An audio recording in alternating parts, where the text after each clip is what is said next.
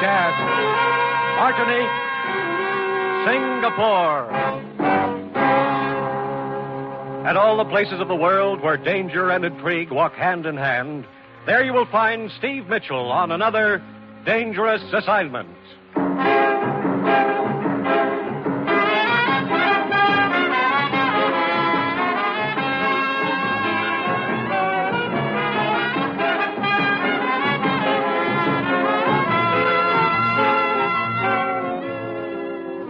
The National Broadcasting Company presents the first in an exciting new adventure series, Dangerous Assignment, starring Brian Donlevy as Steve Mitchell.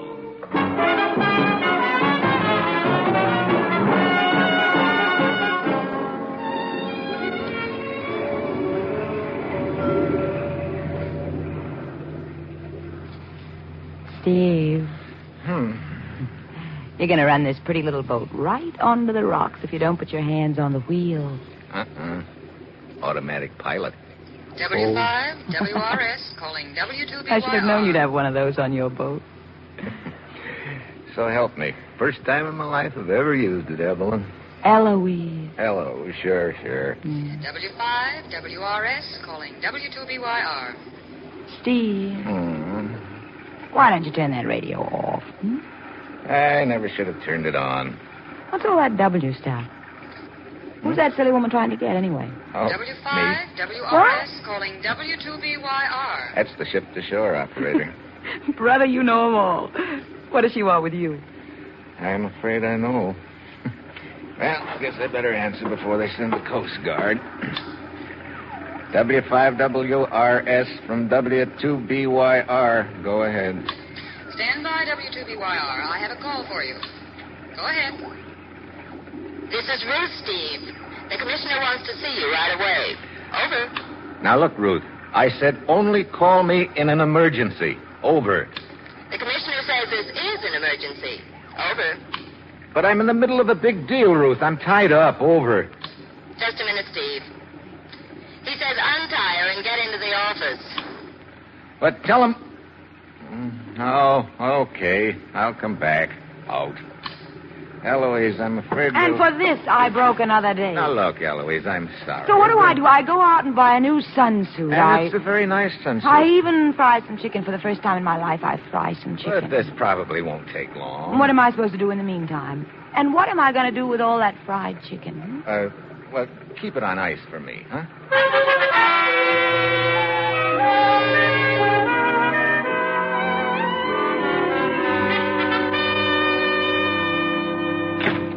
Hello, Commissioner. Steve, I trust you concluded your big deal satisfactorily. Well, I...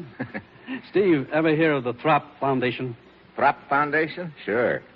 That's the private charity that's been sending a lot of relief shipments to Europe. Right. They've done quite a job over there. Tons of food and medical supplies. Yeah, that's the outfit. What about them? Their last 3 shipments to Sicily have been stolen. Oh?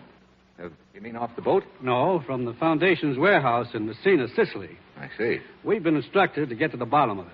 As usual, you'll pose as a foreign correspondent. Ruth has your credentials in order. Okay.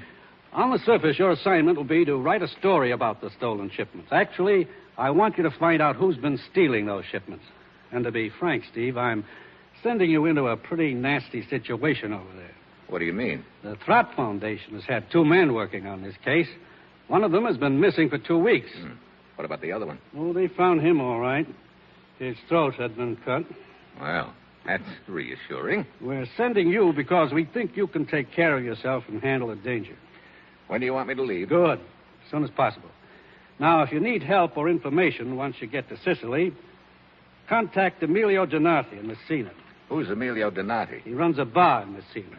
We think he's a friend of ours. Okay. There's just one more thing I should warn you about, Steve. You know, you're making this assignment sound real attractive, Commissioner. What is it? I guess you've heard of the Sicilian bandit they call Lorenzo. Yeah, who hasn't? He's got the whole countryside terrorized. Steve, I don't know whether he has anything to do with all this or not, but if he has, watch yourself. Yep. Looks like I got a real honey this time. You did, but it's vital to us that those relief shipments get through. Trouble usually starts from empty stomachs. Yeah. That's all. You've got your assignment, Steve. Your plane leaves in 2 hours. Good luck.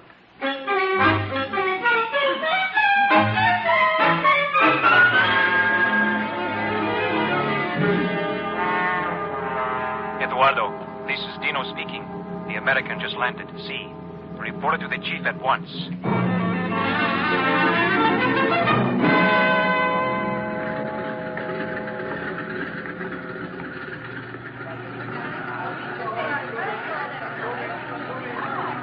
Senor, a taxi, eh? You want a taxi, senor? Yeah. Hey, look, driver, you know your way around Messina pretty well, huh? Monsieur, I live here most of my life, senor. At the age of 3, I was brought here from Palermo. So I know every house, every street, every building, every bar. Yeah. Okay, so you know your city. Now, take me to the Throp Foundation warehouse. Again?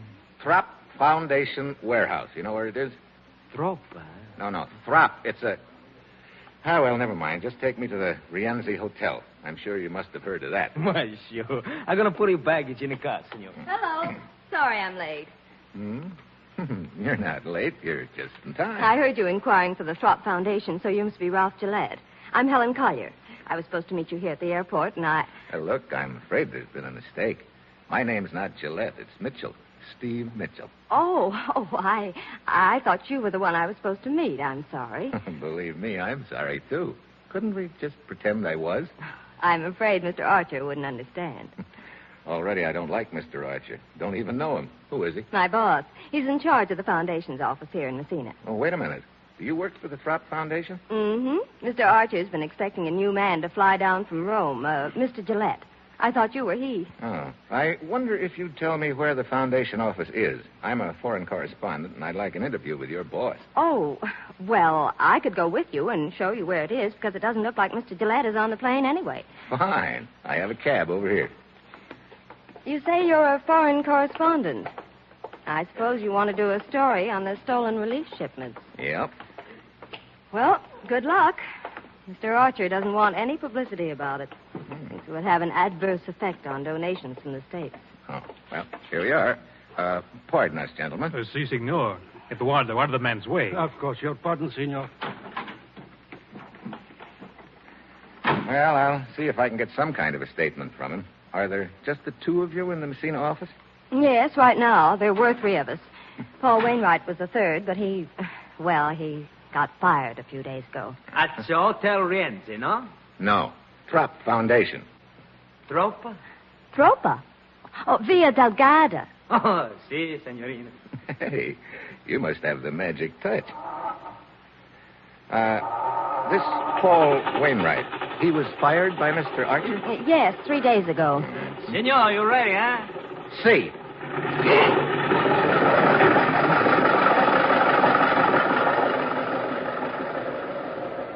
Did you hear what the signorina told the driver? Si, Eduardo. Via Delgada. That is the address of the Throp Foundation. I will report it. You follow the American.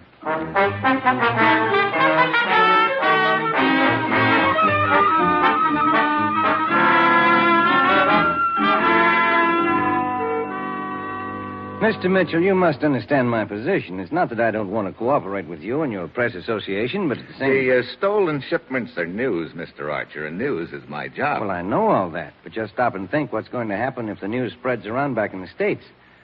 Our donations would probably stop coming in. We think it's vital that these shipments continue. I see. Well, in that case, could you give me an off-the-record statement about it? I might, if I were sure it would be treated as such. I'll make a deal with you. We won't break the story unless or until the thieves are rounded up. Well, all right. I guess that's fair enough. There have been 3 shipments stolen, right? Yes, from our warehouse. It's right downstairs. Yes, I noticed it as I came up. Did you have anyone guarding the shipments? Of course, we kept doubling the guard, but each time they were overpowered. Mm-hmm. Sounds like the thieves have a pretty large outfit. Yes, apparently they do. I suppose you've heard of the bandit they call Lorenzo. Oh, certainly. Everybody in Sicily's heard of him. He's got the whole country terrorized. He's supposed to have a hideout up in the mountains. I know what you're thinking, Mr. Mitchell. That Lorenzo's men could have stolen the shipments. I thought of that right away myself. Well, it's possible, isn't it? Yes, it's possible. Personally, I don't think Lorenzo had anything to do with it. With Lorenzo's reputation what it is, it would be relatively easy for someone else to make it look as if Lorenzo had done it. That's an interesting thought. Incidentally, You fired one of your men a few days ago, didn't you? Paul Wainwright? That is something that I'd rather not discuss. Oh? Of course, I don't want to persecute the man just because some of his actions appeared vaguely suspicious to me. I have no proof of anything at all. I see. Well, thanks for the information. I'll see you later.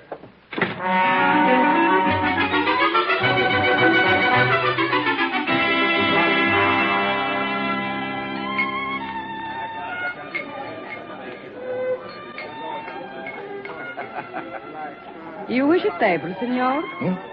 Oh, yeah. Please. Right here. Thanks. I am Carlotta. What will you have? Beer. But it is after dark.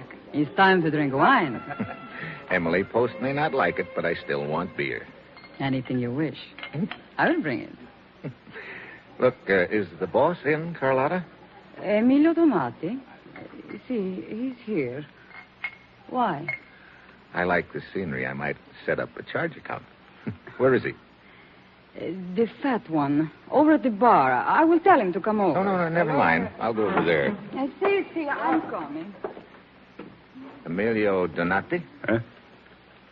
So I'm called, senor.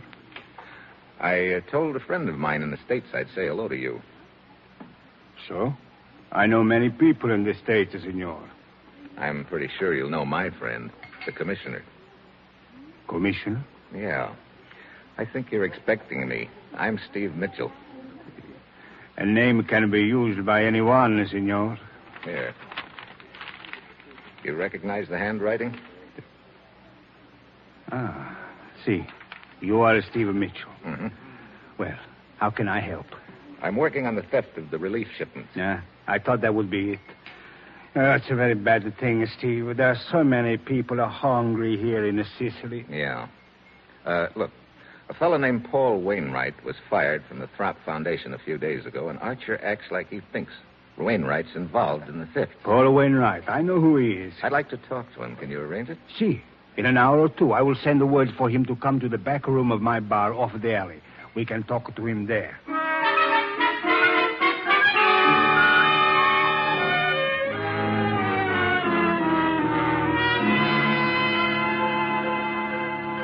Quarter after 11. Wainwright ought to be showing up pretty soon, hadn't he? See. He should have been here by now, Steve. There's another lead I want to run down, too, Emilio. Do you have any idea where the bandit Lorenzo's headquarters are? Oh, see. In the mountains to the west over here. Think you could furnish me a guide? A guide? Yeah.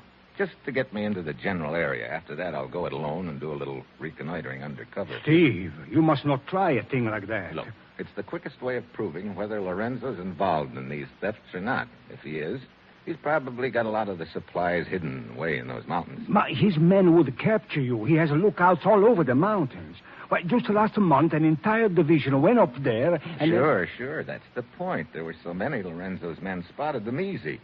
But one man alone in the brush could be hard to find. Steve, Lorenzo has a small army of cutthroats up there. They are fanatically loyal to him. Could you get me a guide? Look, the danger. You must realize the danger. Yeah. Lorenzo isn't stupid enough to kill an American correspondent. That must be Paul Wainwright. Oh, come in, Senor Wainwright. No, thanks. Look, Donati, and you too, whatever your name is. There's a waste of time. We've got nothing to talk about. Oh! Wainwright. Knife in the back. Emilio, get out of the light. Get down. Someone's running down the alley. Don't follow him, Steve. Huh? It may be a trap. There may be others waiting in the dark. Yeah, I guess you're right. Wainwright, see... He's dead, Steve. Now perhaps you realize there's a real danger here for you. They know you are not a correspondent. Do you still wish a guide? I'll be waiting in room 23, Rienzi Hotel. All right. I will send a man over.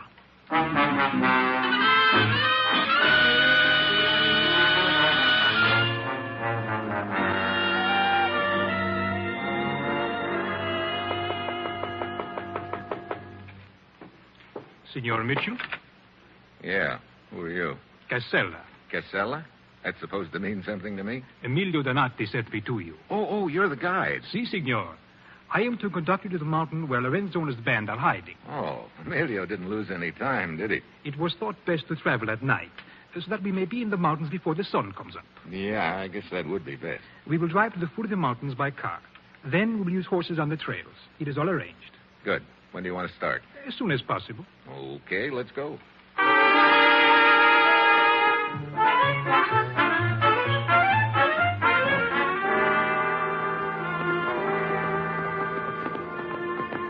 Hey, pretty narrow trail up here, Casella. Si, senor. About time for sunrise, isn't it? But a few more minutes and it will be light. You say, you think Lorenzo's hiding out somewhere on that mountain up there ahead of us? See, that is what I have heard. Okay, let's stop here a minute. I'll go it alone from here, Casella. There's no point in your going any farther. Thanks very much. Si, senor. You're right. There is no point in going any farther. Put your hands in front of you. What? Do as I say, senor. I am going to tie your hands. Look, what is this anyway? Hey, wait a minute. You're one of Lorenzo's men. So true, senor. It will do you no good to resist. Do not try to escape. There's a man blocking your trail. See? He has a gun. Okay, I'll try it through you. Stop! Come on. Stop! I'm coming through. Eduardo, quick! Come and help me! Eduardo, help! Okay, Casella. That's for the double cross, Bub. Senor, I have a gun. I said stop. Okay. Looks like you win. Good. Now I tie you. Hold your hands up.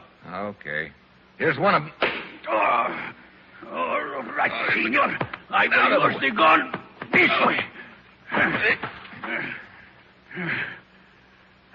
So, Senor Mitchell. Casella, are you all right? See, I think so. Except my nose. It is bleeding. Fool, you deserve it. Come, we'll take the American to Lorenzo.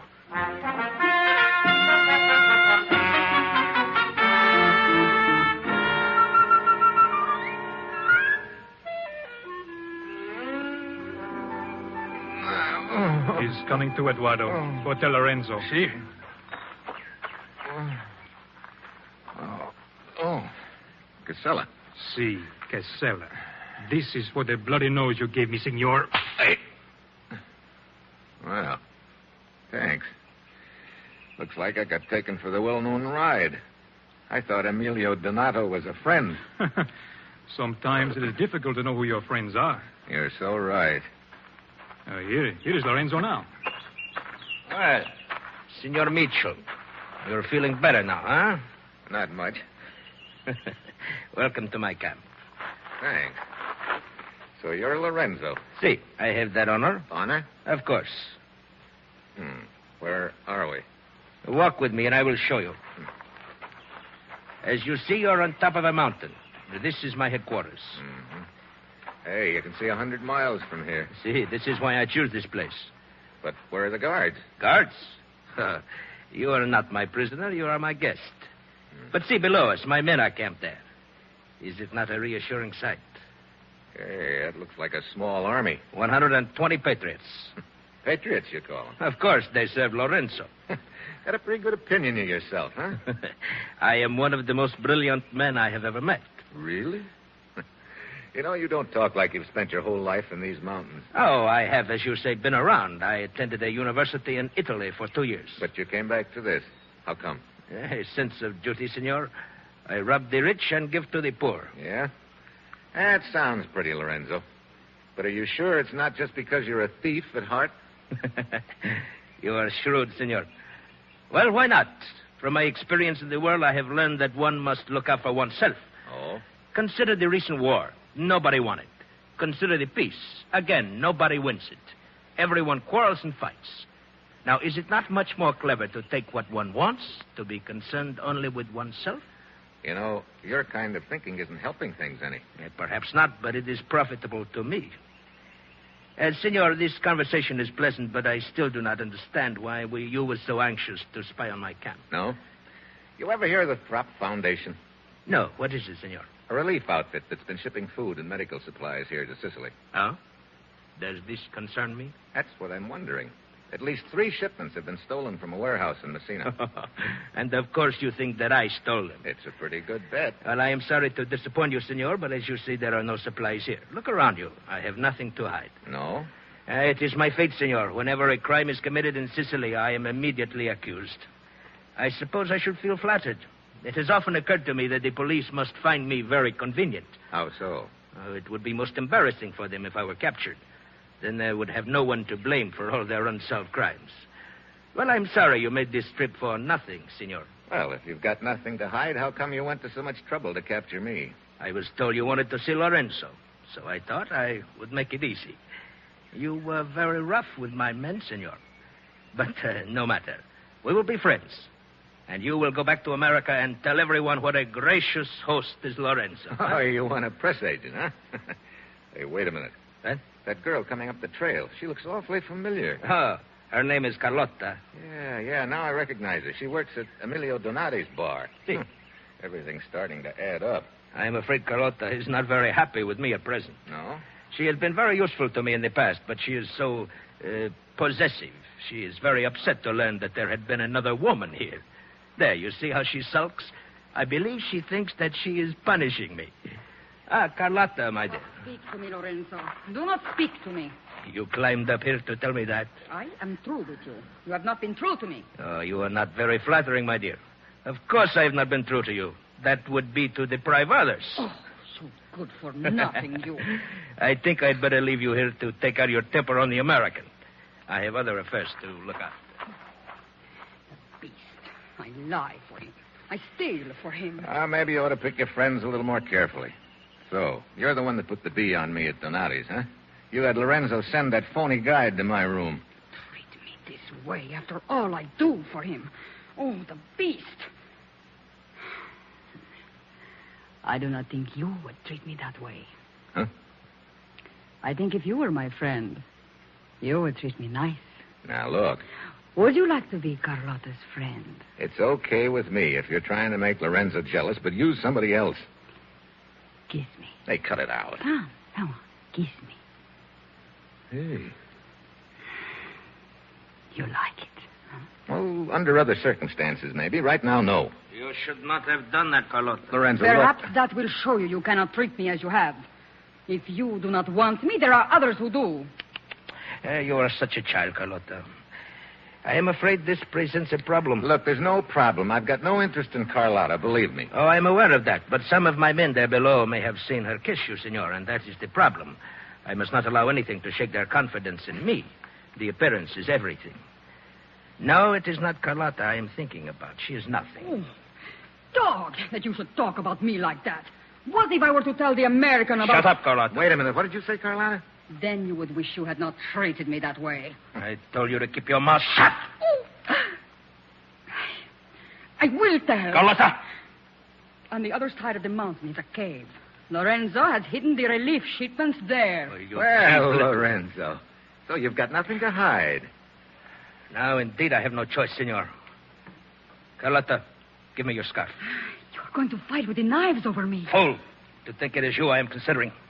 Hey, look, now let's consider me for a minute. I did not intend to kill you, senor, but as you see now, I must. Here, take this knife. Now, wait a minute. Put the end of the scarf between your teeth. Huh? There, as I do the other end. Oh, what So, now we circle slowly. Hey, look, let's cut out this foolishness, will you? Do not hold the knife that way. Huh? Use the underhand grip. Do you know nothing at all about knife fighting? As much as I want to know. Now, for the last time. I am sorry. Defend yourself. Okay, you asked for it. You twist the knife from my hand. Yeah.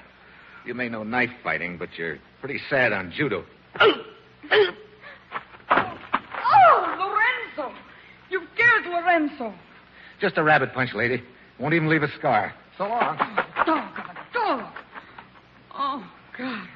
Carissimo. Oh. He has killed you. Oh, Lorenzo. Lorenzo. Will you stop that silly babbling? Lorenzo. You are all right. See, except the back of my neck. I will tell your men to go after him. No, this is a personal matter. They might find it hard to understand how the American escaped from me.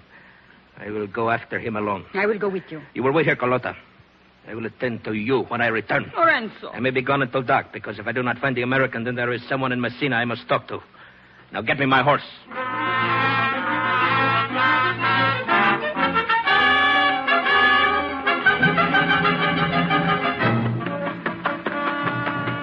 Oh, boy, my wind is shot. Maybe it's the altitude. Whew. Hey, the horse. Ahead of me somewhere. I better play it safe. Donati! What? Over here, Emilio. Steve Mitchell, you are safe. Yeah. I sent a guide to your room the first thing this morning. He said you were gone. Yeah, one of Lorenzo's men got there first. Your waiter, Carlotta, tipped him off about me. Carlotta? Yeah. Think that horse of yours can carry both of us? Lorenzo's men, they will be after you. Yeah, that's a good reason for not hanging around here any longer. All right, come. I'm going to help you up. Wait, listen. That horse is coming. Come on, get your horse into the brush here. Cover up his nose so he won't whinny.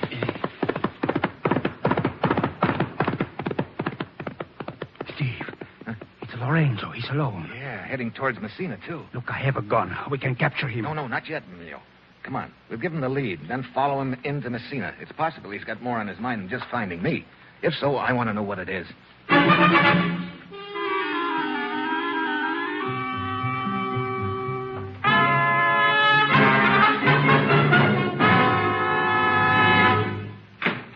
Lorenzo. Senor Arch. Why, you fool coming here to the Foundation office. My secretary will be back any minute. The American escaped. What? How could he? We will not go into that. Oh, you stupid fool. You've ruined everything. Mitchell must know all about the stolen shipments now. See, he knows I stole them, but he does not know that you are involved, Archer. He might as well. We're through now, Lorenzo. Through. And all because of your stupidity. Do not talk that way to me, Archer. I'd planned it so well. Even when Paul Wainwright became suspicious, I fired him. Then I had his mouth shut permanently. And now you ruined it, you blundering half-breed. You keep your mouth shut. This will help you. Lorenzo, I'll kill you. This gun is quicker than your knife. Well, Lorenzo and Archer. The Gold Dust twins. Mitchell. Very neat. So you two did work it together, huh? You're wrong, Mitchell. I've just captured a notorious bandit. You lying dog. It was you who raised me. Get back, Mitchell. Give me that. That gun's safer with me, Archer. You've got nothing on me. You mean because Lorenzo can't talk? If you want to put it that way. There's one witness you overlooked, Archer. Carlotta. Yeah. When she finds out you killed Lorenzo, she'll sing plenty, and it's a song you're not going to like.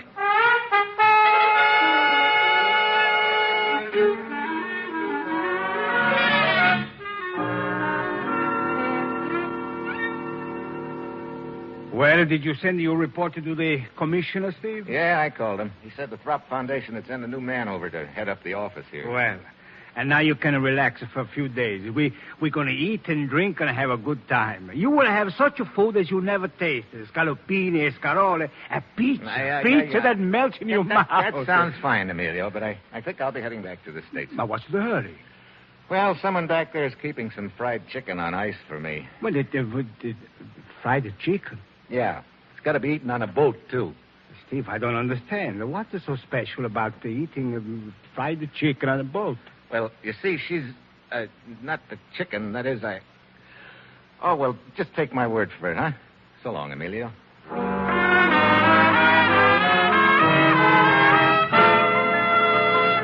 Such a food as you never tasted. Scaloppini, escarole, a pizza that melts in your mouth. That sounds fine, Emilio, but I think I'll be heading back to the States. Now, what's the hurry? Well, someone back there is keeping some fried chicken on ice for me. Well, fried chicken? Yeah. It's got to be eaten on a boat, too. Steve, I don't understand. What is so special about eating fried chicken on a boat? Well, you see, she's not the chicken. That is, Oh, well, just take my word for it, huh? So long, Emilio.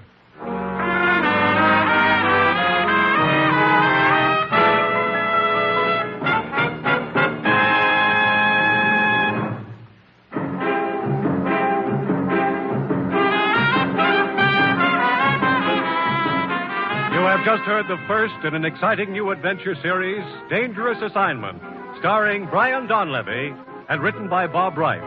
This program was directed by Bill Karn with music by Bruce Ashley.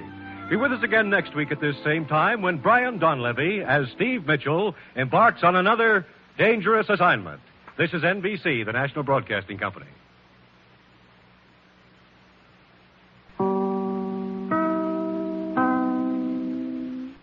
The National Broadcasting Company brings you Brian Donlevy as Steve Mitchell in Dangerous Assignment.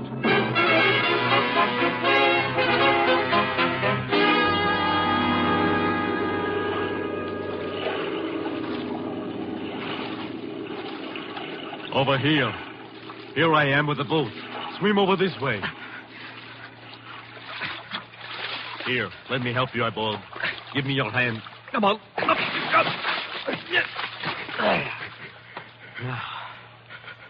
You set the charge of natural glycerin? Good. And no one saw you leave the ship?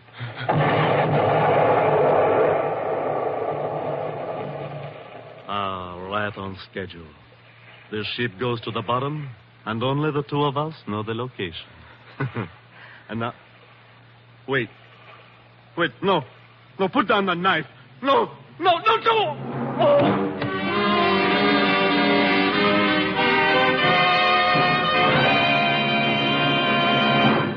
3 ships sunk in 2 weeks, Steve. And the last one cost the lives of 6 passengers. But, Commissioner, why send me halfway around the world just because 3 ships were sunk? Steve, those ships carried U.S. rehabilitation supplies. I see.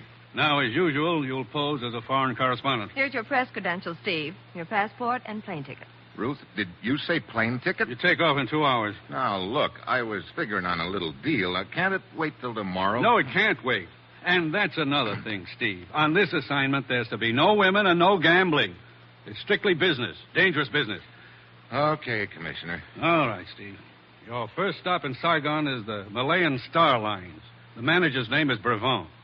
You've got your assignment. Get going.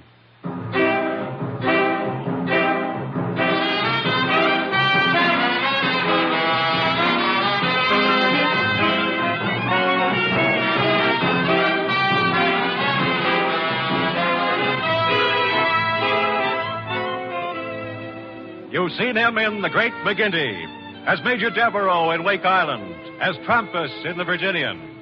Now, here is our star, Brian Donlevy, in another two-fisted portrayal as Steve Mitchell in Dangerous Assignment.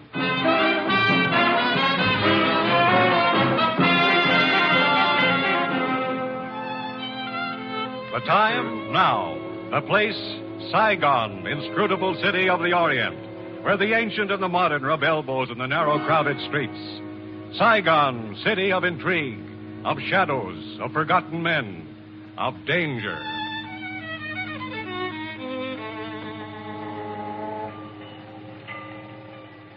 Mr. Brevant, I believe you're in charge of the Malayan Star Lines here in Saigon. That is correct, Monsieur... Mitchell, Steve Mitchell.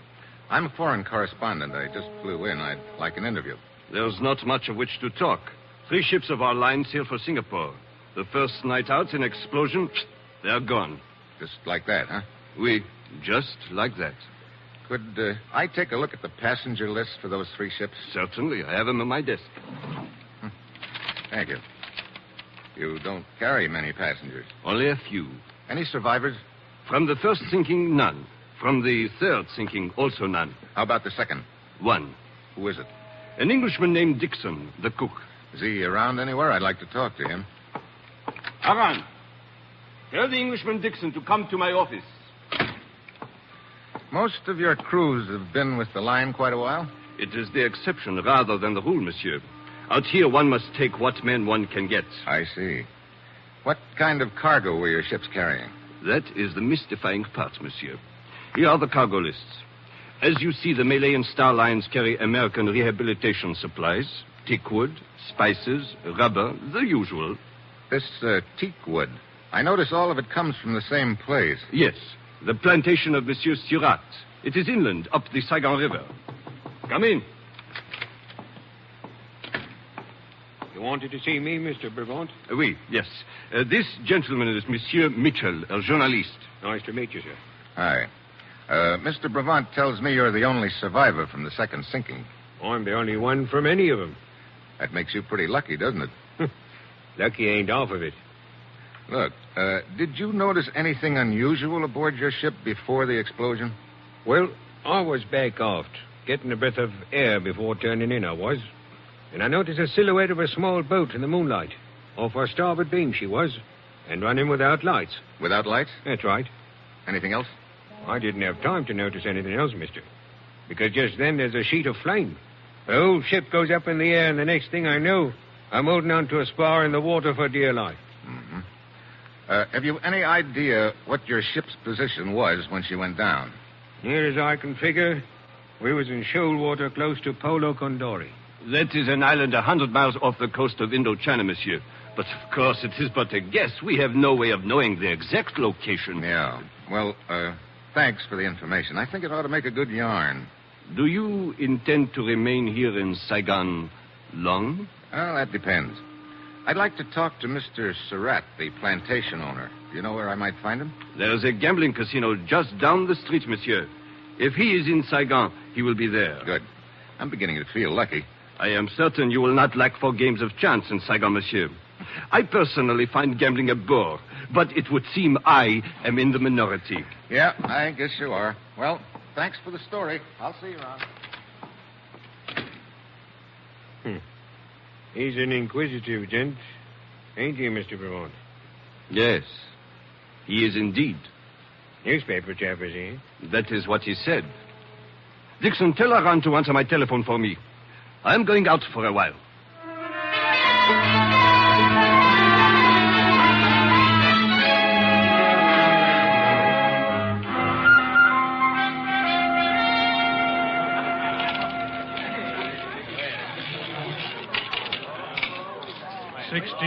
Right. Even. Sorry, monsieur. You lose again.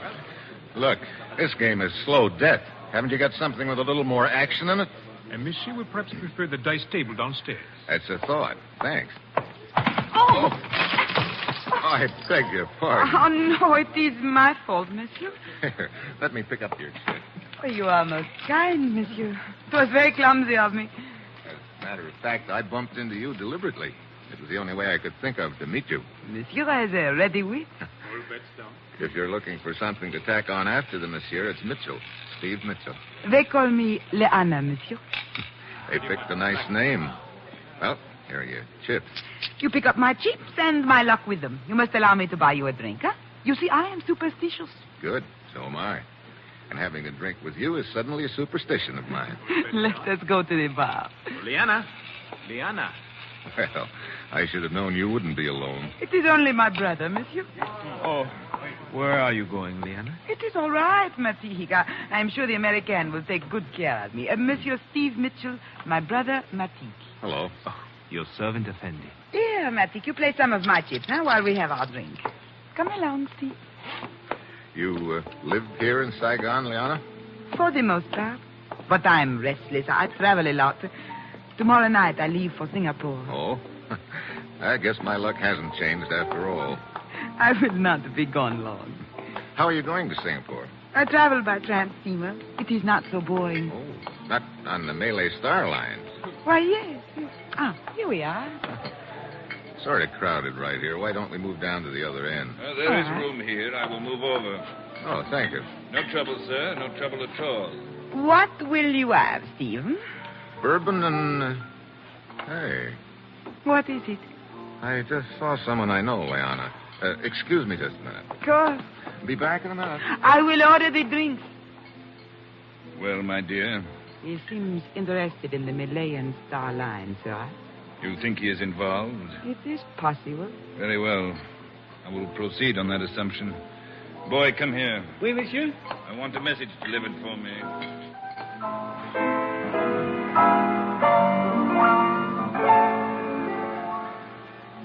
Good evening, Mr. Brevant. Huh? Oh, Monsieur Mitchell, is it not? Have you written your story yet? Not yet. I'm a little surprised to see you here at the casino. When we talked this afternoon, you told me gambling bored you. It does. But I do find interest in observing gamblers, monsieur. Particularly when high stakes are involved. Oh? Monsieur, I congratulate you on the speed with which you have made yourself acquainted in Saigon. What do you mean? Did I not observe you conversing at the bar with Surratt? Surratt? The stout gentleman. You mean the guy who was standing next to me, the one with the face like a toad?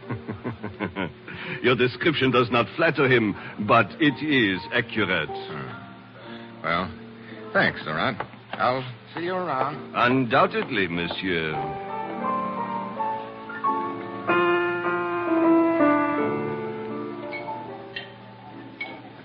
I'm sorry I took so long, Liana. Oh, it is quite all right. Well, here is your drink. Thanks.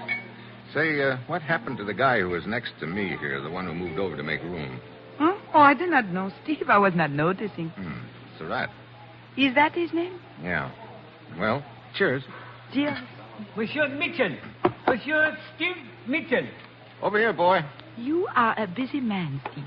I seem to be. Monsieur Mitchell? Yeah, what is it? You are wanted outside, monsieur. Oh? By whom? Oh, he not give name, monsieur.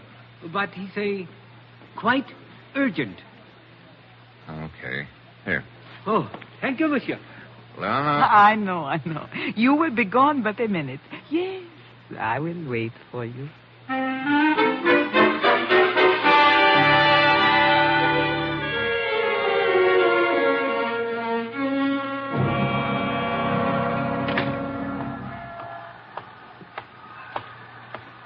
Mitchell, Effendi. Who are you? You are Steve Mitchell? What do you want, a calling card? Yeah, I'm Steve Mitchell. I suppose you tell me why you got me out here. I am Dalai. I suggest that we walk, Effendi. Oh. You always suggest with a gun, Dalai? When it is necessary, Effendi. Come. Mind telling me where we're going? Certainly not. Right around the corner here and into the alley. Cozy in here. And dark, Effendi. Wait a minute. Looks like we've got company in here. It is but my friend Banjak, Effendi. Oh, hello. What's the matter? Is he bashful? He cannot speak. His tongue was removed by force some years ago. But he is strong and willing. Banjak. Why, you... That reminder from Banjak will serve to open the conversation. Look, I don't know what this is all about. To be brief, Effendi, you have information which I require. The locations of the 3 sunken ships. The ships? You think I know where they were sunk? Banjak. Look. Perhaps that will refresh your memory. How can I tell you the location when I don't know them? Again, Banjak. I tell you, this wasn't going to do you any good. I don't know where those ships were sunk. Very well. If you intend to be stubborn, you may proceed, Banjak. I told you not to resist. Well, do you think I'm going to stand here and let this big ape make mincemeat out of me? Very well, Effendi. It is a pity the Effendi bleeds so easily, Banjak. But I must not deprive you of extended enjoyment.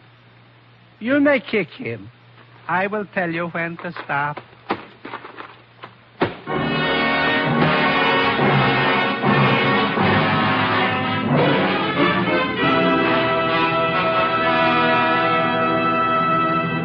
The National Broadcasting Company is bringing you Brian Donlevy, starring in the role of Steve Mitchell in the second of an exciting new adventure series, Dangerous Assignment.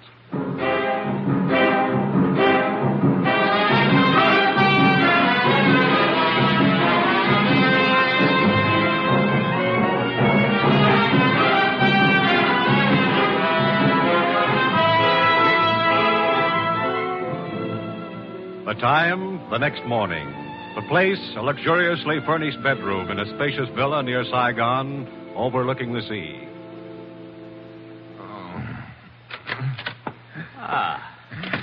You are awake at last, Effendi. If you can call it that. Well, hey, wait a minute. You're Liana's brother, aren't you? Matik, your servant, Effendi. Look, would you mind telling me how I got into this harem? You are in the house of my sister, Liana. How did I get here? Well, Liana became worried when you did not return to the casino last night. We went outside to look for you and found you crawling out of the alley, badly beaten. So we brought you home with us. You are all bloody. How do you feel now? All bloody? Hey, help me out of this mink-lined cradle, will you? Oh, of course. Where are my pants? Hey, wait a minute. No. It was I who put you to bed, Effendi. And here are your pants. Thanks. Where's Liana? Swimming in the ocean. Come, you can see her out the window. Hey, she's quite a swimmer, isn't she? Does she always swim out that far? Oh, yes. every morning. Well, I'm not that ambitious this morning, but a dip would do me good.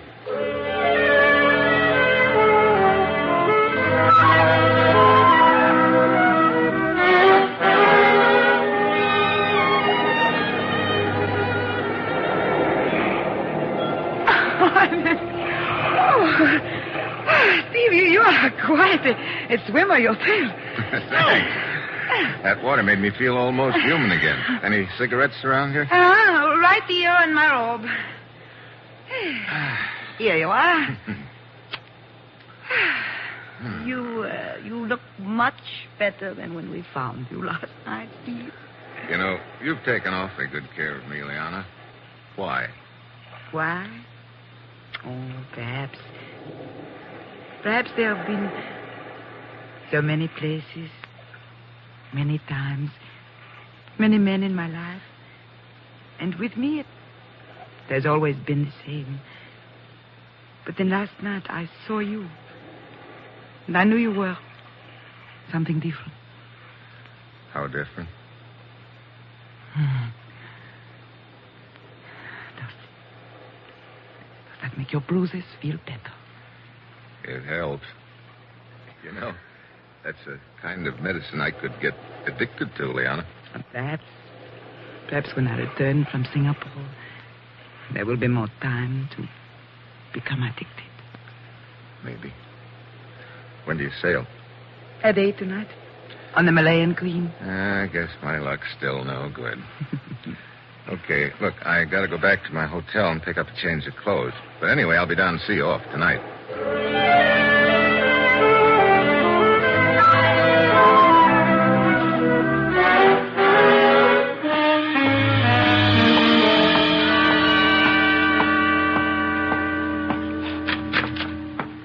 Mr. Mitchell. Huh?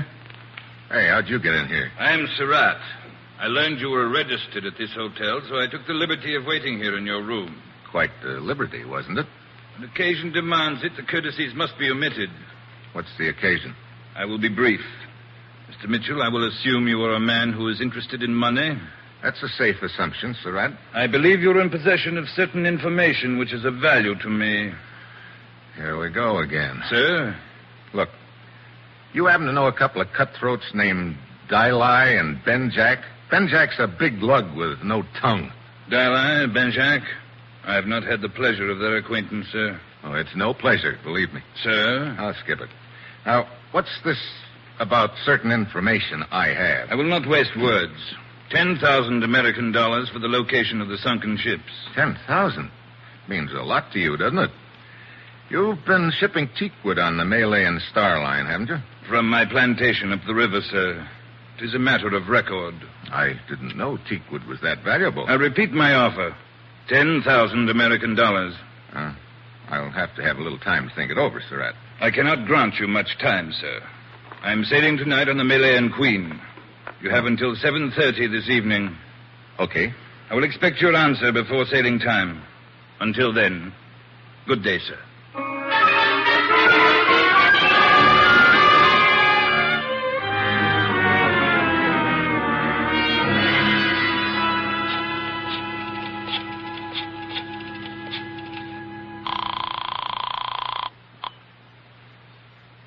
Malayan Starline. Mr. Brevant, please. I am sorry, sir, but he's gone. Gone? Yes, sir, on a business trip.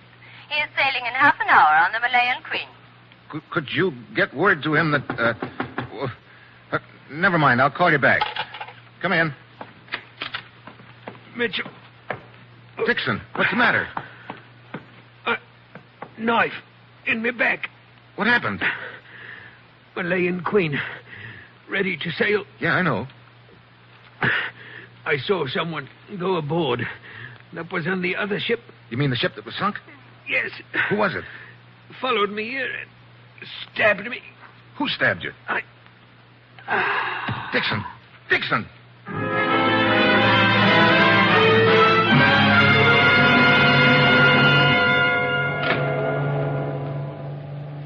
Sorry to keep you waiting, Mr. Mitchell, but I don't leave the bridge until we're out of the channel. That's okay, Captain. I'd like you to look at these credentials. They'll explain who I am and why I'm aboard your ship. You're investigating the recent sinkings. Yes, Captain. A couple of people seem awfully interested in the location of those sunken ships. I'm kicking an idea around that maybe there was something pretty valuable aboard them. What would it be? I don't know. Are you carrying the same sort of cargo on this ship that was on the others? Yes, as far as I know. Another shipment of teak wood from Surratt's plantation? There is. Also some American rehabilitation supplies. Tell me, could those rehabilitation supplies be salvaged after they were sunk? Oh, no. The water had ruined. Captain, suppose you wanted to sink a ship and recover something from it later. What? Where would you sink it? I suppose in shallow water. Yeah. Now, what's the first shallow water we'll be passing through tonight? Well, let's see. We'll pass through the Diablo Shoals a little after midnight. Depth there is only 15 fathoms. I see. Is that the passenger list on your desk? Yes. Here. Yeah, looks like the gang's all here. Brevant, Liana, her brother Matik, and Surratt. Captain, I need your full cooperation. Why, certainly.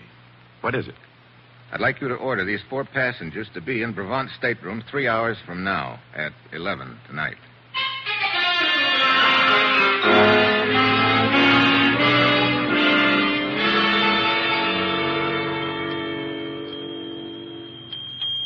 Brevant, I demand an explanation of this, being hauled up to your cabin like a common criminal. But, Monsieur Surratt, I am as much in the dark as you. I do not think it necessary to point out that this may cost you my business, Brevant. If you would only tell us the reason for all this, Effendi Brevant. Matik, I'm sure there must be a good reason for all this. If we are but patient, we will learn what it is. Here is the man who is responsible, Monsieur Mitchell. Steve! Hello, Liana. Matik. Your servant, Effendi. Good evening, sir. Surratt. Apparently you forgot our appointment, Mr. Mitchell. I didn't forget it. I had a couple of other things to take care of. Perhaps, sir, you'll be good enough to explain what this is all about. Sure, I'll explain. I'll make it short. I think one of you is responsible for the sinkings of those 3 ships. You are joking, Steve. Sorry, Liana. But to suggest that I could have anything to do with it. You're a good swimmer. I'm afraid I'll have to count you in. Oh, it is so ridiculous to think that I or my brother could be involved in such a thing. You make a serious charge against us, Effendi. I know. This is an insult to my long years of service on the line. Perhaps it is a serious charge as far as the others are concerned, Mr. Mitchell. But to suspect that I am involved is ridiculous. Much valuable teak wood of mine was sunk with those ships. Yeah. And maybe it's more valuable than I thought at first. What do you mean by that, sir? I'll let it ride for the time being, because I've got another piece of news for you. Of course, it isn't really news to one of you. What do you mean, Steve? There was a ship's cook named Dixon, survivor of one of the sinkings. Tonight, he saw one of you come aboard. He recognized you as being on that other ship. So whichever one of you it was, killed him to shut his mouth. I assure you, this is the first of these ships I have been aboard, sir, and also the last. One of you 4 is the killer and dynamiter. That person has a bomb planted on this ship and plans to dive overboard before the explosion. And that explosion is due for about midnight, 45 minutes from now. Steve, this is ridiculous. Is it? Just keep your eyes on that clock, all of you. Nobody's going to leave this cabin for the next 45 minutes. We're going to sweat it out together. Just watching that minute hand creep around to midnight.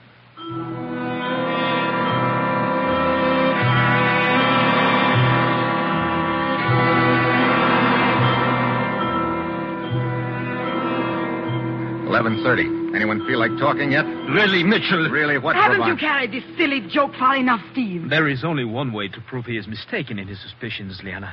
That is to wait. Can't we get a little air into this cabin? It's so infernally hot. You know something, Surratt? It's going to get a lot hotter.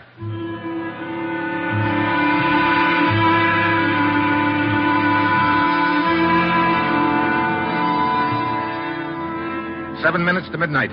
We reach shallow water in about 10 minutes. That means 10 minutes before the ship gets blown up. Anybody's tongue loosening up? Surratt? I demand to be released from this pest hole. Brevant? You must be insane.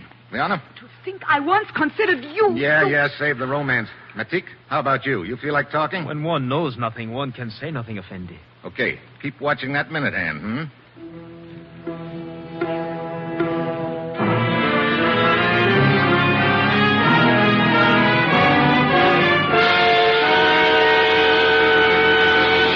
I can't stand this any longer. I've got to get out of here. You've got to let me go. So you're the one, Surratt? No. You must believe me. I would be the last one in the world to blow those ships up. Why? Surratt! There's gold hidden in those crates of teak wood. Surratt, you fool. He was only bluffing. Now you have told him. You haven't told me enough. Keep talking. I have nothing more to say. Look, Surratt, 3 ships have been sunk on account of this. Now open up. Start talking. No. You better talk before I beat it out of you. Now spill it. All right. During the war, an air raid, a ship carrying gold bullion steamed up the river to escape. But it was sunk near my plantation. I think I can take it from there. You recovered the gold, and this is the way you've been sneaking it out of Indochina, huh? Hidden in crates of teakwood? Yes, it was Liana's idea. Shut up, Surratt. But someone must have found out about the gold and has been sinking the ships. Yeah, in shallow water so they can get the gold later. Effendi Mitchell, now that we know Surratt is guilty, you will please allow me to leave. I have a headache. Mitchell, it is almost midnight. Yeah, nobody's leaving until I find out who's mined this ship. But Effendi Mitchell, You keep looking at your watch, Matik. Why? Matik, what is the Matik, you didn't. You did. You put the explosives on this ship, too. You were going to jump overboard and leave me here, you fool. Where'd you plant it, Matik? Where did you plant it? Let me out of here. You're not going anywhere. The nitroglycerin will explode in 2 minutes. Matik, you sank those ships.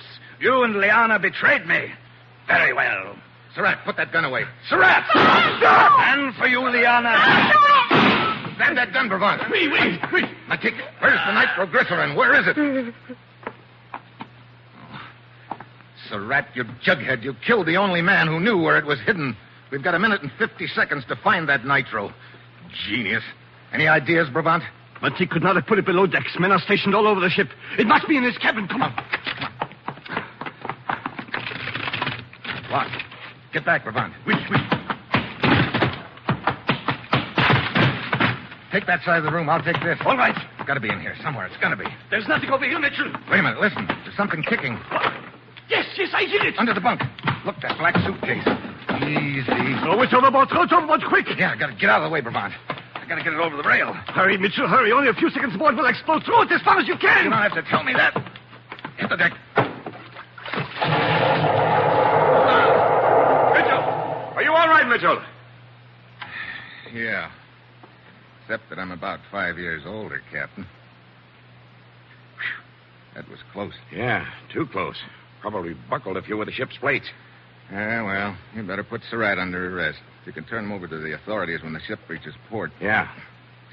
Chances of getting the gold that's already been sunk are pretty slim, but there's probably a lot of it still at Surratt's plantation. The government can check that. Mitchell, allow me to say, I have never seen one so calm in the face of danger. All the time we were waiting in my cabin after I realized what your plan was, my heart was in my throat. You think mine wasn't? It was choking me. Look at me, Bravant. I look like a fairly intelligent guy, don't I?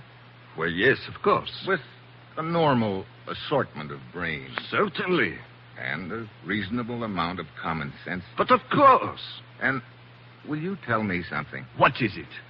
Why did I ever get myself mixed up in a job like this?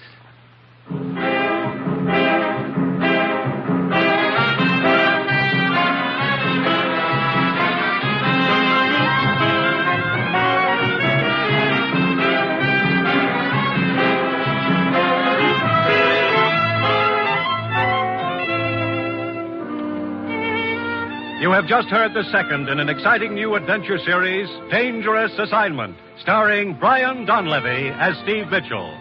Dangerous Assignment is written by Bob Reif and directed by Bill Karn, with music by Bruce Ashley. Be with us again next week at this same time when Brian Donlevy, starring as Steve Mitchell, will embark on another Dangerous Assignment.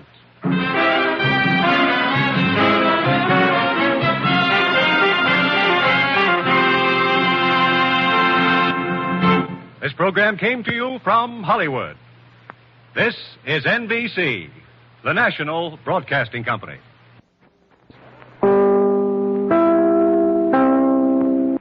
The National Broadcasting Company brings you Brian Donlevy as Steve Mitchell in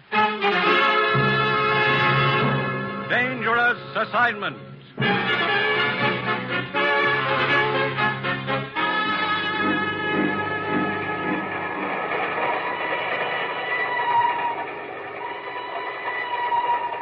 The time near midnight. The place, Nigeria, West Africa. two men stand on the swaying observation platform of a train which winds its way across a yawning chasm between two mountains.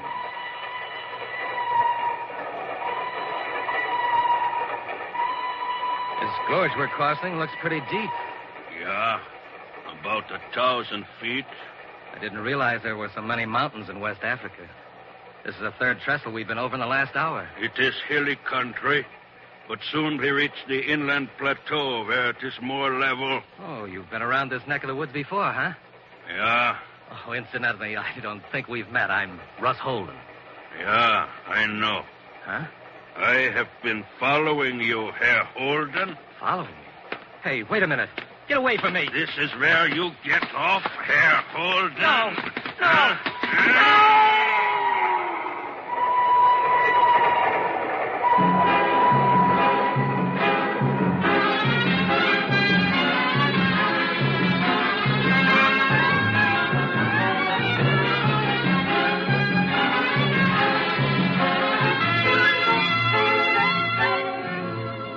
You've seen him as Sergeant Markoff in Beau Guest, as Charles Daly in 2 Years Before the Mast.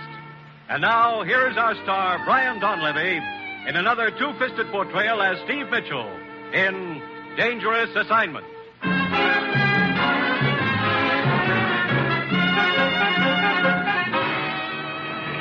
11 from Miami, Puerto Rico, Cape Verde Islands, and Macau, West Africa.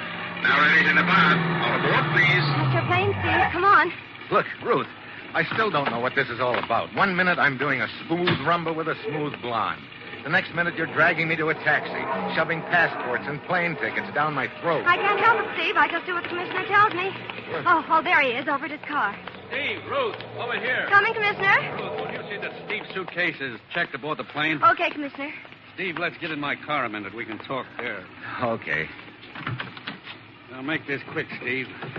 You're leaving for Nigeria, West Africa, in 5 minutes. West Africa? Now, look, Commissioner. We've got to move fast, Steve. We may be too late as it is. What do you mean? One of our men has been over there 2 weeks, Russ Holden. He was to have sent a report back not later than noon today. We haven't heard a word from him. Well, maybe he got delayed. I don't think so, Steve. I'm afraid Russ is dead. Dead? Look, what's this all about? Manganese. Manganese? That stuff they use making steel? Yes. Last week, all shipments of manganese to this country were suddenly cut off. We think the interests behind that move are trying to form a worldwide manganese cartel.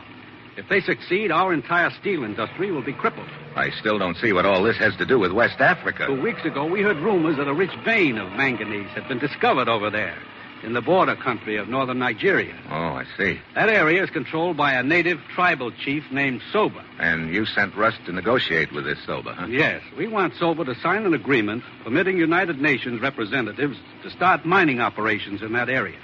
And we've got to get to him before the agents of the cartel do. And that's where I come in? On the surface, you'll be a foreign correspondent trying to get an interview with Soba. Let it get out you're looking for him. Also that you're trying to locate another foreign correspondent, Russ Holden. Lucky me. I get to play target. I'm afraid so. It's the quickest way of flushing the opposition out into the open. Steve, you'll be up against a tough outfit. They'll stop at nothing to keep you from getting to Soba. They'll throw every obstacle in your path they can, including a bullet. Great. And they'll be trying to get to Soba ahead of you, too. Steve, the plane's ready to take off. Okay, Ruth. Your first stop in Nigeria will be the Alexandria Hotel. We know Russ stayed there for a while. Alexandria Hotel, right.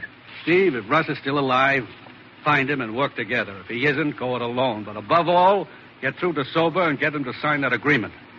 You've got your assignment. Good luck.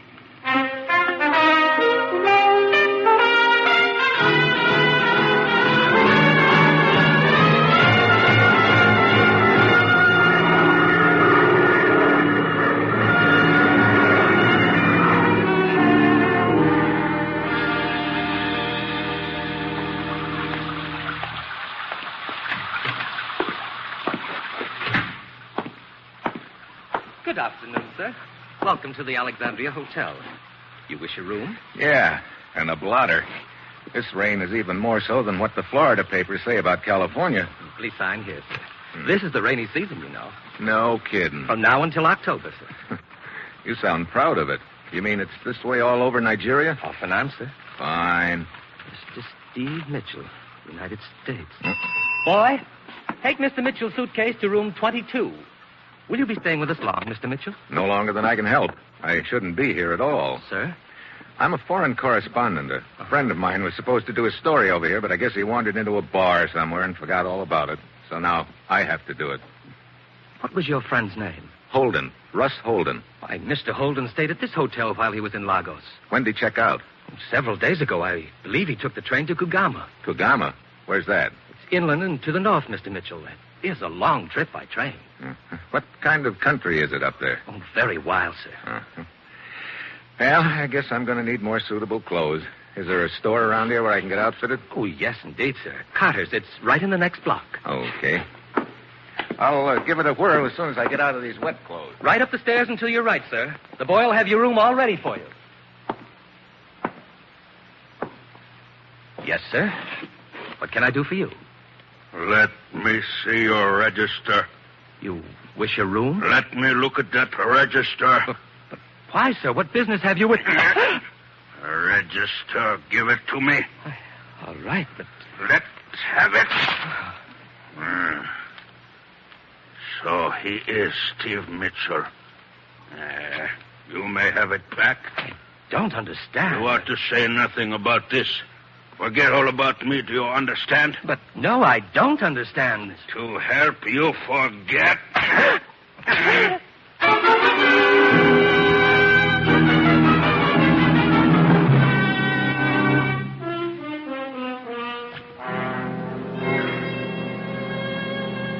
Yes, sir. What can I do for you? The clerk at the hotel told me I could get some clothes for the back country here, but I see you've got some other customers over there. I can wait. To tell the truth, sir, it's a relief to wait on you. What? That gentleman over there with the pith helmet on backwards is Mr. Brighton. He's being outfitted for his first hunt, and waiting on people like that is always a trying experience. Who's the girl? She don't look very trying. That is Mrs. Brighton. Oh. Luckily, they've hired one of the best guides around here, the tall gentleman, Mr. Campbell. Well, fix me up with whatever I'll need, huh? Let's see now. You'll want a tunic and... Mr. Brighton! Watch out with that rifle, Mr. Brighton! Hey! Are you all right, sir? Yeah, 2 inches to the right, and I wouldn't be. Oh, dear. My goodness. Brighton, put down that gun before it goes off again. You okay, mister? Yeah. I don't know what to say. I'm so dreadfully sorry, old man. Look, where'd you learn to handle a gun anyway? Why, you see, I was trying to find out how to load it. And, yeah, you found out all right. Such a stupid accident. I'm frightfully sorry. Peter, I think you've distinguished yourself enough for one day. Let's go back to the hotel. I need a drink. That's probably a good idea, Mr. Brighton. I'll attend to the rest of the stuff. All right. Now, look, old man. Yeah, you're frightfully sorry. Let's let it go at that. Peter! Coming, my dear. I'm very sorry this happened in my store, sir. I'll get an outfit together immediately. Okay. Ought to be an easier way of making a living than this. Yeah. I can't say I'd care to play nursemaid to a trigger-happy tenderfoot like that. Oh, incidentally, I'm Steve Mitchell. Laird Campbell. Cigarette? Oh, thanks. American, too. Mm-hmm. Yeah, being a guide, you expect a certain percentage of lemons, but it looks like I hit the jackpot this time. To make it worse, Brighton's decided there's only one spot in Nigeria where he wants to hunt. Way up north, past Kugama. Kugama? Yeah. Tomorrow we're taking that stinking train. Look, Campbell, I'm a foreign correspondent, and I'm supposed to get a story on a tribal chief up there. Soba? Yeah. You know him? Yes, I've hunted around there a couple of times. He gave me this good luck charm a few years ago. Yeah. Say, how would I go about getting to Soba's village? Oh, it's pretty rugged country. You have to pack in from Kugama. Say, our safari will be headed in that direction. Why don't you go along with us? I could take you right to Soba's village. Well, I wouldn't want to inconvenience you. Oh, nonsense. No inconvenience. Believe me, I'd be glad of the company. And I don't think Brighton would have any objections. How about it? Well, that's a thought, Campbell. Thanks for the offer. I tell you, we can talk about it on the train to Kugama, huh? Okay. See you on board, Mitchell. All right.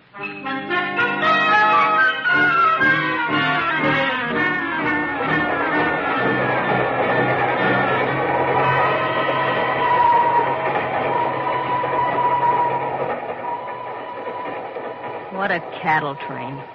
When do we get to Kugama, anyhow? Tomorrow noon. Care for another drink, Mrs. Brighton?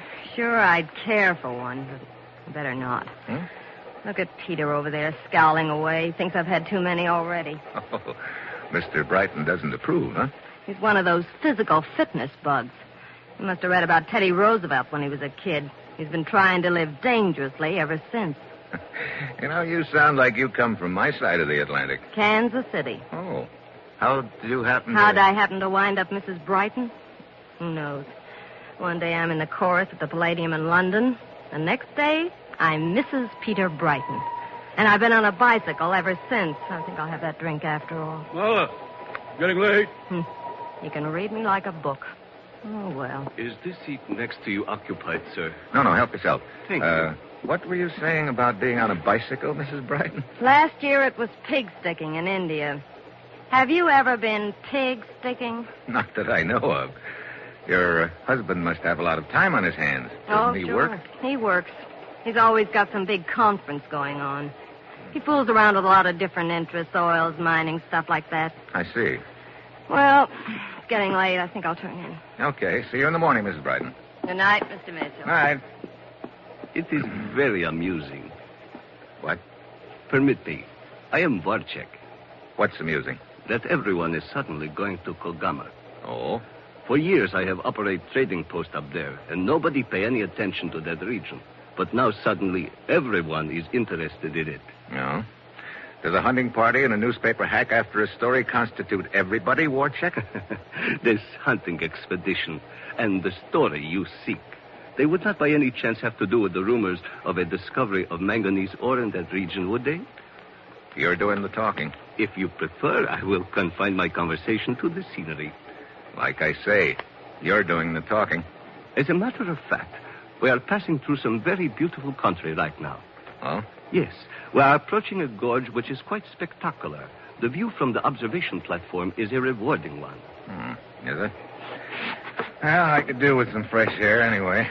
Thanks. You are quite welcome, sir.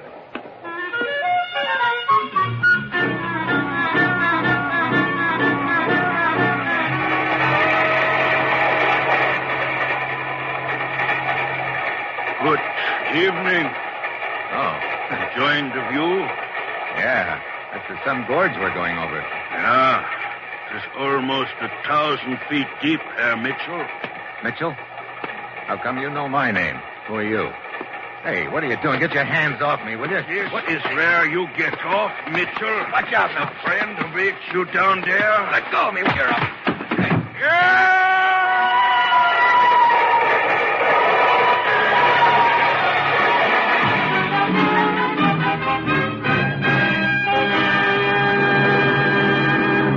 The National Broadcasting Company is bringing you Brian Donlevy, starring in the role of Steve Mitchell, in the third of an exciting new adventure series, Dangerous Assignment.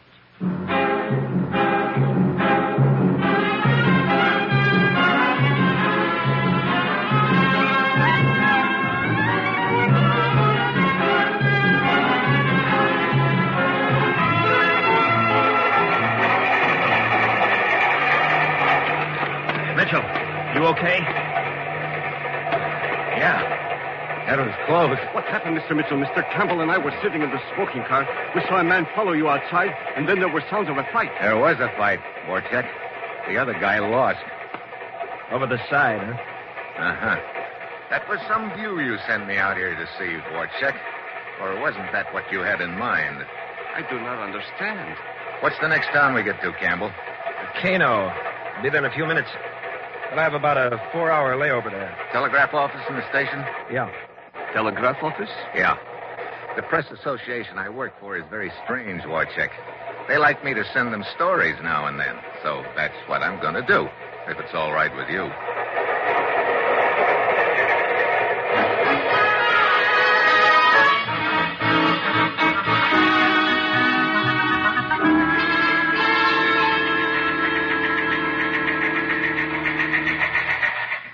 Here's Steve's report, Commissioner. Good, let's have it. Considerable interest being shown in manganese ore by tenderfoot hunter named Brighton and trader named Warchek. From joining Brighton Safari to vicinity Chief Sober's village. Good. Sounds like it's been a busy bee, Commissioner. Oh, wait a minute. Almost got tossed into canyon 2 hours ago. What? Afraid Russ Holden wasn't as lucky as I was. Oh. I was afraid of something like that, Ruth. Poor Russ. Hey, wait, there's more. A 2-hour layover here in Kano.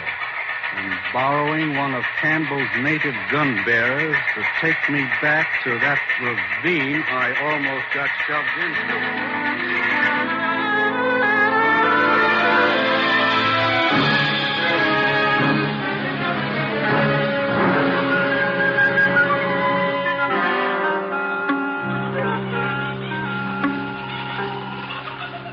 Let's see.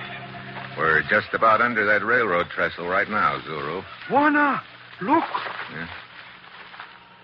Not a pretty sight, is it?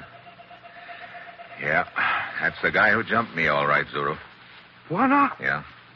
I have seen that man before. What? Where? No can remember. Well, try to remember. Zuru, try. It's very important. Let's see. He ought to have some identification here in his wallet. There it is.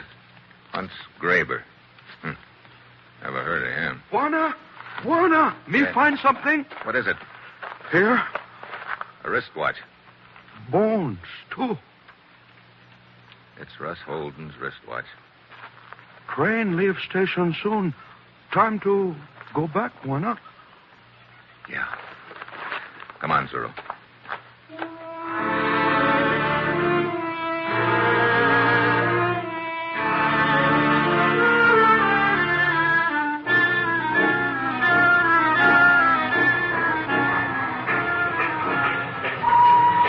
Thanks for lending me your boy, Campbell. He's a good one. Yeah? Zero? One of the best. He lived around this north country most of his life. Matter of fact, he belongs to Soba's tribe. Oh? Mr. Mitchell, did you find anything at the bottom of a ravine? I found what I was looking for, Wojciech. The body of man who attacked you? Such a beastly thing to happen, old boy. Somebody have a grudge against you or some such silly thing? Apparently somebody does, Brighton. Still the man of mystery, Mr. Mitchell? Look, Wojciech. Wojciech, I've got one rule on safari. Everybody minds his own business. But of course, Mr. Campbell. Wojciech going with us? Yeah. He asked Brighton if he could tag along as far as his trading post. Always glad of company. Helps keep my wife from getting bored. How much longer before we get there, Campbell? We'll pull into Kugama about noon. It'll take a couple of hours to load the jeeps. That'll get us started around 2. By sunset tonight, we'll be camped in the bush.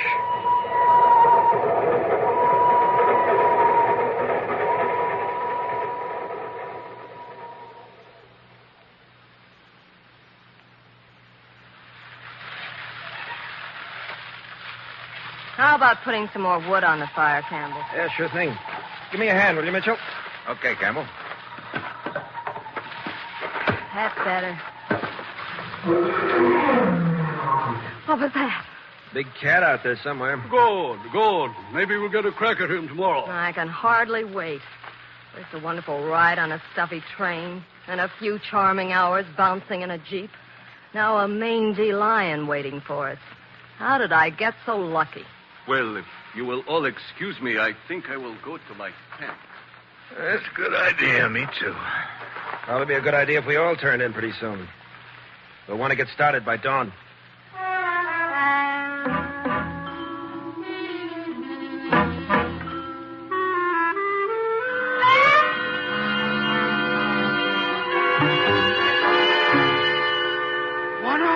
Juana! Huh? Who's out there? Zuru? Oh, come on in, Zuru. What is it? Juana Campbell with you? No, Campbell's in his tent, isn't he? Not in tent. Wait a minute. He said he was going to check the jeeps before he turned in. We'll look for him there. Something I can do, Zuru? No, me talk to Juana Campbell. Oh, incidentally, have you remembered yet where you saw that dead guy in the ravine? Me only talk to Juana Campbell. What's with him? Mr. Mitchell. Huh? It's Marla Brighton. Oh, hi. What can I do for you? Buy me a drink. Afraid I don't have anything. Oh, fine. I might have known Peter would carefully omit any liquor from his provision list. What was that? Came from over there in that brush. Campbell! Here I am, Mitchell. Zuru. Oh, what happened? Just going back to my tent. I heard Zuru scream, found him like this. His throat's been cut. Campbell, what's all the noise about? That frightful scream. Good heavens. Best boy I ever had. And he's dead. Murdered. Murdered? By whom?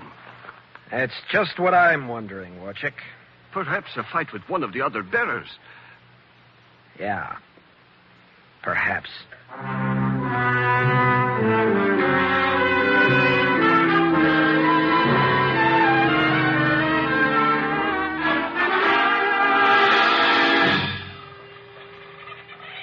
Sun's coming up. We'll leave as soon as Brighton's ready. Look, Campbell, maybe I better head for Sobu's village this morning instead of tagging along with you, huh? I wouldn't advise you trying it alone, Mitchell. I'll take you over there later, as soon as Brighton's had enough hunting for the day. Okay. Is Warchick going with us this morning? No, he said he'd rather stay here at camp. Hey, Campbell? I didn't get a chance to talk to you last night after Zuru was murdered, but I think I know why he got it. What do you mean? Zuru told me that he'd seen the guy who tried to push me off the train before. Huh? Where had he seen him? I don't know. But I think he remembered last night and wanted to tell you about it. I wish he could have found me sooner. Here comes Brighton. We can start now. Hey, if you don't mind, I'm going to stick pretty close to Brighton while we're out in the bush. Afraid his gun may go off accidentally in your direction again? Yeah. I might not be so lucky this time.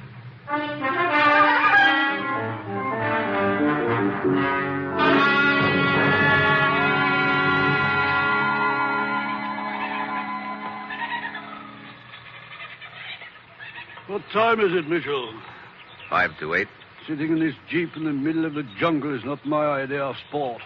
The sun is getting hotter by the minute, and so are the mosquitoes. Yeah. What's keeping Campbell? He said he and his gun bearer would pick up the trail of that lion and come right back for us. He's been gone almost an hour. Well, he'll probably be along in a few minutes, Brighton. This isn't turning out at all the way I'd hoped. But I suppose I shouldn't have expected anything else. Huh? Yeah. But I'm sick of the whole business.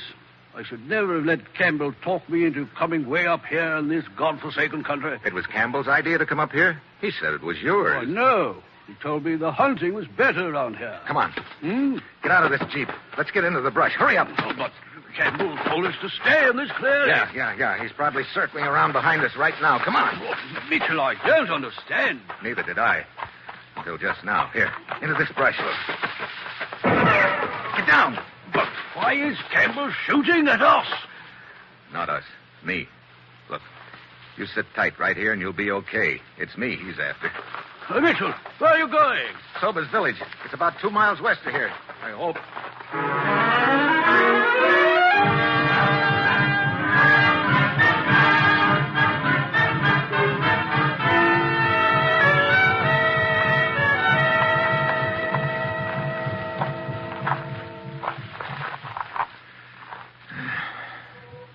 Hey, what's that? Sounds like the village just ahead.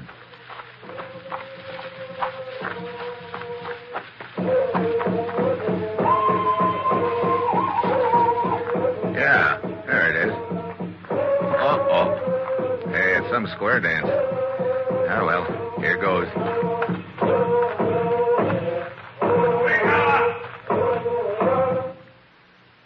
Hey, look. Don't let me stop the feast. If one of you will just tell me where your chief is. Is not feast. Death does. Oh. Who are you? I want to talk to Soba, your chief. Is he around? Maranga, Jolo. Hey, now, wait a minute. Look. Maranga, what is it? A white man want to talk to you. Is your name Soba? Yes, you come at bad time, white man. We have death dance for one of my people, Zuru. Bring his body into village this morning. Yeah, I know. Look, Soba, this is important. I've got to talk to you right away. Go to my hut, white man. We finish death dance, then we talk. Barunga!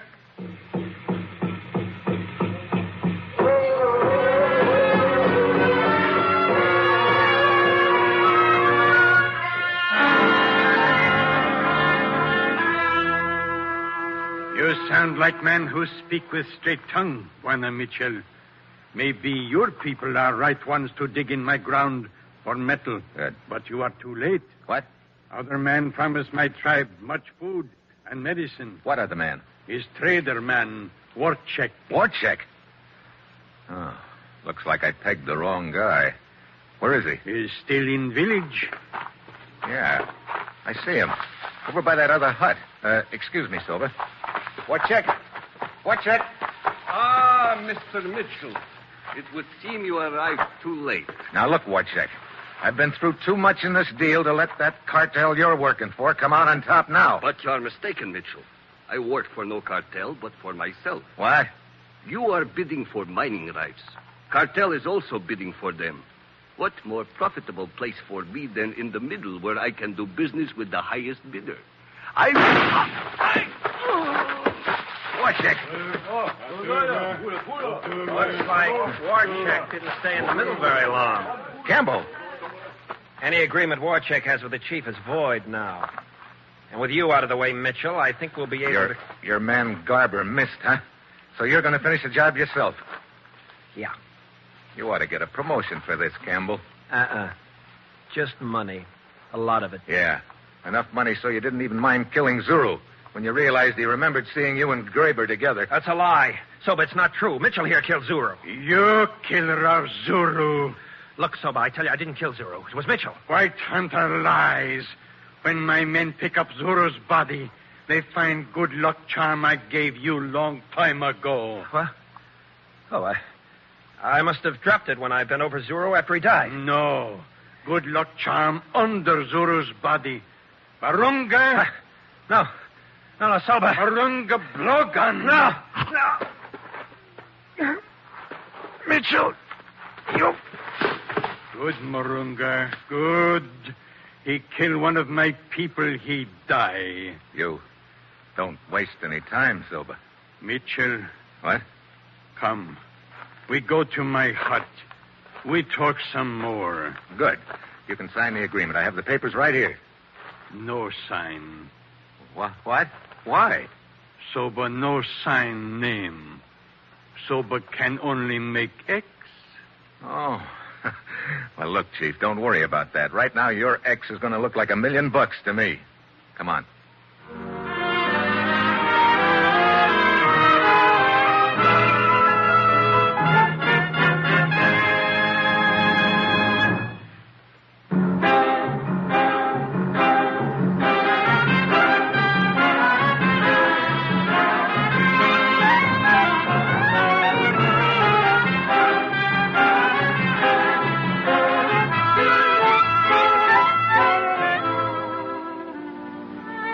You have just heard the third in an exciting new adventure series, Dangerous Assignment, starring Brian Donlevy as Steve Mitchell. Dangerous Assignment is written by Bob Reif and directed by Bill Karn, with music by Bruce Ashley. Be with us again next week at this same time when Brian Donlevy, starring as Steve Mitchell, will embark on another Dangerous Assignment.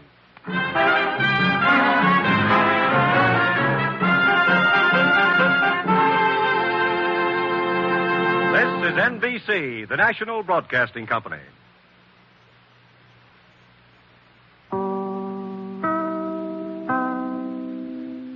The National Broadcasting Company brings you Brian Donlevy as Steve Mitchell in Dangerous Assignment.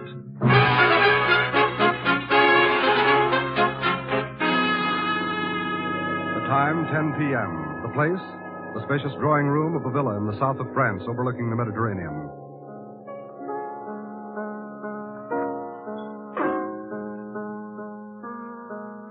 A stout man in a velvet dressing gown sits at the piano, his stubby fingers gliding expertly over the keys.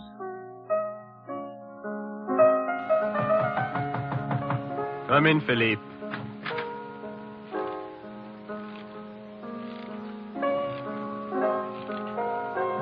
Oh, I thought you were Philippe, my butler. You were wrong, Barranco. Who are you? And how did you get into my villa? I'm called Dominic, and I walked in. But what do you want? Only a trifle, Barrancos. Your life. What?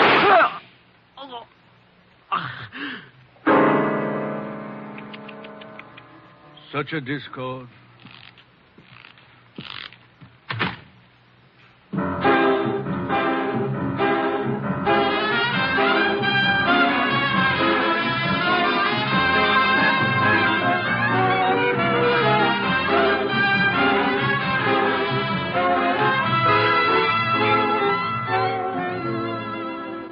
him in such pictures as Canyon Passage, American Romance, and The Great McGinty. Now, here is our star, Brian Donlevy, on another two-fisted portrayal as Steve Mitchell in Dangerous Assignment.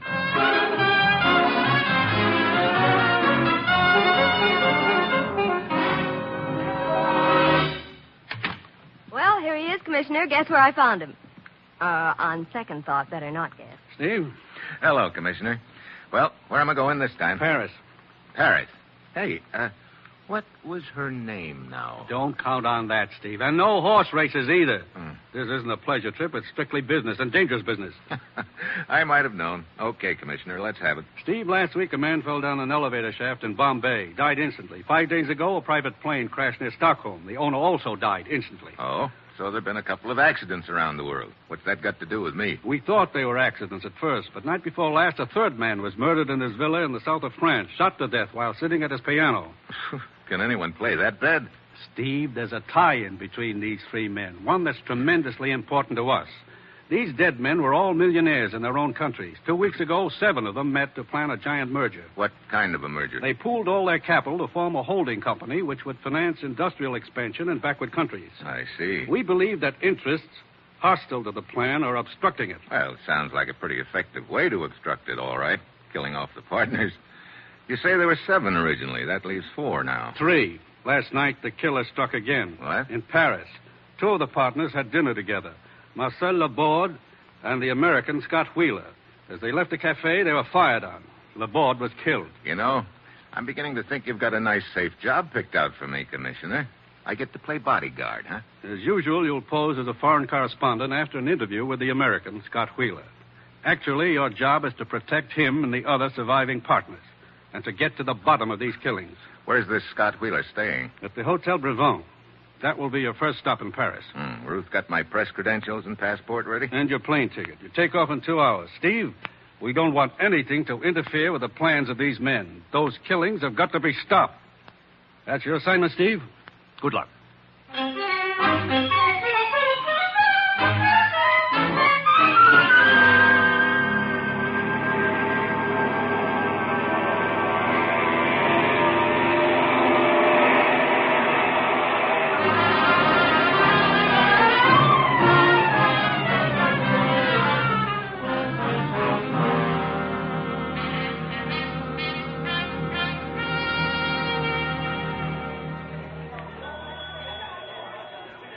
Welcome to Hotel Bravo, monsieur. What type of accommodation would you prefer? I'll let you know later. Right now, I'd like the number of Scott Wheeler's room here. I beg your pardon. Hello. You wish to see Mr. Wheeler? That's right. May I ask your name? You may. I'm Steve Mitchell. I'm a foreign correspondent. Hello. I'm Martha Vaughn.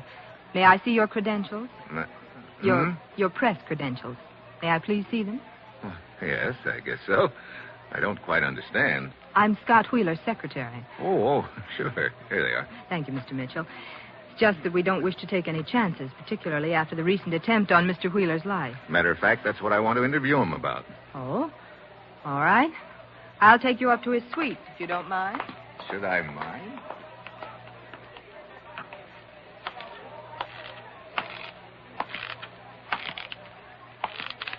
Look. Oui, monsieur. That man who was just here, he was Steve Mitchell? Oui, he was a friend of yours. In a way. Thank you. Monsieur, you wish to leave a message for him? No. I will deliver it to him later. In person.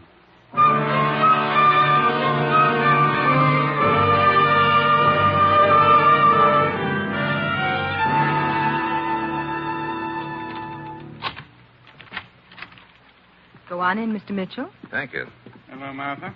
Well, Mr. Wheeler, this is Steve Mitchell. He's a foreign correspondent from the United States. Hello. Glad to know you, Mitchell. Meet my associate, Gordon Hemsley. Hi. How do you do? Well, I'll be running along, Wheeler. Ring me up as soon as Voorhees arrives, will you? Okay. Good day, gentlemen. Well, what can I do for you, Mitchell? Well, I believe he'd like a story about the shooting night before last, Mr. Wheeler. That's right. There's not much to tell. Laborde and I had dinner together, took a walk afterward. Laborde felt like a cognac, so we stopped in a little place called La Patate. La Patate? Yes. That's slang for potato, isn't it? Yes. They think of some strange names for their bars. Anyway, we had a drink and left. Just as we went out the door, I heard some quick footsteps behind us. I started to turn around. The next thing I knew, one bullet whistled by my ear, another one hit Laborde and killed him. I see. I'd like to take a look at this bar where the shooting took place. La Patate? Yeah. Where is it? Well, it's sort of a hard place to find. Martha, why don't you show Mitchell where it is? All right with you, Mitchell? I can't think of a guide I'd rather have, Mr. Wheeler. Thank you. I'll try not to get you lost, Mr. Mitchell. Would that be bad? Come on.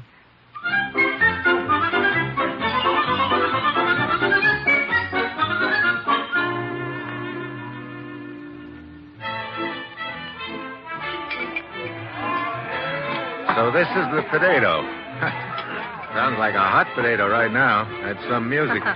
That's what they call le jazz haute, Mr. Mitchell. I can believe it. You know, I've got one rule with all my guides, Martha. Mm-hmm. They call me Steve. All right.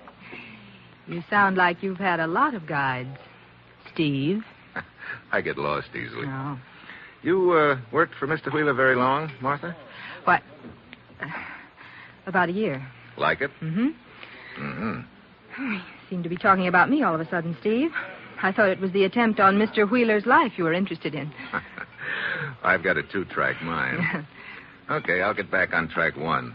Now, as I get it, Wheeler and Laborde came here, had one drink, and left. Yes, the shooting took place right outside. Apparently someone followed... What's the matter? Steve, that little man who just walked by. What? Oh, the gent with squeaky shoes? What about him? Well, I've noticed him hanging around the lobby of our hotel lately. What? Yes, and night before last, just after Mr. Wheeler and Laborde went out to dinner, he left too. Hey, maybe we should have a talk with him. Steve, look. He saw us watching him. He's going out the front door. Come on. I wonder... What? Nothing. We'll talk about it later. There he goes in that cab. Come on. There's another cab over here. Yeah. Driver? Oui, monsieur. Taxi cab, huh? Yeah. That cab, hightailing it down the street. Don't let it out of your sight. Let's go.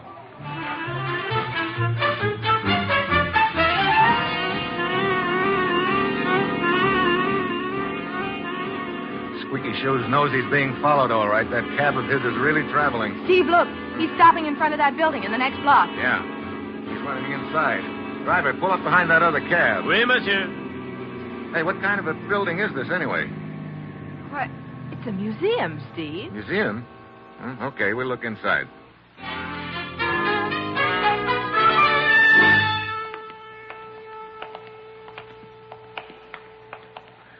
Some museum, Martha. Looks like King Arthur's Round Table. We're in the medieval room, Steve. The armor, the weapons, and the tapestries are all from the Middle Ages. Too many places for Squeaky Shoes to hide. Look at all those drapes. He's got to be in here somewhere, Steve. Unless there's a back door to this place. I didn't think of that. Boy, these suits of armor really must have been comfortable on a hot day. Look at the battle axe with this suit. Yeah, reminds me of a lot of old mother-in-law jokes. Well, come on, let's go. Oh, Steve, watch out! Huh? The armor, the battle axe, it's falling. Hey! Oh. Steve, you all right? Yeah. I almost got a haircut the hard way. Look, help me get this tin tuxedo off me. Oh, yes, of course. Yeah. Somebody behind the drape shoved it over. He's probably long gone by now. Well, come on, Martha. Let's go back to Wheeler's suite.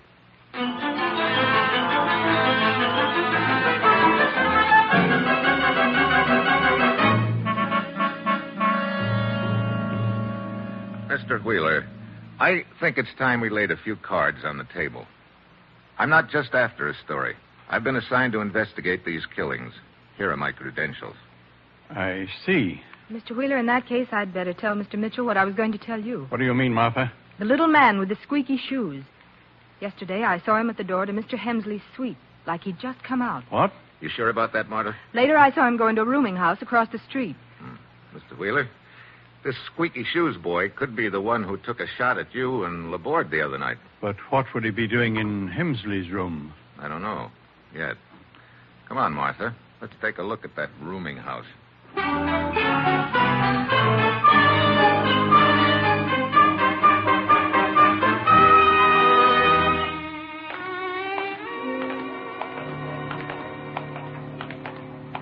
think this is it, Steve. Looks like a real dive, doesn't it? Yeah. But at least it's a convenient location just across the street from Hemsley's hotel. You think there is some connection between them, Steve? Let's go in.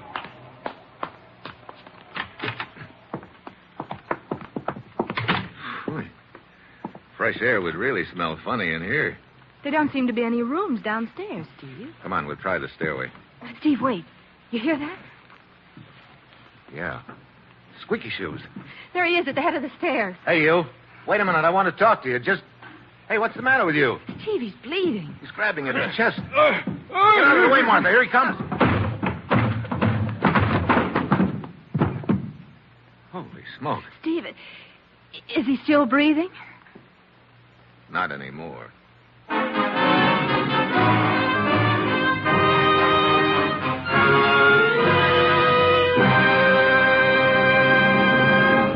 In just a moment, our star, Brian Donlevy, returns as Steve Mitchell in Dangerous Assignment.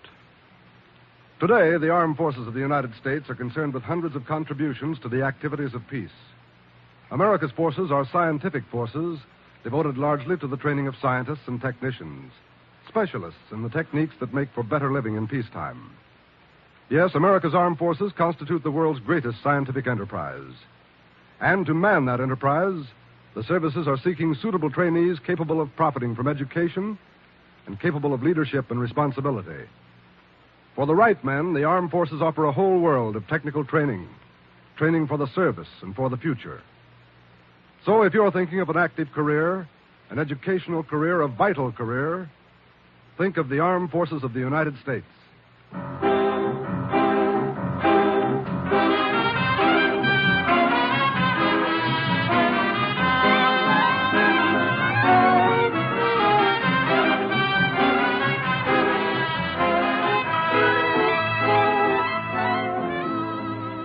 Now, the National Broadcasting Company brings you Act Two of Dangerous Assignment, starring Brian Donlevy in the role of Steve Mitchell.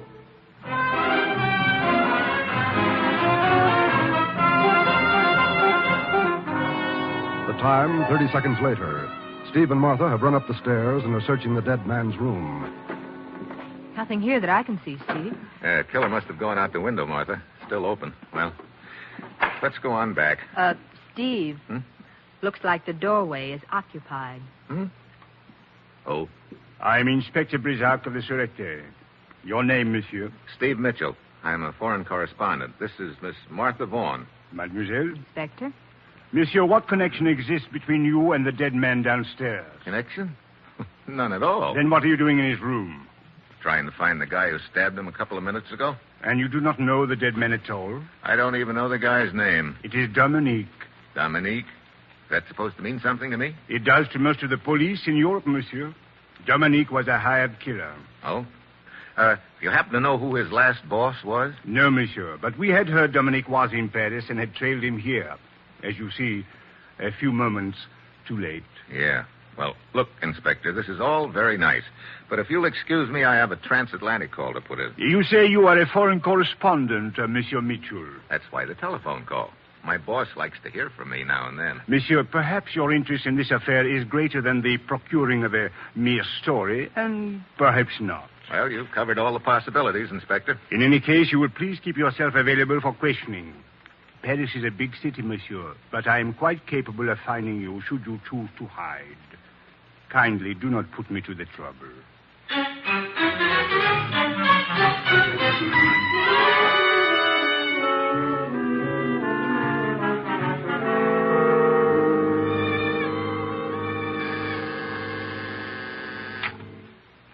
Yes, Ruth. It's Steve calling from Paris, Commissioner. He's on the line now. Good. Hello? Hello, Commissioner. Steve, how you doing? Who knows? A few hours ago, I had a near miss with a battle axe. What? Oh, no one you know. Now, Steve. No, I mean literally, Commissioner. I had a hot lead for a while, a hired killer who needed a new pair of shoes. His name was Dominic. Was? Yeah. Somebody with a sharp knife beat me to him. Any other leads, Steve? Well, there may be a tie-in between Dominic and the Englishman, Gordon Hemsley, What? one of the partners. Yeah, that's right. Nothing definite on him yet. There's still someone missing from the party, a third surviving partner, Carl Voorhees. He's supposed to arrive from Amsterdam tomorrow. Tomorrow? Why, Steve, we have information that Voorhees has been in Paris for 2 days. Oh, that's interesting. Incidentally, Commissioner, I wish you'd check on the exact terms of that merger. All right, Steve. Why? Oh, just a hunch I'm working on. Cable what information you can get to me at the Hotel Brabant. I'm on my way back there now to talk to Wheeler again.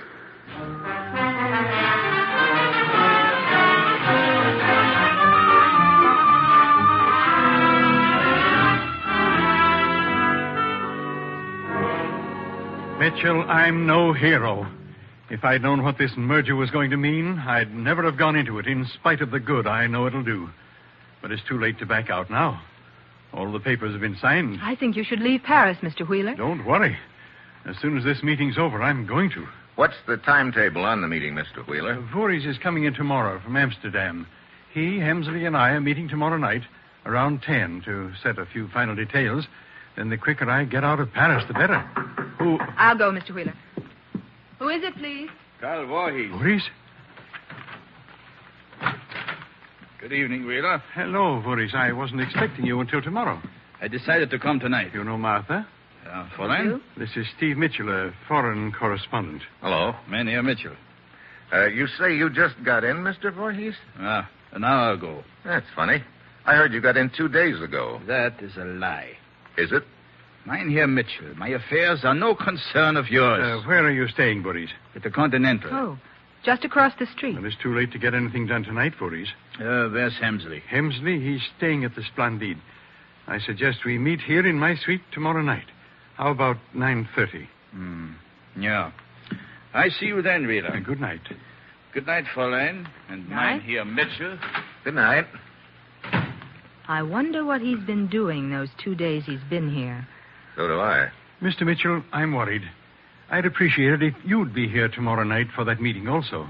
Might be a good idea. If you could get here before the rest come, say a little before 9? Okay. Well, I'm going over to see your partner, Gordon Hemsley.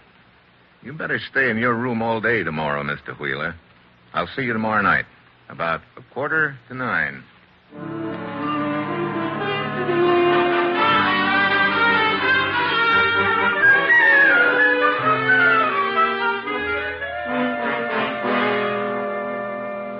Really, Mr. Mitchell, I can't say I relish being disturbed this late at night, just because you want some sort of silly interview. Well, I'd like at least to get a statement from you, Mr. Hemsley. 7 of you put through a merger. So far, 4 partners have been killed. That leaves just 3 of you. Yourself, Wheeler, and Voorhees. Oh, I'll get it, Mr. Hemsley. Righto. Very well, Mr. Mitchell, I'll give you a statement. This merger will accomplish a great deal of good. I personally intend to carry it through regardless of threats or any consequences to me. Speaking of threats, can you throw any light on the death of a hired killer named Dominic?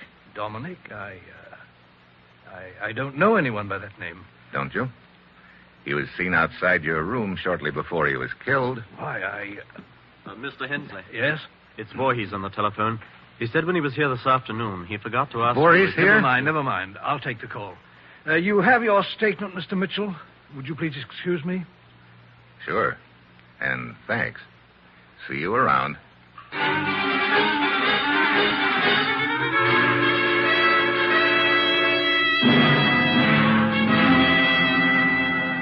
I wish I'd set this meeting earlier. What time is it, Mitchell? 2 minutes to 9, Wheeler. Oh. Care for another drink? Thanks. Wheeler, you ever hear of a thing called a squeeze play? Squeeze play? Oh, here's your drink. Thanks. How sure are you of your partners, Hemsley and Voorhees? What are you getting at, Mitchell? They met yesterday afternoon. What does that mean? I'm not sure yet. Well, I wish I'd never gotten into this deal in the first place. Come on, let's go into the drawing room. It's a little more cheerful in there. Okay. Incidentally, I've been meaning to ask you. You say you hired Martha about a year ago. That's right.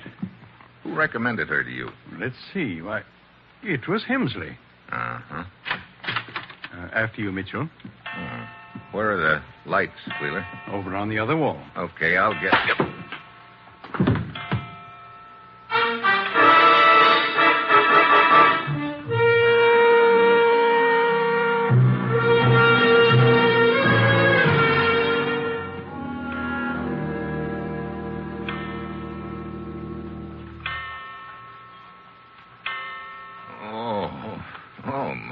Ed.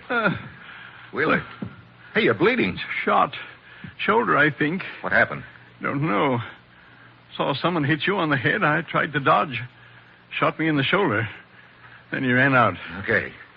Ought to be a doctor in the hotel. I'll get him. Then I'll call the police.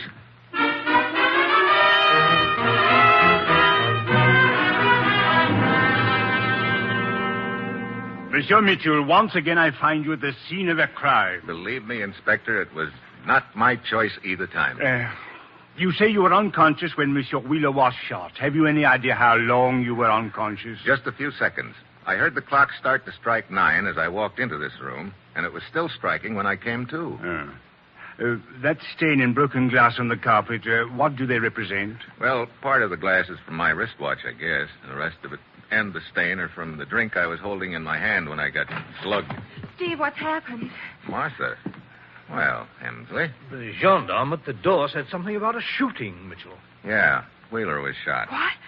Oh, Steve, is he still alive? Yeah, he's in the next room with the doctor. He's going to be all right. I just think it's a flesh wound. Oh. Well, that's good news. Is it, Hemsley? What do you mean by that, Mitchell? Skip it. Permit me, I am Inspector Brisac of the Sûreté. Did you two come over here together? I know. We just happened to arrive together, Inspector. I see. My room is just down the hall. Permit me to inquire as to your movements for the past hour. Why, I was in my room reading. And Mademoiselle has a witness? What? No. And you, Monsieur Hemsley? Wheeler had scheduled a meeting for 9:30. I waited in my hotel until it was time to come over. Then I came over. So?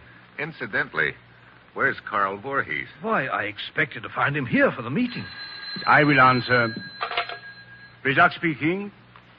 Oui, Géraud. What is that? So. You are sure of the time? Merci. At 9 o'clock, Monsieur Voorhees called room service for some ice. When the boy arrived, 5 minutes later, he found Voorhees with a bullet through his heart.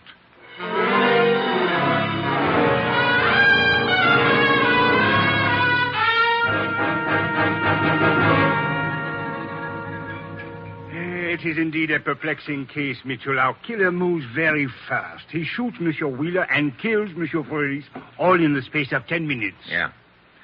Of course, Voorhees lived just down the street from Wheeler. Oh, it is my turn to buy the drinks, Mr. Oh, I've still got some here. I think I'll just have a little ice in it. As you prefer. Hey. Monsieur? How long has it been since our last drink?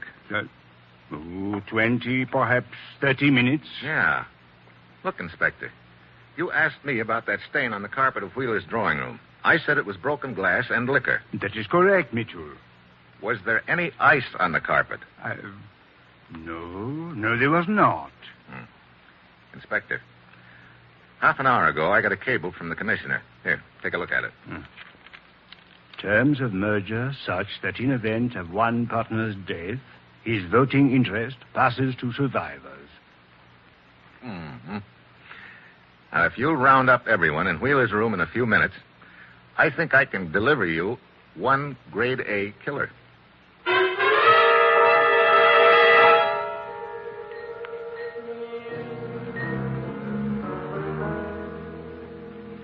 How's the shoulder, Mr. Wheeler? Coming along, but I don't understand the purpose of this meeting. What's it all about, Steve? Yes, being summoned here like fugitives from justice. Monsieur Mitchell is host at this gathering. He will explain. And I'll make it short. The person who shot Mr. Wheeler in the shoulder and killed Voorhees is undoubtedly the same one who hired Dominic to kill the other partners. You mean one man's behind this whole thing, Steve? One man. Or woman, Martha. I'd like to show you how that killer arranged the shootings tonight.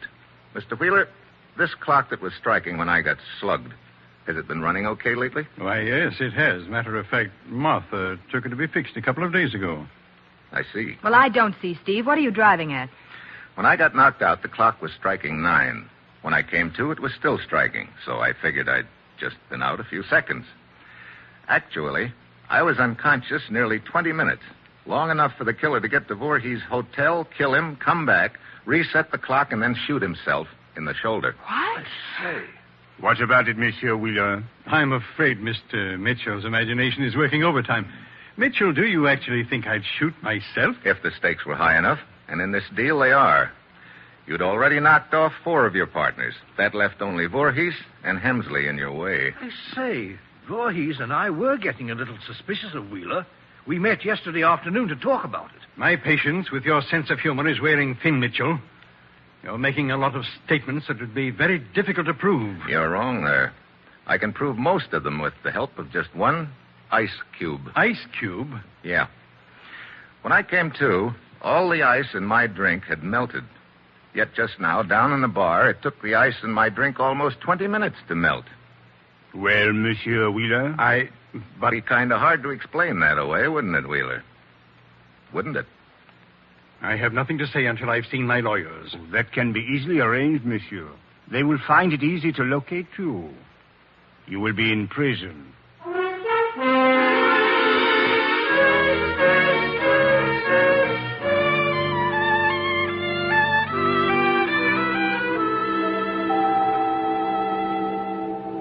Going to have some time to play in Paris, Steve?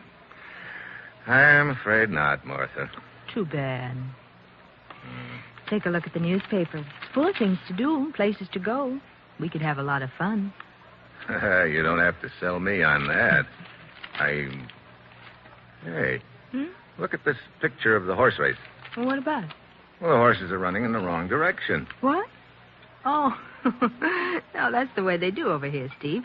The horses run clockwise instead of counterclockwise like in the States. You know something? What? I think I'd better stay here a couple of days after all. Oh, wonderful. Yeah. The way I pick horses, I could clean up a fortune. Oh. Mine always run backwards.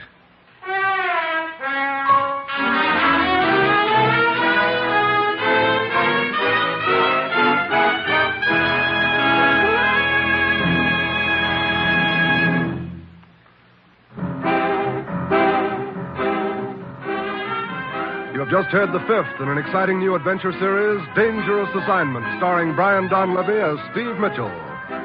Dangerous Assignment is written by Bob Reif and directed by Bill Karn, with music by Bruce Ashley.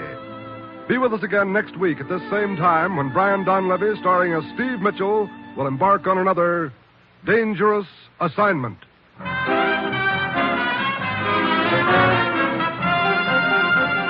This is NBC, the National Broadcasting Company. The National Broadcasting Company brings you Brian Donlevy as Steve Mitchell in Dangerous Assignment.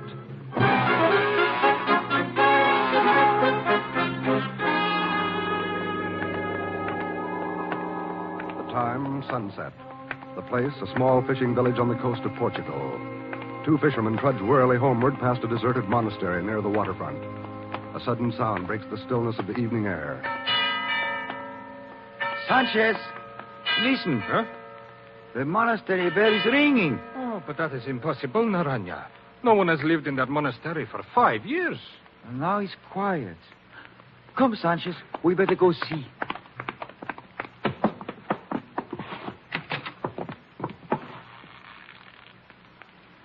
Oh, Naranja, here is some food and blankets. Someone has been living here. Oh, Sanchez, look. Madre mia. A man hanging from the bell rope. Quick, let us cut him down. It's too late, Naranja. He's dead.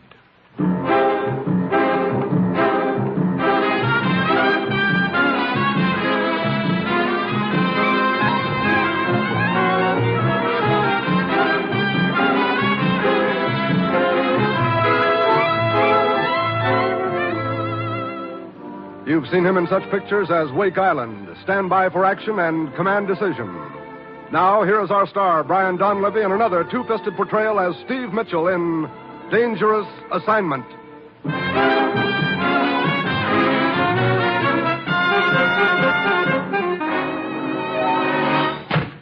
Hi, Commissioner. You know, you pull me away from more big deals. I want to talk to you about Alan Prescott, Steve. Oh, is he back? That's good. No, he's not back. Steve, Alan Prescott is dead. Let me have that again. I'm sorry, Steve. I know he was one of your best friends. Alan dead? How did it happen, Commissioner? He was found hanging from a bell rope in a deserted monastery. Where? Portuguese fishing village. Mazimbra is the name of it. What was he doing there? Alan had been assigned to investigate rumors about a wholesale racket to smuggle aliens into the United States. Oh, well, looks like he got too warm. Yeah. Steve, I figured you'd want this assignment. I do. Have we any contacts over there? One, and for a change, it's a man we know we can trust. He's helped us before in the past, and he was working with Alan on this illegal entry investigation. What's his name? Perez. He runs a pet shop in Mazimbra. That'll be your first stop in Portugal. Okay. As usual, you'll pose as a foreign correspondent. Steve, I want you to go over there and find the men who killed Alan and get enough information so we can smash their racket. You've got your assignment. Good luck.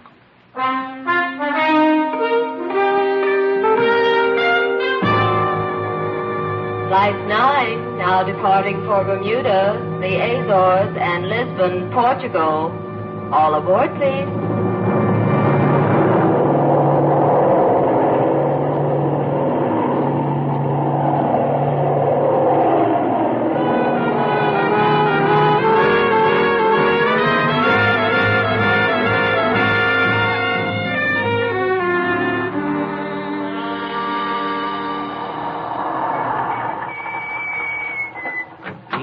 Senor Perez's pet shop, and his light is still on. Yeah. Okay, driver. Here you are. Oh, gracias. You want me to wait for you, senor? No, thanks. Hey. Senor Perez has many birds in his shop, senor. So I hear. Good night, senor. Night. Boy, what a menagerie. Anybody home? Perez? Perez? Okay, Polly, you call him, too. Hey, Perez! Perez! Stop! You're choking me! Oh! Hey, what's the matter, Polly? You got a persecution complex? Well, maybe Perez is in the back room here. Perez? You're choking me! Oh, shut up. Dark in here. Wonder where he is. Come in and close the door. What? I have a gun. Do as I say. Okay. Look, Perez, I want to talk to you. I'm a friend of Alan Prescott's. I will turn on the lights. That's better. Perez, what's the matter? You're bleeding. There has been a fight. Here. Come on over here and sit down. Let me help you. Thank you. I will be all right. What happened? 2 men came into my shop with knives, tried to kill me. I got my gun and drove them off. When I heard you come in a minute ago, I thought they had come back. Yeah, I guess that's what your parrot thought, too. You say you are a friend of Alan Prescott? Yeah. You were sent to take over the case he was working on, huh? That's right. The alien smuggling ring. I was working on it with Senor Prescott. How much had he found out? Why, so far, very little, Senor. However, I expect to come into possession of some valuable information tomorrow. Okay, I'll check with you then. Now, you better get a doctor to look after those cuts, Perez. I'm going to the police station.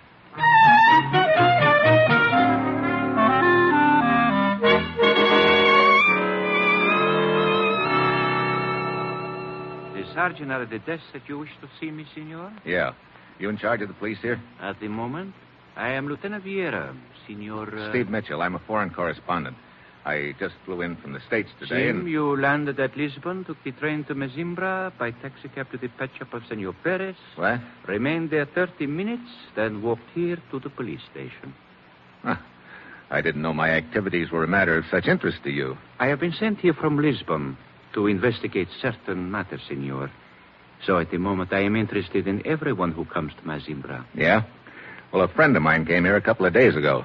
He got killed in a deserted monastery. You are perhaps referring to Alan Prescott, another so-called foreign correspondent? What do you mean, so-called? There are indications that he was investigating the existence of an organization to smuggle Europeans into the United States. You're right, Lieutenant Vieira. And I've been assigned to take over the investigation. I see. You have proof of this? Yeah. Here are my credentials. So, Senor Mitchell, there is something in the next room which may be of interest to you. Oh? After you, senor? Hey, this looks like the morgue. For the present, it must serve. 5 bodies? Si. They were found under one of the fishing wharves, their hands and feet securely tied. You figure that these men were some of the paying customers in this alien smuggling racket? It is possible. Yeah. Maybe things got a little too hot for the smugglers all of a sudden, so they dumped these guys in the water. Who discovered the bodies? We did. Our police launch patrols the entire bay every day at sunset. I see. Any identification on any of them? Their pockets were empty. But we were able to identify this man. How? From his fingerprints. Got a criminal record, huh? Si. His name is Luis Delgado from Villarreal to the north of here. He has been living there with his sister, Maria Delgado. Might be a good idea to pay Maria a visit. I was about to suggest it, Senor Mitchell. Let's go.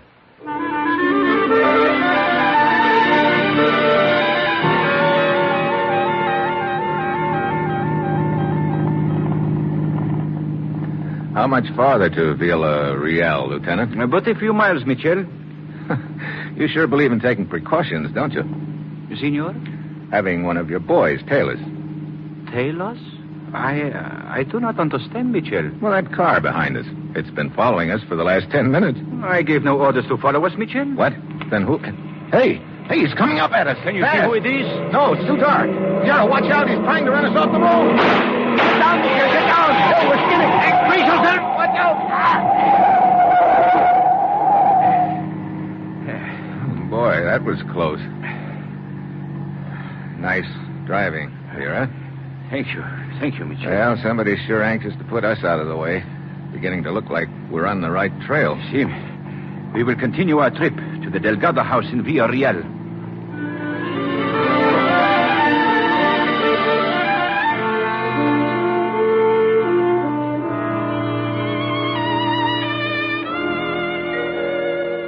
I regret to bring you this news of your brother's death, Senorita Delgado. You say he was drowned in the bay, Senor Lieutenant?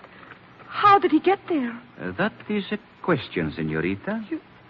You mean he was murdered? Senorita Delgado, if you do not mind, Senor Mitchell and I will ask the questions. Maria, did you notice your brother talking to any strangers the last few days? Strangers? He talked to no strangers. Well, when he left home, did he say where he was going? He told me nothing. Senorita, I think you are withholding information. No, it's not true. I tell you everything I know. I must remind you that your brother Luis Delgado had a criminal record. That was long ago when he was in trouble. My brother was a good man. Perhaps he intended to commit a crime when he left here. That is a lie. That is why he would not tell you where he was going. He was not going to commit a crime. He was going to the United States to live with my uncle. I do not remember what he told me. I see. Have you anything more to tell us? Very well. Senor Mitchell? Yeah, let's go. Thanks, Maria. We will question you more if necessary, Senorita. Night. Well, Maria sure clammed up all of a sudden. But not until she told us what we wanted to hear. See? You know, it's a cinch that some of the arrangements on these deals are made in the United States. I wish we knew the name of that uncle Maria spilled about. It is Emilio Delgado. What? As you were talking to the senorita, I noticed on the table an envelope addressed to her dead brother. In the upper left-hand corner was the name Emilio Delgado. Was there an address? I do not know if it was an address or not. Mitchell, in the United States, is there a place called Bronx? Bronx? Yeah, that's an address, all right. Well, good work, Lieutenant. Let's go to the nearest telegraph office.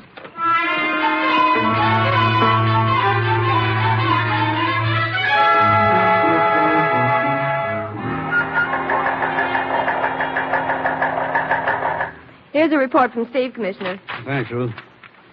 Definitely on trail of illegal entry racket. Good. He must be working fast, Commissioner. Apparently last cargo of paying passengers too hot to handle. All 5 drowned. Nice organization. Yeah.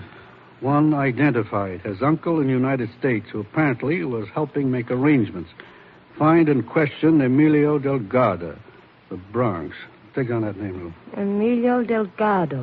Delgado. Oh, Delgado, right. I'm working with police lieutenant named Vieira. Just for the record, please check on him for me. You got that, Ruth? Vieira. Oh, here's some more. Perez at pet shop very cooperative and counting heavily on him to furnish hot lead. I'm on way back to Mazimbra now to talk to Perez again. We'll keep you informed.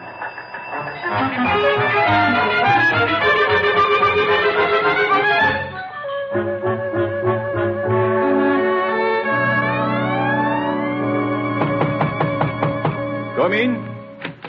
Ah, Senor Mitchell. Lieutenant Vera, I'm worried. See? I've been counting on Perez at the pet shop to give me some hot information he hinted at yesterday. Perez?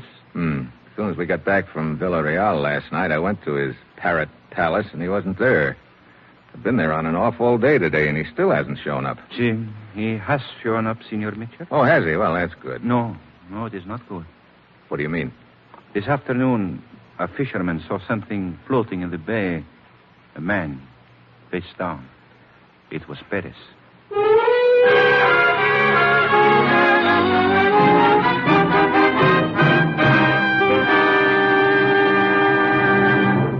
In just a moment, our star, Brian Donlevy, returns as Steve Mitchell in Dangerous Assignment. Here's a message for the technically minded young men of America. The armed forces of the United States want volunteers. Volunteers for the greatest scientific enterprise in history. Volunteers for the world's greatest educational program. The new scientific armed forces offer training in dozens of technical specialties. Radar, radio, diesel, jet propulsion, aviation, and many, many others. So if you're thinking of an active career, a vital career, think of the United States Armed Forces.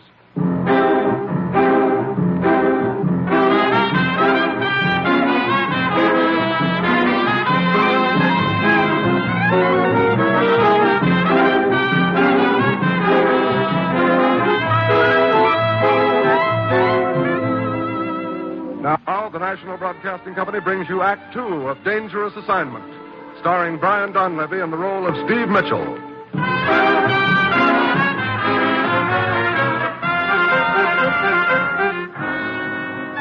The time, 4 hours later. The place, the Commissioner's office in the United States. I finally got hold of Steve, Commissioner. He's on the line. Thanks, Ruth. Steve? Hello, Commissioner. We located Emilio Delgado in the Bronx. First, he wouldn't talk, but when we told him his nephew had been murdered trying to get out of Portugal, he opened up. Oh, did he put the finger on the stateside branch of the racket? It's a small travel bureau in New York. Delgado gave them $3,000. They promised to smuggle his nephew into the United States. I see. Incidentally, I checked on Lieutenant Vieira. His record is excellent. Good. I figured it was, but I didn't want to take any chances. Steve, we close in on the travel bureau in New York. The gang in Portugal will slip away from us. Oh, don't close in on the travel bureau yet, Commissioner.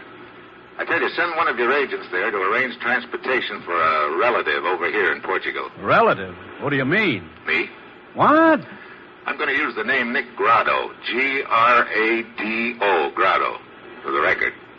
I'm going to pass as a minor mobster deported last year. But Steve, think of the danger. I'm thinking of Alan Prescott dangling at the end of that bell rope.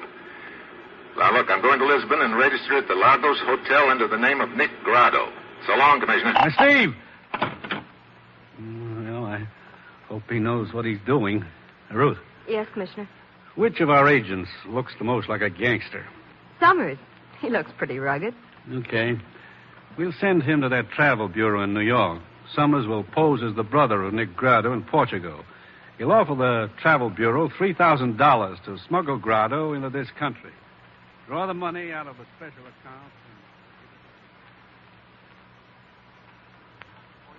Are you in charge of this travel bureau? Well, I want to arrange some transportation. Oh, for yourself? No, my brother in Portugal. Well, that's simple. We represent several steamship companies and... You don't understand. My brother was in the rackets over here and got deported to Portugal last year. Oh. Well, that kind of transportation is very difficult to arrange and expensive. Here's 3,000 cash. Says you can arrange it. May take a long time. He can wait. Okay. What's your brother's name? Nick Grado. He's staying at the Lagos Hotel in Lisbon. Okay. Forget you were ever here. We'll make all the arrangements. Your brother will be contacted at the Lagos Hotel in Lisbon.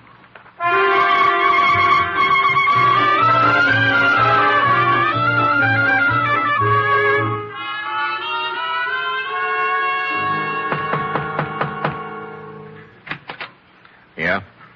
Your name, Grado. Who are you? Bogota. You want to take a trip, Grado? Trip? Your brother in America arranged it. Oh, okay. Well, I'm all packed up. Do not carry any identification. You have your money and valuables? Yeah, right here on me, Bogota. Good. The car is outside. Where are we going? To the cliffs, overlooking the sea. The Mezimbra. Cliffs? See, there's a cave at the waterline. You will wait for the boat there. Okay, let's go.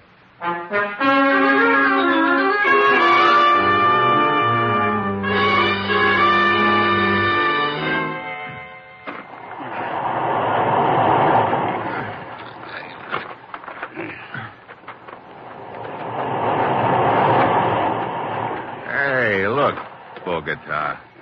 Climbing down the side of a cliff in the dark is not my idea of fun. How about a light? No, we are almost there. To your right a little. Okay. There. You see the entrance now? Yeah. Pretty well hidden, isn't it? You see. Hey, there's enough room inside the entrance to dock a boat. See. Follow the ledge you are on. Into the cave. Okay.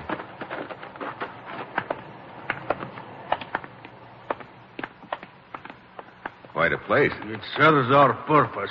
Wait a minute. There's a light up ahead. See, the other passengers. Oh. How many are there on this trip? 2 others.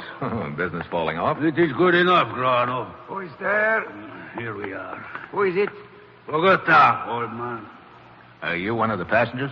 Sim, I am Pimentel. Nick Grado's my name. Where is the other one? The girl. Girl? Here I am. Oh, Senor Grado, did you say? Yeah, senorita. Maria is enough. All of you stay here. I'm going to hide the car. Bogota, how much longer must we wait here? It's not for you to ask questions, old man. Well, Senor Steve Mitchell? Maria Delgado, the grief-stricken sister. So you are supposed to be Nick Grado. What are you doing here, Senor Mitchell? I was just going to ask you the same thing, Maria. When you and Lieutenant Vieira told me about my brother's murder, I knew I could not rest until I found out who killed him. Oh. Bogota doesn't know who you are? No. And he will not, unless you tell him. Look, you keep your mouth shut about me, and I'll do likewise. See, it is a promise, Senor. Quiet. Here comes the old man. Wait. All we do is wait. Bogota say how long we stay here? Until the boss comes with the boat, he said, but he would not tell me when that would be. Did he say who the boss was? No. Pimentel, you do not look so good. Why you don't try to rest? Oh, thank you for your kindness, senorita. I'm sick and an old man, but everything will be all right when I get to America. Everything. Means a lot to you, huh? It is what I'm living for, senor. Say, how far back does this cave go, anyway? Bogota told us to stay on this ledge and not to go back any farther. He said that narrow channel below winds back and ends against a solid wall of rock. The front entrance, the only one, huh? That is what he said. Well, looks like nothing's due to happen tonight. I think we all better get a little sleep.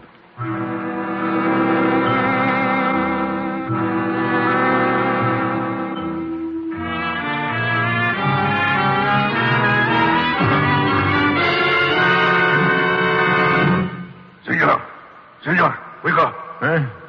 Oh, Bogota. It's past noon. Wake up. You, old man, wake up.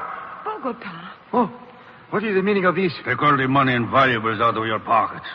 Pile them on the rock here. Hey, what is this? What are you doing with that gun? What I say? All of you. And as for you, Senor Mitchell. Mitchell? See, we know who you are. Well, thanks for tipping them off, Maria. No, I did not tell them, Stephen. I swear it. The boss wishes to talk to you, Mitchell. The boss? When did he arrive? I came in my boat while you were asleep, Mitchell. What? Perez. Hey, what is this? The police told me you were dead. The real Perez is dead, Mitchell. Real Perez? Wait a minute. You mean when I talked to you in Perez's pet shop? I had just killed Perez before you came in. You assumed I was Perez. I played along with you. After you left, I threw his body in the bay. Great.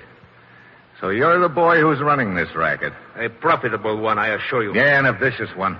You get the passengers out here. You take their money and kill them. Instead of a ticket to the United States, they get a ticket to the morgue. What? You mean we will not be taken to America? What do you think, old man? Come, Bogota. We will go back to the entrance. What happens now? For the present, you will all wait here.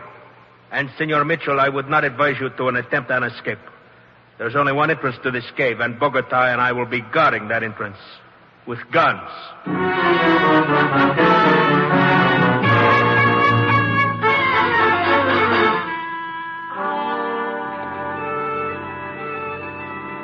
If they are going to kill us, why don't they do it now? Look at them, sitting at the entrance to the cave like two vultures. What are they waiting for? That's what I've been trying to figure out. It's almost 6 p.m. I will never see America.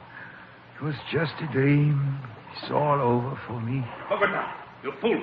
Do not light your cigarette here in the entrance. The launch will see you. The launch? Hey, that's what they're waiting for. What? Lieutenant Vieira said the police launch patrols the coast every day at sunset. Police launch? Yeah. Perez is probably waiting until after the launch goes by so that our bodies won't be discovered until tomorrow. I could only figure out a way to attract the launch's attention. But what good would that do, Steve? Bogota and Paris would shoot us. Yeah. Hey, wait a minute. Perez says there was no back entrance to this cave, didn't he? See? He was lying. How you know? Look at the smoke from my cigarette. What about it? See what happens to it? Why, it just goes straight up in the air, Steve. Yeah, for a way. But then it starts drifting towards the front entrance. That means there's a draft up there. The draft could be caused by a back entrance. Steve, but how can we find it? Well, listen. Yeah, a boat. Probably the police launch. Whatever we do, we got to do in a hurry. As soon as the launch goes by, we're dead pigeons. No, senor. What? I, old Pimentel, will help you. And God willing, I will save you. What are you talking about? I will go to the front entrance and call for help. Are you crazy? Perez would kill you. Sin. But the noise and flashes of the gun might summon police. Now, look. Senor, what happens to me is not important. I'm old, sick. But this way, perhaps I can prevent Perez from taking the dreams of others and ruining them as he did mine. Now, wait a minute. No, senor. This is the best way. Pimentel, come back. Pimentel, what are you doing? Get back. Police! Obey the cave, boy! Steve, don't go. It is too late to help him now. Bogota! You fool! They heard in the police launch. They are coming. Now take the boat out and lead them away. I'll take care of Mitchell and the girl. I'll meet you at the rear entrance. Rear entrance? So there is one. Come on, Maria. This is our chance.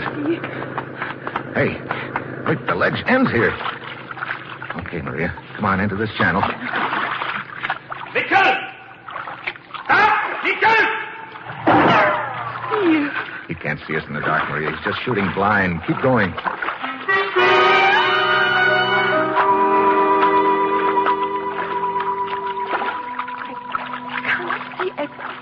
Steve, it is so dark in here. The water is up to my waist. Yeah, these walls are getting closer together, too. Hey, wait a minute. Oh, great. Solid rock. What? Yeah, this is the end of the line. We took a wrong turn back there somewhere. Yeah. Listen. Paris is still after us. Yeah. Well, we can't just sit here and wait for him to kill us. Maria, keep talking. What? Keep talking as if I were with you. Repeat what you've been saying. I'm going to backtrack and wait for him. All right. Steve, what can we do? We cannot go any farther. It is a blind alley. Paris is getting closer. You're right, senorita. Paris is getting closer. And there is nothing ahead of you but solid rock. Did you hear that? It is Paris. See? And the two of you are caught like rats in a trap. I have... Mitchell! Yeah, the gun's not going to do you any good underwater, Perez. I do not need the gun. Oh, there is strength enough in my arm. Yeah. Steve, hit him! I can't. Oh, Martin, Steve, help him.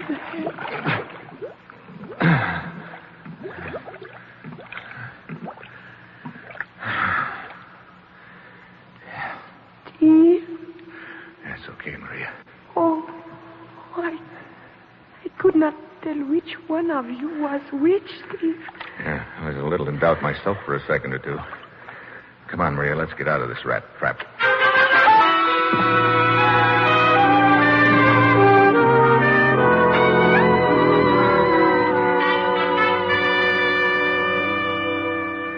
Well, that's about it, Commissioner.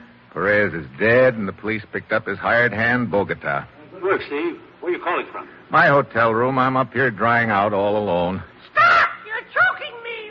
Sounds like you're all alone. Oh, that was just a parrot, Commissioner. Parrot? Yeah, from Perez's pet shop. He took a shine to me, I guess. Now, Steve, you can do better than that. No, it is a parrot, Commissioner. I'll prove it to you. Look, I taught him something to say to you. Huh? Go ahead, Polly. Polly? Drop dead! Drop dead! Steve! So long, Commissioner.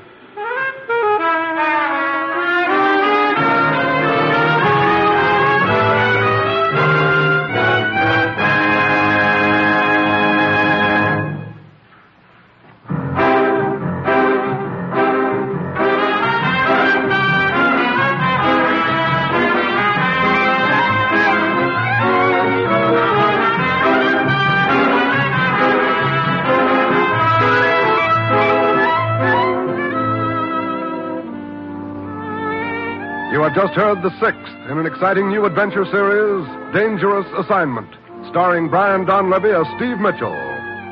Dangerous Assignment is written by Bob Ripe and directed by Bill Karn, with music by Bruce Ashley. Be with us again next week at this same time, when Brian Donlevy, starring as Steve Mitchell, will embark on another Dangerous Assignment.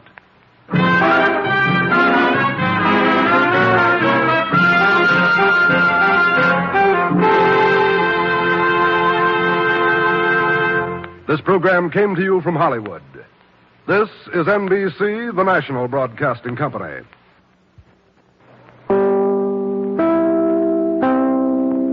The National Broadcasting Company brings you Brian Donlevy as Steve Mitchell in Dangerous Assignment.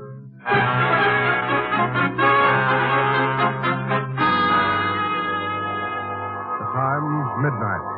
The place, a carnival on the outskirts of Zurich, Switzerland. Two men slip furtively through the shadows near the slowly revolving carousel. They stare intently into the darkness. Triplis must be around here somewhere, Carl. Yeah, Henson. We both saw him enter the carnival grounds. Well, where could he hide? The carnival is almost deserted. You see, there's only one person riding on the carousel, and... Carl, it is he, Triplis, right on the rod nose. Yeah, riding on the carousel. Good. We wait and we will ride right into our arms. He sees us. Come on. Hanson, drag him from the carousel. No. Grab him. Yeah, I have him. No, let go of me. Let go. Carl, drag him into the shadows here. Yeah. The American document, Triplis. Where is it? I do not know what you're talking about. The one they called File 307. You sold it to Brunner, didn't you, Triplis? Didn't you? Yes, to Brunner. In that case, you will not live to spend the money. No. Go ahead, Kyle. Yeah. No. Not my throat. I can't breathe. Yeah, exactly. More pressure, Kyle. A little more, Kyle. I cannot squeeze any tighter. It is enough pressure. Just hold it a moment here. So, I think that is enough. Yes. You may let him go now, Carl.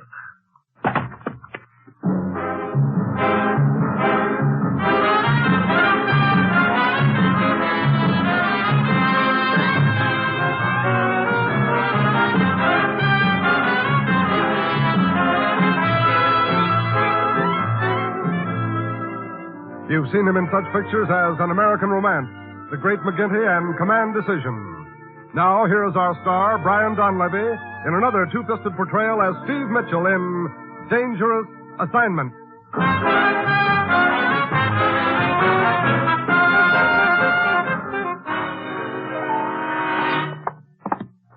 Bruce, you've got the worst sense of timing I ever saw. You're always dragging me back here to the office when I'm right in the middle of a big deal. Maybe she was a big deal to you, Steve, but she looked more like a stacked deck to me. You know, some of these gals may start picketing you. What's this all about, anyway? That's what the commissioner's waiting in his office to tell you. Here we are. I have your passport and credentials ready when you are. Okay, thanks, Ruth. Oh, Steve. Hello, Commissioner. Well, where am I going this time? Zurich, Switzerland. Switzerland? Look, I can't even yodel. You won't have time to yodel. Steve, ever hear the name Bruner before? Bruner? Sounds vaguely familiar. Who is he, Commissioner? I don't know. Huh? Bruner's always been a very mysterious figure, Steve. None of our agents has ever seen him. Matter of fact, I don't suppose there are more than a handful of people in the entire world who know what he looks like. Yeah, I remember now. Bruner's a sort of an international mystery man who sells information to the highest bidder. We think Bruner has File 307, Steve. File 307? Top secret document containing defense plans. 2 weeks ago, it was stolen from this country. Oh, you think it's in Zurich now? We had information it was temporarily in the possession of a seamy little man named Triflis. This morning, his body was discovered near a carnival grounds outside of Zurich. Needless to say, File 307 wasn't on Triflis's body. No. But Triflis paid a visit to Bruner's villa 2 hours before he was murdered. We think he sold File 307 to Bruner. And I'm supposed to get it back from this international secret seller, huh? Great. Well, have we got any contacts in Zurich? One. His name is Max Raber. He runs the carnival over there. Just one more thing, Steve, as to the danger involved. Yeah, I don't imagine trying to get into Bruner's villa is a habit-forming occupation. There's more than that.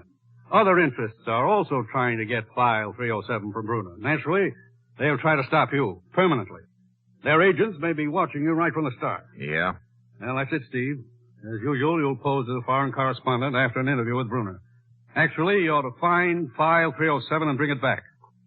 You've got your assignment. Good luck.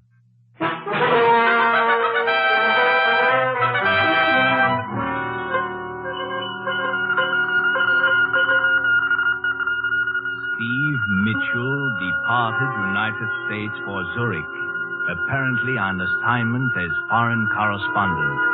Keep him under surveillance. Find out his real mission. Very well, Mr. Mitchell. We will try to give you a very cordial reception here in Zurich.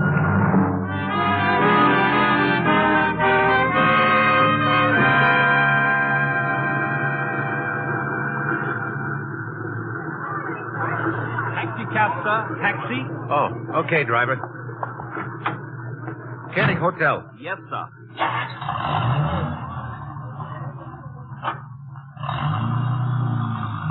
You're an American, sir. Yeah. On a vacation, perhaps? Not exactly. Well, I'm a good guide, sir. I can show you the points of interest here in Zurich. Never mind. I'm afraid I won't have much time for sightseeing. No, wait a minute. Yes, sir? There's a large villa a couple of kilometers outside of the city. Got a high wall around it. You know where it is? Why, I think I can find it, sir. Okay. When you get me to the hotel, wait for me. I'll want you to take me out to that villa. I will be very happy to, sir.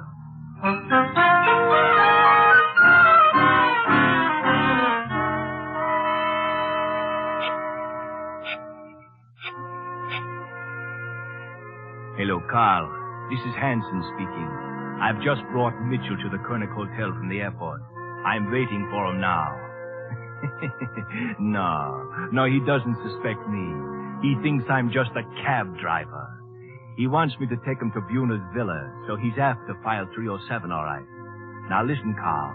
There is a Max Raber who runs the carnival. They might be working together. If Mitchell tries to contact Raber, you know what to do.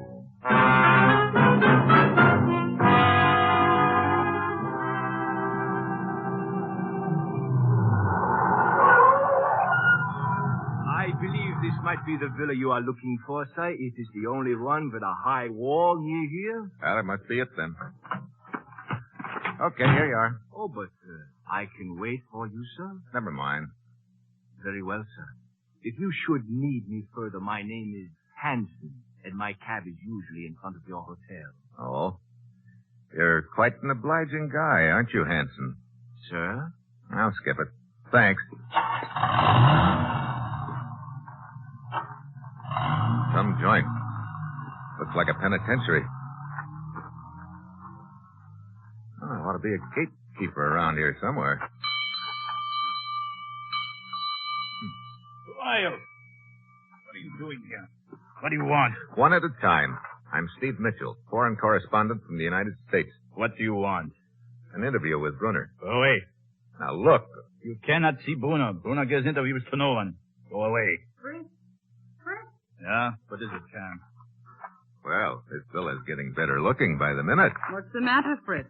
This man wants to see Brunner. Oh? I'm Bruno's secretary, Karen. Hello. You're Mr. Steve Mitchell. You're Brunner's secretary? He should be so lucky. You can go, Fritz. I'll take care of this. Very well, Karen. But don't let him get into the gate. Much cozier with just the two of us, isn't it? Just what was it you wanted, Mr. Mitchell? I'm a newspaper correspondent. No. Well, I'm afraid you've come to the wrong place, then. Your boss isn't too eager when it comes to giving out interviews, huh, Karen? Bruno sees no one, Mr. Mitchell. Yeah, that's the general impression I've gotten, but I thought he might possibly make an exception in my case. You say you wish a story? That's right. And that's all you wish here? It was before I met you. I mean, a story is all you wish from Bruna? What else would I be after? I do not know. Suppose you come back tomorrow, Mr. Mitchell. Tomorrow? Yes. I will tell Bruno about you and ask him if he will see you. Why, thanks. You'd be doing me a big favor, Karen. All right, Mr. Mitchell. I will try to persuade him.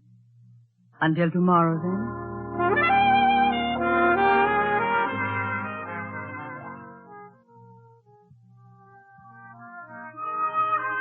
Hi. Is the boss around? The boss? Yeah, the guy who runs this carnival. You mean Max Reber? That his name? I'd like to talk to him. Where is he? Over there, standing at the shooting gallery. The short man with the gun in his hand. Oh, okay.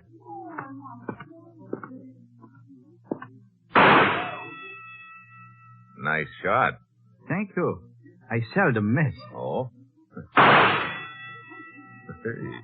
looks like you know what you're talking about. You, Max Reber? That is correct.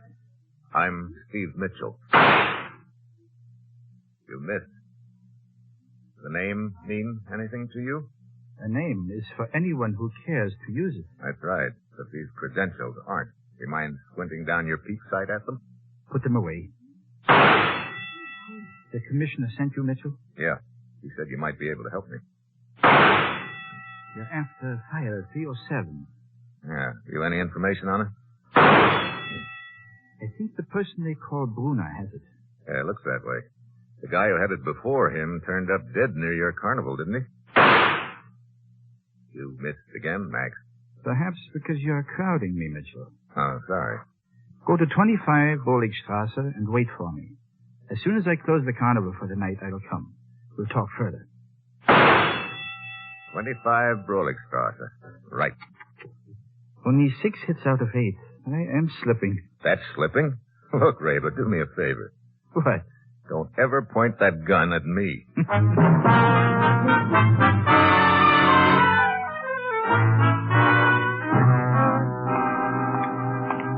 21. 23. There it is. 25 Broligstrasse. All dark. Unlocked. Well, Max said to wait here for him. I wonder where the lights are. Hey, who closed the door? What?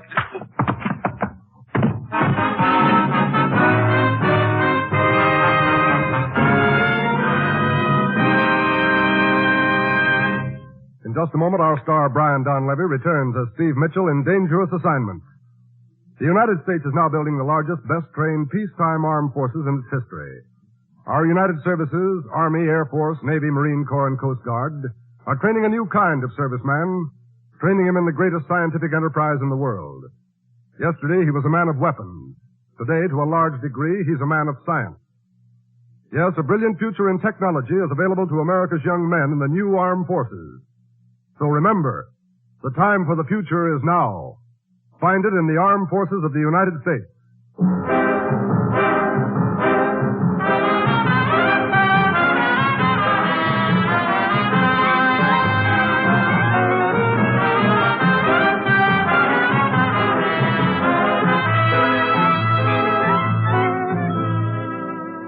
National Broadcasting Company brings you Act Two of Dangerous Assignment, starring Brian Donlevy in the role of Steve Mitchell.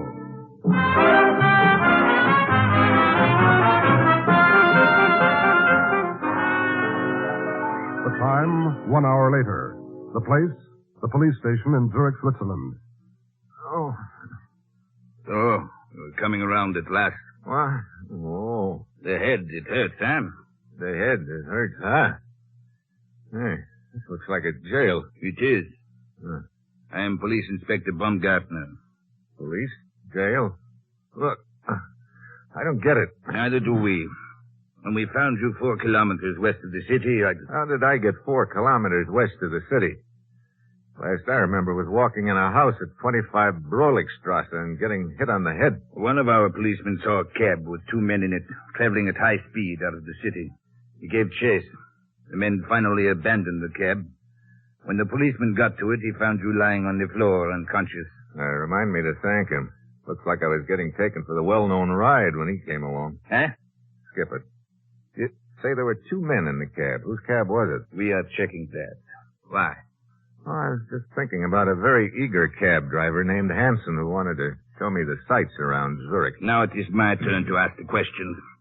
What were you doing at 25 Brolikstrasse? I was sent there by a carnival owner I thought was a friend of mine. Incidentally, is there a telegraph office around here? Down the street. Hey, Mitchell, your credentials are those of a newspaper correspondent. May I inquire what you are really doing here in Zurich? It's very simple, Inspector. I'm trying to get an interview with a mysterious character named Brunner. Brunner? Herr Mitchell, a word of advice. You are apparently involved with very dangerous people. It might be better for you to give it up. Oh? Well, thanks for the advice. I'd sleep on it, except it's almost morning. Yeah, you sleep on it, Herr Mitchell. Only be sure you're able to wake up, huh?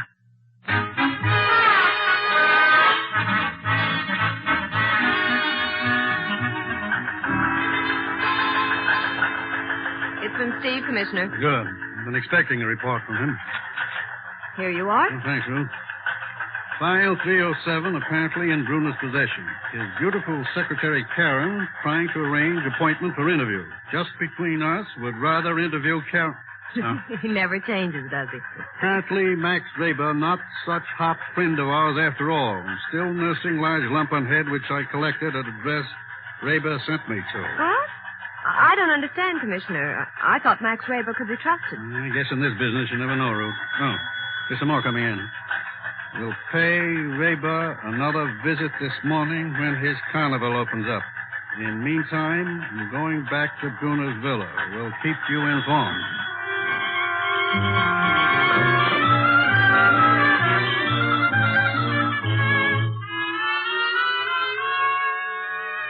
Well, this is quite an apartment you've got here, Karen. Much better than trying to talk through the bars of that gate outside. Yes, it is a nice apartment. Brunner takes good care of me. You know something? He should. You say nice things, Steve. Sometimes it comes easy. I'm afraid it won't do you any good to look out the window, Steve. You won't see Brunner. Oh? He lives in that other wing, across the courtyard. Look, what kind of a guy is he, anyway? A short little man. Very quiet. A short man. A fascinating man to work for. I can imagine. Steve, I talked to him last evening about you. He doesn't believe you. What do you mean? Well, he doesn't believe it's just an interview you want. Oh? What else would I be after? He's not sure yet. But, supposing you were after a story. Brunner's interested in knowing just how much you would be willing to pay for it. We're, talking about the story, of course. Of course. Well, that's sort of a tough question to answer, offhand. You see, there are others anxious to, shall we say, write a story about Brunner. They are willing to pay a great deal. Yeah, I'll bet they are. And, well, Brunner knows a lot more about you than you think, Steve. He knows you cannot pay as much for it as others can. I see. Well, if Brunner knows so much about me, maybe he also knows that the story we're talking about used to belong to the people I work for. Yes, he knows that. But I'm afraid it does not make any difference to him. He says he cannot do business with you. Well, that's that, I guess. I'm sorry, Steve. So am I. Anyway, it was very nice of you to go to the trouble. I was glad to. I don't quite get why you've been so nice to me. Well, I guess You what? Well, I stay here in Bruno's villa most of the time. I don't see many people. And I've never seen anyone like you were. Oh, I don't know what I mean. Maybe this is what you mean, Karen. Oh, Steve. You must leave, Steve. Okay. But I'll be back. No, Steve, they would not let you in. There's a high wall and guards. Look, I said I'd see you later, and I will. With you here, I could grow wings.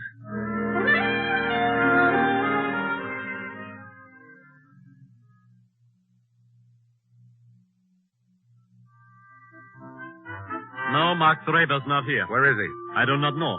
Oh, he should have been here by now to open up the carnival. Yeah? Where does he live? At 25 Broligstrasse. What? Max Reber lives at 25 Broligstrasse? Yeah. You know where it is? Yeah. I've got lumps to prove it. Thanks.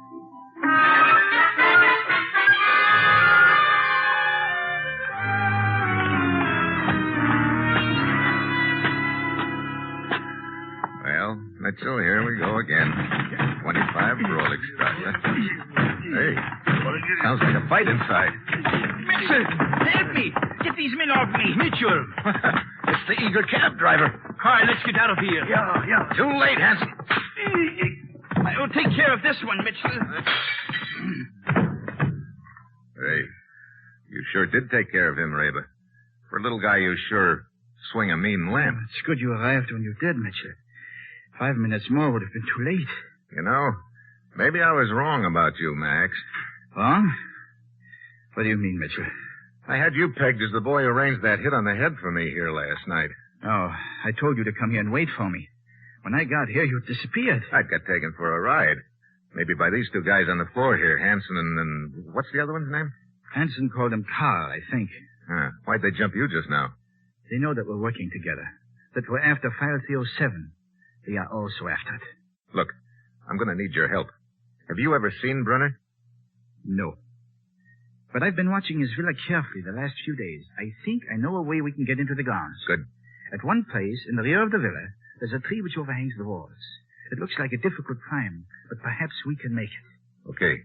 We'll tie these two apes up and leave them here for the present. And after dark, you and I will pay a little call on our friend Brunner.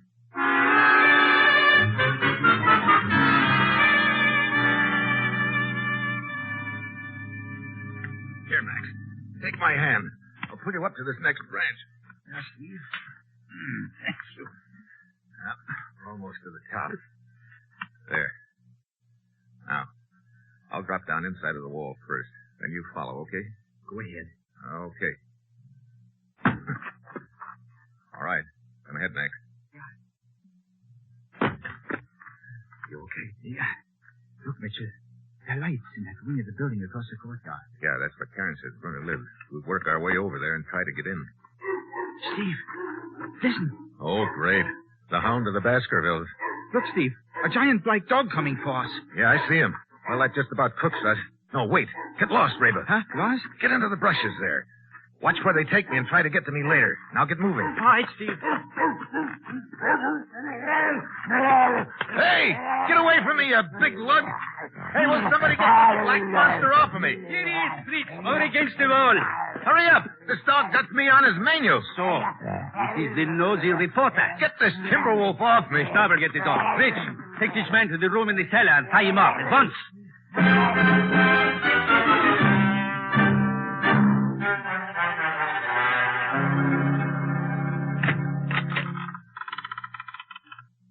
Who's there? Steve? Karen. They told me you'd been captured in the grounds. How long have you been lying here in the cellar? I don't know. Half an hour, I guess. You should not have tried to come back, Steve. You're sorry I did, Karen? Oh, Steve. I'm afraid for you. Look, just get me untied. I cannot do that, Steve. What? Now, look, Angel, fun is fun. Bruno but- would kill me if I did a thing like that. Look, you let me worry about Bruno. Oh, I cannot untie you now. I must get back right away or they will become suspicious. But, well, perhaps I can come back later. Come here. Okay. But make it sooner instead of later. I'll try, Steve. This is a great spot you got yourself in, Mitchell. Steve? Max, how long have you been in the next room? For several minutes. Here, I'll untie you. Good. I would have come in sooner, but from what I could hear, you were not very anxious to be rescued. Yeah. Look, you know your way around this villa pretty well, don't you, Max? What do you mean? Finding these rooms in the cellar without much trouble. I told you I've been watching this villa the last few days. You're pretty short, too, aren't you? I do not understand. Karen told me Brunner was short. Don't let your imagination run away with you. I'm trying not to. How did you get in here so easily, anyway? I diverted their attention by setting a fire in the yard. A fire in the... Hey, you believe in doing things up brown, don't you? Yeah. The last of the knots. Come on, Steve. Yeah. Out of this side door into the hall. Hey, no guards. No, they're probably all fighting the fire out in the yard. Come, up these stairs. We'll try to get over the back wall while their attention is diverted. Over the wall? Look, I came to this villa after file 307, and I'm not leaving until I get it. Steve, that's impossible. We would be lucky to escape with our lives to continue the search for the document that would mean certain death for both of us. You get discouraged too easy. This the door to the yard? Yeah. All clear. Come on. Hey, that really is a fire you started. Come, Mitchell. It's spreading toward the front gate. It's our chance to get over the back wall. Hey, wait a minute, Max. We're not leaving yet. What? Look, that building over there. It's Brunner's wing of the villa. Steve, are you crazy? We cannot get in there. Why not? The door's open. This is our big chance, Reba. But, Steve, I tell you... Look, I came all the way across the Atlantic to find that piece of paper. Come on.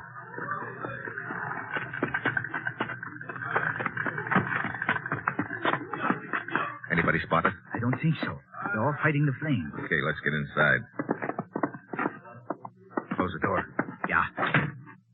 Bruno must be out at the fire, too, Steve. Yeah. Brother.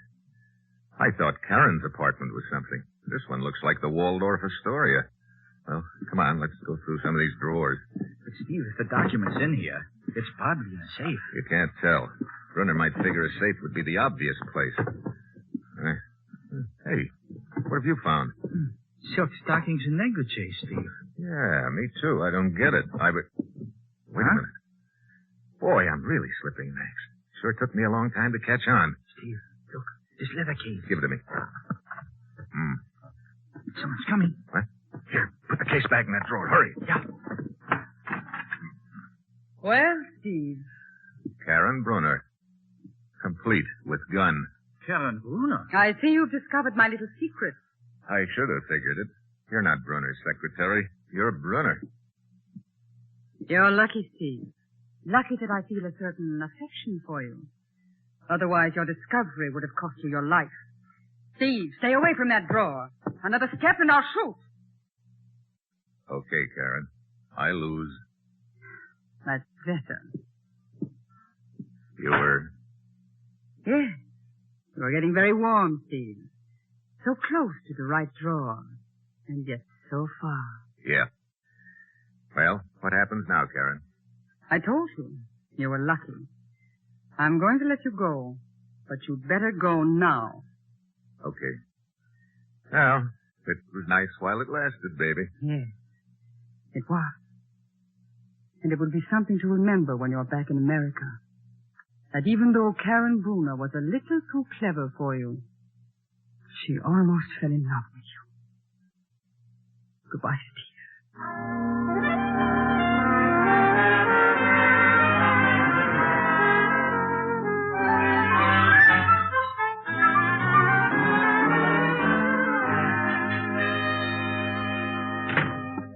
Hi, Commissioner. Ruth said you wanted to see me as soon as I got back. I certainly do, Steve. I got the cable you sent from Zurich before you left. So, Karen, the beautiful secretary, turned out to be Bruner. She sure did. Steve, you let me down bad. Letting a woman razzle-dazzle you like that. But I finally figured out she was Bruner, Commissioner. Yes, but too late. Not quite. I didn't mention it in my cable, but... Here. What's that? File 307. What? That's what you sent me over there to get, isn't it? Why, yes, but I don't understand. You see, I'd found the papers and stuck them in my shirt before she walked in. And when I made a pass at the drawer where they'd been, she figured they were still there. I give up, Steve. Of all things. Yeah. Karen was a razzle-dazzle artist, but she forgot that two could play that kind of football. I guess she'd never run into the hidden ball play before. Yeah. So long, Commissioner.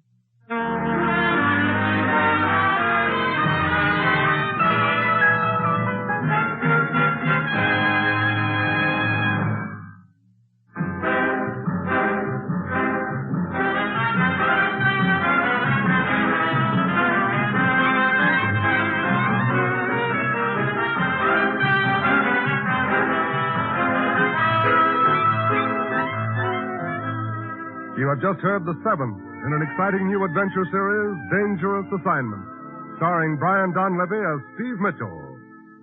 Dangerous Assignment is written by Bob Reif and directed by Bill Karn, with music by Bruce Ashley.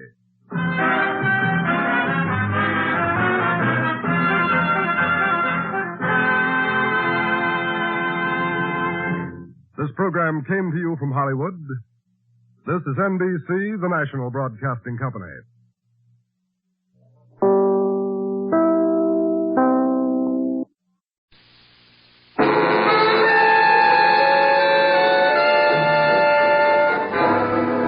Dangerous Assignment, starring Brian Donlevy as Steve Mitchell.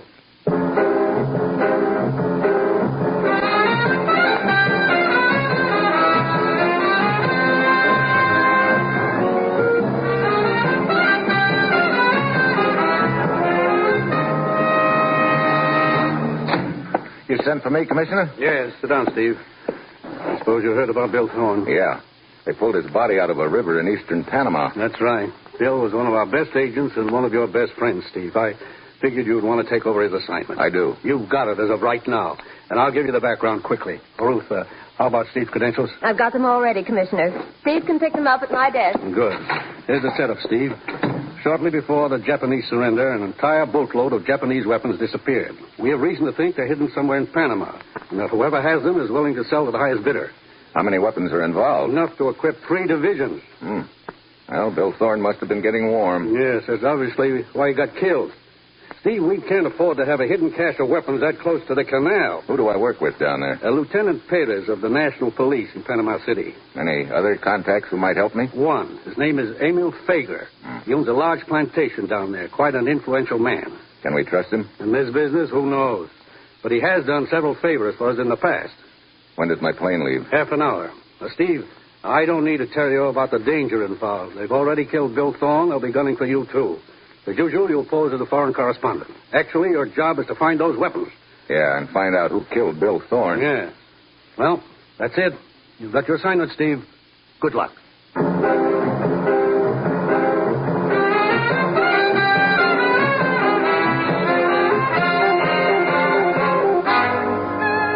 Steve Mitchell is en route to Panama City by plane.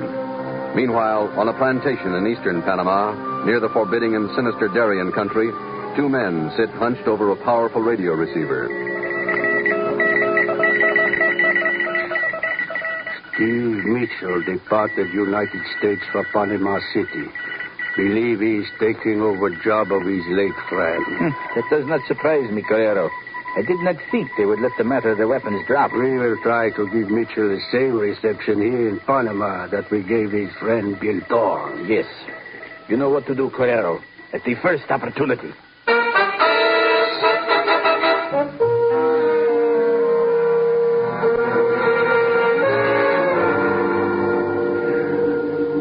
Lieutenant Perez, I'm Steve Mitchell from the United States. Here are my credentials.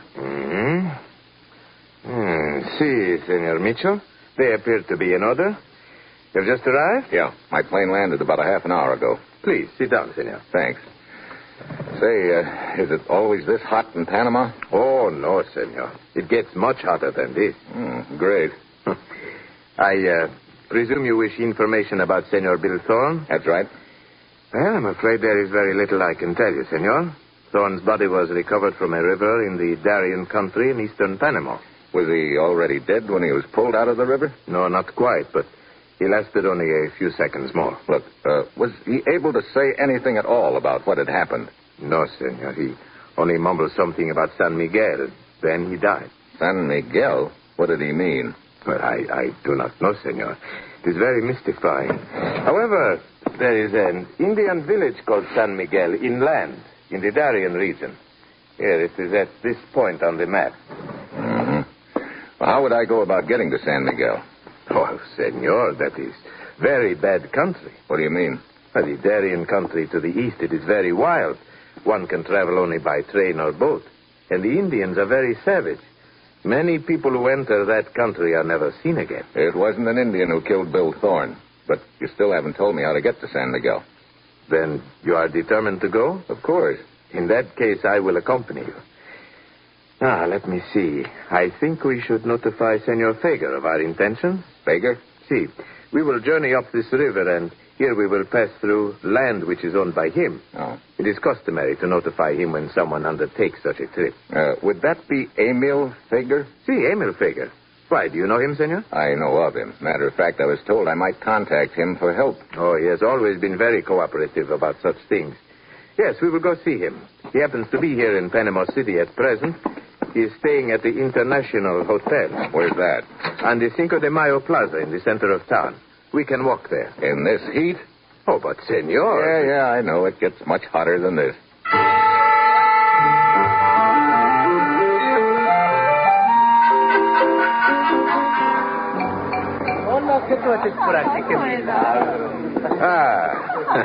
I thought we would find Senor Fager here in the lobby.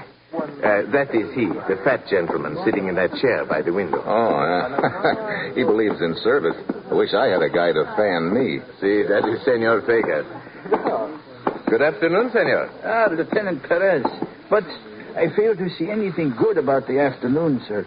With this infernal heat. Well, you should be accustomed to it by now, senor. Oh, I seem to feel it more when I come into town, senor. On my plantation, it doesn't bother me. But here, I must take Pepito and his fan wherever I go. Pepito, turn around. Fan the gentleman. Senor, I would like to introduce Senor Steve Mitchell, a correspondent from the United States. Delighted to make your acquaintance, sir. Mr. Fager? Well, what can I do for you, gentlemen? Senor Mitchell desires to see some of the Darien country. I have offered to take him up the river with me. The Darien country? If you're an adventurous man, Mr. Mitchell, that region is not generally considered to be suitable for an outing. So I'm told.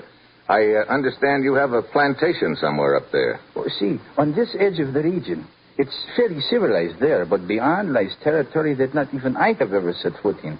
Pepito, you are lagging. Faster, faster. You know, this is the closest thing to a breeze I've felt since I left home. As we will be passing through your lands part of the way, I thought I should ask your permission, Senor Fager. Good answer, of course. Glad to have you, gentlemen. At least that portion of your journey will be safe.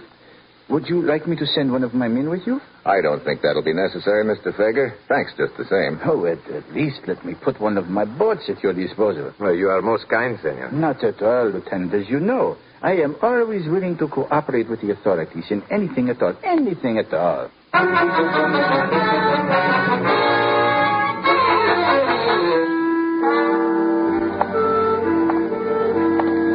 Wow. It isn't getting any cooler, Perez. No, senor. As you see, the streets are nearly deserted this time of day. Everyone seeks refuge from the heat. Yeah. I noticed that this street wasn't exactly crowded. Hey, here's a doorway. Let's get out of the sun a minute, huh? Of course, senor. What do you know? What is it, senor? Wouldn't you know it? 10 degrees hotter than a Turkish bath, and some joker builds a chimney on his house. Chimney? Oh, but, senor, there are no chimneys in Panama City. No. Look out in the middle of the street. See the shadow of that building across the way?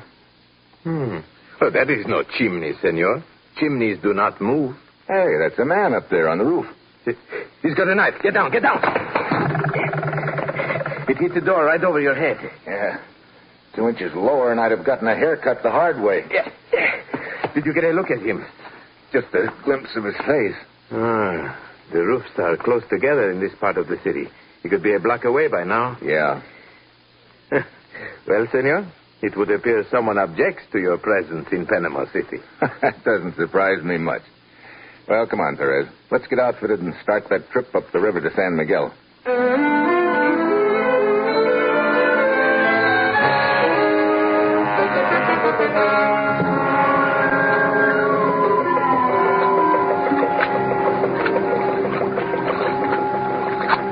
You know, this is not exactly like boating on the Potomac, Perez. Look at that jungle. I'd sure hate to get lost in there. Oh, it is an easy thing to do, Senor Mitchell. The only trails in there are made by the Indians, and they are well concealed. You say the Indians in this area are hostile? Most of them. There isn't any intrusion on what they consider their country. And, of course, the Indians are not the only danger in there. No? There are always the snakes. Snakes? Oh, yes, senor. This jungle is full of them. Many varieties, but most of them are quite deadly. Oh, fine. Yeah. Well, we should be getting close to San Miguel. We have but a few more hours of daylight, and because of the rocks, it is very dangerous to navigate the river at night. Well, I'm not hankering to be out in this stuff at night. These mosquitoes don't help things either. Mitchell, someone is shooting at us from the jungle. Get down on the boat. You see where it came from? See where it came from? I can't even see where we're going. We must keep control of the boat. Yeah. As soon as he shoots again, I'll take a quick look over the side and see where we're going. Hey, that went right through the boat.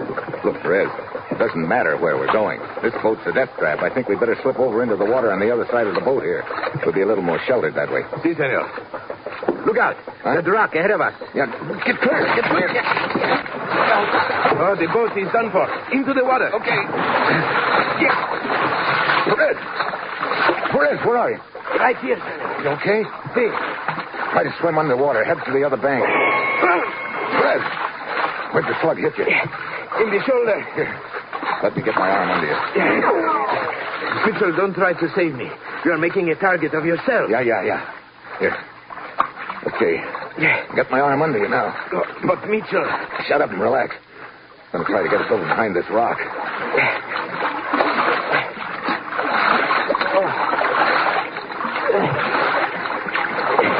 Senor, I am getting weaker. Hold on, Fred. Just a little longer. There. We made it. Good. This rock will shelter us from Trigger Boy for the time being. How you doing, Perez? Oh, I'm afraid I have lost quite a little blood, senor. Well, wad up your shirt and hold it over the wound. See? Yeah, that's it. Hey, I can touch bottom here. Look. Just lay over on my shoulder and I'll carry you out of the water. All right. Here we go. We're going to be exposed for a second or two, but we can't help it.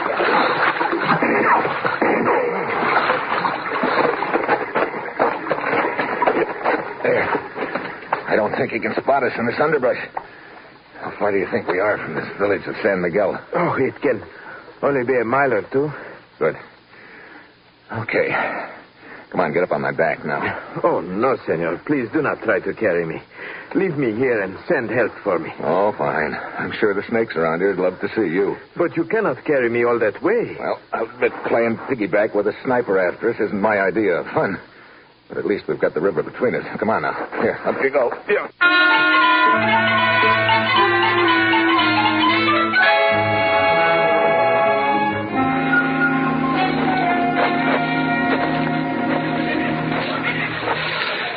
Can you see the village yet, Perez? See. It is in that clearing just ahead. Good. This is sure the longest mile I've ever walked in my life. Yeah. I see it now. Hey. All the huts are up on stilts. Uh-oh. Looks like we've got a reception committee coming towards us. The man in front, I think he is their chief. We had better stop here at the edge of the clearing. Okay. I'll put you down here. Yeah. There. Can you stand all right? Yes. Senor Mitchell. Yeah? For bringing me to safety, Gracias, senor. Yeah. Here they come.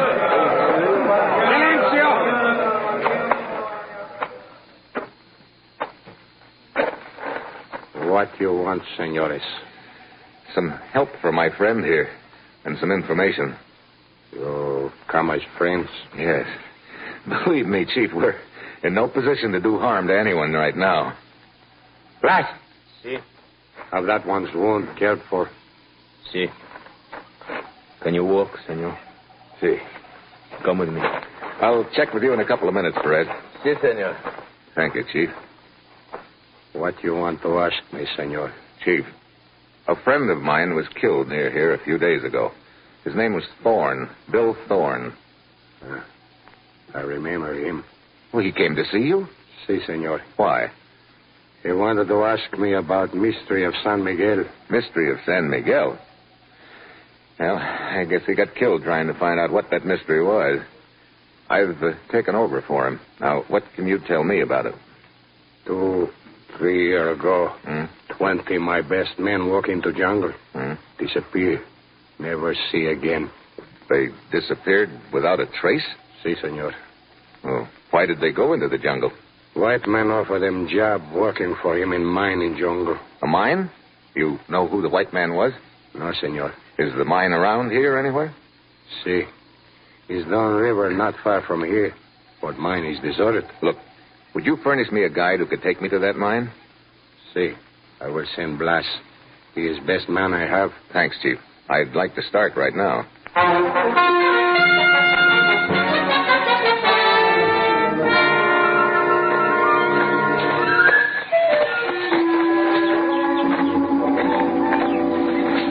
I'd hate to be trying this alone, Blas. You can't even see these trails from 10 feet away. Si, senor. We keep them well concealed. We do not wish enemies to use them. You have any idea what kind of work these men from your village were doing at this mine we're heading for? No, senor. Once I saw some of them going down river on a large boat. Could you see what was on the boat? Big boxes. Big boxes, huh? Yeah, that could have been the weapons. Aye, here we are, senor. What? Here's the mine. Where? I don't see anything. Right over there, senor. Is that it? See? No wonder I couldn't see it. It's all blown over with underbrush. Sure haven't been operating for a long time. There, I'll take a look.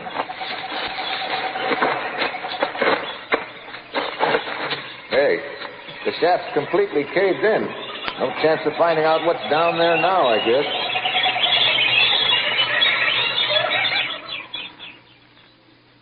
Senor. Huh? The birds. What? We are being followed. What?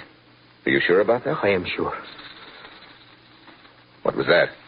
Stand still, senor. Now I see him. Who? Look, over against that tree. Holy smoke, what's that? Iguana, senor. What? Iguana, a giant lizard. You call that thing a lizard? It's 5 feet long. Si, si. Look at him go. Si, senor. Brother, remind me never to spend a vacation here. Well, wait. Birds do not stop singing for iguana. Listen. Yeah, I hear it. Someone coming through the brush. Senor, you get over behind that tree. I will lie beside the trail here with my machete. Okay. Can you see anything? See. He's a man. He's carrying a rifle. Probably the same sniper. Quiet. There it comes.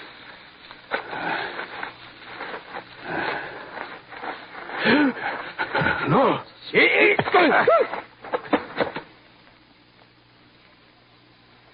Brother, you sure made short work of him, Blas. He would have made short work of us, senor. Yeah. Hey, I recognize his face. That's the guy who chucked the knife at me in Panama City yesterday afternoon. You know this man? No, but here, maybe there's something here in his pockets that'll give us a lead on who he is. Just this picture. A picture of himself? Yeah. That girl he's with isn't bad either. Well, come on, Blas. Let's get back to the village. Look, I'm going to ask the chief if I can keep you with me to help me take Perez back to Panama City. I've got to get back there and make out my report.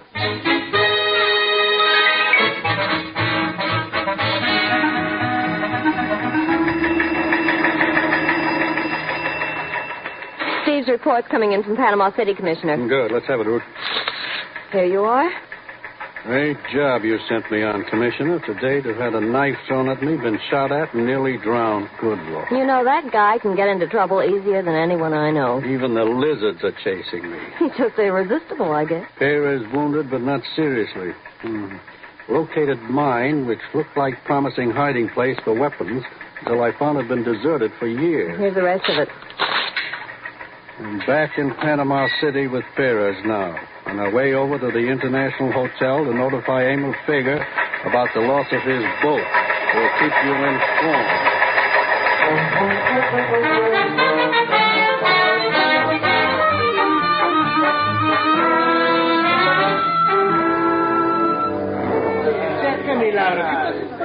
We are very sorry about the loss of your boat, Senor Fager. Nonsense. It was unavoidable, Lieutenant. And I have other boats. You were both very fortunate to escape with your lives, gentlemen. You can say that again, Mr. Fager. But at least that river was cool. Where did you say this incident occurred, Senor Perez? Oh, about 20 miles past your plantation, Senor. Yes. That's bad country up there. Makes a perfect hiding place for outlaws and cutthroats. Any idea why that sniper should be shooting at the two of you, sir? No, none. Must have been a nasty wound you got, Senor Perez. See, my shoulder still pains, but it is much better now. Come on, Perez. We better be going. I'll see you later, Fager.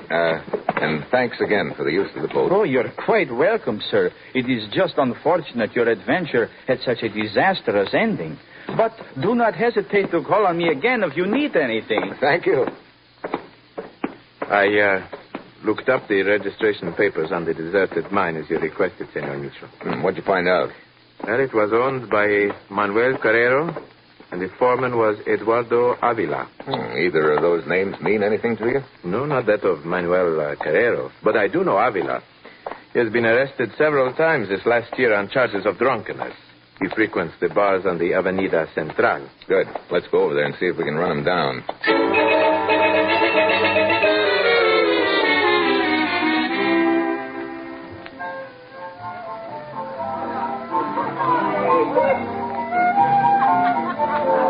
There is Avila, Senor Mitchell. Over at the corner table with the woman. Well, our luck's good, Perez, finding him in the third bar we tried. Hey, who's that girl he's with? I do not know, Senor. She's just a Blue Moon Queen. A what? Blue Moon Queen. That is what we call them here. Girls who frequent these bars and get men to buy drinks for them. Why do you ask, Senor? Because she happens to be in the picture I took out of the dead sniper's pocket. What? Are you sure of that? Take a look at it. Here. See, you are right. Come on. Eduardo Avila? What do you want? As you know, I am Lieutenant Perez of the police. What has Eduardo done? I will ask the question, Senorita. I've done nothing. Were you not once the foreman of a mine up the river near the edge of the Darien country? That mine has not been operated for years. What kind of a mine was it? Why don't you leave me alone? All the time the police, they arrest me, lock me up. Why don't you leave me alone? All I want is to be left alone. Avila, come back here. Let him go for now, Perez. I want to talk to the little lady here. What you want with me? Take a look at this picture. Who's that man with you? I do not know. Come on, quit stalling. I tell you, I do not know. Senorita, allow me to point out, if you do not tell us, I will have to arrest you. I believe you are acquainted with our jail. I'm certain you would not like to return. Now, who is the man in that picture with you? Carrero. What? Let's have that again. Manuel Carrero. Mitchell. Yeah. Thanks, Senorita. Come on, Perez. Senor Mitchell, Manuel Carrero was the man who was listed as the owner of that mine. Yeah. The same guy who threw a knife at me and was shooting at us in the river. I wish he'd lived long enough to fill in a few details. After you, Senor. Thanks. What do you think of this foreman we just talked to, Avila? He impresses me as a man who knows something he is drinking to forget. Yeah. I wonder if he's trying to forget those 20 natives who disappeared from San Miguel. You know, all of this seems to tie into that mine. Have you still got those registration papers on it? See, in my office. Good. I want to take a look at them.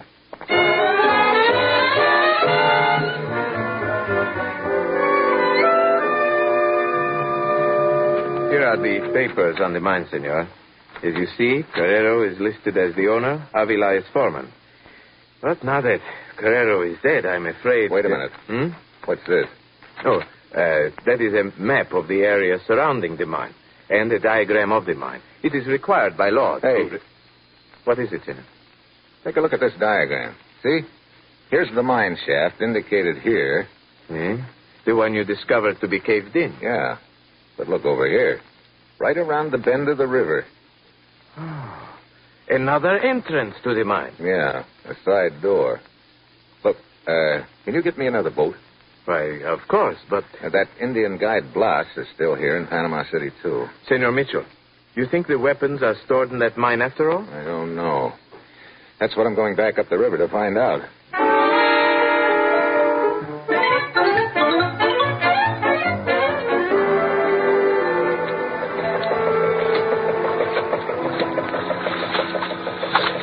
We are very near to the shore, senor. Yeah, Blas. I'm keeping the boat in as close as I can. I don't want to miss that mine entrance. They should be getting warm, according to this map. Look, there's the bend in the river just ahead. Yes, senor, I see the entrance. Right over there. In the side of the river bank. Oh, yeah. Brother, you'd never spot that in a million years unless you knew right where it is. It's all covered with underbrush. See? Okay. Tie up to that branch. We'll take a look. See? There. Okay, come on.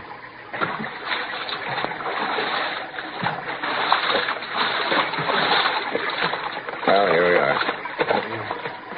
It's very dark in town. Yeah. I got a flashlight. I'll go first.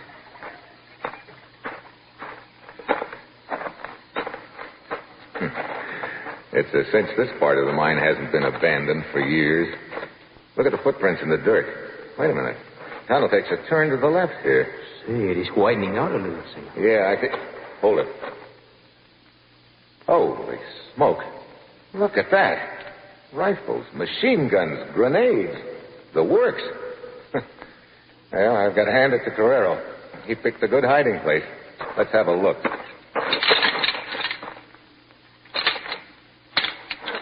Senor, look. Huh?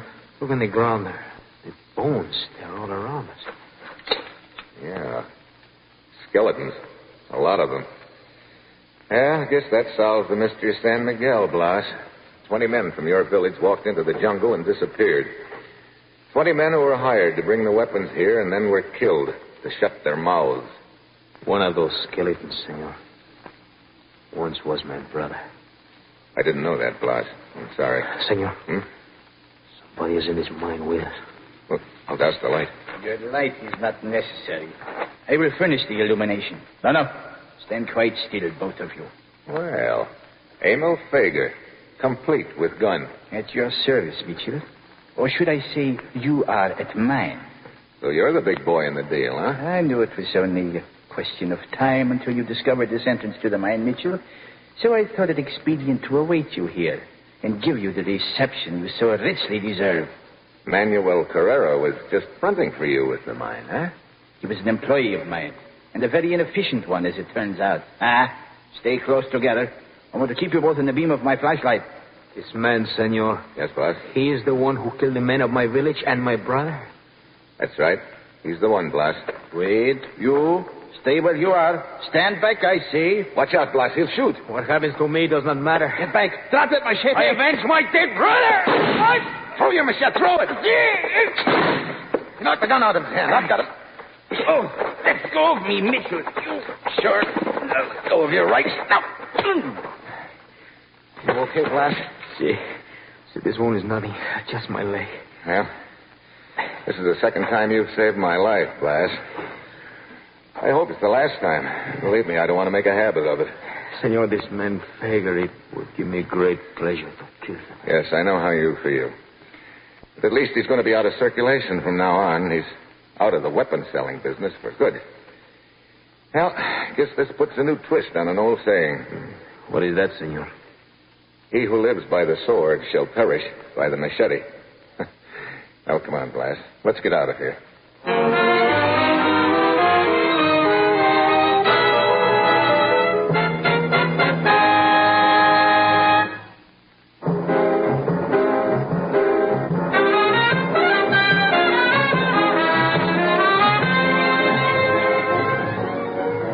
have just heard the first in an exciting new adventure series, Dangerous Assignment, starring Brian Donlevy as Steve Mitchell. Dangerous Assignment is written by Bob Reif, with music by Bruce Ashley and directed by Bill Karn. Be with us next week at this time when Brian Donlevy, starring as Steve Mitchell, will embark on another Dangerous Assignment. Fred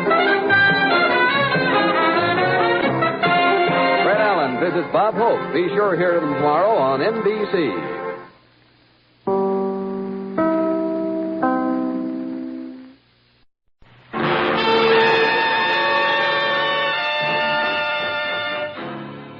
Dangerous Assignment, starring Brian Donlevy as Steve Mitchell.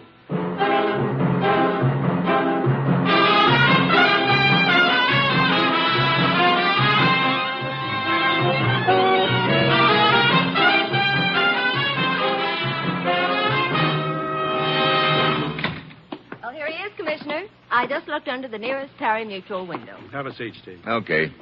You know, of course, I was going to get even on that next race. I'm afraid this can't wait until the next race, Steve. I'll have your credentials and plane ticket at my desk when you're ready for them. Thanks, Ruth. Sending me off into the wild blue yonder again, Commissioner? You're flying to Tangier. Tangier? Look, I don't even have a veil. You won't need one. Ever hear of a man named Captain Rock? Yeah, sort of a soldier of fortune, isn't he? Yes, a man who'd do anything for anybody, if the price was right. Here's a picture of him. Take a look. Hey, he looks like me. Quite a little, Steve. We think you could pass for Captain Rock almost anywhere. Hey, wait a minute. What do you mean, pass for him? It's a very dangerous game, Steve, but I'm asking you to play it for us. Putting it bluntly, you're going to pose as Captain Rock in Tangier. You'll be a decoy. Oh, great. Look, maybe Captain Rock won't like the idea. He's in no position to object, Steve. Last night in Tangier, Captain Rock was stabbed to death. Huh? Well, how do I go about impersonating a dead man? His death has been kept a secret. He was found right after he was stabbed and was taken to the hospital in Tangier under heavy police guard. He died in the hospital. We want his killers to think they missed. Oh, so they'll come after me, huh?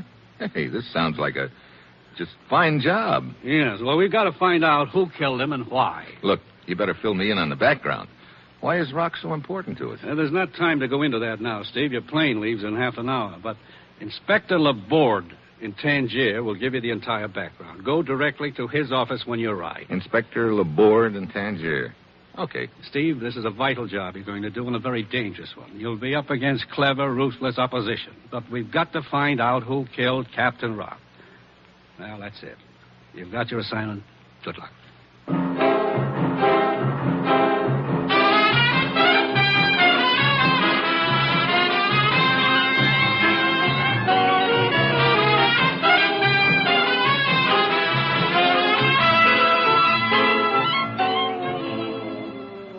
The National Broadcasting Company is proud to present Dangerous Assignment, starring Brian Donlevy as Steve Mitchell, colorful, two-fisted government agent. At all those places in the world where danger and intrigue walk hand in hand, there you'll find Steve Mitchell on another Dangerous Assignment.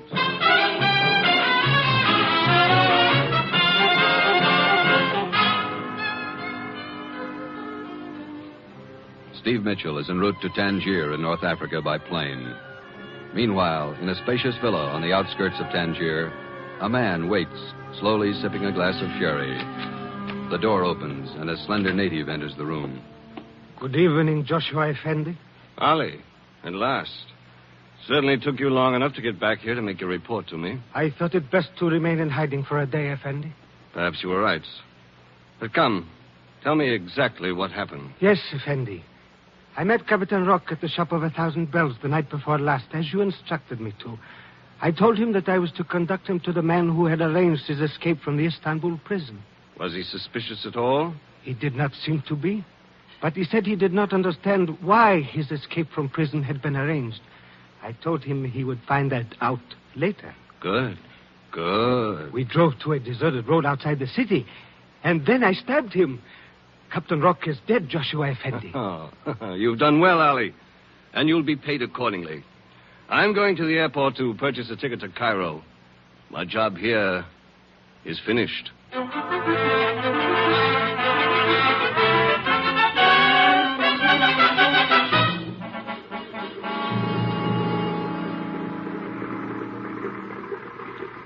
I would like a ticket to Cairo on the first available plane. Very well, sir.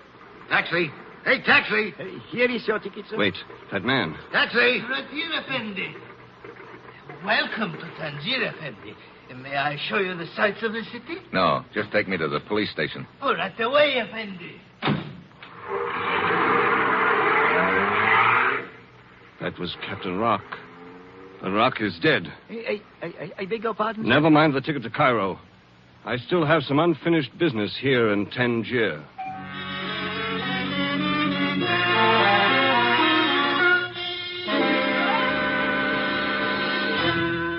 No, it cannot be true, Joshua Effendi. Captain Rock is dead. You stupid fool, Ali. I saw him at the airport just now. You bungled the job the night before last, after all. No, it could not be. I stabbed him to death in the car. Ali, I do not miss. Did you wait until you were sure he was dead before you left? Well, you see, Joshua Effendi... Out with it, Ali! Well, a police patrol came down the road right afterward. It was necessary for me to depart quickly. That's what I thought. You did bungle the job, stupid. One more chance, Effendi. Just give me one more chance, and this time I will make sure. No! It is too late for that, Ali. You had an opportunity, and you failed me. No, Effendi, please. No! One chance is all I ever give anyone, Ali. From now on, I will handle this job myself.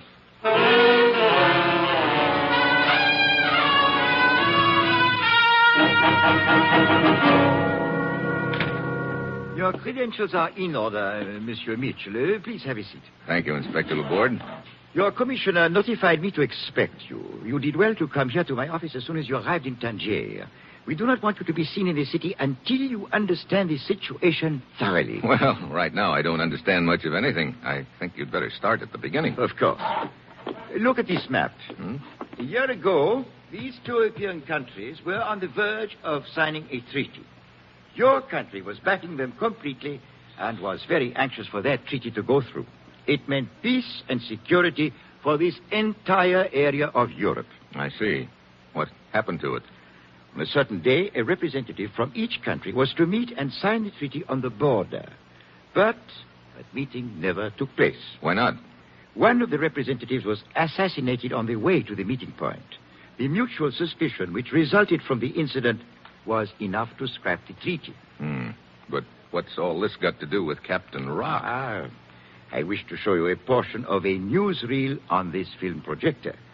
Will you turn off the light, please? Okay. Merci. I will start the projector now. This was taken near the border of the two countries involved on the day the treaty was to be signed.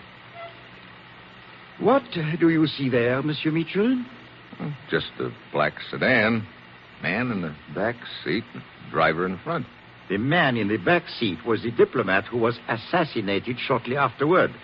Now, look more closely at the driver. What? Hey, it's Captain Rock. Captain Rock. You may turn the lights back on now. Merci. You think Captain Rock killed that diplomat? No, but we think he was in on the plan in some way. At a certain point in the trip, instead of turning to the left, as he was supposed to do, he suddenly turned to the right, into a blind alley. That is where the shooting took place. I see. Well, then, if Rock was in on the plan, that means he knew who killed that diplomat. That is precisely the point, Mitchell. We believe that interests hostile to that treaty deliberately assassinated that diplomat to block the treaty. Your commissioner also believes that if they can be exposed for what they are and linked to the killing, then the treaty has a chance of going through after all. Yeah. Well, what happened to Captain Rock after the shooting? Interpol in Paris has supplied us with that information. I have it right here.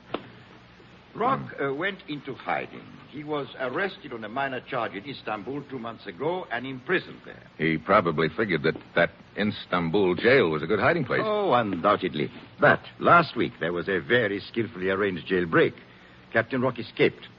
We want to find out who arranged that escape, because it is our belief that the one responsible for it is the killer who realized that he was not safe as long as Rock was alive. So that's why I'm supposed to impersonate Rock? Exactly. I think we will be able to make the killer believe that he missed the first time. So he'll come after me. You know, this sounds like a nice, friendly little pastime where a guy could wind up dead. There is no point in minimizing the danger, but this assignment is a vital one. Look, did you get anything out of Rock before he died? No. But a few hours before his death, he was seen at Hassim's. Hassim's? What's that? It's a cafe here in Tangier. It may mean nothing. On the other hand... Well, I guess that'll be my first stop, huh? Oui. Monsieur Mitchell, one thing I must make very clear to you. Yeah? When you walk out of this office, you will be Captain Rock. You cannot return here until this job is finished, one way or the other. Why not? The interests that we think are behind this have eyes and ears everywhere. We must do our best to convince them. Therefore, I am the only one in Tangier who knows who you really are. Even now, your picture has been distributed to the force as that of Captain Rock. To the rest of the police, you will be Captain Rock, to be pursued and captured if possible. Oh, fine. I don't have enough to do trying to find out who's behind all this. I have to play hide-and-seek with the police, too. I regret it is unavoidable. Well, look, suppose I get in a spot. Isn't there anyone who can help me? I have considered that possibility. I will have one of my detectives who will make himself known to you at Hassim's Cafe. How will I know him? He will approach you and he will say, Hassim stocks fine wines here. You will ask him if he is an employee of the place, and he will reply, no, not an employee, a connoisseur. Fine wines connoisseur. Okay, I've got it. Keep under cover for the rest of the day and be at Hassim's at 7 tonight. Okay. Monsieur Mitchell, I do not need to warn you to be careful, because if you are not, I am afraid it will cost you your life.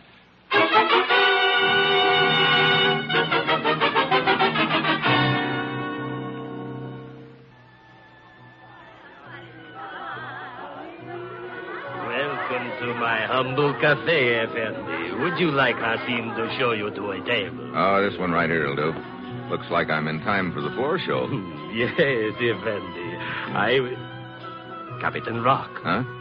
For a moment, I did not recognize you. But you are Captain Rock. Yeah, but let's not spread it around, Hassim. But of course, Effendi, I forgot you were wanted by the police. But you risk capture to come here to see Yadida. Yadida? Your sweetheart. See? She is dancing now. Oh, yeah. She looks even more beautiful than the last time I saw her. She is the sweetheart of all Tangier. But she loves only you. I will go to signal her that you are here. She will be overjoyed. I hope so.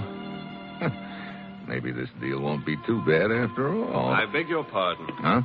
Is this your first visit to Hassim's Cafe? Why, no. I used to come here a lot. Why? Who are you? Allow me to congratulate you on your excellent taste in coming here. Hassim stocks fine wines. Oh? Are you an employee? Not an employee. A connoisseur. I see. Inspector Laborde sent me. Let us go someplace where we can talk. No, not now. I know what you look like now. That's all that's necessary. Just manage to be around if I need you. But I think we should go outside and discuss. No, look. Hassim's heading this way. Beat it. Very well. I will leave by the back door. Yeah. I signal to Yadida. I pointed you out, see? She has her eyes on you now. Yeah. Nice eyes, too. Thanks, Hassim. See? She is coming straight here to your table. Yeah. Hassim, don't you think sweethearts should be let alone? But of course, Effendi. I understand. Darling. Hello, Yadida. Oh, darling, you must be careful. Joshua's here. Huh? I saw him. Wait. What's the matter? You are not... Oh, I beg your pardon, Effendi. I have made a mistake. Hey, wait a minute. Yadida, come back here. Yeah, looks like I didn't fool her any. Hassim. Yes, Effendi. Where's Yadida's dressing room? Oh, you have called already. Such a pity, such a pity. Yeah. Now I want to make up. Where's her dressing room? Where it has always been, Captain Rock. Through that curtain. The room at the end of the hall. Thanks. You will make it up, then all will be well again. Room at the end of the hall. Yeah, there it is. She was trying to warn me about something. Yadida. Hey. Yadida, what happened? Knife. Who did it? Joshua. Who's he? Joshua. Look, Yadida, so you know I'm not Captain Rock, but I'm trying to find out who killed him and what's behind it all. Can you tell me anything that'll help? Shop. of his hot bells. Shop of 1,000 bells. Where's that? Street bazaar. Yedida. Yedida. She's dead. What is it, Capitan Rock? What has happened? Yedida. She's dead. What? Yedida dead? Yedida. A knife wound. You did this, Capitan Rock. You killed Yedida. Now, look. You had a quarrel. You stabbed her. Police! Police! Police!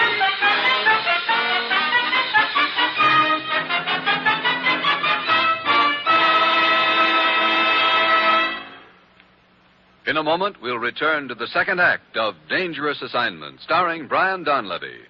But first, we'd like to call your attention to another fast-moving adventure mystery. Now on Sundays, hear Dick Powell as Richard Diamond, private detective.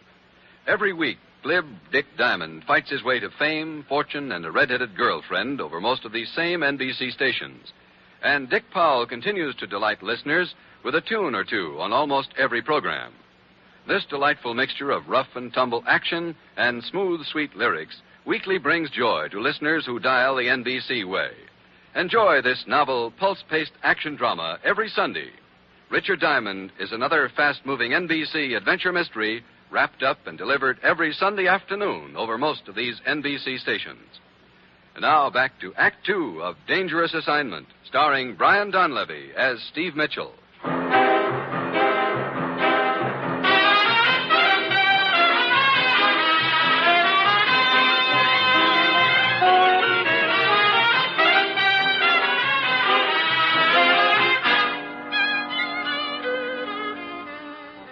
The time, 10 seconds later. The place, Hasim's Cafe in Tangier. Steve Mitchell, posing as the notorious Captain Rock, is still standing over the body of Yedida, the beautiful dancing girl, as Hasim, the proprietor, rushes down the hall to her dressing room. Hasim suspects Steve of killing Yedida. She loved you, and you killed her. Police! Shut up. Look, as long as we're throwing accusations around, you got here in an awful hurry just now, Hasim. How come? I do not know what you are talking about. Police! Quiet. Police! Take your hand off my mouth. Let go of me. In that dressing room. It will do you no good. I will still call the police. I know, but this way I'll have 5 minutes start. Now get in there. Police! Police! Police!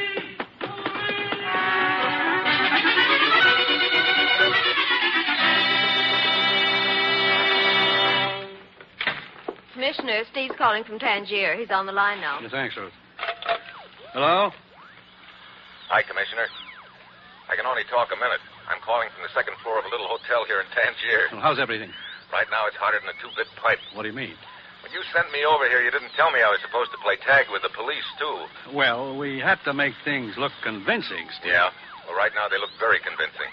Rock's girlfriend just got herself killed, and I'm the grade A suspect. What? Yeah. She was trying to warn me about something before she died. She mentioned a place called the Shop of 1,000 Bells in a bazaar.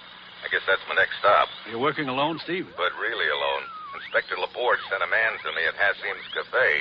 But I had to leave in such a hurry I wasn't able to contact him again. Have you made any contact with the people who engineered Captain Rock's jailbreak? Not yet. Maybe I'll have better luck at the Shop of 1,000 Bells. Look, I'd better hang up. I don't want to stay in one place any longer than I have to. This town is probably jumping with cops right now, and they're all looking for me. I'll try to call you again as soon as I have anything new to report. All right, Steve. Be careful. Yeah. So long, Commissioner. Clerk. Hey, clerk. Here I am, Effendi. Look, I'd like a little information. Of course, Effendi. What's the matter? Nothing, Effendi, nothing. You seem pretty nervous all of a sudden. It is nothing, Effendi. What information do you wish? Is there a bazaar around here anywhere? A bazaar? I do. Hey, you really got the jumps, haven't you? A bazaar? Oh, yes, Effendi. It is not far. Wait a minute. What was that? I do not know. A car pulled up outside a police car. So that's why you were nervous. Police, quick, in here. Here he is. Looks like I've got no friends at all. Right, this way. Must be a back door over there. Quick. There he goes.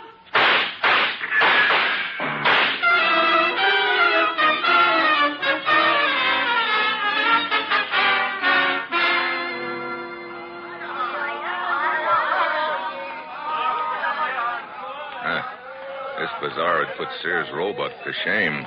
That shop of 1,000 bells ought to be around here someplace. Yeah, there it is.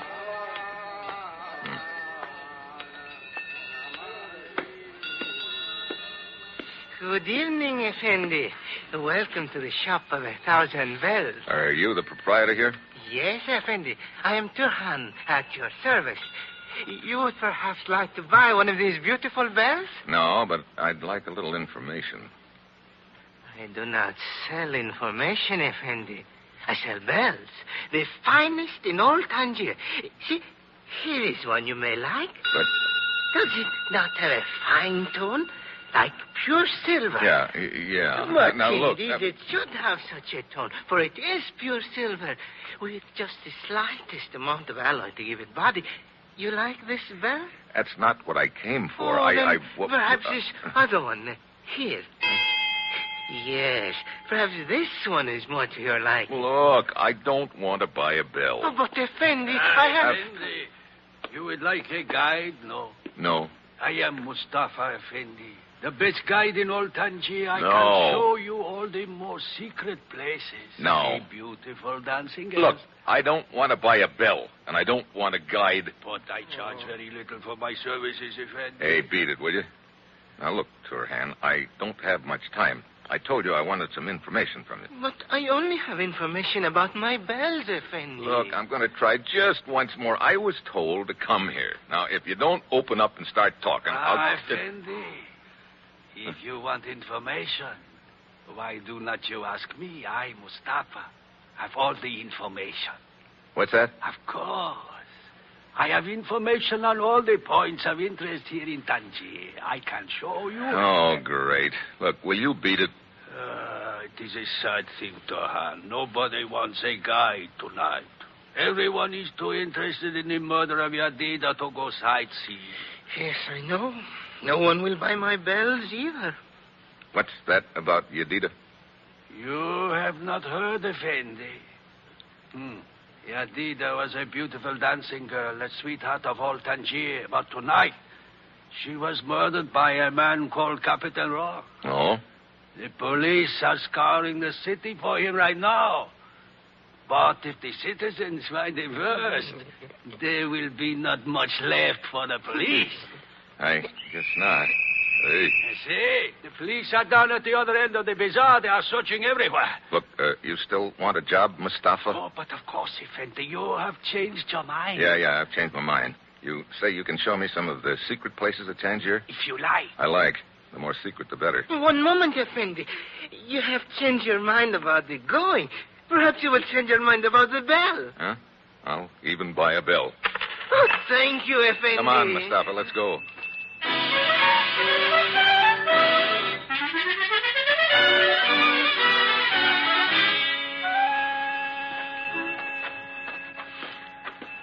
You sure know all the back alleys around town, Mustafa. It is my business to know them, Effendi. What would you like to see first? Well, you name it, as long as it's one of those secret places we were talking about. I have a place in mind that I think will appeal strongly to you. Here, in this door, Effendi. I will lead the way. Sure dark in here. There's a flight of stairs at your right, Effendi. Huh? We will descend. Okay. But it's your turn to carry this bill. Somebody's liable to confuse me for a cow in the dark. Of course. Here, put your hand on my shoulder. So, now you will not stumble. When you say secret, you really mean it, don't you? Certain activities are frowned on by the police.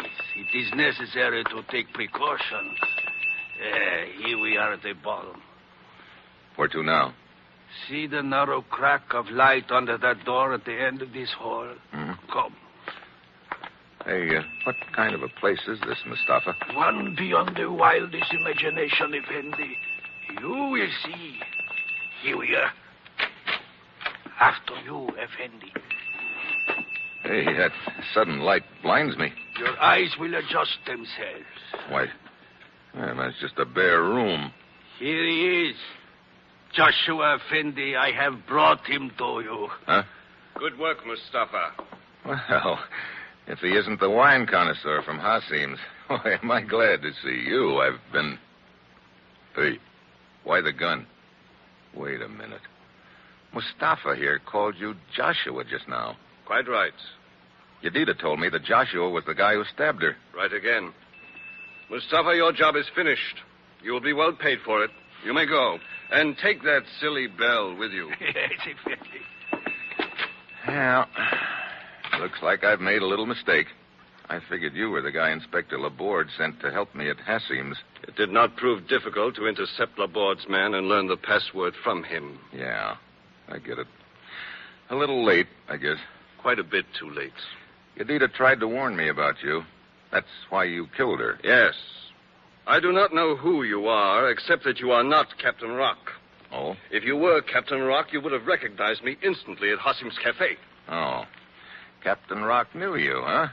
Maybe the two of you had done business before. You know, that adds up to an interesting thought. Does it? Sure. The thought that maybe it was you who killed that diplomat Rock was driving the car for. Two of you had that scheme all worked out between you, didn't you? I'm afraid your brilliant deductions can come a little late in the game. You've been looking for Rock ever since so you could kill him and shut his mouth for keeps. That's why you arranged that jailbreak for him in Istanbul. He was difficult to find, but as you see, we could not be safe as long as he was alive. Where is he now? Rock? You should have let well enough alone, Joshua. Rock is dead. You got him the first crack out of the box. Indeed. It would seem I was a little harsh with Ali then. Ali? An employee of mine who was assigned to kill Rock. I was forced to shoot him because I thought he had bungled. Yeah, I guess you could easily call that being a little harsh with him. However, I do not believe in regrets. I know now the job's been done. And with you out of the way, things will be complete. You are not leaving. And to make sure you do not, I will place myself between you and the door. So, getting rid of me is the next step, huh? The very next step. Joshua, the police! You fool, Mustafa! That door knocked the gun out of my hand! Thanks, Mustafa. Mustafa, grab the gun! Let go of me! With pleasure. I had the gun! Oh, yeah? The hand! Effendi, please. It was not my fault. I did as I was told.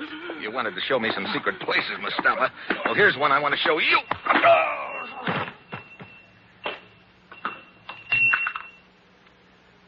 Never send an O for whom the bell tolls, Mustafa. It tolls for thee. Mitchell. Mitchell. In here, Inspector. You all right, Mitchell? Yeah, I guess so. I spotted Joshua's agent, Mustafa, and he led me to you. I was hoping I could get to you before it was too late. Well, you gave me a big lift indirectly, Laborde. Mustafa came flying back to tell Joshua you were closing in and knocked the gun out of his hand when he opened the door. There's your man, Inspector. Joshua, there, on the floor. Oh, he is the one who engineered the political assassination with Captain Rock? That's right. Good. We will give it the widest publicity.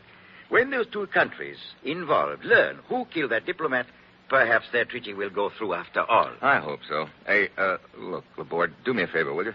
After what you have done, anything, Mitchell. The citizens of Tangier still think I killed Yedida. Will you give me a police escort out of town? I'm not exactly hankering to hang around here, if you know what I mean. That can easily be arranged, Mitchell. Posing as a notorious character does have its disadvantages, I suppose. That's the understatement of the week. You know, the next time the commissioner wants me to impersonate somebody... Yes? I hope it's a Sunday school teacher in Cedar Rapids.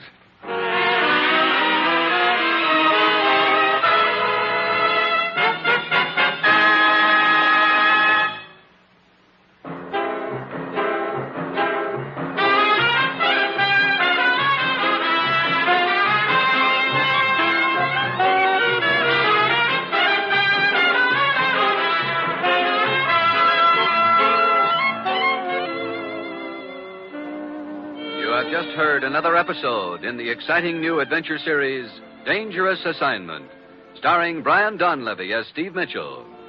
Dangerous Assignment is written by Bob Reif, with music by Bruce Ashley and directed by Bill Karn. Be with us next week at this time when Brian Donlevy, starring as Steve Mitchell, will embark on another Dangerous Assignment.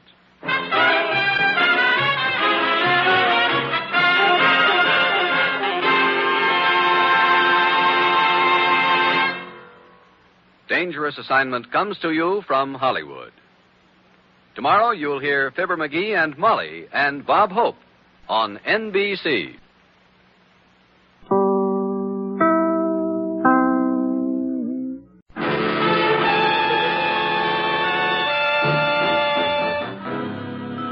Dangerous Assignment, starring Brian Donlevy as Steve Mitchell.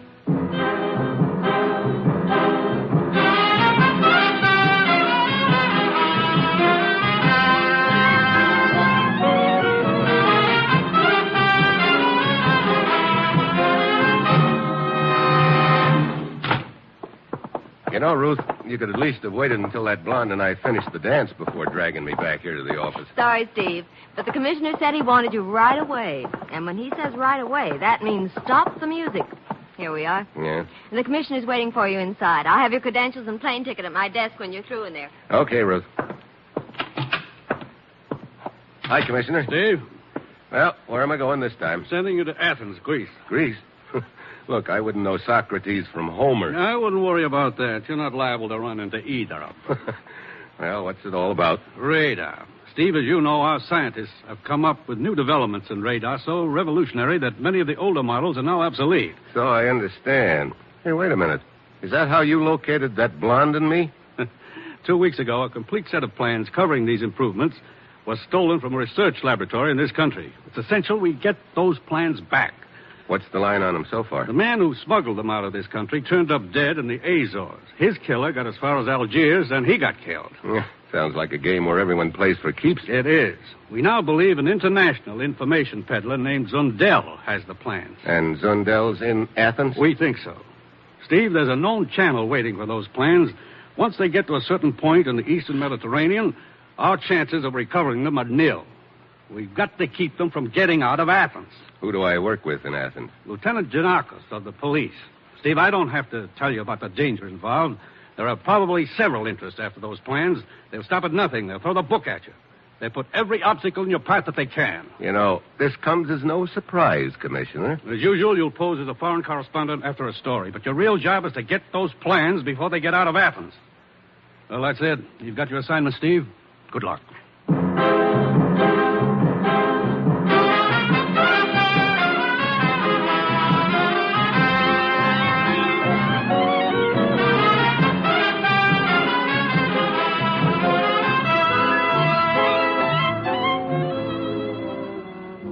The National Broadcasting Company is proud to present Dangerous Assignment, starring Brian Donlevy as Steve Mitchell, colorful, two-fisted government agent. At all those places of the world where danger and intrigue walk hand in hand, there you will find Steve Mitchell on another Dangerous Assignment.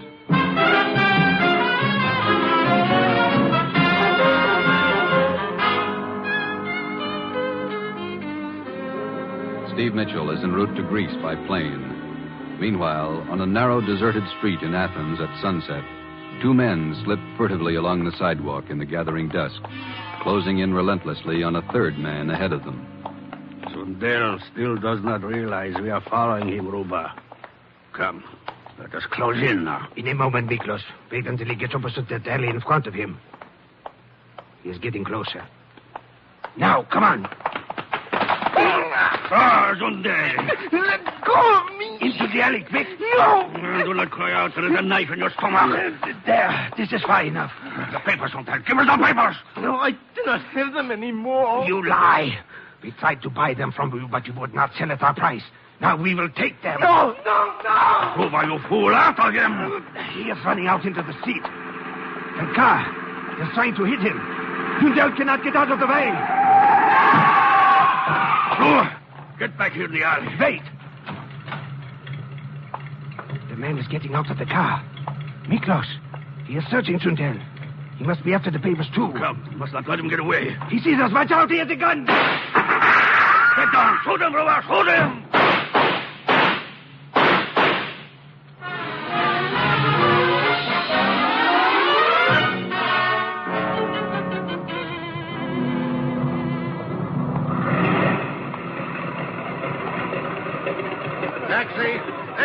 I'm sorry, sir. This cab is taken. Huh? Oh, yeah, so I see.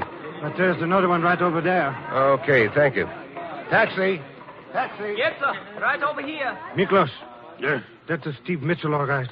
I received information he would be sent here to Athens to look for the radar plans. Well, we must find out who ran down Zundel last night and beat us to those plans. Maybe if we search Zundel's house. But we must also prevent Steve Mitchell from finding those plans. And that job comes first. Come, we will follow his cab.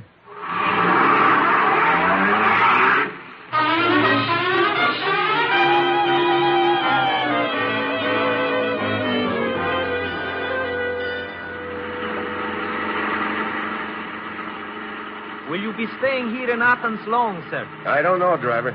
Well, I just happen to have some cards with me which will admit you to various places that I'm sorry, I'm not on a vacation. Hey, that other car. He's trying to sideswipe. Straighten it out! I cannot look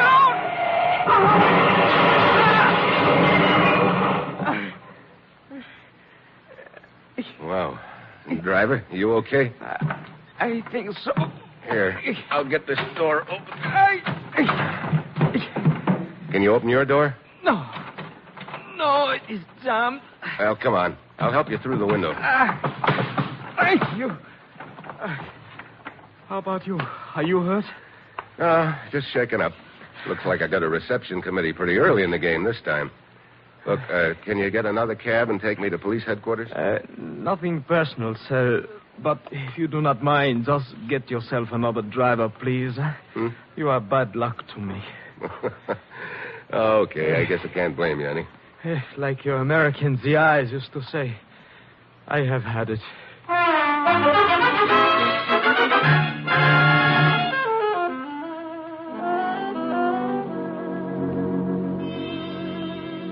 So I finally made it to your office, Lieutenant Janikos, the hard way.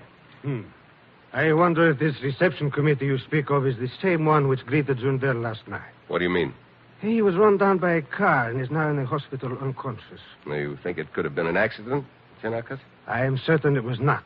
It was a deliberate hit and run. Several shots were heard. That is all we know at present. Here. You may be interested in looking at these pictures. Taken at the scene of the accident, huh?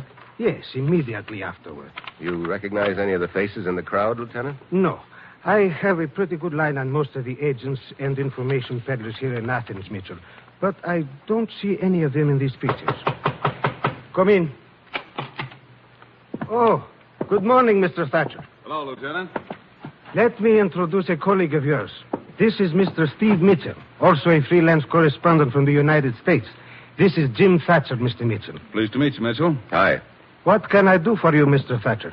I came to talk to you about this guy Zundel who got run over last night. What about Zundel? Well, I don't know if you know much about his background, but he's a sort of a shady character. Indeed. In what way, Mr. Thatcher? Well, I've been cultivating him off and on for the past few months. Once in a while, he's given me information I was able to use in some of my stories.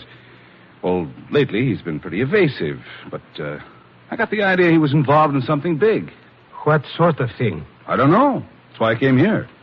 Figured you might have some sort of line on it. I'm afraid I cannot help you, Mr. Thatcher. Well, I won't take up any more of your time, Lieutenant, but if you do get any information about Zundel, I'd appreciate you letting me in on it. I am sure you will have access to any information which is made public, Mr. Thatcher. Okay, I'll keep in touch with you. You going to be in Athens long, Mitchell? Oh, a few days, I guess. Where are you staying? Lyceum Hotel. I'll look you up. Maybe we can have a drink and talk a little shop. Okay. See you around, Thatcher. You handled that very well, Lieutenant. For our purposes right now, we don't want anyone to know we suspect Zundel of being involved with those radar plans. That was my thought, too, Mitchell. Well, what will be your first step? I'd like to take a look around Zundel's place. Very well. Here's the key. We took it from Zundel's pocket after the accident. Here is the address. Okay, I'll go over there right now. I'll probably be calling in a little later, Janakis.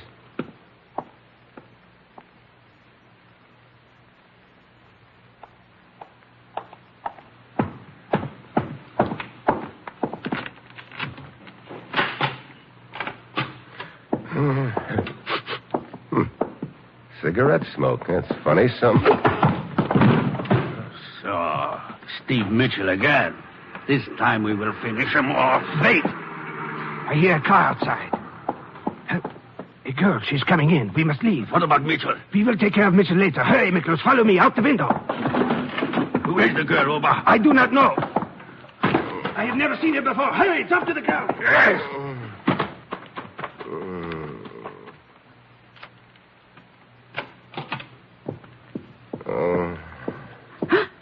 Oh. Hey, you really pack a wallop, don't you? Who are you? Well, right now you can just call me Hit on the Head. Oh, I don't understand. What are you doing here? I'm going to ask you the same thing. Why, I'm Helen Slater, Carl's fiancée. Carl? Oh, you mean Carl Zundel? Of course. Look, I don't understand. Where's Carl? Don't you know? Well, I thought he was here, obviously. This happens to be his house, you know. I guess you haven't read the paper today. I've been out of town. Why, has anything happened to Carl? He was in an accident last night. What? Oh, no. Is he... Well, was it serious? He's in the hospital, unconscious. Where? I want to see him. Yeah, that might be a good idea. Come on. I'll call a cab and take us to the hospital.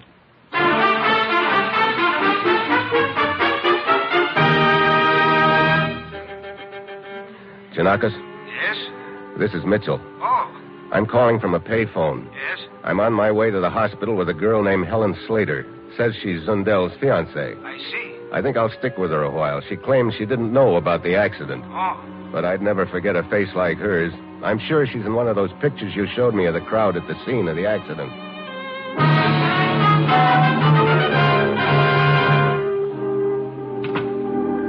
That must be Zundel's room down the hall. There's a police guard at the door. Look, there's a doctor just going inside. Yeah, come on. You know, I still don't understand what you were doing in Carl's house, Mr. Mitchell. I'm a newspaper correspondent. I was looking for a story. About Carl? About his accident, if it was an accident. I don't understand. Why would anyone try to kill Carl? Well, I haven't the slightest idea. Maybe you have. Me? Oh, no. Well, here we are. Yes, sir? I'm Steve Mitchell. Perhaps Lieutenant Janikos mentioned my name to you. Yes, he did. How's Zundel? Still unconscious, I think. Can I see him? Perhaps shortly. A doctor went into the room a moment ago. Maybe he will have word. Oh, I wish there was something I could do. When I think of Carl lying here unconscious for a day and a half and me not even knowing about it. Yeah. Well, looks like you're as eager on the story as I am, Mitchell. Well, hi. Thatcher, isn't it? Yeah, Jim Thatcher. We met in Janakos' office. Sure. Miss Slater, this is Jim Thatcher, another correspondent. Hello. Hi. Miss Slater is Zundel's fiancée. Oh? Anything new on Zundel? No.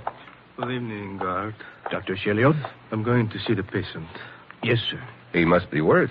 What do you mean? Well, they require the presence of two doctors. One of them is in the room with Zundel now. What are you talking about? I am the only doctor on duty. Hey, we better take a look inside. Where is this other doctor you were talking about? Why, he is not here. Wait. Look at Zundel in the bed.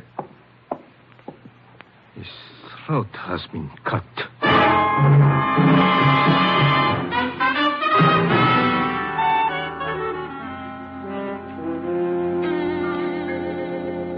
I wish to thank all of you for coming here to my office. I think I have all the information I need at present. I don't understand.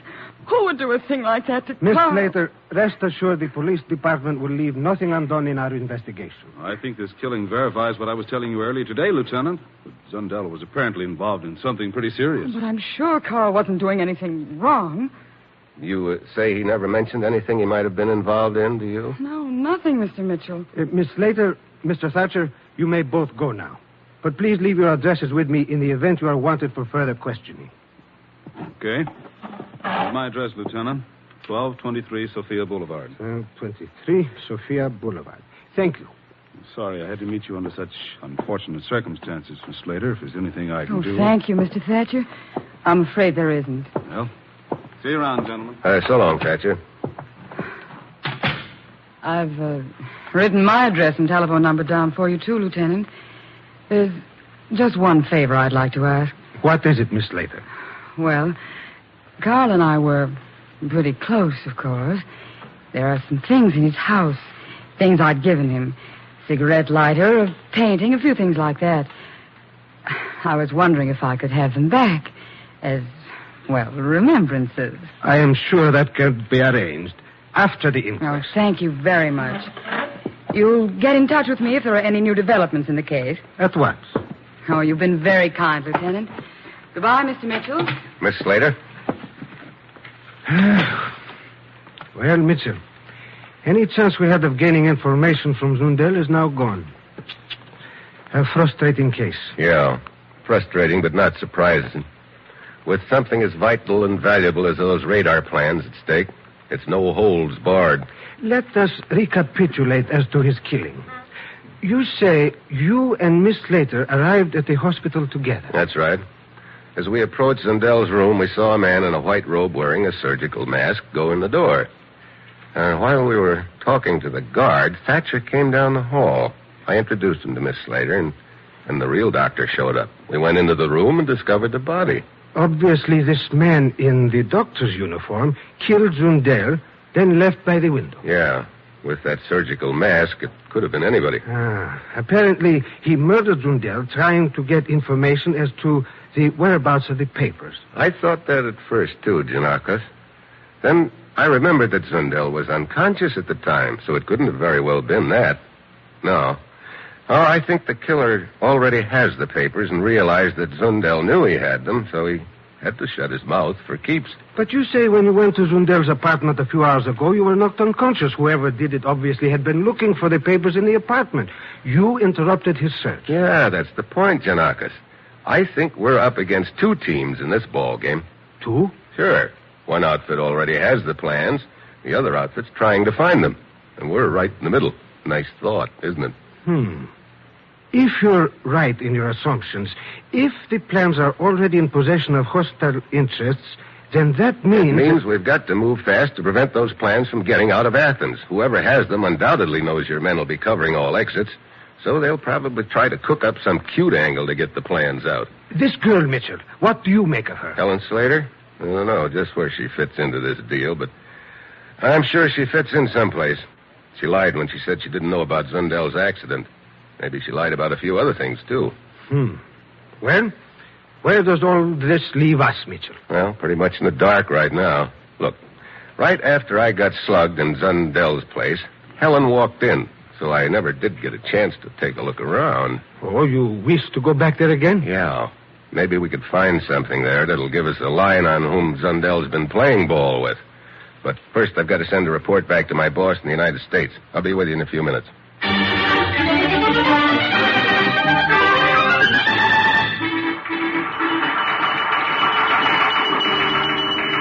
Steve's report's coming in on the teletype, Commissioner. Good, let's have it. There you are. Very dull job you sent me on, Commissioner. Was in Athens 2 whole hours before getting hit on the head. Well, that's just about par for Steve, I guess. Yeah. Now in middle of charming game of button, who's got the button?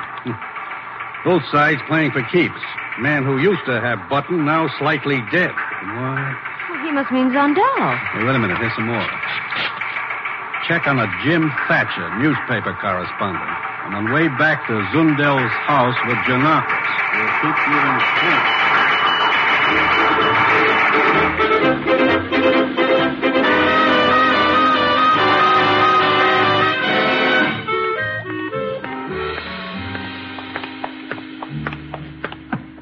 Here we are, Janakis. What are you waiting for? The last time I walked through that door, I got a lump. You remember? I'm not taking any chances this time. Yeah, I guess the joint's empty. Come on. We might as well start here in the living room. There's a chance that the plans are here somewhere, although I doubt it. But anything we can find which would tie Zundel's in with the people he was running with would help us. All right. I will take this side of the room over here. Okay, I'll... Hey, that's funny. What is the matter? Take a look at this wall over here, Janakis. This wall? But there is nothing here. That's right. But there was something here. Look, this area right here is cleaner than the rest of the wall. Let's see. Yep, there's a nail hole here. A picture was hung here. A picture or a painting? Yeah, I remember now. I noticed it when I was here before. Hey, That must have been the painting Helen said she gave Zundel, the one she wanted back. From the size of the lighter area on the wall, it must have been a rather large painting. Yeah, large enough to hide those plans in. Have you got Helen's phone number with you? Yes. Here you are. You said the possessor of those plans would seek a clever scheme to get them out of Athens. It appears you were right. Yeah, it doesn't do you much good to be right if you're too late.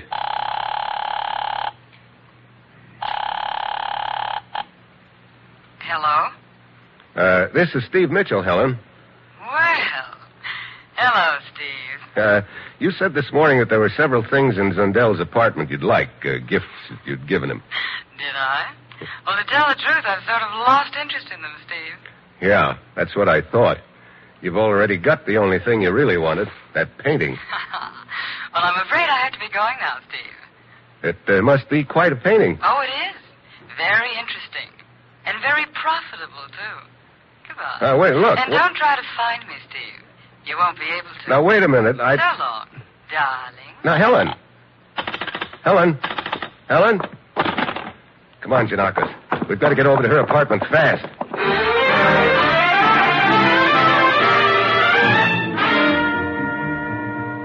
Oh, gentlemen, this is highly irregular. I cannot let you into Miss Slater's apartment. Yes, you can. I'm Lieutenant Janakos, Police Department. Police? Oh, certainly. Oh, right then. Of course, but Miss Slate is not in. Huh? She left a few minutes ago. Here we are. How long ago? Oh, just a few minutes ago. Here, she's gone, all right. I don't understand, gentlemen. Is something wrong? Have you any idea where Miss Slater went? Why, no. She left in quite hurry. Took a taxi cab. Did she have any baggage with her? Yes. 2 suitcases, as I remember. Anything else? No, I don't think that... Wait. Yes, she had large flat packets. Probably the painting. The what? We will need you no longer. You may go. Oh, but We will let you know when we leave. Thank you. Well, all right. She took off in a hurry, didn't she? Must have been all packed and warming up her engines. Yes. We will get a bulletin out on her at once. Dominic, this is Janakos. Trace the cab driver who picked up Helen Slater from her apartment here a few minutes ago. Find out where he took her. Hey, wait a minute. Hold on, Dominic. What is it, Mitchell? We just spotted this piece of paper in the wastebasket here. Hey, take a look. Libyan Star, 6 p.m. Yeah, the name of a ship. 6 p.m.? What time is it now? 10 after 6. It has already sailed. Dominic, contact the harbor patrol. Tell them to have a launch waiting for us. Come, Mitchell. We must try to overtake the Libyan Star before it gets outside the 12-mile limit. I'm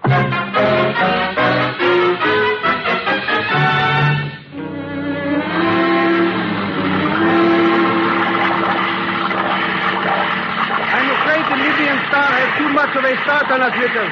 Yeah. Hey, there's something sort of slick about this whole deal. A little too slick, maybe. What do you mean, Mitchell? I don't know. Something about it doesn't add up. I can't quite put my finger on it, but... There is the Libyan Star ahead. Faster! It will do us no good, Lieutenant Janakos. What do you mean? The 12-mile limit stretches between those 2 islands on either side of us. The ship is already beyond the limit. Very well. You may as well head back to port. I am sorry, Mitchell, but my authority does not exceed the 12-mile limit. Yeah, I know. We can try, of course, to intercept the girl at the ship's destination. But as you know, such things are sometimes difficult to arrange due to international aspects. And, of course, she could leave the ship at any port along the line. Mitchell, I am afraid that as far as those radar plans are concerned, the outlook is not encouraging. The more I think about this deal, the less it adds up. Helen had a key to Zundel's apartment. Now, if the painting was really what she was after, why didn't she just go and get it right away instead of telling us about it first? I do not... Yes? I read your message for you. From police headquarters? Thank you. Mitchell. What is it? My man Dominic traced the cab driver. Helen Slater did not go to the waterfront at all. She went to number 1223 Sophia Boulevard. Huh? Hey, wait a minute. Isn't that the address the newspaper correspondent gave us? Yes, Jim Thatcher. But why would the girl have gone to his apartment? Particularly when the two of them were acting like they didn't know each other. This deal is beginning to add up. Get this launch in overdrive, Janakis. We're going back to town and pay a call on Jim Thatcher.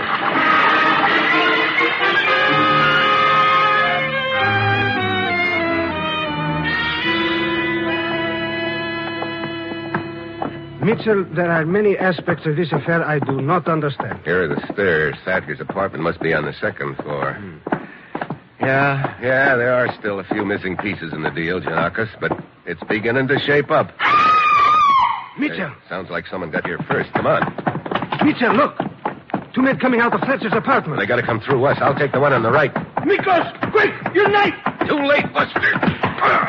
Janakis, the other one's heading for the stairs. Stop! Stop or I shoot! Stop!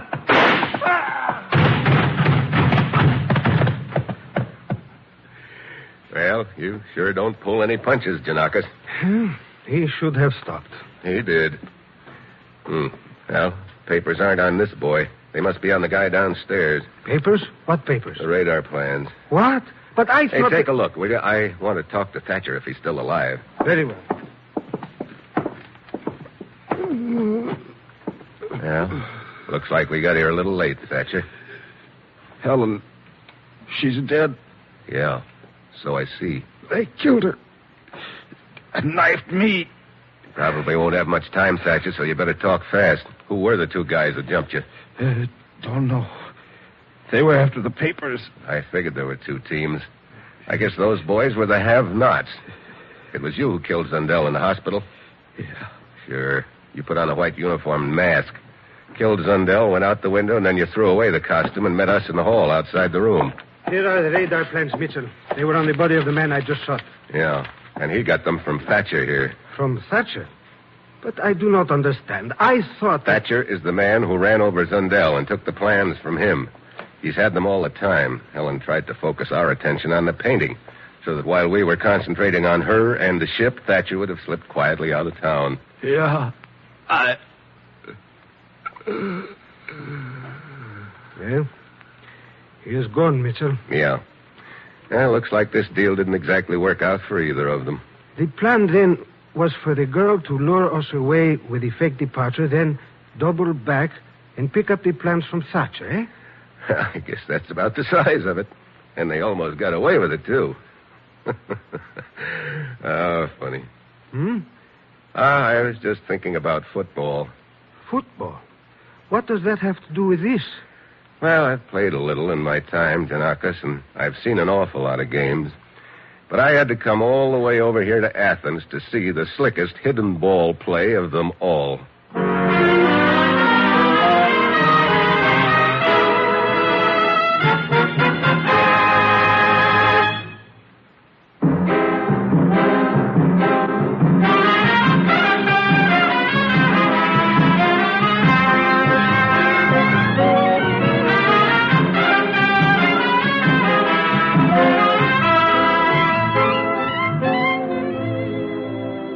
You have just heard another episode in the exciting new adventure series, Dangerous Assignment, starring Brian Donlevy as Steve Mitchell.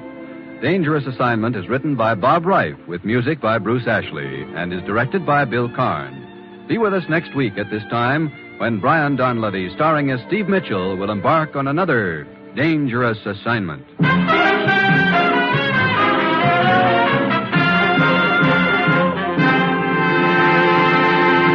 Here's more good news for mystery fans. Every Sunday, you may now hear Richard Diamond, private detective, over most of these same NBC stations. With Dick Powell starred as the hard-hitting two-fisted Dick Diamond, the Sunday adventures of this private eye are as interesting as tomorrow's race results today. There's fast action and plenty of suspense each Sunday as Diamond fights his way to fame, fortune, and a red-headed girlfriend. Richard Diamond is another of the fast-moving adventure mysteries you'll hear every week on NBC, with such great shows as Dangerous Assignment, Night Beat, and Christopher London. If it's mystery and adventure you like when you turn on your radio, make a date now to hear all these stellar NBC shows. And remember, it's Sunday for Dick Powell as Richard Diamond on most of these NBC stations. Tomorrow, you'll hear Fibber McGee and Molly and Bob Hope on NBC.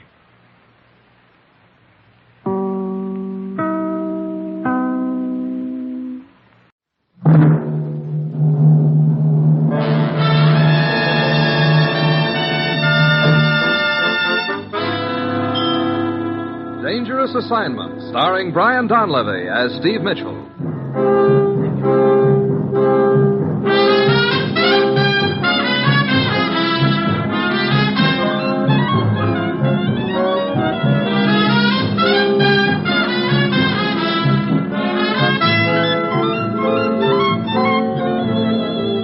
Yeah, danger is my assignment. I get sent to a lot of places I can't even pronounce. They all spell the same thing, though, trouble. But when I walk into the commissioner's office, I don't realize this assignment's going to wind up with me playing the little kid's game of King of the Mountain. The only difference is, in this game I'm playing, whoever loses gets killed.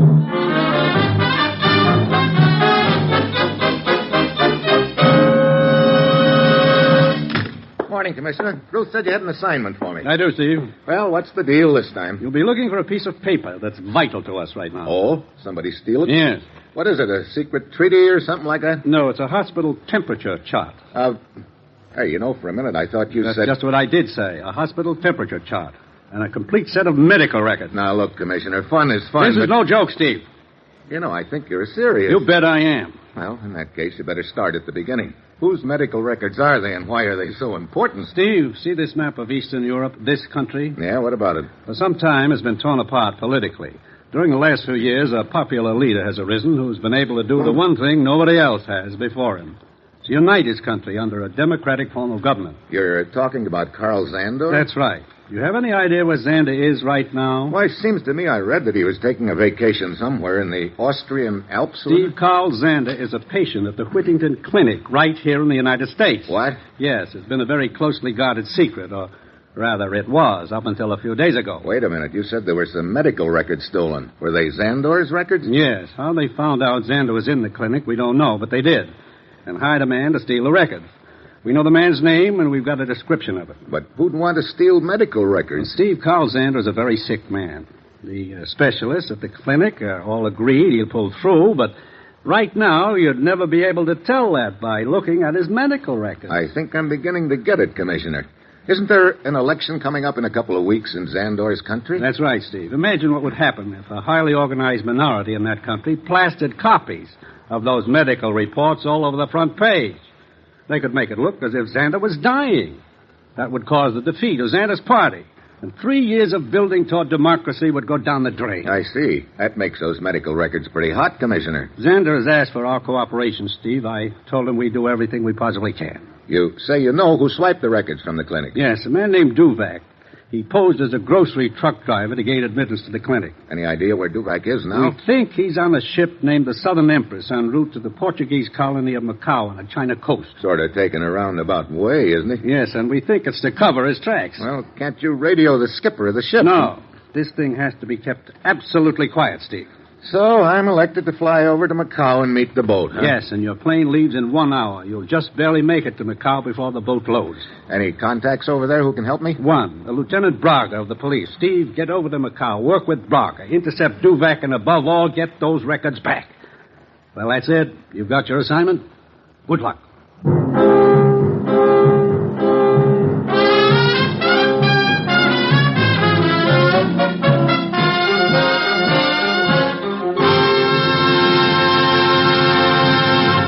The National Broadcasting Company is presenting Dangerous Assignment, starring Brian Donlevy as Steve Mitchell, colorful two-fisted government agent. At all those places of the world where danger and intrigue walk hand in hand, there you'll find Steve Mitchell on another Dangerous Assignment.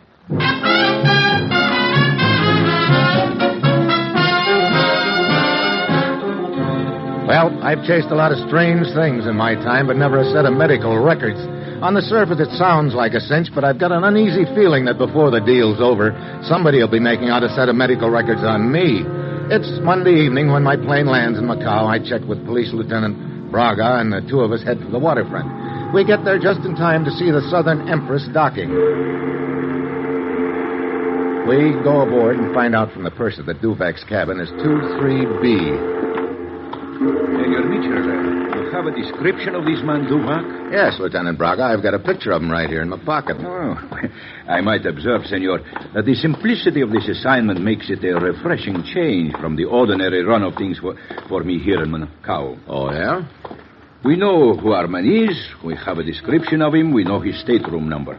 So, we arrest him and recover the papers you seek. And it is all over. Well, I hope you're right. Here we are. 23B. Hey, the door is ajar. Mitchell. Yeah? A man lying on the floor.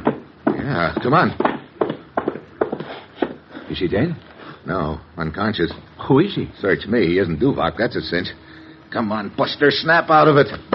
Braga, how about getting that pitcher of water over there? Very well. Strange, too, that he should be lying there in his undershirt. Yeah. Looks like the deal isn't going to be quite as easy as we figured, Braga. No.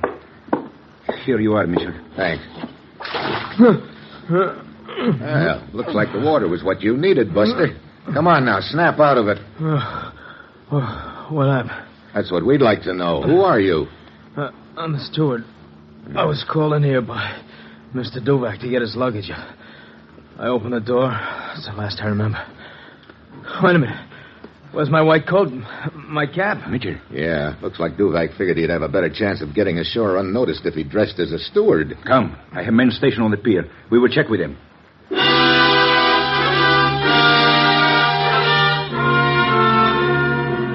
But none of Braga's men remember seeing a man in a steward's uniform come ashore. Of course, he could have slipped by in the dark. Braga orders the whole area patrolled, but all of a sudden I get a different hunch. If Duvak is this smart, maybe he's even smarter. I go back aboard the Southern Empress and look up the captain, who's still up on the bridge. I'm afraid I don't understand, Mitchell. If this man Duvak has already slipped ashore in a steward's uniform, why... Maybe he has, Captain, but on the other hand, maybe that's what he wants us to think he's done. I see. Well, you have my permission to search the ship. Of course, that'll take quite a while. There's a lot of places where a man could hide. I know. That's why I like to stay up here on the bridge. What do you mean? Well, from here I can watch the side of the ship. Oh, you figure that he... Wait a minute. What is it? Seems to me I just saw something come out of one of those portholes down there. Oh, rather hard to see in the dark. Yeah. Want me to turn on the searchlight? No, not yet. Yes, I see it now. It's a rope dangling from the porthole. And somebody's starting to climb down it. Okay, Captain, hit that searchlight. Right. There he goes, climbing down the rope to the water. Duvak, hold it! Mitchell, we let go of the rope and drop to the water. Yeah. What are you doing? I'm going after him, Captain. Keep that light on him. I dive for a spot a few feet away from Duvak. The water hits me like a hand across the face. When I come up, Duvak is swimming for the center of the channel. I take off after him. Start gaining. Half a dozen more strokes, and I've got him. Let go of me! Come on, Duvak. We're going back to the ship. No! Okay, you want to play rough? Now I'll oblige you. Watch out! I jerk my head around just in time to see a tugboat bearing down on us. I try to get Duvak out of the way, but it's too late. Something awful heavy hits me a glancing blow on the side of the head, and all of a sudden, I've had it.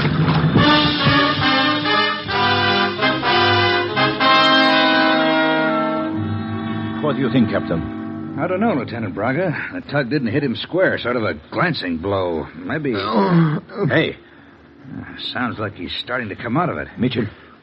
Mitchell. Well, Lieutenant Braga. Si, senor. And the captain. Hey, look. Where am I? I remember I was in the water watching that tugboat climb my frame. You're back aboard ship, Mitchell. We fished you out just before you went under for the third time. Oh, well, thanks for the lift. Hey, what about Duvak? Well, Duvak was not as fortunate as you, Mitchell. The tugboat hit him squarely. He was killed. Did you recover the body? Si. But the papers you are after, the medical reports, they were not on the body. What? Are you sure about that? Quite sure. We searched the corpse thoroughly. But that doesn't add up. Look, we know that Duvak had those papers and was trying to get them ashore. He slugged the steward and swiped his uniform to make it look like he was going ashore that way. Si, and then he tried to leave the ship later by means of the rope down the side. Well, all this we know, Mitchell. But the fact remains, those papers were not on him. Well, I guess that leaves us two possibilities, Braga. What are they? Either those papers are still in Duvak's stateroom or somebody took them ashore for him. In that case, Mitchell... Yeah, in that case, we're falling behind fast. Let's go to work on the first possibility. That the papers are still in Duvak's stateroom. Yeah, we'll give the place a frisk. Captain, I wonder if you could have that steward meet us in the stateroom. Sure. He might be able to give us a line on whom Duvak was running around with aboard ship. Somebody who might be carrying the mail for him.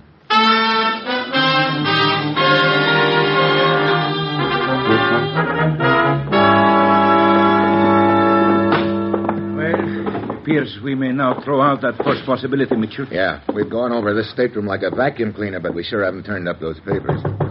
Come in.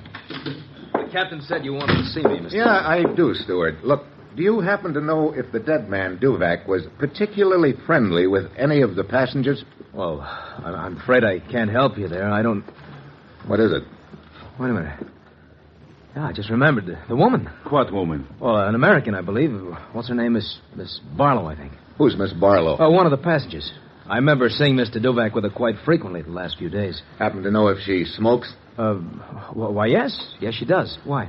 We found a cigarette butt with lipstick in the ashtray. Oh, I see. You think this Miss Barlow is the person you're looking for? I don't know. Well, thanks, Stewart. Looks like we've got company. Oh, why, I'm sorry. I have made a mistake. Oh? Who are you? My name is Kessler, but I do not see that concerns you. Maybe it does. Are you looking for something or someone? Why, as a matter of fact, I was. A friend of mine. But it is obvious I have the wrong stateroom. I apologize. Yeah, I wonder if he did have the wrong stateroom or not. So do I. He happens to be a rather unsavory character, Mitchell. Oh, you know him? Yes, he operates a bar here in Macau. Well, it might be a good idea to keep an eye on him. Yes, it would not surprise me to find that he was involved. He may not have anything to do with it, but we're pretty short of leads right now, so we've got to follow up anything that looks even possible. I agree. I will have his bar watched. Good. In the meantime, I'll check with this Miss Barlow. I believe she's already left the ship, Mr. Mitchell. Oh, well, in that case, I'll try to locate her ashore. See if I can find out just how good a friend of Duvac she was.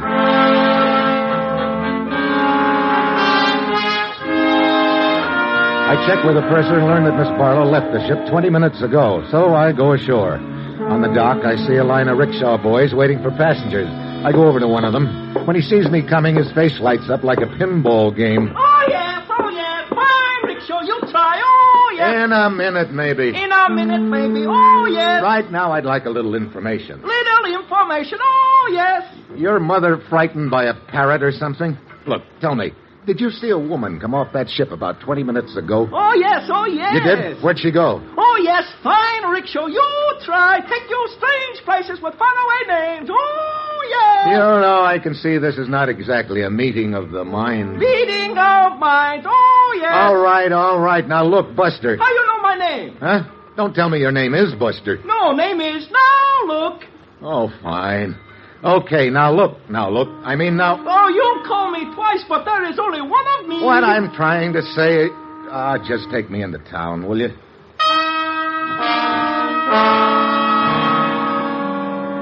I check all the hotels in Macau and find out that Miss Barlow registered at the Splendida. I charge over there in my trusty rickshaw and learn that she's in the bar, so I go in and slide on the stool next to her. Well, say... Now, isn't that one? Look, maybe I better go out and come in again. Oh, no, silly. I was just wondering what in the world I'd ever do if a strange man came into the bar and sat right down beside me, and then along you came, and you know I didn't even bat a little eye. Well, now, that's real brave of you, ma'am. And not even a quiver out of your martini, either. Oh, now you're poking fun at me, Mr... Mitchell. Steve Mitchell. Well, I'm Susan Barlow. Oh, taking a vacation, Susan? Taking a vacation? I should say not, Steve. I'm starting a whole new career. That's just how bold I am. Oh? What kind of a career are you starting? I'm going to travel all around the whole wide world and write down just about every little old thing I see, Steve. Well, that sounds like a pretty big order. So you're going to be a writer, huh? Sure enough, I am. You see, Steve, I'm a school teacher in New England, and I decided one day that I ought to see more of the... just a minute. Huh? Where did you say you came from? New England. That's what I thought you said. Well, southern part, of course. Oh, of course. And now I'm just out looking for color, Steve. I see. Did you find any of it on the boat? Did I? Why, you'd never in the world believe it, but I found Probably more. not, but how about interesting characters? You meet any of them? I sure enough did. Fellow named Duvac, for instance? I don't remember the name particularly. Oh? Of course, I met so many people on board. I heard that you and Duvac were pretty friendly. And now, Mr. Mitchell, where I come from... southern New England, that is. A gentleman takes a lady's word for things. And come to think about it, I don't hanker to answer any more of your nosy old questions. I'm asking you right now to quit pestering me, Mr. Mitchell. Else I'll short of report you. Report me? To whom? Never you mind whom. I'll just report you. You know, Miss Corn Pony, that you're sure enough on the level. Or that's a powerful good act you're putting on. And sooner or later, I'm sure enough going to find out which.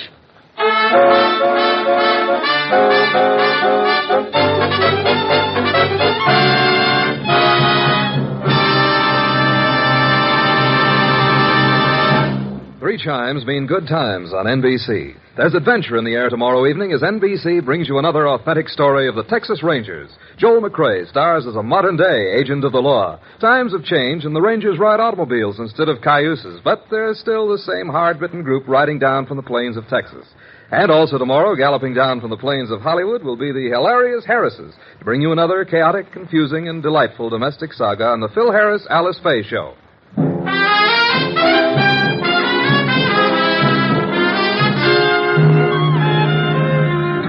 You are listening to Dangerous Assignment, starring Brian Donlevy as Steve Mitchell.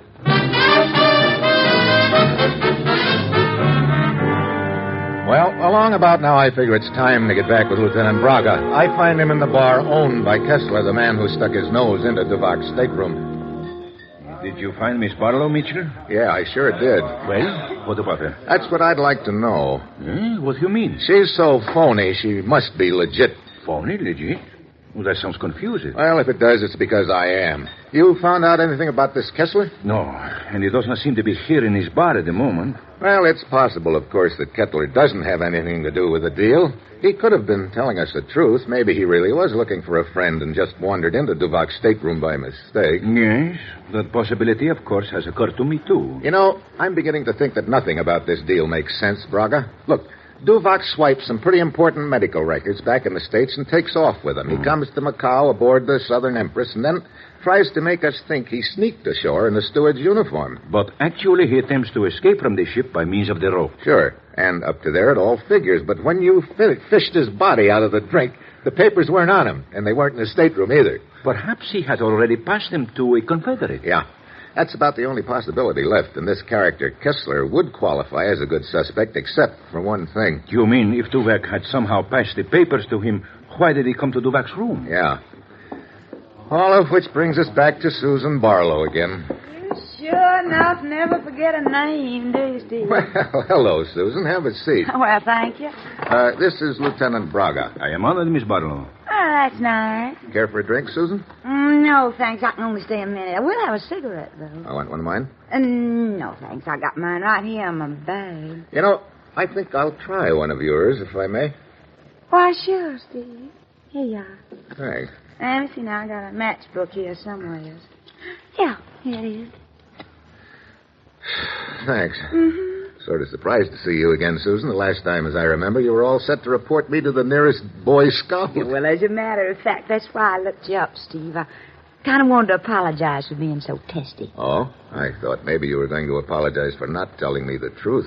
What in the world do you mean? You said you didn't know Duvak very well. Well, now, looky, Steve, if you're going to start that again, I'm just going to pick up and leave. The steward aboard the ship told us that you and Duvak were together quite a lot, Susan. He did. Was that nosy, Parker? Well, how about it? Oh, all right, Steve. Yes, I did tell you a little old fib about it. Why? Well, mainly because my recollection of Mr. Duvak is not a very pleasant one. He represented himself to me as a gentleman. He said he could help me improve my writing. He sure enough had strange ideas about what improves a girl's writing. Oh, I see. Look, did you ever hear him mention anything about any important papers he was carrying? Important papers? I wouldn't know anything at all about that. Miss Barlow, did this Duvak ever speak of a man named Kessler, the person who owns this bar? No, I don't believe I remember the name. Well, I'd better be getting back to my hotel, Steve. I'm glad you stopped by, Susan. We friends again? We sure enough are. Fine. Come and see me then, here. Sure enough. A most unusual woman, Mitchell. Yeah, you figure her out. I can't. She batched those baby blue eyes and said she wouldn't know anything about any secret papers or a man named Kessler. She appears to be telling the truth. Yeah, you're exactly right. She appears to be. If she really is, that leaves us with just one lead, Kessler. Incidentally, where is he? Yes, it does seem strange that the owner of a bar would remain away from it for so long a time. I wonder if he could have skipped town with those papers. But how could he have gotten them in the first place? I don't know. But I think we'd better find out where he lives and drop in on him.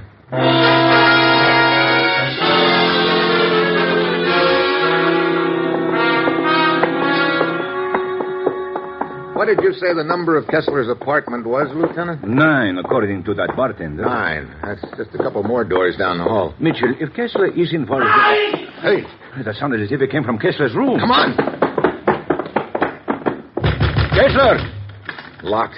Come on, get back here, Lieutenant. We'll have to break down the door. Very well. Okay, let's go. Didn't budge it an inch. We try it again. Yeah. Ready? Yep. Mitchell, look on the floor. Yeah. Kessler. A pair of scissors between his shoulder blades. But where could the killer have... Wait, the window is open. Yeah. See anything? There's an alley running along the side of the building, but it's too dark to see anything. Yeah, the killer could drop out of sight with no trouble at all. Mitchell, if Kessler was stabbed to death with a pair of scissors... Scissors are a woman's weapon. Precisely what I was thinking. Well, if Kessler did have those papers, he sure doesn't have them now. Only things in his pockets are a matchbook and some loose change. Let's take a look around the room, Braga. Very well. You think Kessler had the papers and the killer took them? I don't know. That doesn't quite boil, Lieutenant. How could Kessler have gotten the papers? And if he did have them, why did he show up at Duvak's stateroom? I do not know. Unless... Yeah, what is it? Take a look at this ashtray. 2 cigarette butts with lipstick on them. Yeah, and they're the same brand as Susan Barlow smoked. Who are you telephoning? Her hotel. Hello. Is Miss Susan Barlow there? What? How long ago? Thanks. She's not there? Checked out a half an hour ago. Mitchell, she is the killer. Sure looks that way. It all fits. Remember, she left Kessler's bar before we did. That was almost an hour ago. That would give her time to check out of her hotel, come here and kill Kessler. Yeah, she could have done it all right. I will have a dragnet put out for her at once. I suppose you'd better. Mitchell, what is the matter? Something bothers me about this setup, Lieutenant. See, what is it? I don't know. I can't quite put my finger on it, but... Hey, wait. What are you doing? Lieutenant, do you see any other ashtrays in this room? Why, no. Only this one in front of you. Why? What's in this ashtray? Mitchell, what is the matter with you? You can see as well as I there are 2 cigarette butts with lipstick on them. Anything else? No, of course not. See here. Do you see a wastebasket in the room anywhere? Wastebasket? Why, no. Anything on the rug? Rug? No, not that I can see. Mitchell, have you suddenly lost your mind? No, Lieutenant. Matter of fact, I think I've just found it. What are you talking about? You see, if you can locate Susan Barlow anyway, will you? I'm going on a little errand.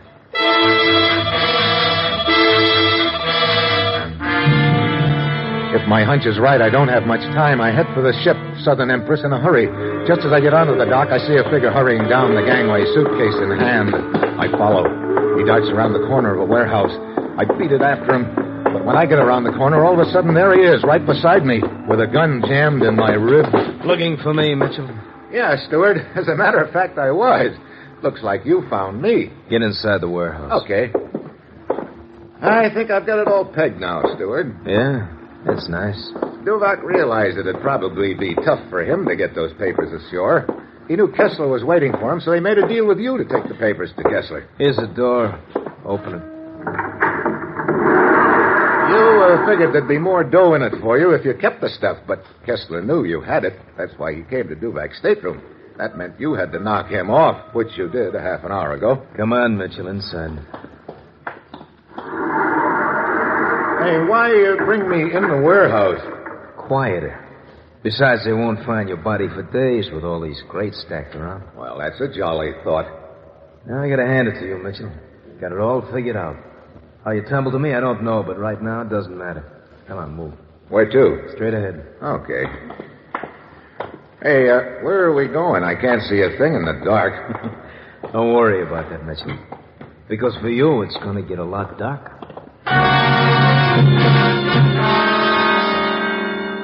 I stumbled along the warehouse, knowing that any moment he's going to pull the trigger. Then, as I'm feeling my way down the aisle between the crates, my hand brushes against something hanging on the edge of one of the crates.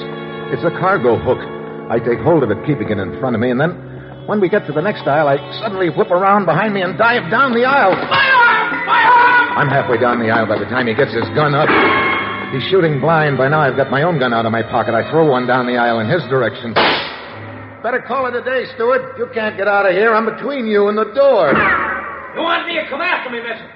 I guarantee a nice warm reception. It's only a question of time, Stewart. Missed again, huh? Okay, it's my last shot for a while, Mitchell. It leaves me 3 still on the gun. Like I tell you, you can't get out of here. I got news for you, Mitchell. Neither can you. It's lighter over there near the door. You try to get out, you collect a slug. So like you said, it's a question of time. But I can wait as long as you can. All of which is getting me nowhere. It sounds like a stalemate. Then I look up. A pile of crates is about 30 feet high, and it sounds like stewards on the other side. That gives me an idea. Maybe I need a bird's eye view of him. I start climbing quietly, and it's like going up one of those pyramids. I'm almost to the top when I hear a faint sound on the other side. Then I get it. The steward has the same idea. He's climbing, too. So it looks like we're going to play King of the Mountain. I flatten myself against the side of the top crate. After a few seconds, a dim figure comes into view. It's the steward holding his gun ahead of him. I hack at his wrist. You didn't need that gun anyway. That's right, I did. A knife, huh? Yeah. Come on. I didn't get your wrist locked soon enough. I just picked you. It's only a sample of what I got for you. Yeah? Well, here's a little something for you, kid. The crate! The crate! Oh, brother. I climb down. The steward's done for. I fish in his pocket and find the papers I've been chasing, and then I go outside. There's a figure near the gangway. When he sees me, he hurries over. Oh, it's Lieutenant Braga. Mitchell, are you all right? Yeah. I traced you here to the ship. The captain told me he had seen you following the steward down the dock. Yeah, speaking of following, did you locate Susan Barlow? Oh, yes. Hey, why did she check out of her hotel in such a hurry? So she could check in at another hotel. Huh? What other hotel? Your hotel? What? Yes.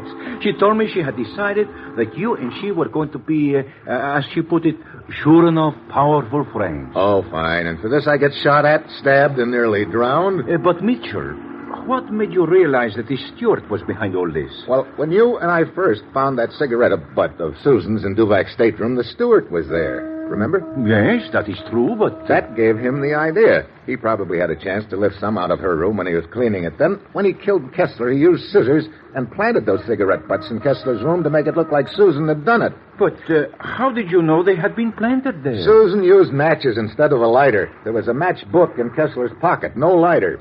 But there weren't any matches on the ashtray. Ah, yes. You see, if there'd been only one cigarette, it could have been brought in lighted, but the fact that there were two of them with no matches made it look a little phony to me. Ah, so it would appear that the steward overlooked the one small detail of the match, which might have made his plan succeed. Yeah, I guess you might say he was almost a match for us.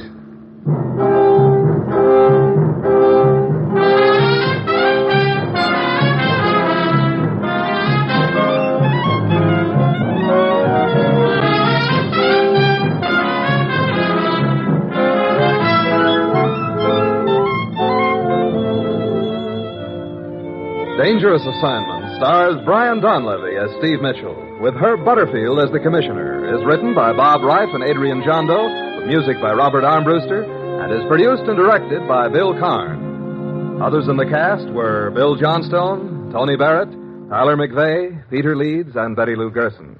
Be with us again next week at this same time when Brian Donlevy, starring in the role of Steve Mitchell, will embark on another Dangerous Assignment.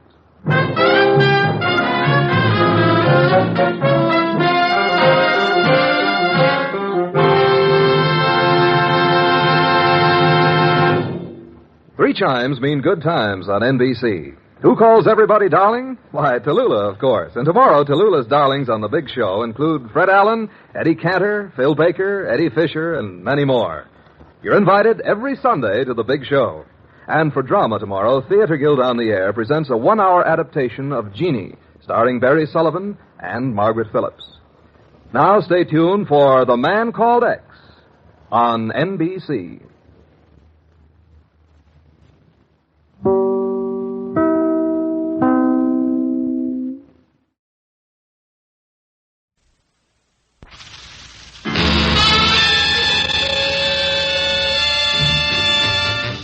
Dangerous Assignment, starring Brian Donlevy as Steve Mitchell.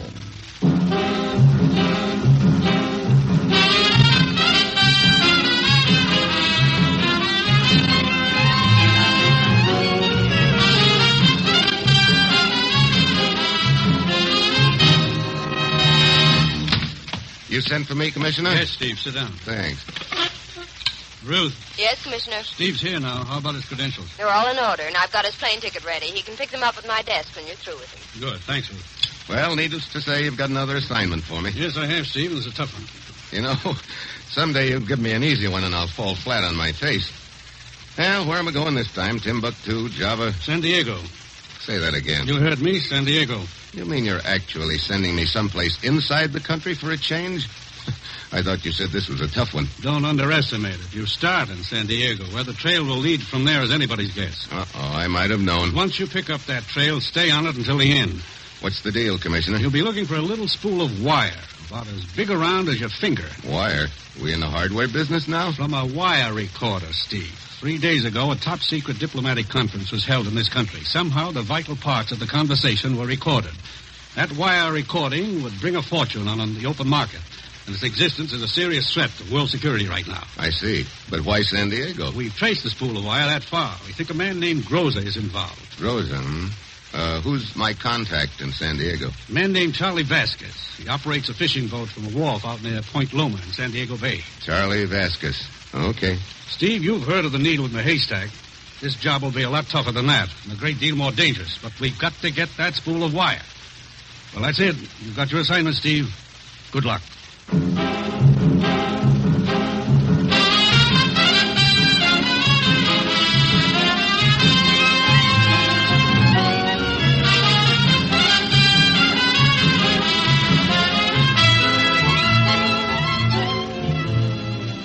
The National Broadcasting Company is proud to present Dangerous Assignment, starring Brian Donlevy as Steve Mitchell, colorful two-fisted government agent.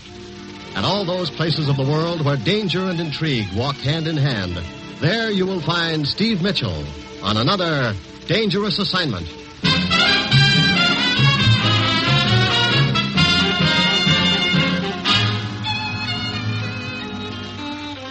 Yeah. Like the commissioner said, I was going to play the needle in the haystack game. Find a spool of wire about as big as my finger in a city of 250,000. And I had just two names to go on. Charlie Vasquez, a friendly contact. Rosa, a suspect. Vasquez would probably try to help me. Rosa would probably try to kill me. It was Friday when I got to San Diego. I went out to the fishing wharf near Point Loma. Charlie Vasquez's boat was just coming into the dock. That's not a sardine, that's a mackerel. That's a good fish, 25 cents. Hey, mister, how about catching his line? Sure, go ahead, even. Okay. I got it. Now just slip it around that bit. Thanks. There you are. Are you Charlie Vasquez? Yeah, I'm Charlie Vasquez. What? My name's Mitchell, Steve Mitchell. That's supposed to mean something to me? Yeah, it is. You know, mister, a name can be used by anybody. That's right. But these credentials can't. Take a look. Oh, okay. I've been expecting you, mister. According to my information, that wire recording I'm looking for was brought here to San Diego by a man named Rosa. Yeah. Rosa runs a shooting gallery in the waterfront. Shooting gallery? Is he there now? No, he's in jail. Jail? Yeah, I've been tailing him. Cops arrested him a couple hours ago. Oh. Well, maybe my first hunch was right. Looks like this assignment isn't so tough after all. I'll go over to the police headquarters right now. Ask for Lieutenant Sawyer. I've done business with him before. Lieutenant Sawyer? Yeah. Okay, Vasquez. I'll see you later.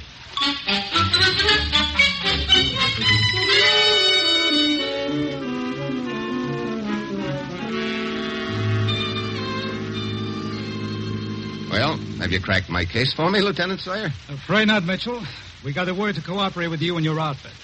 So we managed to pick up this Groves on a traffic charge. We got him in here, gave him the concealed weapons routine, and frisked him. But he was clean. No spool of wire, huh? Nope. Well, he must have passed it to someone before you picked him up. Where is he now? Probably back at his shooting gallery. He walked out of here just before you walked in. Well, I guess it's asking too much to hit the jackpot on the first nickel. Well, thanks anyway, Lieutenant.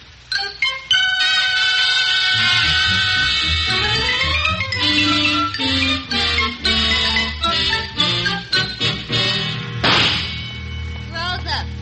Hi, Ann. What you doing, shitting up all your profits? Yeah. Good thing I don't have to depend on a shooting gallery for my dough, huh? How'd it go? Look, I can't talk with that gun in my ears. Okay. Come on, let's go down the other end of the county.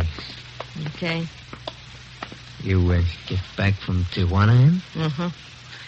Pass the wire along there. Good, very good. You'll both get a nice payoff for this and after. Watch it, Rosa. Hmm? Somebody's coming. Oh, yeah. This shooting gallery open for business? Sure, mister. That gun in front of you is loaded. Just put a quarter on the counter. 8 shots. Okay. Look, Rosa, I better be going. Get in touch with me later. Okay, Ann. Hey, wait a minute. What's the matter? That guy just come up. I seen him someplace before. You sure? I remember where, too. Police headquarters. What? Just a little while ago. He was going in just as I was coming out. Now he's here, and I don't think it's just a coincidence. Spotted us. We're just one jump ahead. Yeah, we need more time. I think I'll have a little talk with him. Be careful, Rosa. Yeah, see you later, baby. Hey, you're a pretty good shot, mister. Yeah, I've had a little practice. You should try that clay pipe over there. Huh? Okay. Not bad at all. Huh, empty. Yeah, I'm reloading. Oh, that's okay. I've had enough. Give me it. You haven't had all your shots yet. Got another clip right here. Look, if you don't mind, point that gun in some other direction while you're loading it. Huh? I said, hey, watch out! Hey, went off. Yeah, it went off. A little lower in the top of my head would have gone with it. Yeah, it would, wouldn't it? You know, Buster, for a guy who works with guns, you're pretty careless. Well, I'm usually very careful, but, well, accidents can happen. Yeah, they sure can. You want to finish your shooting? No, thanks. I've had enough. Shoot him yourself. Only be sure you're pointing the gun at the target. Why, sure. I'm real sorry about that accident, mister. Yeah, I'll bet you are, Rosa. Huh? Keep off and I'll tag along behind you. Oh, okay, Vasquez.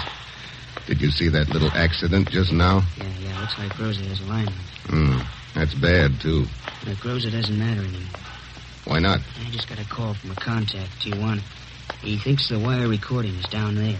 Now, I want you to come down as soon as you can. What's the contact's name? Benito. Where do I find him? He's a groom at the Caliente racetrack, just outside Tijuana. Caliente racetrack. Well, look, Vasquez, I won't get down there until after dark. The track will be closed, which will save me money. But how am I going to locate Benito after dark? He sleeps in one of the stalls. He'll be waiting for you there. Okay. Keep an eye on Rosa for me. Right. I'll get in touch with you when I get back from Tijuana.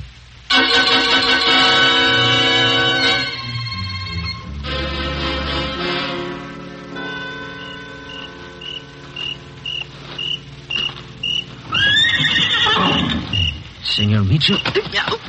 Senor, my arm. Who are you? Benito, senor. Oh, sorry. Vasquez told me I'd find you around one of these stalls. This is the one I sleep in. Come, let us go inside. Okay. You think the spool of wire is in Tijuana now, Benito? See, but I do not think it will stay in Tijuana long. The most likely direction is south. Wait. What's the matter? I think someone is outside the stall. I will see. Mm-hmm. Benito! Paz. La Paz.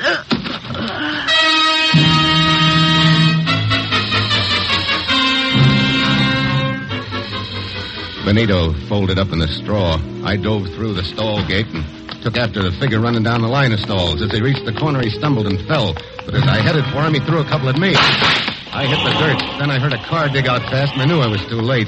When I got to the spot where the guy had stumbled, I saw some coins on the ground. And with them was a good luck charm. On one side was "Good luck, amigo." On the other, "La Quinta Bar, Tijuana." I put it in my pocket and headed for Tijuana, trying to figure out Benito's last words. Paz, he had said. I knew that meant peace in Spanish, a nice thought to die with, but I felt somehow Benito meant more than that by it. I was fast running out of leads in this deal, so I had to follow the only one I had left, the good luck coin, which read La Quinta Bar.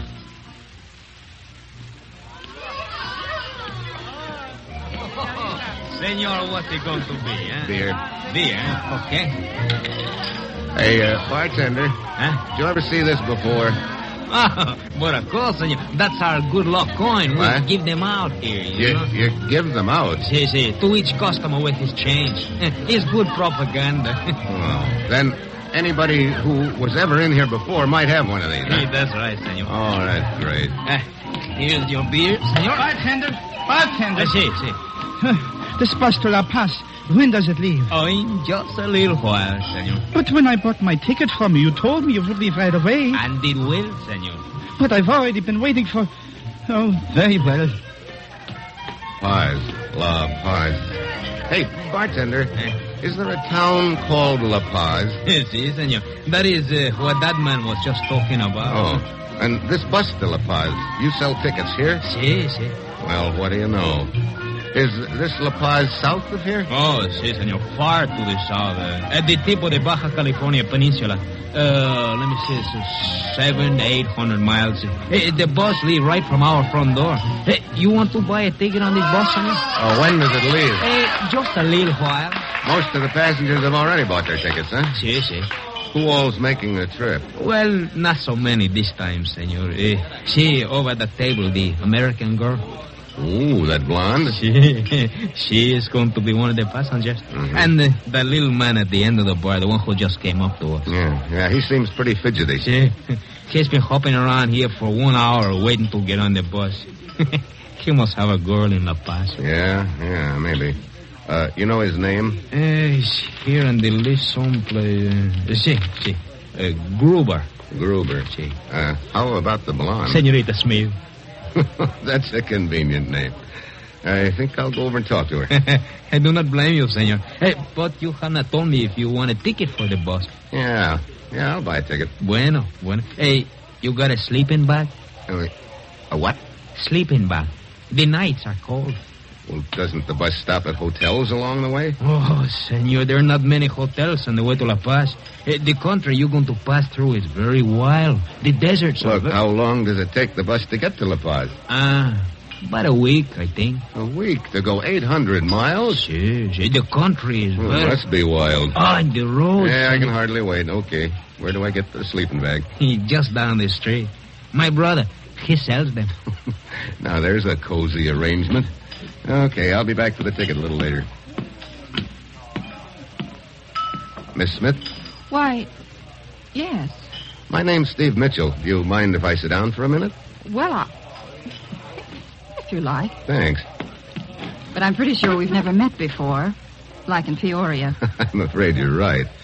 But I understand we're going to be taking a bus trip together. Oh, you mean you've got no sense either? Huh? I've already decided I must be crazy to try a week of jolting through the desert on that thing they laughingly call a bus. It's nice to know there are other crazy people. How come you're taking a trip, then? I'm a magazine writer. Oh? Thought I might get a little atmosphere. I see. Are the two of you going on the bus? That's right. Well, I'm Castillo, the driver. We will leave in about 15 minutes. Okay. Excuse me, Miss Smith. I've got to get a sleeping bag before we leave, and I'll see you on the bus.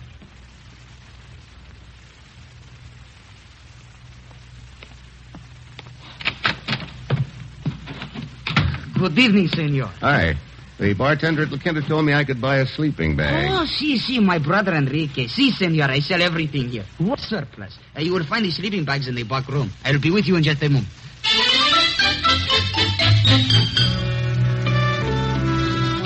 I went into the back room. Sleeping bags were stacked all over the joint. I picked out one of them and started to turn around. Then something slipped over my head and jerked tight around my neck. A length of wire. I clawed at my throat and got one hand inside the wire. It was getting tighter, and I knew that one hand of mine was all that was saving me from getting choked to death. I went down to my knees. I was getting weaker and dizzy. The wire kept tightening. I collected what strength I had left and brought my right elbow around hard. The guy behind me fell back. The wire loosened. I heard the back door slam. But all I could do was stay there on my hands and knees, fighting to get my wind back. Hey, senor, what happened? What is the matter? It looks like someone doesn't want me to take that bus trip. What? Look, where's the police station? 2 blocks down the street. Okay. Send this sleeping bag down to the bus. I'll be along in a few minutes. But, senor, you'd better hurry. Don't worry. That's one bus I wouldn't miss for the world.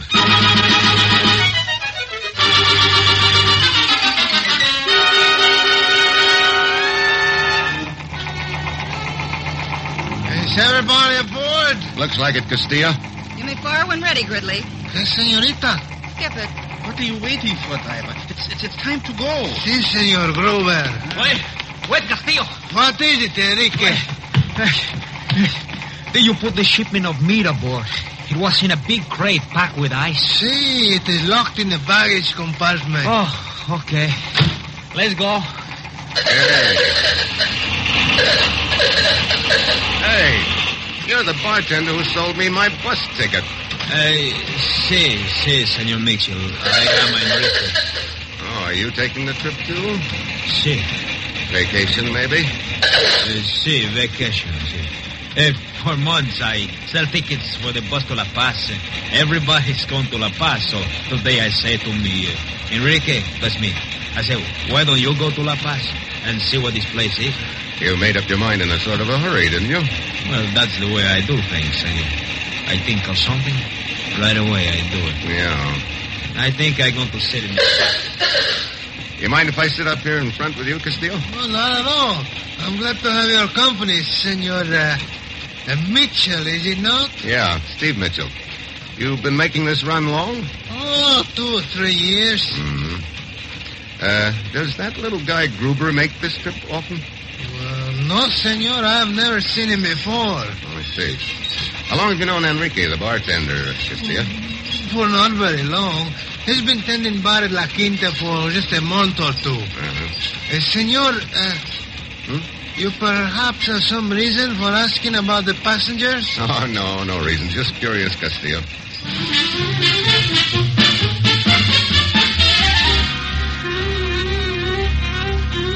Try riding a pogo stick over a field of boulders sometime, and then you'll know what that bus to La Paz was like. Hour after hour of jolting over ruts they laughingly called roads. Hot, choking dust, cold winds at night, and me sleeping with one eye open and wondering who was going to do the next try on my life and when. The hours crawled by, and I was getting nowhere. 2 days, 3 days. Brother, 4 days jolting on this bus. Already I've had 5 days too much. What some riders will do to get atmosphere, Mr. Mitchell. Huh? Yeah, but I think we've been fellow passengers long enough to start using first names. Okay, Steve. Mine's Diane. Diana Smith? I don't remember reading any of your stories. That's not surprising. I don't sell many of them, I'm afraid. Oh, caray. I don't think I'm going to sell many bus tickets from now on either. What's the matter, Enrique? Oh, how can I tell people what a wonderful bus ride this is when I know how it stings? I think you've got a point there, Enrique. I wish Castillo would take it a little easy on those ruts. He cannot afford to, senor. The gasoline costs more than the bus. Oh, but cheer up, senor. Here's a smooth stretch of road. Well, anything would be an improvement. You know, that fella Gruber isn't adding anything to the joy of the trip either. I think I'll go back and make some conversation with him. Maybe I can throw him out a little. You mind if I sit here, Mr. Gruber? Suit yourself.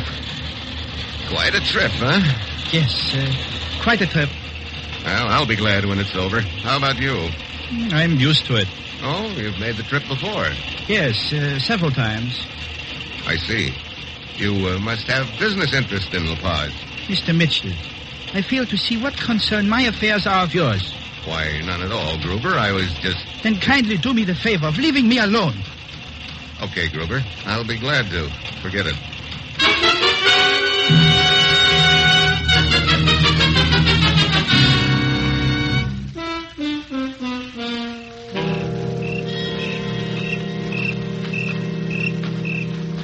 Put your sleeping bag right here, Mitchell. Mine is next to it. Here we are. Oh, good.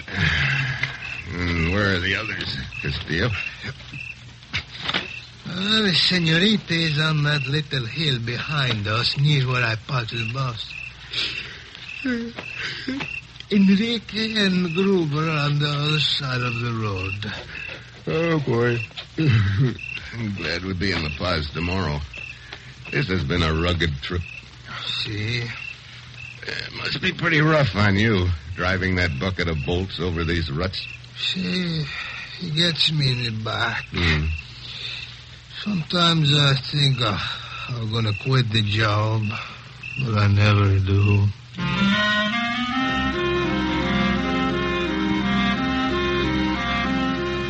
Castillo was in the land of nod but quick. I wanted to sleep, too, but I fought it.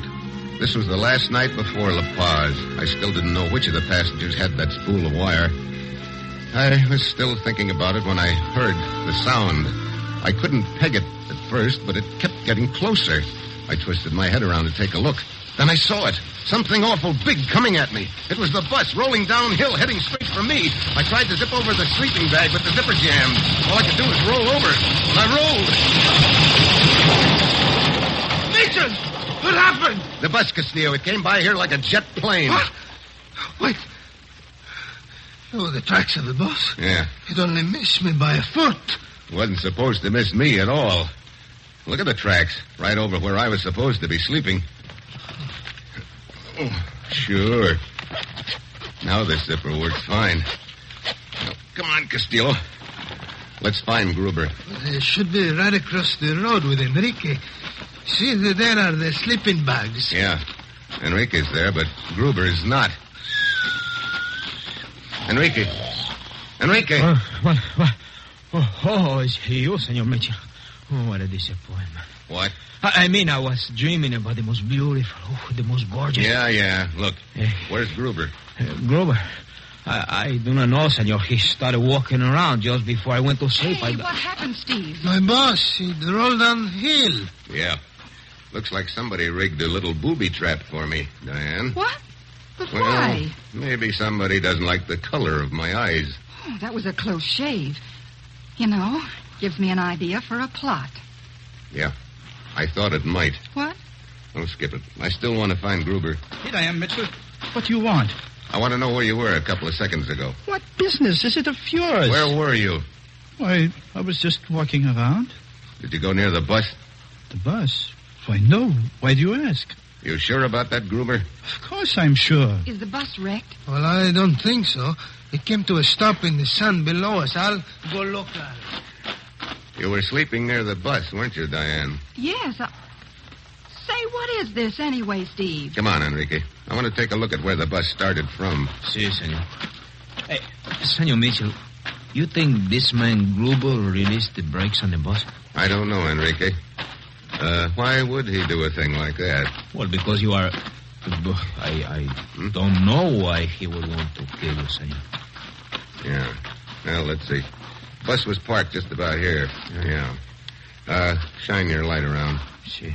A lot of footprints. That won't help us much. Wait. Here, shine your light over here. See.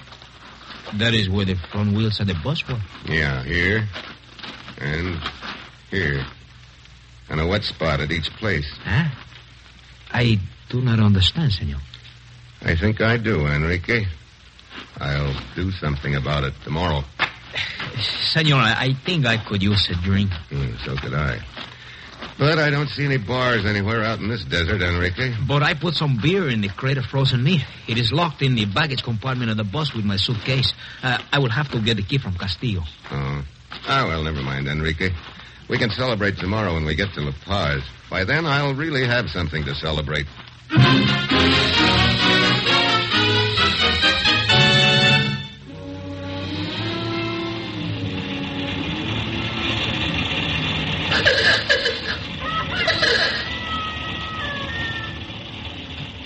So, this is La Paz.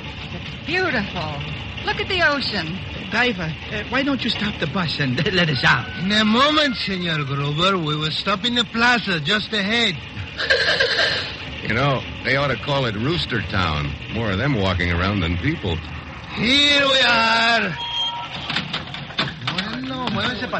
Here, let me help you. Thanks.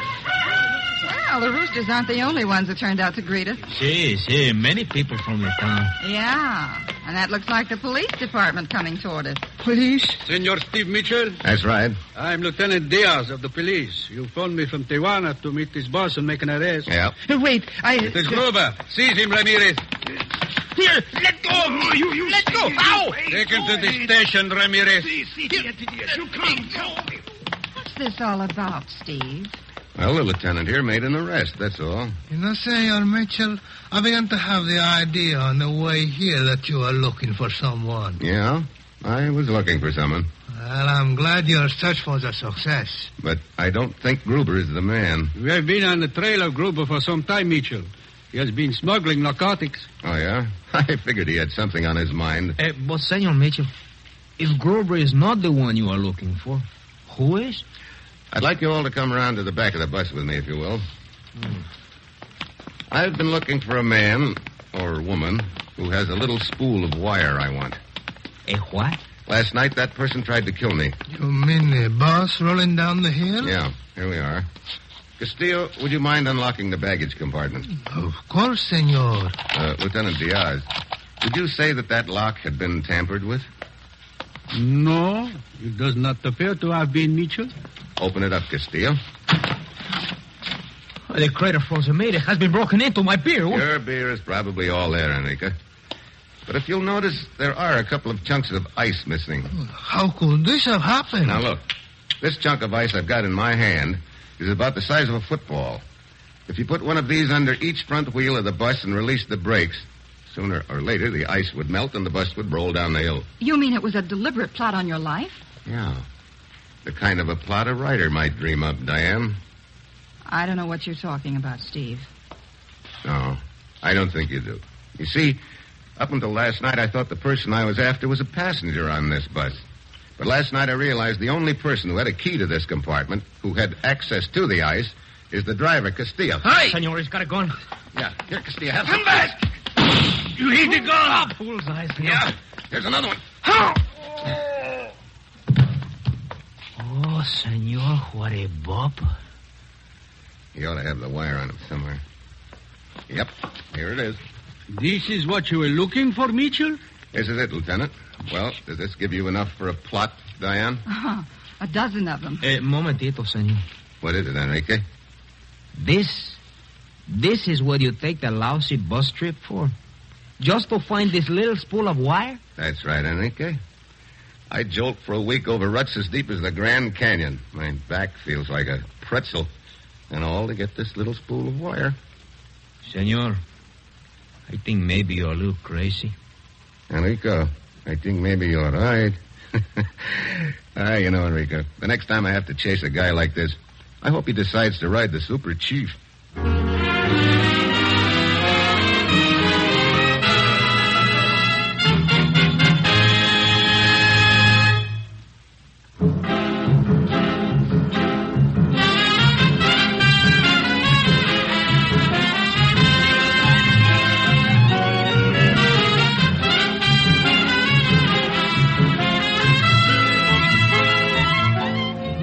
You have just heard another episode in the exciting new adventure series, Dangerous Assignment, starring Brian Donlevy as Steve Mitchell.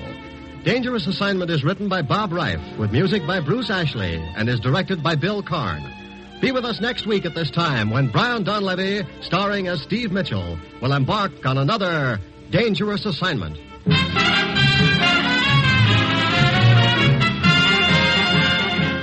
You're tuned for the stars on NBC.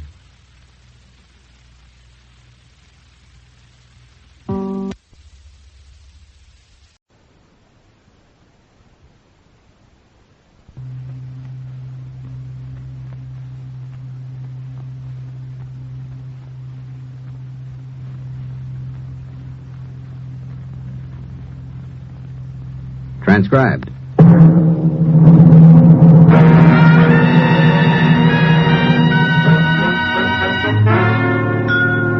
Dangerous Assignment, starring Brian Donlevy as Steve Mitchell.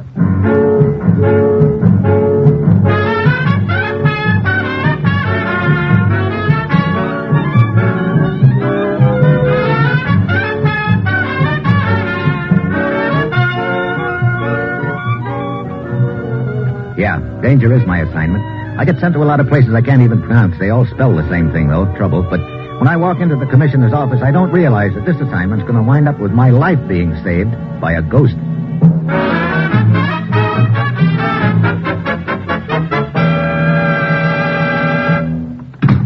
Morning, Commissioner. Ruth said you had an assignment for me. That's right, Steve. Well, what do I go chasing after this time? We already have it. What do you mean?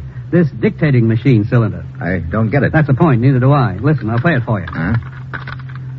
A survey of European industry for the first 3 months of 1951 reveals an overall decrease of 10% in the total man-hours lost due to the common cold, as compared to a similar period of 1950. Detailed statistics are as follows.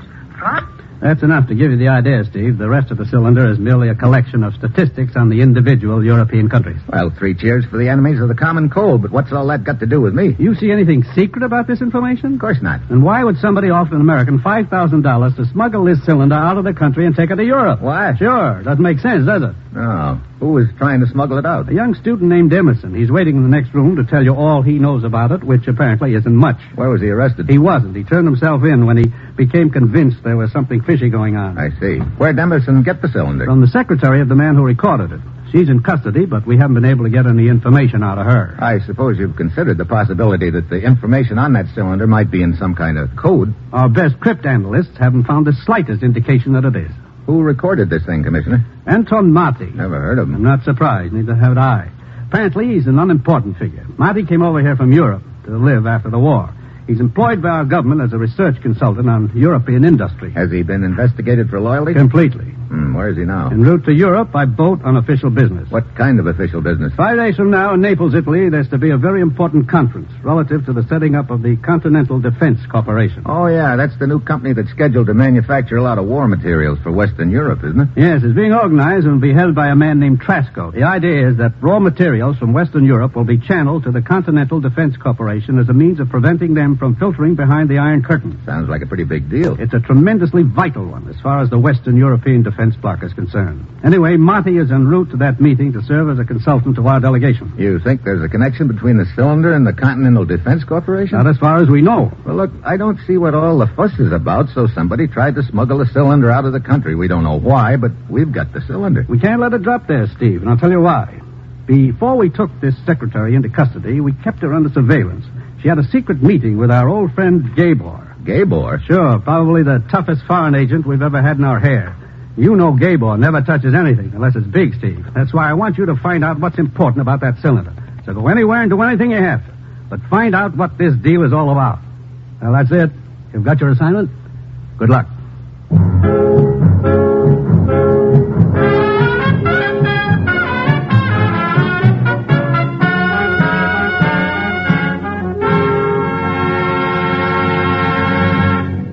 The National Broadcasting Company is presenting Dangerous Assignment, starring Brian Donlevy in the role of Steve Mitchell, colorful two-fisted government agent. At all those places of the world where danger and intrigue walk hand in hand, there you will find Steve Mitchell on another Dangerous Assignment.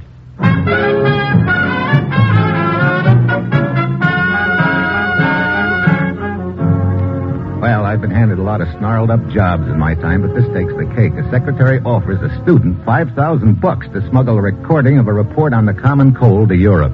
Nobody knows what the deal is all about, and lurking in the background is a well-known foreign agent with me in the middle, trying to unravel it all. A real cinch. I go down the hall to the room where Emerson's waiting for me. Look, I tell you, I don't know what the deal's all about. Okay. Suppose you tell me what you do know. Well, that isn't much. A couple of months ago, I decided to go to Europe. I'm an art student. I figured I could learn more over there. But how did the secretary figure in the deal? Well, I've dated her now and then, and that's all. Nothing serious, but she got real interested all of a sudden when I happened to mention that I was leaving for Europe. Go on. Well, she started giving me a lot of double talk, sort of pumping me to see where I stood politically. I see. Well, I knew she was up to something, so I went along with it to find out what. Well, finally, she worked around to ask me if I'd like to make some money. I said, sure. I was broke. And she told me I'd get $5,000 if I'd take that cylinder over to Europe with me. Well, then I knew there was something pretty shady about the deal, particularly when she started in on the hocus pocus. Hocus pocus? What do you mean? Well, she said I was supposed to go to Italy, an amusement park outside of Rome, the Carousel. Then what? Then I was supposed to give a password. What is it? I was to say, I've always wanted to ride in a carousel. Huh? The other party would reply, your parents must have been very strict with you. Then I was to pass over the cylinder and collect the money. I see. Did she ever mention a foreign agent by the name of Gabor? Gabor? No. How about her boss, Anton Matty, the guy who made the recording? No, she never mentioned him either.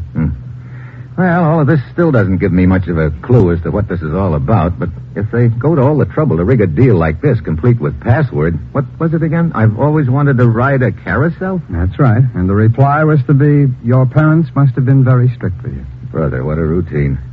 Hey, wait a minute. This girl's secretary is in custody, and they didn't tell her that you'd reported the deal to us. No, I wouldn't know about that. Chances are that Gabor doesn't know it either, so if we kept you out of sight for a while, he'd think the scheme was in operation. Mr. Mitchell, I don't understand what you're getting at. I'm going to arrange a substitute for you, Emerson. Substitute? Mm-hmm. You mean somebody's going to take my place? Take that cylinder to Europe? That's right. Well, who? Me.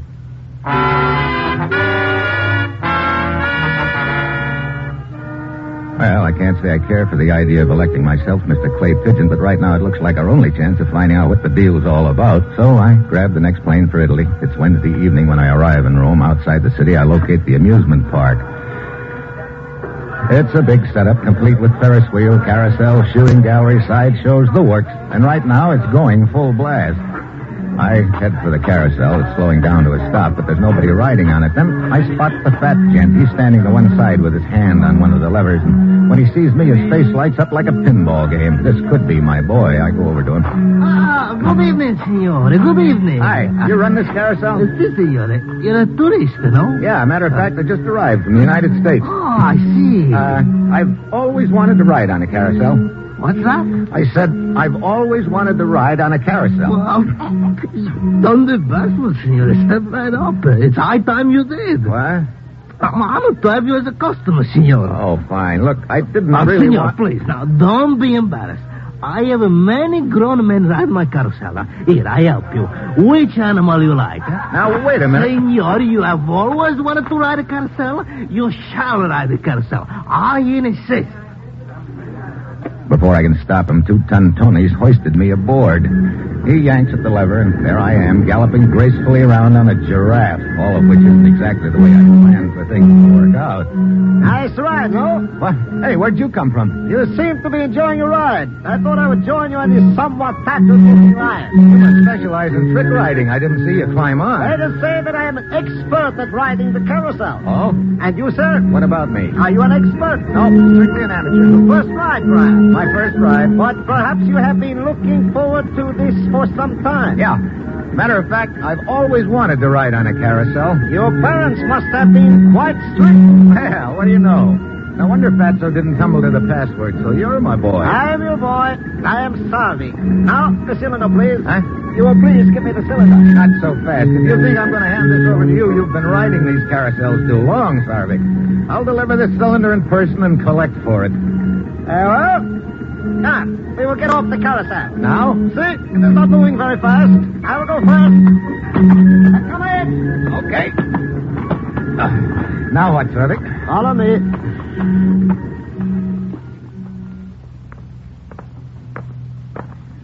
Hey, look, Sarvik. We've been walking about an hour, seems like. Where are we heading, anyway? You wish to deliver the cylinder in person, therefore I'm taking you to my superior. Here, into the salary. Here we are at last. I don't see anything, just a dark alley. Indeed. But for you, it is the end of the trip. Huh? Hey, a knife. For you. And for me, this cylinder. Guess again, Buster. That's better. Now I'll... Oh. He gives me a sudden knee into the breadbasket that doubles me over like a croquet wicket. By the time I get my wind back and scramble to my feet, he's taken off. I pound down the alley after him, but he's got too big a start on me, so I finally give up. Right now, I'm not sure where I stand in the deal. Are they on to me, or was Sarvik trying to pull some kind of a fast one? But I know I'm in it too deep to back out now. And then I remember the fat boy who ran the carousel. Maybe he knows Sarvik and give me some kind of a lead. I head back to the amusement park. Fatso is still standing by the carousel, but just as I'm about to collar him, a figure steps out of the shadows in front of me. And I mean a figure. Hello? Well, hi. You do not really want to talk to the fat old man. No? No. You would rather talk to me? No argument there, but unfortunately I've got business with the carousel pilot, but maybe later... Oh, your business is with me? How do you mean? Oh, to begin with, you might tell me you have always wanted to ride on a carousel. Hey. To which I might reply that your parents must have been very strict with you. You know, this tune must be on the hit parade. Huh, senor? The last time I tried out that password, a little gent tried to tickle my ribs with a knife. But I do not understand. I am the one who was supposed to meet you here. True, I'm a little late, but you tell me, please, who was this man? He told me his name was Sarvik. Sarvik? Does that ring a bell? No. No, I have never heard the name before, senor. You did not give him the cylinder. No. Oh, good. I'm not too late after all, huh? Please, to give it to me, huh, senor? I will deliver it and then... Here we go again. Senor? Look, I'll tell you the same as I told Sarvik. I'm going to deliver the cylinder personally and collect for it. Oh, but that would be awkward. Not as awkward as if I don't deliver it at all. You do not trust me. You're so right. Very well, you come with me. Oh, no. What's the matter now? Look, you and Sarvik must have rehearsed your routine together. That's what he said, too. Come with me. So I did. Almost wound up dead. But, senor, how you could get dead with me? That's what I don't want to find out. But all I want you to do is come to that small cafe over there with me. Oh? Don't tell me that's headquarters for this operation. No, senor. But there is a telephone there. I will telephone the person I work for. Okay. Tell him to meet us here and to bring the money.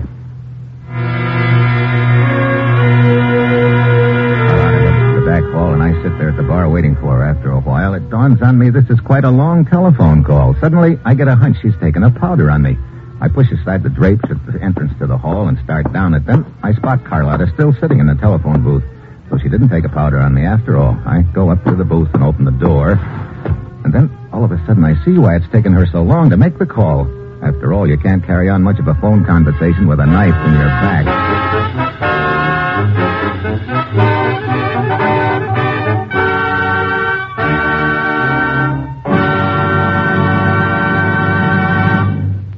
Now, back to Dangerous Assignment and Brian Donlevy as Steve Mitchell.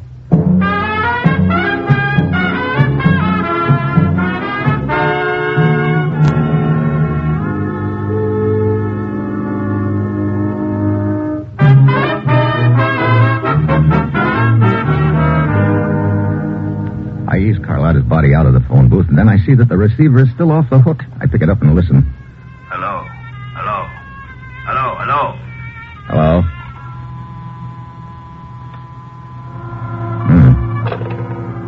Well, I'm getting nowhere fast. I don't know who knifed Carlotta. I don't know who she was talking to when it happened, and all I've got to go on is a voice and a violin.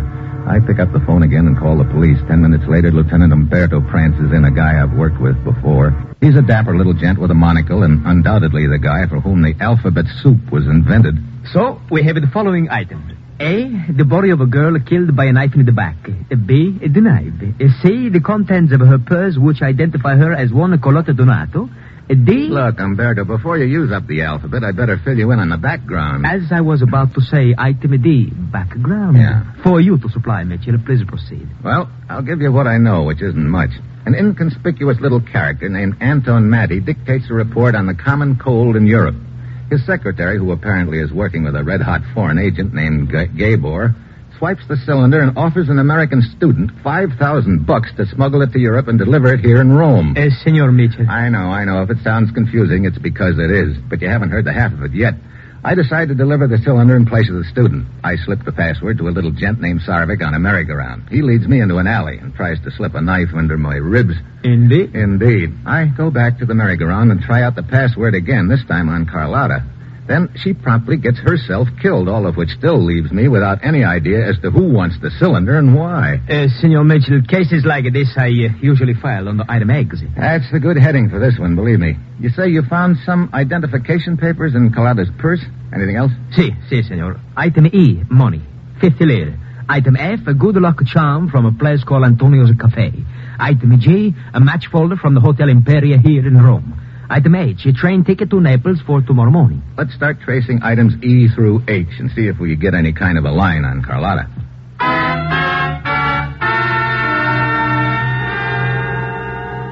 I head to the railroad depot and finally locate the clerk who sold Carlotta the ticket, but he doesn't remember if she was alone or if not, who was with her. Then I try Antonio's Cafe, but I find out they give out those good luck charms to all their customers. So I meet Lieutenant Umberto at the Hotel Imperia, and one look at his face tells me he hasn't had any better luck. There is no record of Carlotta Donato having registered here, Mitchell. I was afraid of that. Just because she has a match folder with the name of this hotel doesn't mean that she was a star boarder here. I know, senor, but I was hoping... I was, too. Well, what do you suggest now, Mitchell? You've got me. Well, I guess we'd better... What is it? Hold it a minute. Listen, isn't that a violin playing? See, sounds like one. Where's it coming from? Why, I do not know. Right over there, in the bar. Yeah, that's it, all right. Come on, let's go over to the entrance. But, Mitchell, what is so unusual about the violin playing? Nothing, except that when I picked up the receiver after I discovered Carlotta's body in the phone booth, I could hear a guy saying hello. I could also hear a violin playing in the background. So? Here, this'll do. Ah, there. There is the violin player down at the far end of the bar, Mitchell. Yeah, and there's a phone sitting on the bar, too, so Carlotta could have been calling someone here, all right. The question is, who? There are quite a few people in here. Yeah, it could have been any one of them. Come on, let's go in. Do you think that you would recognize the voice again if you heard it, Mitchell? I don't know. Signores? Scotch. Vermouth. Si. Mitchell, the bartender. Yeah, I thought of him, too, but I don't recognize his voice. Trouble is, all I heard the guy on the phone say was hello a few times. Not much to go on. Well, try listening to the voices of the other people in here. Okay. Well? How can you pick one voice out of that hodgepodge? Bartender. See, it's almost impossible. Hold it. See? What is it, Mitchell? Quiet. I'm going to my room. If another call comes for me, have it transferred there. Very well, Senor Trasco.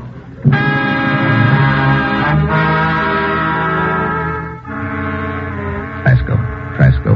Where have I heard that name? And the voice, I think it's the one, but I've got to be sure, and there's only one way to find out. I slip out into the lobby, and from the phone booth there, I can see into the bar. I call and ask for Trasco. Then I watch the bartender hurry out into the lobby, collar Trasco, and lead him back to the phone in the bar. Hello? Yeah, no doubt about it anymore. The same voice I heard over the phone right after Carlotta was killed. Hello? Hello? Who is this? You still interested in that cylinder? Yes. You have it? That's right, Trasco. How do you know my name? Never mind. Where can we meet? One moment. What's the matter? Carlotta was supposed to get the cylinder from you and bring it to me. Where is she? I'll fill you in on that when I see you.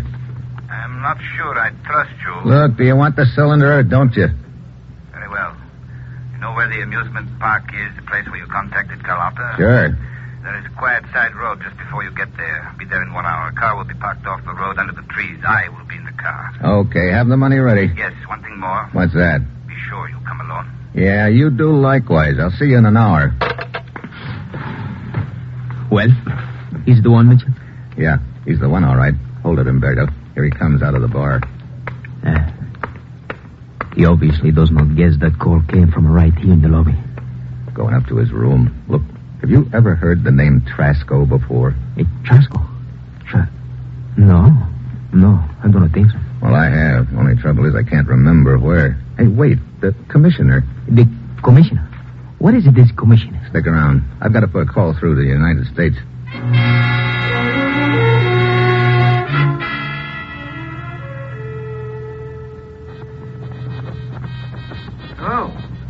Hello, is that you, Steve? Yeah. Jiggle the phone, Commissioner. This is a lousy connection.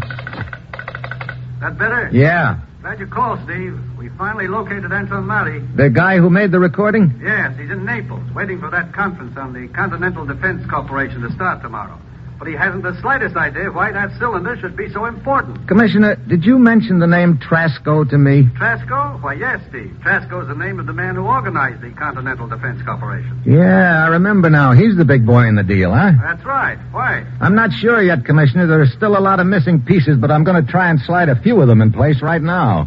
So long, Commissioner, and thanks. Okay, Umberto. I'm heading for that meeting with Trasco. Give me about 10 minutes alone with him, and then close in.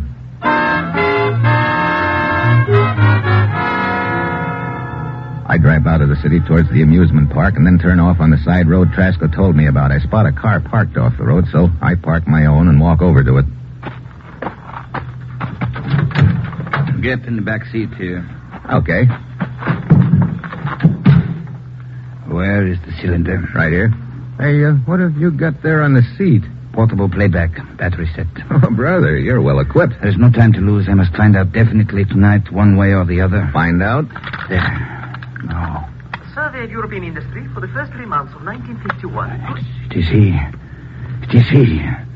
Anton Maticek. I thought his name was Anton Mati. Perhaps he calls himself that now, but his real name is Maticek. So, I found out just in time. In time for what? That does not concern you. You are merely a messenger in this affair. You have brought me this cylinder. You will be paid for it.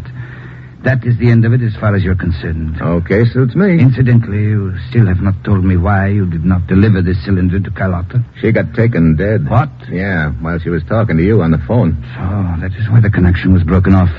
You killed her? No, I think it was a character named Sarvik. Sarvik? That name ring a bell? So, they do not trust me. They have me investigated.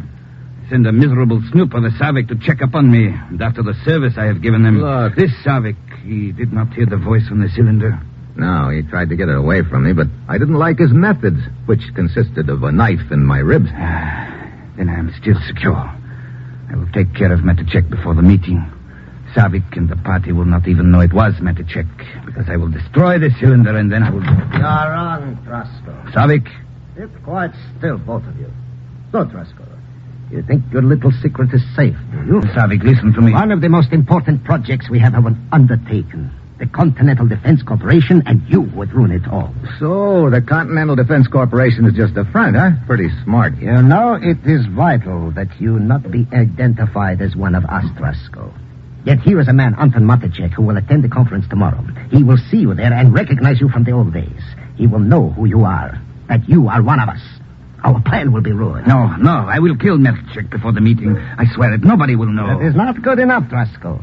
If Maticek knows, perhaps others will too. No. And I must inform you that you will be dealt with severely for trying to cover up the fact that you are a bad risk for us. Give me that cylinder. Sarvik, I said give it to me. Very well. Here. Trasco flips the cylinder in Sarvik's face and jerks a gun out of his pocket. Sarvik recovers fast, but not fast enough. And now, sir, with you out of the way, my secret will be safe. He swings the gun towards me, and I dive at him at dead heat. Something hot creases my skull, and I hit the floorboards.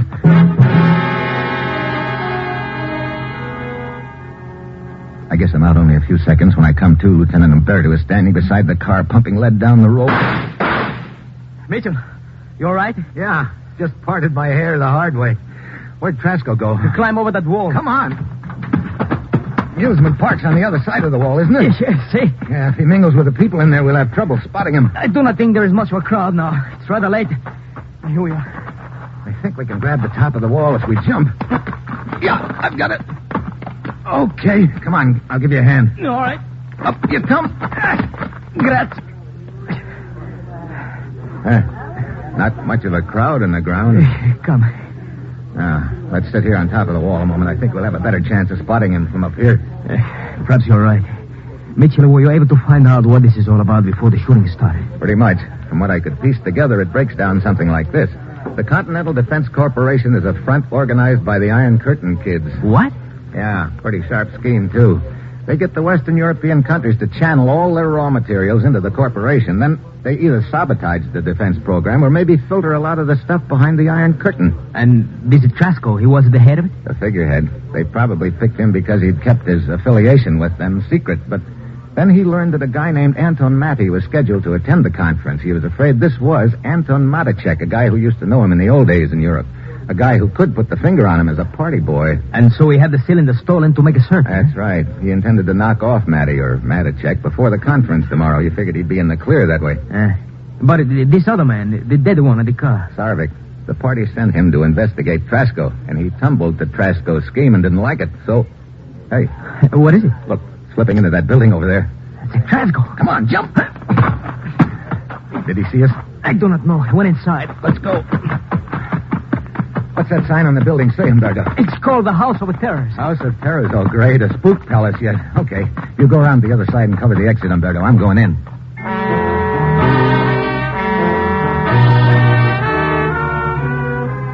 I shove open the door and duck in fast. It's dark. The joint is typical, assorted groans and wild laughs. I start threading my way through, and halfway through, the floor heaves under me. I lurch to one side and grab a handrail to steady myself. Suddenly, a large ghost-like figure is flapping in front of my face. I swallow my Adam's apple and poke at it. It's a sheet. Tripped into action when I grab the handrail. I start moving again and sweating. Still no sign of Trasco. Then, all of a sudden, a gun in my ribs. Turn around. I have no desire to meet your friend at the exit. We're going out the way we came in. Move. We start walking. If I don't think of something fast, I'm cooked. Then I remember the handrail in the sheet. I hope it never misses. We reach the spot. Then I grab for the rail, and sure enough, the ghost flaps out in front of us. Thanks, Spook. Mitchell, where are you? Right here, Umberto. Oh, and Trasco. Also right here, horizontal, with the help of my friend, the Spook. So, you and this friend of yours, you're too much of a Trasco, huh? You might say that against the two of us, Trasco didn't have the ghost of a chance.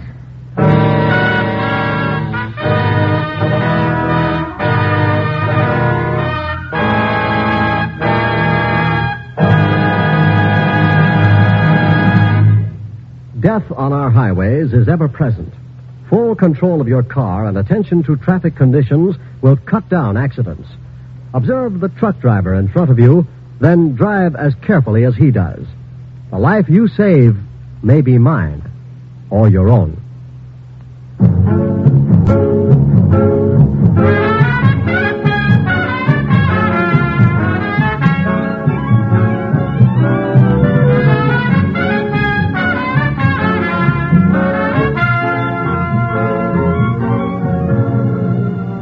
Dangerous Assignment, starring Brian Donlevy as Steve Mitchell with Herb Butterfield as the commissioner, is written by Bob Reif and Adrian Jondo, with music by Robert Armbruster, and is produced and directed by Bill Karn. Others in the cast were Tony Barrett, Stacey Harris, Don Diamond, Betty Lou Gerson, Lou Krugman, and Raymond Burr.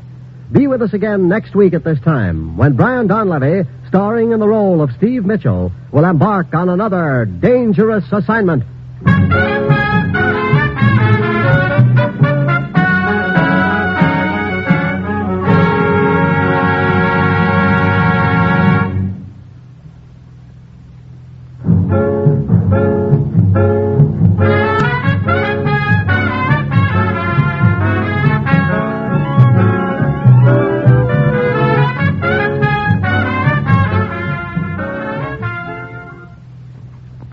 Preceding program was transcribed. Listen for...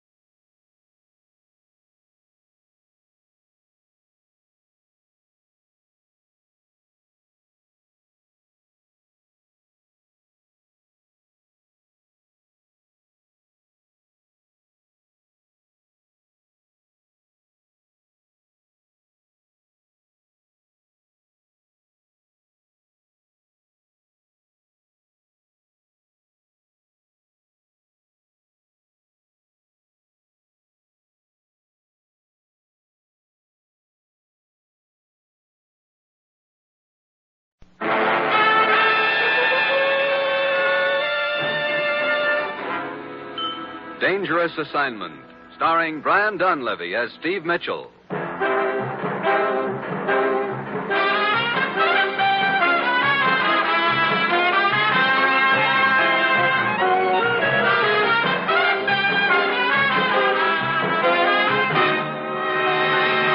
Steve, I'm sending you to Switzerland on the next plane. Switzerland? What's the matter? Your watch busted? No. We're up against a case of international blackmail. Ruth, how about Steve's plane ticket? Ready and waiting, Commissioner. Good. I'll check on his passport and credentials. Thanks, Ruth. Now, what's all this about international blackmail? Well, as you know, the popular leader of a Central European country died last week. Yeah? We've taken an active interest in the affairs of that country. Mm-hmm. We've sent them food and money and done everything we can to help them establish a democracy. We've made a heavy investment in democracy. And now we've got to protect our investment. I still don't get with the blackmail. This leader had finally succeeded in uniting his country behind him. He became a symbol of democracy in their minds. But there are interests who realize if they can discredit this man, that unity will collapse. And that country will then be an easy target for anti-democratic propaganda. I see. But how can they discredit the man? He's dead. We have just received information before he died. He signed a confession revealing his intention to sell out his country. We happen to know that confession was obtained by force. Oh, well, why hasn't it been published? He had many friends, and one of them stole the confession before it could be put to use. And you want me to contact this man? No, he was killed. A man named Baumgart contacted us this morning. He owns the Jungfrau Inn in the Swiss Alps near Interlaken. He says he knows that the blackmailer is willing to sell this letter to the highest bidder. Yeah, and those bidders will probably have the ante up pretty high by now. Okay, how much am I authorized to bid for it? Nothing. What? You know we don't bargain with blackmailers. But look, Commissioner... Steve, get that document. Well, that's it. You've got your assignment. Good luck.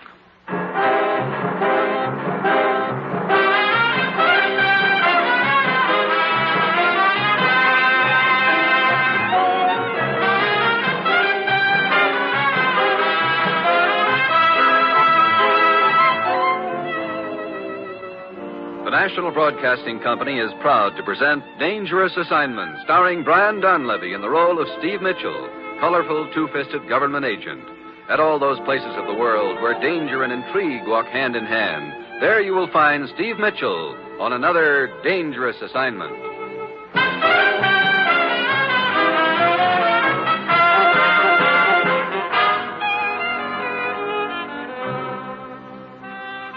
Yeah. That's my assignment. Go to Switzerland, contact Baumgartner, and find who has a document hot enough to start a revolution in Central Europe. Then somehow get that document. The other team will be bidding plenty of cold cash for it. I guess I'm supposed to use box stops or just bet my baby blue eyes at somebody.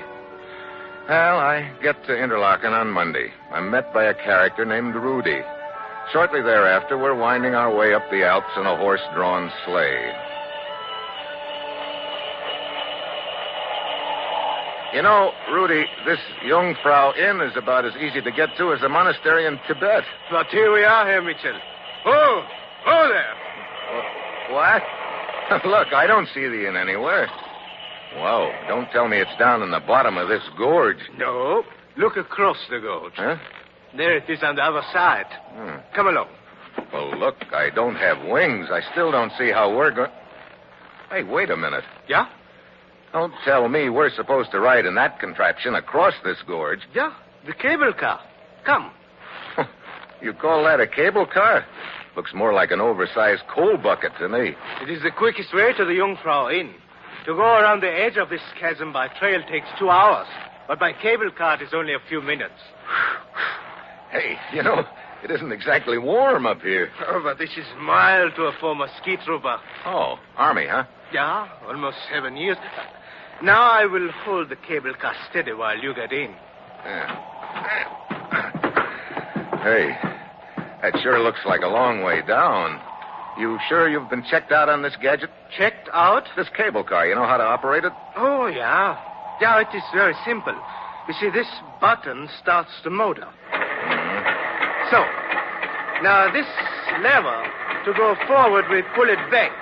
And to go back, we push it forward. You know, that sounds real logical. We go forward. So.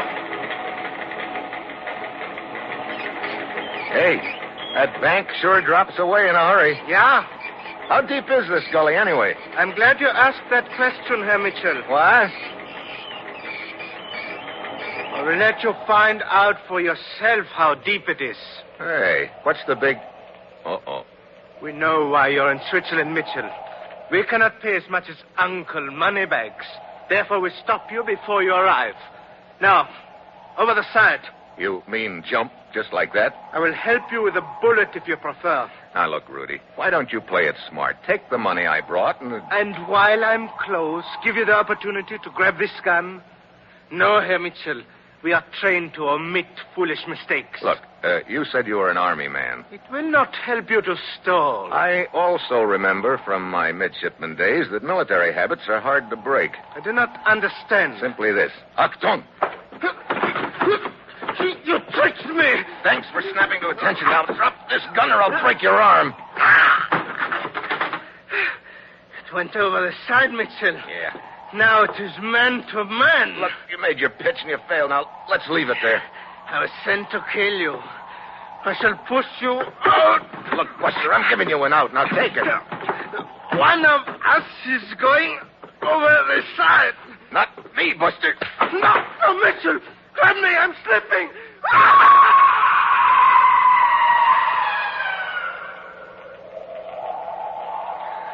Oh, brother.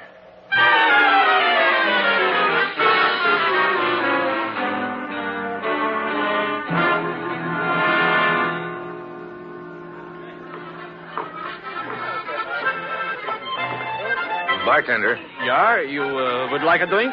Yeah, I could use one right now. Scotch. Yeah. Is the owner of this inn around anywhere? Here. Yeah, Herr Baumgartner. See over at the corner table. Okay. Thank you. Oh. Oh, I'm so sorry. Oh, it was my fault. Did I hurt you? Not at all. I spilled your drink. Oh, that's all right. I wasn't looking where I was going. Well, let me buy you another one. No, thank you. But thanks. No, really. I tell you, I will take, what do you call it? A rain check? Yeah, a rain check. Okay, that's a date. See you later. Good evening. Is your name Baumgartner? Yeah. I'd like to talk to you. Please, sit down. But let us not talk until the music's over. Look, I want to talk now. My name's Mitchell, Steve Mitchell. You surprised to see me? But of course not, Herr Mitchell. I've been expecting you. Yeah? Well, I wasn't a very cordial welcome your stooge tried to give me in that cable car. What? Please, Herr Mitchell. I'm very fond of this music. It's the very bust, you know. The Moserbuben. The what? The Moserbuben. Oh, the Moser boys. Isn't that good to listen to? Yeah, great. But right now I've got more on my mind than yodeling. We're going to have a talk, so quit stalling. Well, very well. Come, we'll go into the back room. Okay. Just one thing, though. Yeah? Have you got another ape waiting for me in there? Ape? But I do not understand. Oh, well, never mind. Come on. After you, Herr Mitchell. Okay. Yeah, let's sit down. Now, what is all this suspicion of me? You sent a strong arm named Rudy to pick me up and polish me off. Herr Mitchell, why should I want to, as you say, polish you off? I want to do business with you.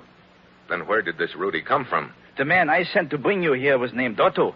This Rudy was undoubtedly working for one of the people who are bidding for the document we're both concerned with. Well, maybe. Look, speaking of that document, our information is that you know who has it and are willing to act as a go-between. Your information is accurate, Herr Mitchell. Do you know the document is still in existence? I've seen it.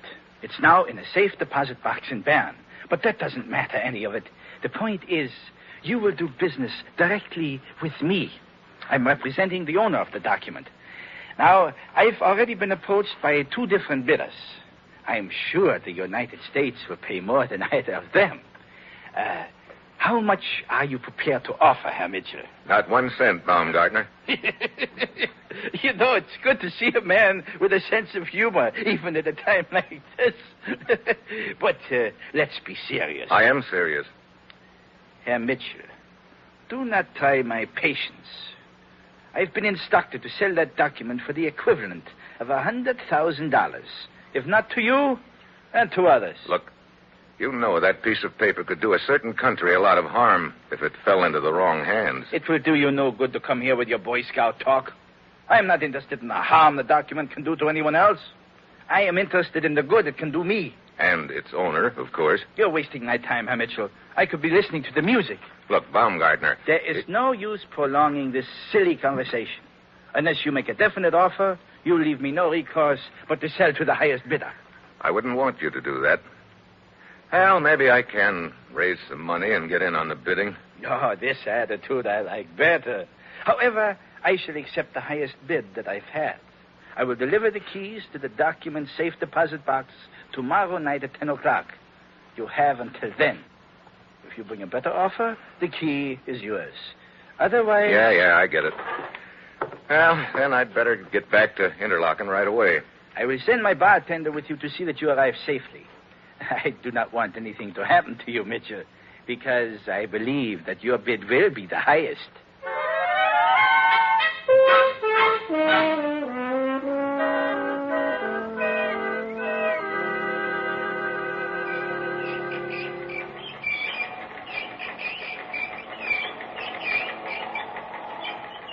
Look, can't you make this contraption move a little faster, Fritz? It's like a deep freezer with a fan turned on.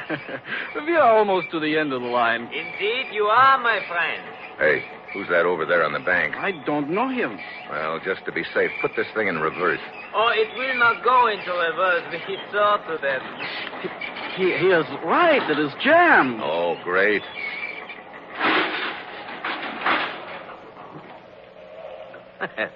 And now, as you said, you are indeed at the end of the line, Mitchell. Who are you? Oh, my name is Gerlach. Would you and your companion kindly step out, please? What do you want? Hans? Yeah. Drag him out. Yeah. Hey, look. Gun or no gun, get this big ape away from me. Go. Okay, Buster. Oh, Mitchell, I am so sorry that you did that. It shows that just because I am a little man, you are not impressed by me. Oh, dear. It is always this way. I am such a mild little man, so no one is impressed. And therefore I must make people impressed. Well, never mind the lecture. Where's this leading? Mitchell, tonight you killed one of my men. Oh, Rudy? The guy in the bucket? The same. And now, an eye for an eye. Hans. Yeah? Shoot the little one. Wait a minute. You can't kill Fritz in cold blood for something he had nothing to do with. Oh, Mitchell, you are not impressed. Oh, dear. Hans. Wait. No! Good Lord. What kind of a man are you? The kind of man who will kill you, Mitchell, if you do not give me the document. Gerlach, I don't have it. You came to buy it. You saw Baumgartner, and so it follows that you have the document. Now, please, Mr. Mitchell, take pity on me. It's quite cold up here. I would much rather be in front of a warm fire. I am sure that your conscience would bother you if you made me catch cold. Yeah, I'd hate myself in the morning, I suppose. Look, I don't have it, and I don't know where it is. Oh, dear. Very well, Hans. Proceed. Hey, look, if you think I'm going to hold still while this jughead works over me... Hans! Yeah. Again, Hans. Only this time, use the butt of your rifle. Yeah. Listen, you big gorilla. Oh, that's lovely. Now, Hans, you may kick him. Again. That's enough to soften him up. Any more would be cruel. Roll the bartender's body into the gorge, and then we shall take Mitchell to my house in Interlaken.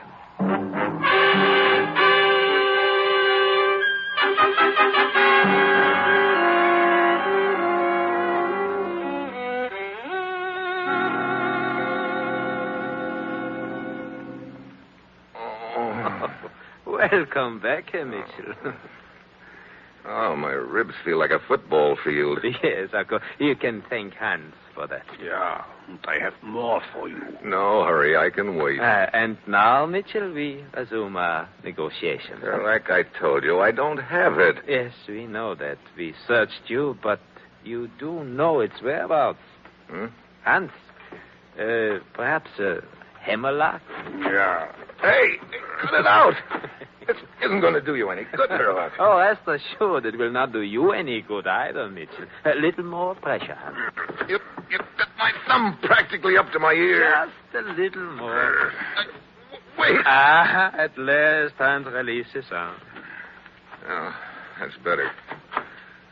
Look, I'm kind of groggy. I could do with some fresh air. Oh, but of course, Mitchell. Poor man, you have been through a great deal. Open the window and get your fresh air. And then we shall talk.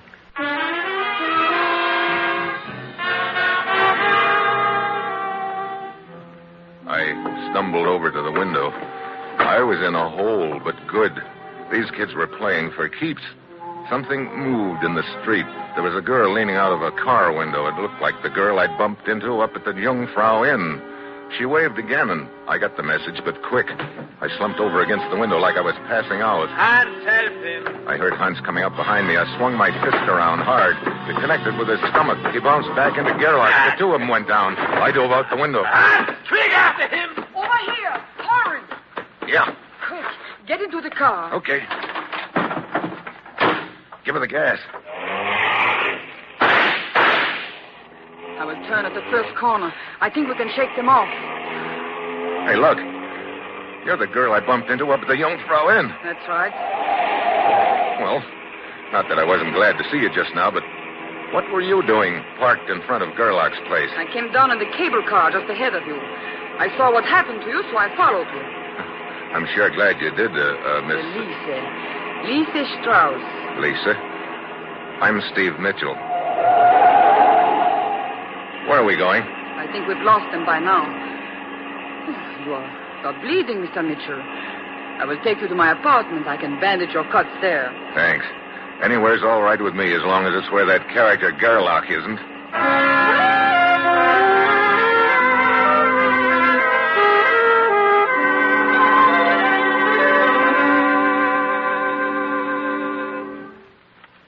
Are you feeling any better now, Steve? Only about 1,000%. Hey, remind me to take first aid lessons from you sometime, Lisa. How about a drink, Steve? You think of everything, don't you? But when we bumped into each other at the inn, you promised me a rain check, remember? Here you are. Thanks. Well, happy rain check.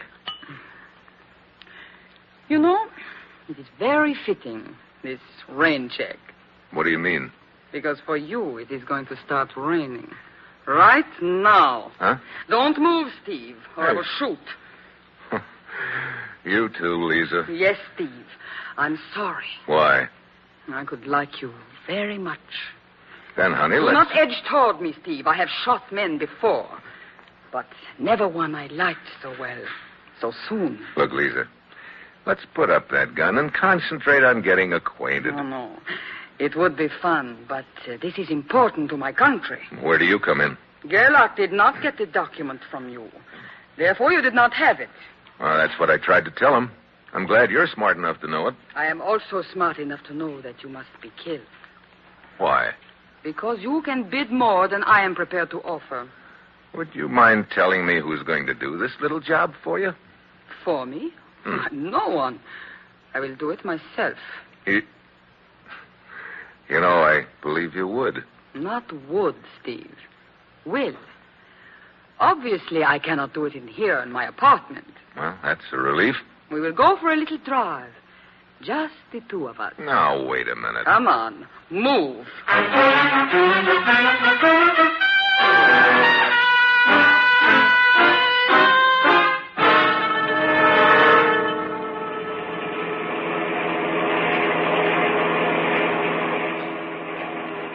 Keep both hands on the steering wheel, Steve. Don't worry.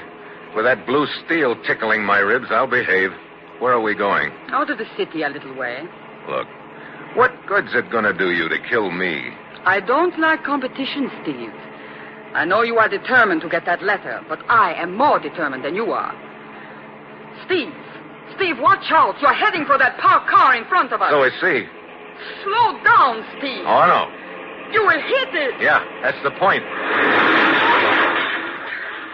I'm sorry to jolt you, baby. Let go of my wrist. Let go of the gun. And if I do not? I've never broken a woman's wrist before, but I guess there's always a first time. You would not do it. Oh, wouldn't I? I... That's better. You surprised me, Steve. You're not as soft as I thought. Well, what will you do now? Turn me over to the police? Well, maybe I should. After all, you were trying to kill me, but I also remember you saved my life an hour ago. No, Lisa, I'm not going to turn you over to the police. You are a strange man, Steve.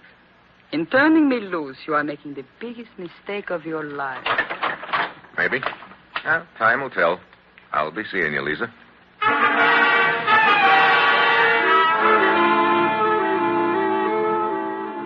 Well, long about now, I'm ready to toss in the sponge. It's only a matter of time until Baumgartner contacts Gerlach or Lisa, and the highest bidder will be waiting at 10 o'clock to claim the key to the safety deposit box and burn. I had no money to offer, and I couldn't scare Baumgartner into giving me the document. Baumgartner was more afraid of Gerlach and Lisa than he was of me. Then a crazy idea hit me. It might work. Fear does talk louder than money, and maybe Gerlach and Lisa could do a little bit of work for me without knowing it.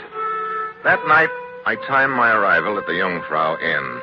It's 9 as I open the front door. Good evening, Herr Mitchell. Hello, Baumgartner. I see their Moser BBs are still being it. Yeah. Such music. Oh, it's a delight to my soul. But I'm glad to see you back tonight, Herr Mitchell. It indicates you've changed your mind about that document. Now, how much are you prepared to bid for it? Baumgartner, you told me you're just acting as a go-between in this deal, but I've got a pretty strong hunch that there is no other man. I think you've got the document and dreamed up this story about being just a go-between to protect yourself. I do not understand the purpose of these remarks. No purpose, really. All right, then let's get down to business. How much are you prepared to bid? You misunderstand, Baumgartner. I just came up here to tell you goodbye. Mitchell, sometimes I find your sense of humor very annoying. It's no joke. My train leaves for Bern in about 2 hours. You are serious? Yep. So long. But I do not understand the key. I think you will understand before long. Goodbye. But, Herr Mitchell. Well, hello, Lisa. Hello, Steve. You must like this inn. Let us say rather that I like you. Yeah, sure. You proved that the last time we were together. I'm afraid you were a little too clever for me then. Well, it doesn't matter anymore, Lisa. What do you mean? I'm taking my key, and I'm leaving on the train to Bern in a couple of hours. Key? Leaving? You admit defeat, then. I didn't say that. I just said I was leaving. Well, so long, Lisa. It was nice while it lasted, and I'm glad it didn't last a minute longer. But wait, I do not understand. If you are leaving, that means that Baumgartner... It just means I'm leaving. So long, Lisa. Oh, Mitchell. Oh, looking for me, Hans? Here I am. That's one I owe you. Here's another. And here's one for Gerlach. Give him a message for me, Hans. Tell him I've got the key. Tell him it's too late. I'm leaving on the train to Bern. Don't forget.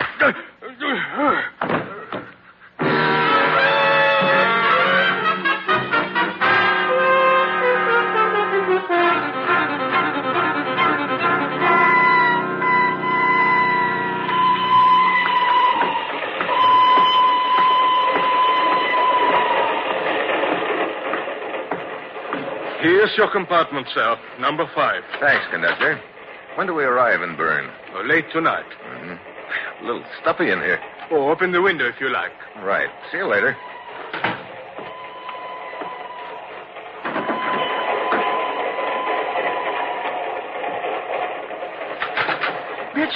Mitchell. Well, hello, Baumgartner. Mitchell, what have you done to me? I don't know what you mean. But you must. Shortly after you left, Gerlach, he came to the inn and tried to kill me. Well, maybe he doesn't like you. Mitchell, this is serious. I escaped out the back door, but he followed me here. He's on the train. What about the girl? She saw it all. She, too, is here. What did you tell them? Well, have a seat and I'll explain it. There isn't much time. They're searching the compartments. Well, then I'd better talk fast. Yesterday you called the highest bidder and told him that he or she could claim the key to the safe deposit box at 10 o'clock tonight. Yeah, all this I know. I had to know who was the highest bidder. Tonight when I told Lisa I was leaving with the key, it meant nothing to her. That left Gerlach. Oh, this too I know. When I left early mentioning the key, they both thought you had sold the document to me. So, that's why Gerlach tried to kill me. That's right. When Lisa learned about that, she smelled the double cross and started on her own. But I didn't double cross the... Oh, you know that. Well, in that case, you have nothing to worry about. When they find you, if you have time before they shoot you, just tell them the truth and... You must tell them. You are the only one who can save my life. Why don't you go to the police? You know I cannot ask their protection in this matter. Well, then you'd better make a deal with me. Now, you got that key to the safe deposit box on you? But of course. Well, give it to me. I'll tell Gerlach and the girl that you don't have it. But I'll get nothing. No money, nothing. Well, the other way, you'll wind up dead. Still with nothing. Come on, make up your mind, yes or no. Oh, but it's unfair. Someone coming down the corridor. It's a woman's steps. Probably Lisa. What's it going to be, Baumgartner? Oh, all right. Anything. Here's the key. Thanks. Now get over there behind the door. And keep yourself You will behind both stay where you are. Hello, Lisa. Looks like you've got quite a collection of guns. Yes, but soon it will be a collection of keys. Baumgartner, you will be first. No. You promised to sell that document to me. Instead, you sold it to Steve Mitchell. No, it's not true. Mitchell, tell her. Yeah, maybe I had better explain. You see, Lisa... Save your explanations for me, Mitchell. Gerlach. Drop the gun, Lisa. Drop it. No. Drop it, Lisa. He means business. So do I. Why, you... Mitchell, let go of me. You bet. You knocked him out, Mitchell. Yeah, but not in time to save Lisa, though. But in time to save me. What? Baumgartner. I have Gerlach's gun now, Mitchell. Give me back that key. I guess I should have known I couldn't trust you. Take that key out of your pocket and give it to me at once. Well, okay, Baumgartner. Here's the key. Catch. Mitchell, you threw that key out the window. Yeah. On purpose. On purpose. I'll pull the emergency stop. Hey, where are you going? I'm going after that key, and I'll get it back. Happy hunting. Who pulled the emergency stop? The guy who just jumped off the train, conductor. Wait. His body's on the floor. Then it was a shot I heard. Yeah. The unconscious guy's name is Gerlach. He killed the girl there. But I did not understand. You say a man jumped off the train. Why? He's looking for a key in the snow out there somewhere. A key? Yeah, I threw it out the window. You know, I'd give a lot to see his face when he finds it. Why? It's the key to my apartment back in the States. But is the key that valuable? Well, it's not half as valuable as the one I've still got in my pocket. Well, come on, conductor. Let's get this train moving again. I've got a date in Bern. Oh. Oh, no. This date is with a safe deposit box.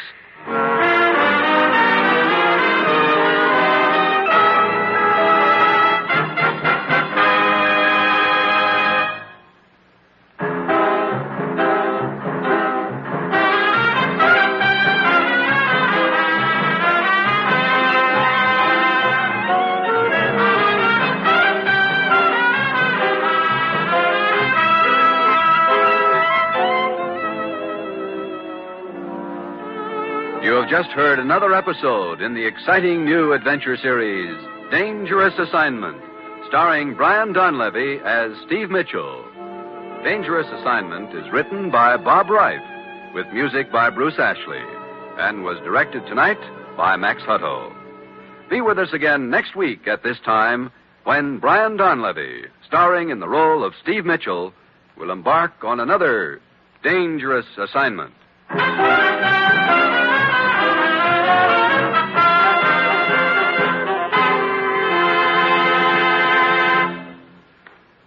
Be sure to hear Elizabeth Taylor on Cavalcade of America tomorrow on NBC.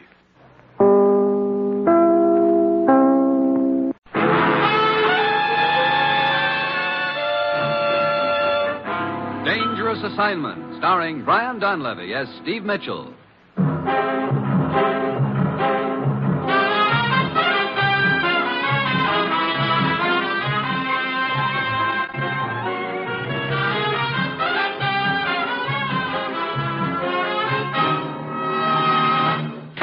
Morning, Commissioner. Morning, Steve. How was the flight back from Switzerland? Smooth as silk. Just got in. Glad you liked it, because you're taking the next plane for Cairo. Cairo? You mean today? Look, I don't even have a clean shirt left. You can dunk it in the Nile when you get there. Oh, Rose. Yes, Commissioner. How are you doing on Steve's plane ticket? I was able to get him space on the next plane. Takes off in an hour. Good. Oh, great. I haven't had a date for a week, and now you want to fix me up with a mummy. Steve, remember Shiek Haroon? Sure, he's an old friend of mine. He should be. What do you mean? About 5 years ago, I taught him to play poker, and he cleaned me. Well, as you know, the Shiek controls a territory on the edge of the Sahara. He has a walled city there. Yeah, I was there once. Quite a joint. We think there's uranium ore in his territory. Oh. You don't think the Sheik's making himself an A-bomb, do you? No, but we do know that 6 months ago we concluded an agreement permitting representatives of several countries to explore and develop the area. That agreement expires next Wednesday, and the Shiek has suddenly refused to renew it or even see our representatives. Yeah, sound like someone up the ante, huh? Yes. Apparently these other interests have the inside track with him right now. We want you to change all that. Oh, great. Sounds like a cinch. Where is the Shiek now? In his walled city? No. According to our information, he's staying on his houseboat in the Nile at Cairo right now. Steve, get to the Shiek. What you say to him is up to you, but it's vital that our agreement with him be renewed. Well, that's it. You got your assignment, Steve? Yeah, I know. Good luck.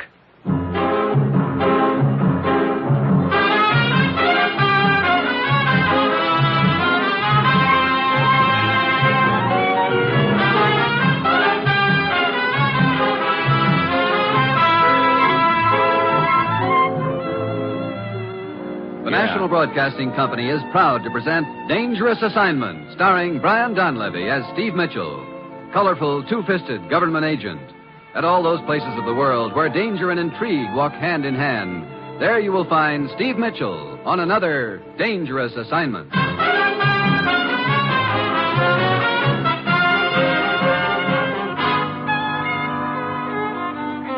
Yeah, this assignment's really a cinch. All I have to do is stick my nose into a hornet's nest of more power politics and change the whole course of events just by reminding the leader of 30,000 fanatical tribesmen that he and I used to be pals. So I slip a copy of How to Win Friends and Influence People into my suitcase and head for Cairo. It's Friday when I get there. I check in at the Delta Hotel, and then I head for the Sheik's houseboat on the Nile. Stop where you are, Effendi. Huh? You cannot come aboard this boat. Who are you? One of the Sheik's guards. Look, tell the Sheik that Steve Mitchell is here. The Sheik will see no one. Who's that guy up on the deck? That is Ahmed, the Sheik's confidential secretary. Look, Ahmed. I warn you, do not set foot on this boat, or it will be the guard's unpleasant duty to shoot you. Guard! Oh, good afternoon, Mikan. Has the Sheik changed his mind about seeing me? No, I'm afraid not, Mikan. But surely he will see me. I am sorry, but I have my orders. The Sheik will see no one. Now, please leave. Both of you at once. Very well. Okay, but I'll be back. I would not advise it, Effendi. Well, looks like you didn't have any better luck than I did.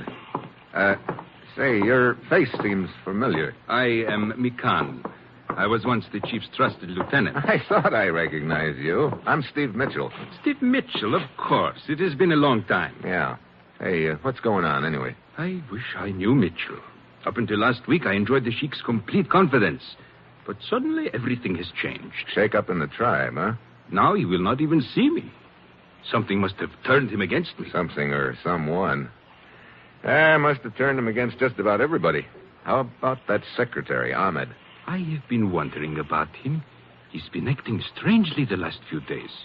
I've asked him several times to get me an audience with the Sheik, but he seems very evasive. I wonder if somebody's paying him to be evasive. I do not know. Look, you know the lay of the land around here a lot better than I do. Maybe you can help me. I would be glad to if I thought I could, but it is very discouraging. Yeah, but somehow I've got to see the Sheik. Very well, Mitchell. I will try to help you. Meet me at the Sphinx Club at 8 tonight. Perhaps I will have thought of a plan by then.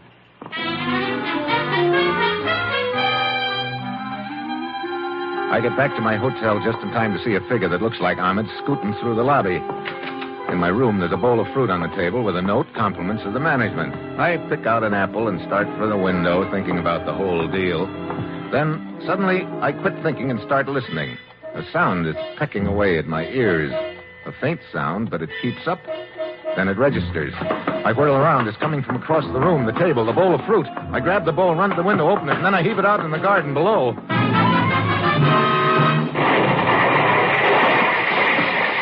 The concussion knocks me back. I can hear a couple of windows breaking. I run downstairs to the lobby. The clerk is waving his hands in the air. What happened? That explosion. That explosion was meant for me. A little thin-faced man scooted out of here a minute ago. Yes, he took a taxi.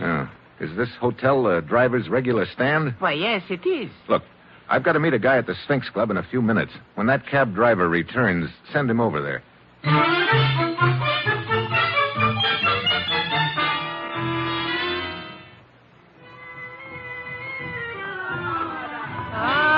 Welcome to my humble Sphinx Club, sir.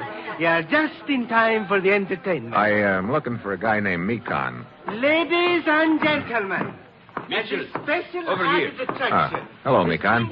Please sit down. Thanks. I almost didn't make it tonight. Looks like Ahmed planted a bomb in my room. What? What Mitchell did? Look, you found out anything yet? Only that the Shiek is no longer on his houseboat. That doesn't do us much good. Huh? Hey, who's that guy out there talking about Hollywood? His name is Eddie Martel, a very clever entertainer. Listen to him. I think you will find him amusing. I'd like to give you my humble impression of a few American movie stars, so let's see if you can recognize him. Now, can I have your attention, please? All of you at the back of the room there? All right. Now, how about this impression? Now, listen, baby. I don't want to have any trouble with you. We do it my way or we don't do it at all.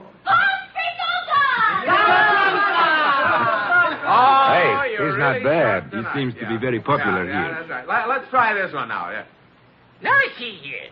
You can't talk like that to a man of the old sort, you know. I won't stand for it. You hear? I won't stand for it. Barrymore Fitzgerald.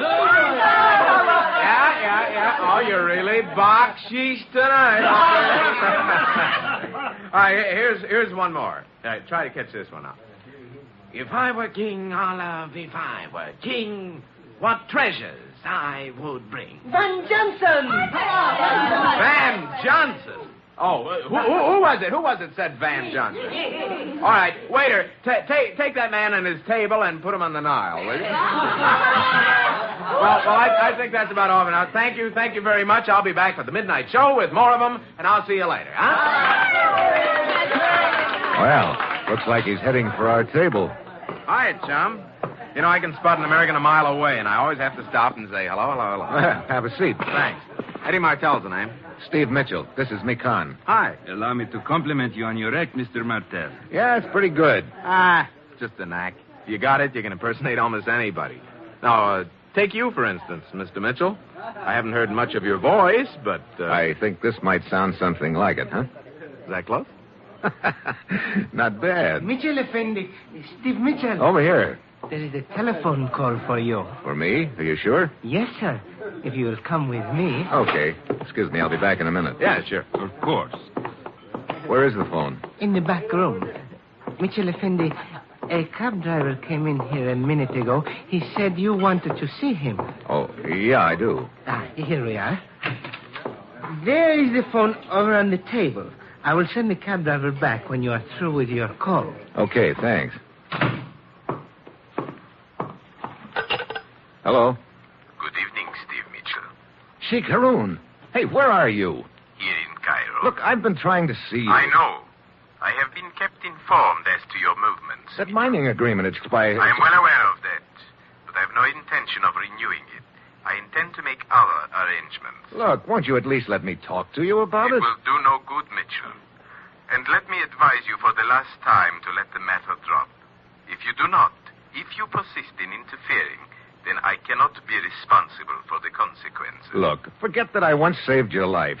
Just remember, I taught you to play poker. Now at least you owe me a chance to Goodbye, talk. Mitchell. Later tonight, I'm returning to my walled city. Wait a minute. Oh, great. Mr. Mitchell, sir? Huh? Oh, are you the cab driver? Yes, sir. The hotel clerk said you wished to see me. Yeah. You picked up a little thin-faced guy named Ahmed in front of the hotel about an hour ago. Where'd you take him? I have written the address on this piece of paper, sir. Oh, thanks. Here, this is for your trouble. Thank you, Yeah, sir. after I close here, I'll be heading for the States again, I guess. I imagine it will seem good to get back home. Oh, Mitchell. Hey, Martel. Huh? How'd you like to make a few extra bucks? You kidding? Is it honest, and who cares? I think I might have a little job for you in a few minutes. Yeah, okay. See you in my dressing room, okay? That's a deal. What is this all about, Mitchell? Look, Mikan, that phone call just now was from the Shiek. What? Where is he? Somewhere in Cairo, but he's leaving for his walled city. That means we've got to act tonight. But I still do not understand what you wish with this Eddie Martel. Look, he's an impersonator. He could imitate my voice on the phone. Imitate your voice? That's right. I want Martel to call Ahmed, make believe he's me, and tell Ahmed I know he planted that bomb and I'm on my way over to settle things with him. But what will that accomplish? Well, I'm going to be right across the street from Ahmed's place when he gets that call. If he's working under the Sheik's orders, he'll probably get panicky and run to the Sheik. I'll follow him. If he's working for somebody else, he'll probably run there. I'll still follow him. I see. Well, I hope it works. In the meantime, Mitchell, I will continue my efforts to see the Sheik. Okay. If you do locate him, tell him I know I'm trying to fill an inside straight, but I think he owes me at least a chance to draw to it. I do not think I understand your message, Mitchell. Maybe not, but I think the Sheik will. Well, I'll see you later, Mikan. So I make the deal with Eddie Martel to call Ahmed at 9. I pay the guy across the street $5 to let me roost on his roof. It's a good spot. I can look right into Ahmed's room. At 5 to 9, a girl comes in. She's wearing a red dancing skirt. She and Ahmed seem to be talking about something pretty important. 9 o'clock comes. 9:15. Still no phone call. I wait until 9:30, and by then I'm sure something has gone wrong with my plan. I go back to the Sphinx Club and head for Eddie Martel's dressing room. There's a man standing in front of the door. What do you want? I want to see Eddie Martel. Why? Who are you? Steve Mitchell. Now, look, if it's okay with you, I want to see Eddie Martel. Is he in the dressing room? Yes. And it is quite all right with me if you wish to see him, Mr. Mitchell. There he is. Oh, brother. Not a very pretty sight, is it? Well, I guess he won't be impersonating anybody from now on. Now, please tell me why you wish to see Eddie Martel. What is it to you?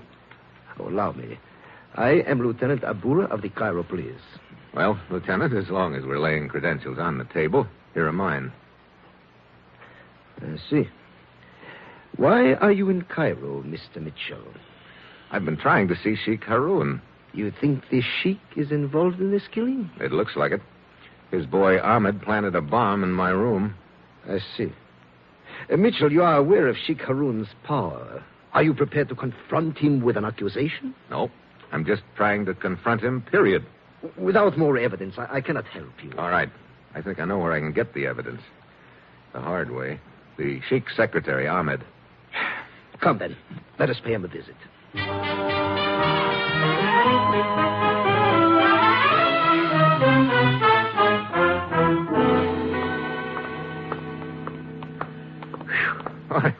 Really hot tonight, Lieutenant. Yes, and the air is quite still. These weather conditions usually signify the start of the Khamsin. Khamsin? What's that? A blinding sandstorm from the Sahara. Oh, fine. That's about all I need right now, a nice sandstorm. Well, here we are. This is Ahmed's rooming house. His room is right here in front. Mitchell, yeah? We will enter without knocking. I suggest you be prepared for anything. Yeah. Hey, wait a minute. Look, there on the floor. Yes. This is Ahmed. It was Ahmed before he collected that slug. Well, Lieutenant, now do we see the Sheik? Yes. Where is he? Somewhere in Cairo. Mikan may be able to help us. Mikan? Yeah, he was the Sheik's second in command. He's checking some places the Sheik might be here in town. Hey, wait a minute. There's one other. Who is that? The dancing girl in the red skirt who came to see Ahmed while I was watching his room. I've got to find her. Mitchell, do you realize how many dancing girls there are in Cairo? Sure. Be like trying to find one tree in a forest, I suppose. But that's all I've got to go on right now. Oh, I'll check with you later, Lieutenant.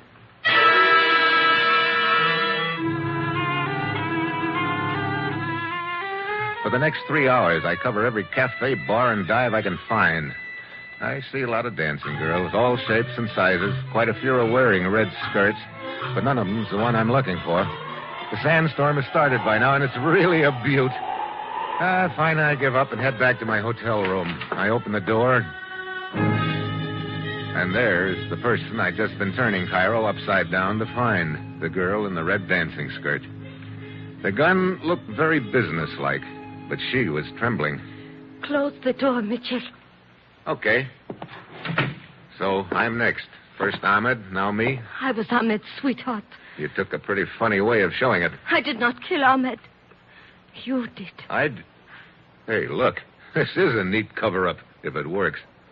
I saw you go to his room a little earlier this evening. He was alive when I left. What makes you think I killed him? I knew he was trying to see you. I thought he was trying not to see me. That's why he planted that bomb in my room. Ahmed did not put any bomb in your room. He wanted to tell you that the Shiek was gone. The Shiek is gone? But what did he... Hold it. What? The picture on the wall behind you is moving. Hey, a gun barrel. Get down. The slugs tear into the rug beside us. I dive out into the hall and head for the next room. The door's locked. By the time I batter it down, the room's empty. I hear someone pounding down the fire escape. I stick my head out the window, and the wind promptly blows a cupful of sand into each eye. Can't even open them for a minute, let alone see who the sniper is. I go back to my own room. The girl is gone. Oh, now I'm right back where I started from with a handful of nothing. I call Lieutenant Abura. He and his boys give the room next door a thorough going over. I'm waiting for him in his office when he finishes. Mitchell, I thought you said the Shiek was a friend of yours. I did. Why? We went over the hotel room next to yours very thoroughly. The one from which you were shot at. Mm-hmm. There were several cigarette butts and a half-empty glass of water. So the sniper had been waiting there for me. Well, what's that got to do with the Shiek? The fingerprints on that glass were his. What? Are you sure? Of course I am sure. Several years ago, during a political uprising, the Shiek was a guest of ours, temporarily. We got his fingerprints then. They matched the ones on the glass. Well, after this, I'll pick my friends more carefully. Mitchell, I will tell you frankly, I do not know quite what to do about this. Even though the Sheik's fingerprints are on that glass, it would be a very delicate and dangerous thing to go out to his walled city and formally accuse him of an attempt on your life. His tribesmen are fanatically loyal to him. Excuse me. Sure. Lieutenant Abura speaking. What? Oh, just a minute. It is for you, Mitchell. Oh. Hello. This is Mikan, Mitchell. I've been trying to get in touch with you. Yeah? They told me at your hotel that you were at police headquarters. Anything new? I covered all the places I thought the Shiek might be. About 2 hours ago, I saw him come out of one of them. Did you get a chance to talk to him? Only as he was getting in his car to return to his city. He would not listen to me. He said your mission was hopeless. What did he say when you gave him my message about drawing to an inside straight? Nothing. I'm afraid he did not understand it. I see. Well, thanks for the try, Mikan. Lieutenant, I just had a thought. I know it's a tough proposition to get into that walled city if you're not welcome, but what happens in a sandstorm like this? Why, during the come scene, everyone remains indoors under cover. Only a fool would venture out into it. That's what I mean. Let you and me be a couple of fools. Oh, but Mitchell. How could we get there? Why, the Jeep, I suppose. Could you dig up some goggles? Yes, I suppose so, but look. Look, you know, I think I understand now what Ahmed was talking about. It seems like a wild guess, but it's the only answer that makes sense. But to make sure, we're going to have to pay a visit to the Shiek in his walled city.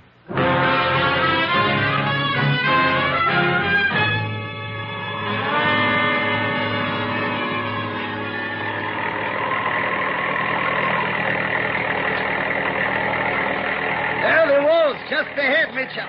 Yeah, come on. I hate to think of what this sand would be doing to our eyes if we didn't have these goggles. So do I. Well, the gate is closed. There's no sentry on duty. Feels you were right about the sandstorm, Mitchell. The city may be unguarded. Yeah, come on, let's find a place to climb this wall. It's too high to jump, about 12 feet. Mitchell, many things about this I do not understand. Me too. but I think it's beginning to fall into place.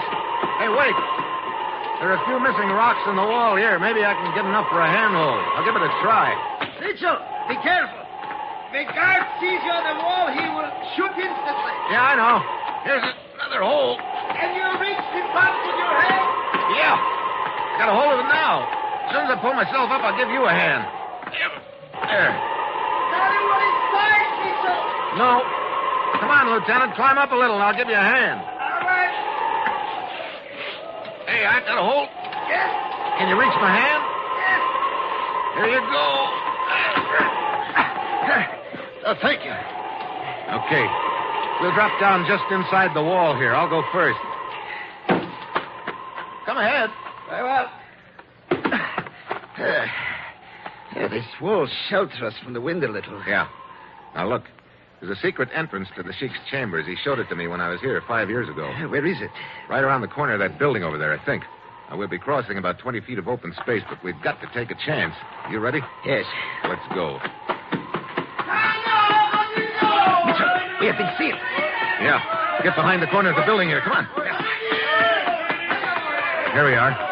Now, you press one of these rocks, and it's supposed to open the door. Hurry, Mitchell, hurry. I've got it. Quick. Get inside. Okay, pull the door shut behind you.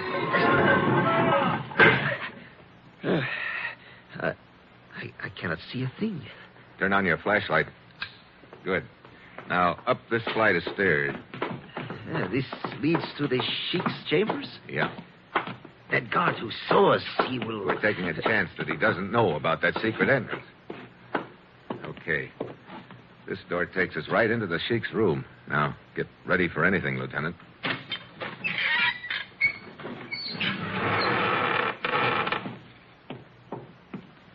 Mitchell, the room is empty.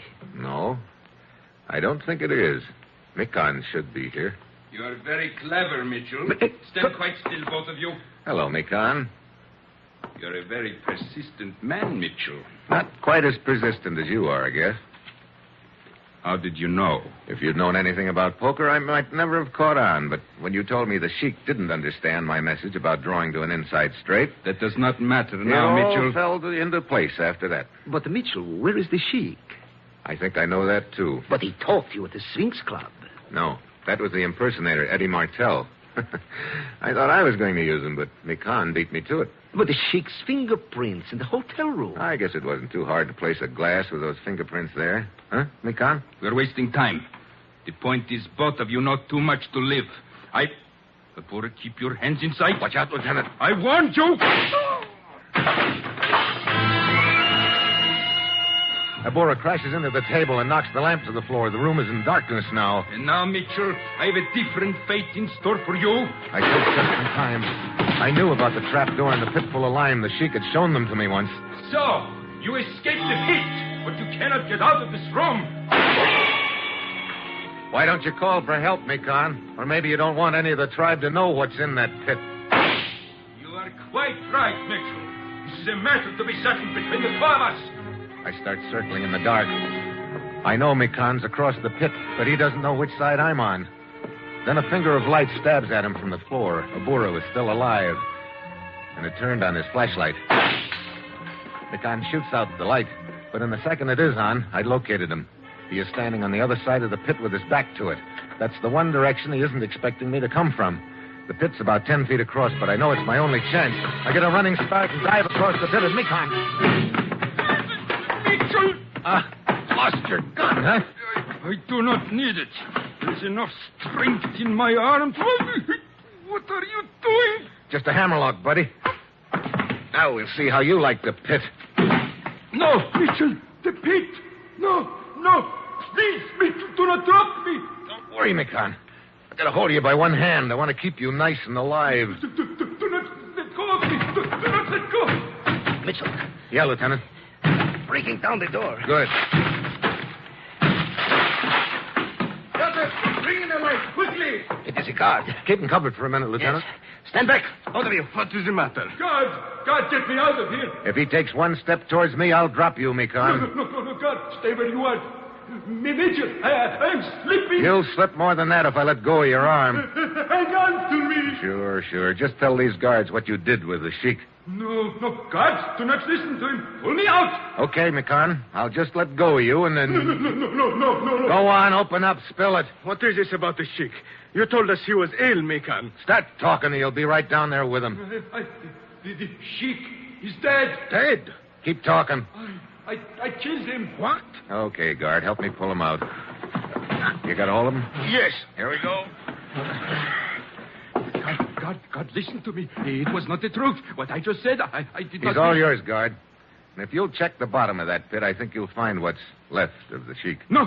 Come, Mikan. Let me go. You shall help me with him. I tell you, come on through. I understand. How are you doing, Lieutenant? Oh, I will be all right. It is a shoulder wound. Good. And you? Oh, I'm okay, except my right arm feels about 3 inches longer than my left. Mitchell, why did Mikan kill the Shiek? He knew the Shiek was going to renew our mining agreement. But Mikan had sold out to the other interests, so he killed the Shiek. But this business of making it look like the Shiek was still alive. Sure, until after the mining agreement had been signed with the boys who were paying Mikan off. And he could announce that Shiek had met with an accident, and as second in command, Mikan would take over the tribe. What will happen now? Well, when the Sheik's boys find out that Mikan killed their leader, in order to change that agreement, I think they could be talked into preserving the status quo. You know, that's funny. What is? Well, you've heard the old saying, a little knowledge is a dangerous thing. How do you mean? Well, Mikan knew more about poker than he realized. He knew how to bluff, and that's a large part of the game. But if you're going to play a game, you better know all about it. Mikan should have known what an inside straight was. I see. Just what is an inside straight? Huh? You mean you don't know anything about poker either? No, not a thing. Ah, that's very interesting. Come on. You start the school as soon as we get back to Cairo. It may be that I've found me a pigeon. Pigeon? That's an American term meaning... Well, I think I'll let you find out what it means soon enough. Come on. Very well. We will play you a game, but just one favor. Sure, anything. Dealer's choice, deuces wild, my deck, and no limit. Oh, great. My pigeon has turned into a buzzard.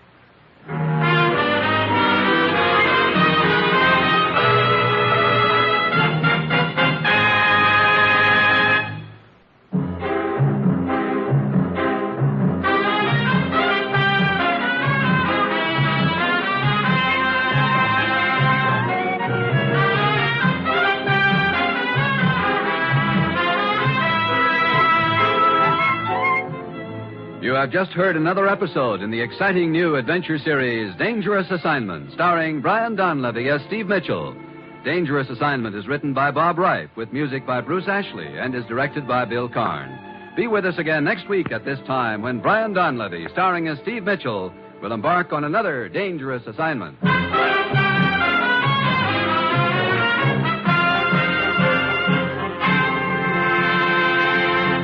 Throughout the week, NBC brings you unparalleled drama in action-packed mystery-adventure programs. Tomorrow, hear Big Town with crusading editor Steve Wilson fighting crime and viciousness. On Wednesday, listen to the champion of the people, Mr. District Attorney, in a fast-moving 30 minutes of action drama. And Big Story with a true tale from the front pages of America's newspapers. Richard Widmark is a merchant seaman on Cavalcade. Tomorrow on NBC.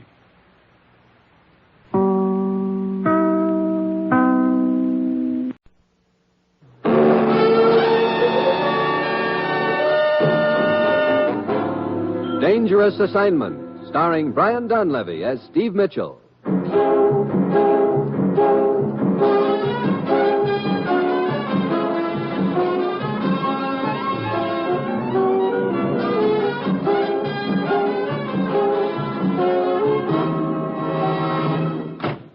Hi, Commissioner. Steve, have a seat. Thanks. I suppose you know you're ruining my reputation around this town. Every time I get out on a date, you haul me back here to the office and send me halfway around the world. Cheer up, Steve. They always keep a light burning in the window for you, don't they? Yeah, but if you're going too long, that fire can die out, you know. Steve, ever have on a diving suit? Diving suit? Well, yeah, once. You're leaving for the Caribbean on the next plane. Your destination is Trinidad. I'm going to fly to Trinidad in a diving suit? You're going hunting for pirate treasure, Steve. There's no time now to go into the background. Go to Trinidad and show up in dungarees at the Trade Winds Bar.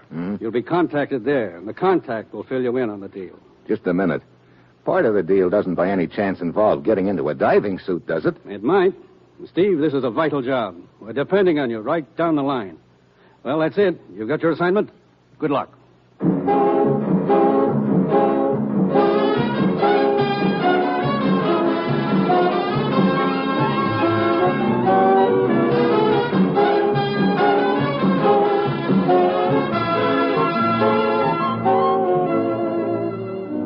In a moment, tonight's story of Dangerous Assignment, starring Brian Donlevy as Steve Mitchell, colorful, two-fisted government agent. But first, a message from the Ford dealers of America. The 1950 Ford has everyone talking. Here is what Mr. R.L. Bell of Georgia, one of more than 410,000 enthusiastic owners, said about his 50 Ford. I've had my new Ford Club Coupe for 6 weeks and have driven it 6,700 miles. This operation was over all types of roads and under varying weather conditions, from Key West to the Great Smokies. It holds the road better than any car I've ever driven. And in 19 years of traveling, I've owned 8 makes of cars. For my money, it has more comfort than any low-price car on the market. My car is equipped with overdrive, and up to now, my gasoline mileage average has been 21 3/10 miles per gallon. Yes, Ford owners everywhere are finding out about the economy of the great new Ford. They're saving real money now because of Ford's low price. And they'll be saving real money for years to come because of Ford's low operating and maintenance cost. But see for yourself. Tomorrow, stop by your neighborhood Ford dealers. Get the facts on Ford economy. Then take the wheel and test drive the big new Ford.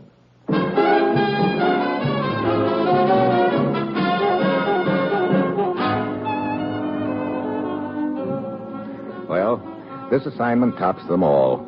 Usually I have at least an inkling of what I'm supposed to do, but here I am heading for Trinidad, and all I know is I'm supposed to meet a guy in the Trade Winds Bar.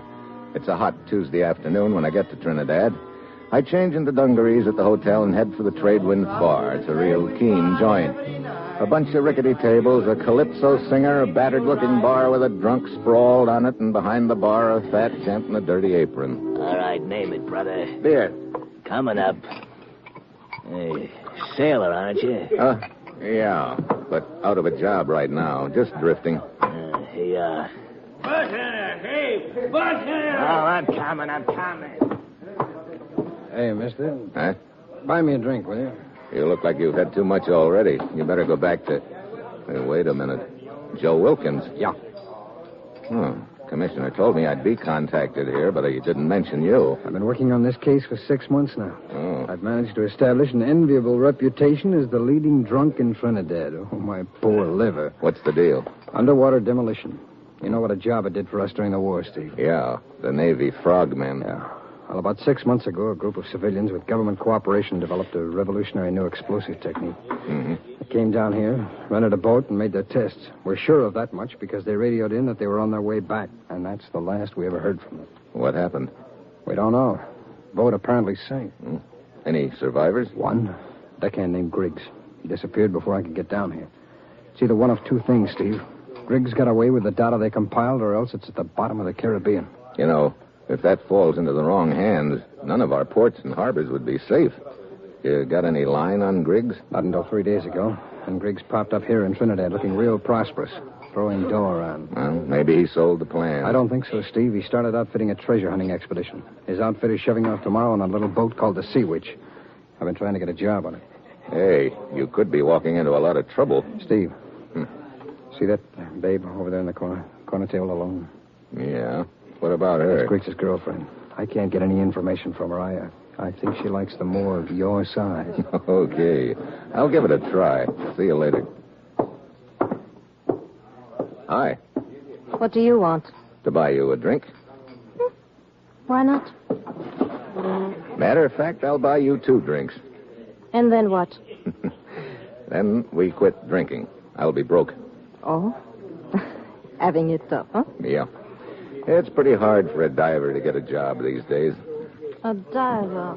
Oh, why don't you get lost? What's the matter? Don't you like divers? Oh, sure, but they're never around. I know. I go with a guy who is a diver. Griggs. Oh. Hey, maybe this friend of yours, Griggs, could get me a job. I don't think so. It's some kind of a treasure hunting business. Teresa, button your lip. Hello, Griggs. Who's this joker? A guy who is kind enough to buy me a drink. Shove off, bud. Now, don't you think that's up to Teresa? You heard me. Get lost. Oh, sit down, Griggs, and quit showing your muscles. And, mister, maybe you'd better sort of... Okay, sure. I'll see you around. Maybe we can have that drink some other time. Yeah? There won't be any other time. You keep your eyes to yourself after this and don't get any out. How did you make out, Steve? Not so hot. The boyfriend showed up too soon. Yeah. Well, I sure wish we could get some. What's the matter? A little gent who just came in, the one in the white suit. Yeah, what about him? His name's Jeremiah. You'll hear all about him in a second. Byron's tuning up right now. Lord Byron? Yeah, it's the calypso singer over there. Listen. Jeremiah is a fine man, he, the best man in all Trinidad colony. He's a good friend of sailors whose luck's very bad. The best man in colony Trinidad.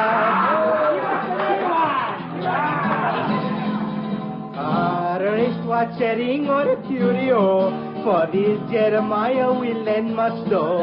He will find you a job for a modest fee, the savior of suffering humanity. He saves the sailors from a cold, cruel fate and charges a very low interest rate. Oh, Jeremiah is a fine man, he, the best man in that colony.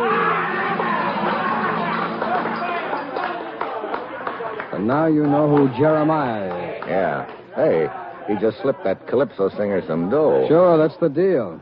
Well, what do you know? Singing commercials in Trinidad yet. Wait a minute. That song said something about getting jobs for sailors. Sure, that's right. That's the angle I'm working on with him. You mean you're trying to get him to put you aboard the boat Griggs is sailing on? Yeah. Oh, watch it, Steve. Jeremiah's heading this way. Oh, Joe. Joe.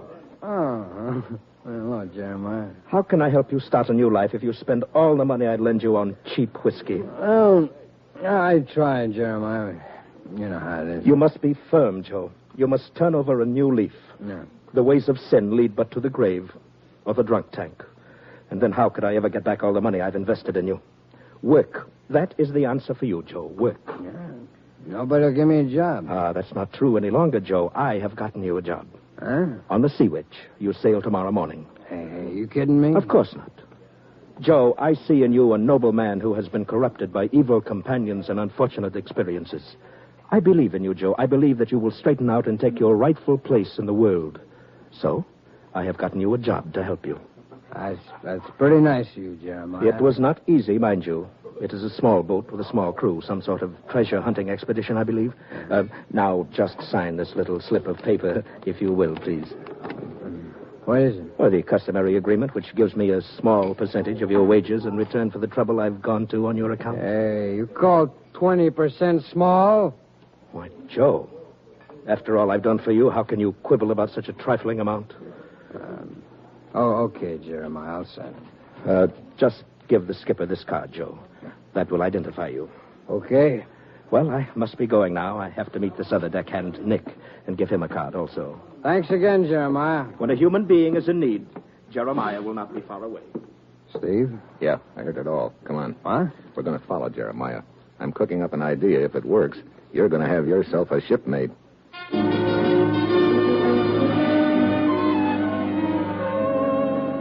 We follow Jeremiah to his office near the waterfront. We wait down the street. Pretty soon, the sailor goes into the office. He's walking like he had quite a few drinks under his belt. In a few minutes, he comes out again, and he's putting one of Jeremiah's cards in his pocket. Come on, Joe. Here he comes. Start walking. Hey. Sorry. Why don't you look out where you're going? Same to you, bud. Now, break it up. It was just an accident. Hey, didn't you just come out of Jeremiah's office? Yeah, what's it to you? Oh, I was just wondering if he was there. I got to find out some more stuff from him about this boat I'm shoving off on tomorrow morning. Oh, the Sea Witch? Yeah, why? Looks like we're going to be shipmates. Yeah? Hey, you sailing on it too, huh? Ah, My name's Joe. Oh, Nick's mine. Oh, this is Steve, buddy of mine. Hi. Hi, Steve. Hey, this calls for a drink, huh? Yeah, I could use one. How about you, Nick? Sure, I can always use one. And this is our last day ashore, too. Come on, let's go.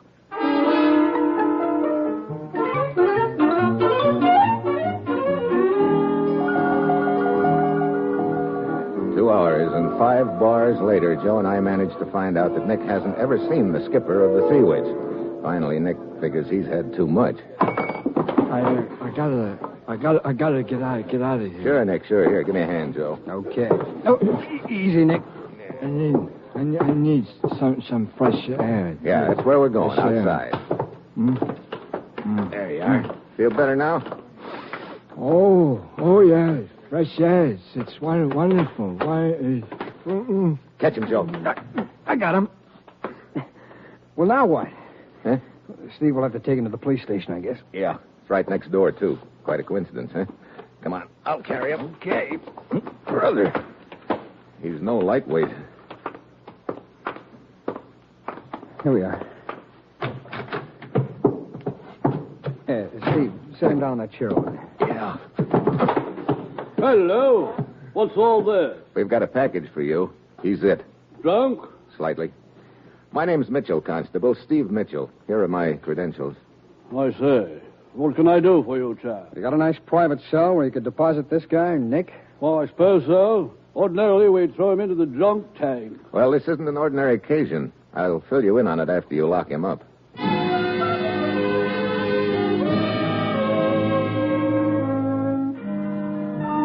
I get Jeremiah's card off Nick. Then I make a deal with the constable. He puts Nick in a private cell and me in the drunk tank. And from now on, he's to call me Nick. Joe sends a message to the skipper that Nick is locked up. Then I roost there the rest of the night, watching a few assorted cases of DTs. Morning finally comes, and with it comes a visitor. All right, now. Look alive, chums. Which one of you is Nick? I am. On your feet, then. Here's someone to pick you up. Who are you? The skipper. We'll see your card. Here it is. Come on. Good moving, Nick. Okay, let's go.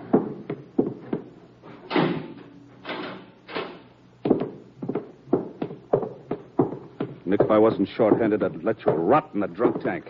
Simmer down, will you? We shove off in an hour. Be aboard. Sure. I'll get my gear together and be down there in plenty of time. I'll see you later, Skipper.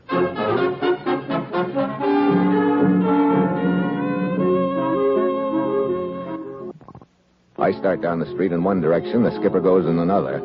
I wait until I'm out of his sight, then I double back and head for Joe's rooming house. I turn a corner just in time to see the skipper going inside.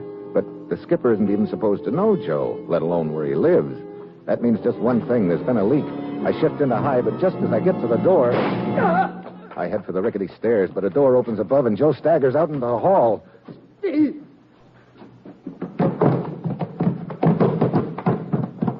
Joe, here, let me... No, it's too late, Steve. The skipper? Yeah. He doesn't know about you, Steve. I told him I was working alone. Get aboard the Sea Witch, Steve. You're on your own.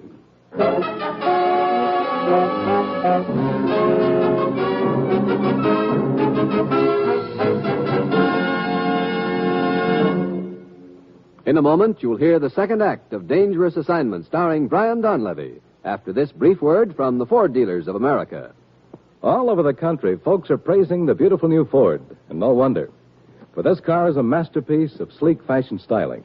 But there's more than style in the new Ford, much more. There's safety, too. Safety that's built into Ford features. Into its dependable Magic Action king-size brakes, for example. Into its sturdy all-steel lifeguard body. And into its advanced steering mechanism. And the new Ford brings you economy, too. It's low in first cost and high in resale value. It's thrifty on gas and oil and inexpensive to maintain. So before you buy any car at any price, stop by your neighborhood Ford dealers. Look over the new Ford for beauty. Check its many safety features. Get the facts about Ford economy. Then discover the flashing performance and big car comfort of this truly great car. Test drive the 100 horsepower V8 or its companion in quality, the 95 horsepower 6. See, hear, and feel why the big new Ford is the one fine car in the low-price field. And now, here is the second act of Dangerous Assignment.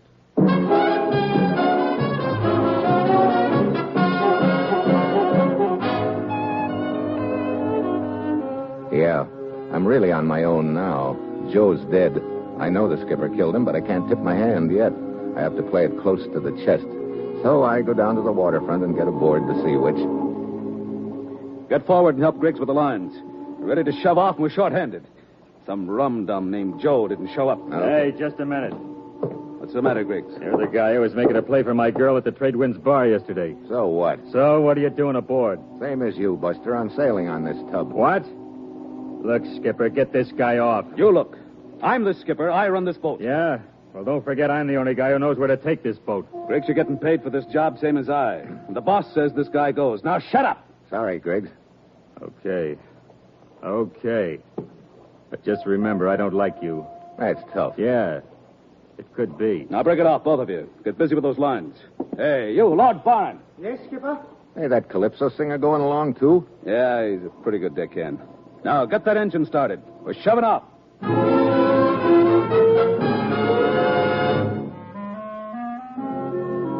I watch the shoreline of Trinidad fade away, and I wonder if I'll ever see it again. Joe and I had figured we'd be 2 against 3 when the showdown came, but now it looks like it's 1 against 3. I can't figure out where Lord Byron, the Calypso singer, stands in the deal, so the third day out, I'm on deck when I hear him singing. Oh, the sea which we sail on the Carib Sea, the hunt buried treasure for you and me. If we don't find the treasure, then the hunt is done. Lord Byron don't care, 'cause he still have fun. You sound like you don't care whether we find this treasure or not. Oh, many people seek treasure, Nick. Few of them ever find it. But it's fun looking.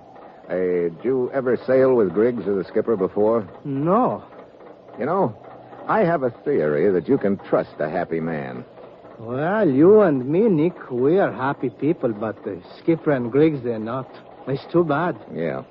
Look, if you ever hear the skipper and Griggs talking about me, I'd like you to come and tell me right away. Oh, sure, Nick.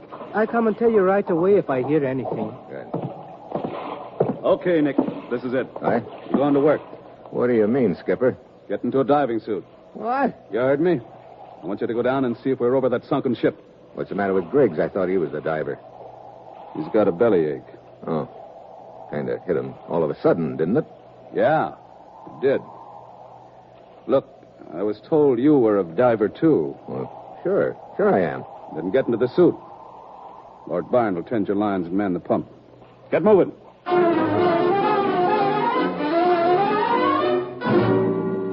I don't like it. It smells like trouble all of a sudden, but there's nothing I can do. I get into the diving suit. They fasten the helmet over my head, and Lord Byron helps me over the side.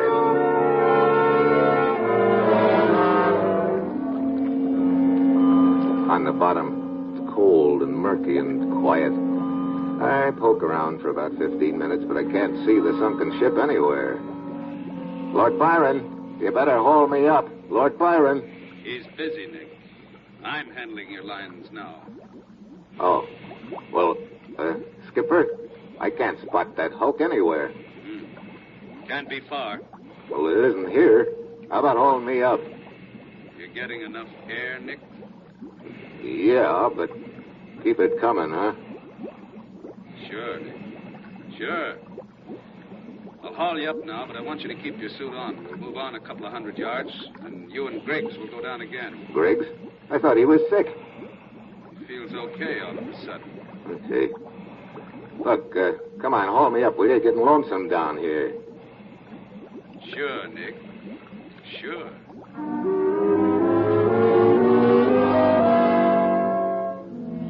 I'm sweating plenty inside that suit on the way to the surface.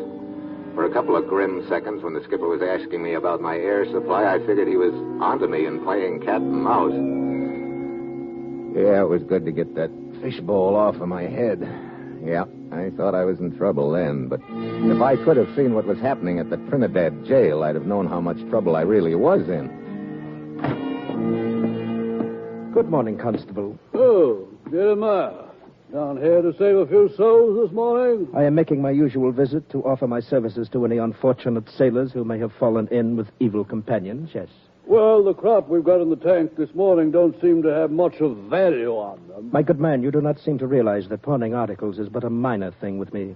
My larger aim is to serve humanity. Of course. Crumbs of meat to forget, Jeremiah. Well, you know where the drunk tank is. Help yourself. Thank you. Jeremiah. What? Who called me? Jeremiah, over here. Why, Nick. Nick, you're supposed to be out on the Sea Witch. Two guys got me drunk and hauled me in here. Who were they? One of them's name was Joe. The other I don't remember. Joe was taken care of before the Sea Witch sailed. Do you still have my card? No, it was gone when I came to. I see. This friend of Joe's must have taken your place, Nick. I will get a message to the Sea Witch at once.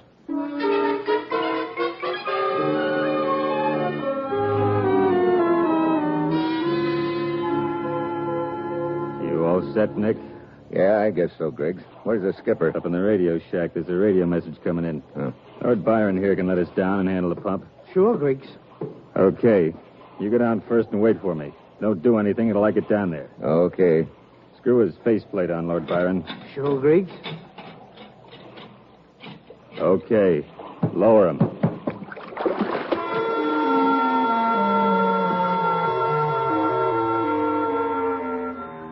This time we've got the right location. I land right on the sunken ship. It's lying on its side. Griggs comes down after me and drops into a hole in the side of the ship. In a minute, he crawls out with a waterproof container. The underwater demolition data we're both after. Then he stiffens and seems to be listening to something. Divers' phones are on separate lines, so I can't hear what Griggs was listening to, but suddenly Lord Byron is singing into my phone. Oh, there were once two men in the diving suits, and one of them's in trouble, you can bet your boots. The bad man is holding a knife very tight. The good man had better begin to fight. Great time to be singing. Then suddenly it registers. It's more than a song, it's a warning. I turn around just in time to see Griggs bringing his knife through the water toward my diving suit. From then on, it's like a slow-motion movie. I manage to get my hand around his wrist in time, and I start inching him back toward the hole in the side of the ship. We sway back and forth for a few seconds. Then I finally get my shoulder against him and shove. He topples over into the hole. There's slack in his cable. I take a turn around the beam. Then I fish my own knife out of my belt and cut his phone line. Lord Byron, haul me up. He's a little unconscious right now, Nick. Whatever your name is. Huh? I just got a radio message about you from Jeremiah. Jeremiah? Oh, so he's the big boss. Yeah. It looks like that message came just in time. With you on the bottom, and me on the surface. I got news for you, brother. You're not coming up.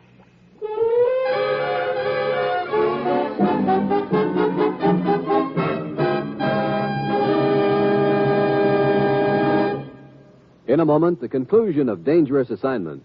Now, a brief message from the Ford dealers of America. Owners everywhere are raving about their 1950 Fords. Here is what Mr. Clyde McNeely of Illinois, one of more than 410,000 new Ford owners, has to say about his 50 Ford. Being a metal plater, I naturally am interested in machinery and metals. I've realized for many years that Ford had a real power plant under the hood. Now that I own a 1950 Ford, I'm sold on it, particularly because of the engine and also because I like its style. It surprises me that the 100-horsepower V8 engine is so quiet. In fact, the mechanical features of the 1950 Ford are outstanding.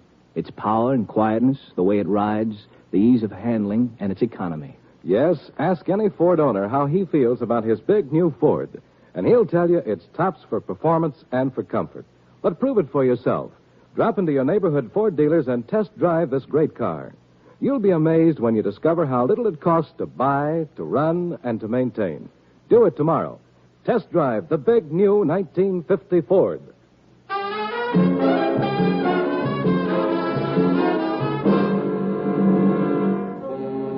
Did you hear what I said? Yeah, I heard it. But if I'm not coming up, neither is Griggs. What did you do to him? He's out of commission right now. No wonder he can't talk to me. Well, you won't be talking much longer either, Nick. I'm turning off your air. Now, look. So long, sucker. Wait a minute.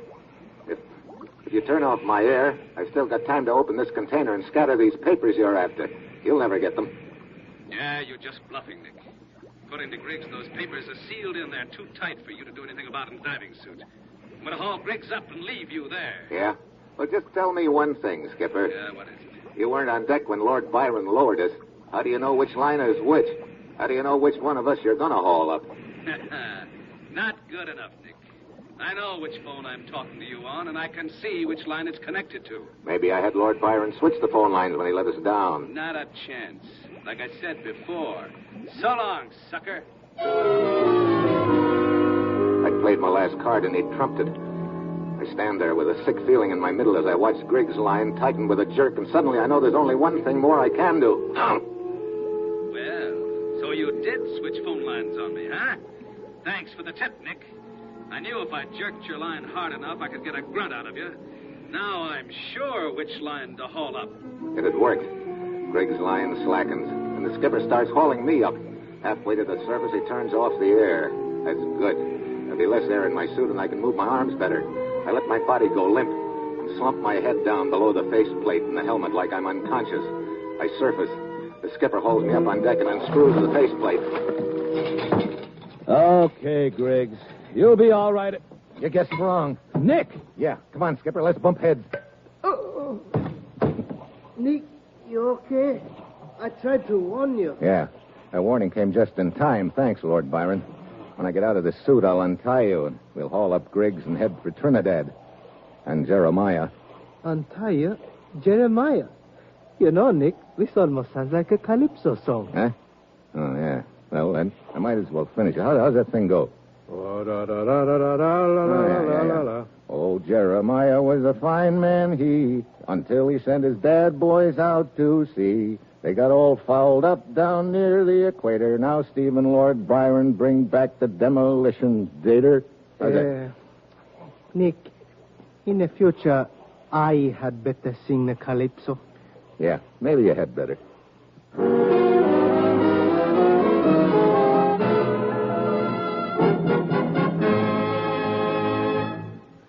You have just heard another episode in the exciting new adventure series Dangerous Assignment, starring Brian Donlevy as Steve Mitchell.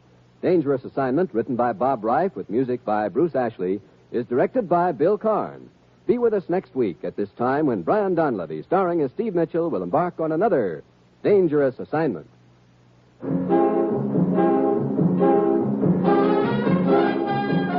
Tomorrow, be sure to hear Bob Hope and Fibber McGee on NBC.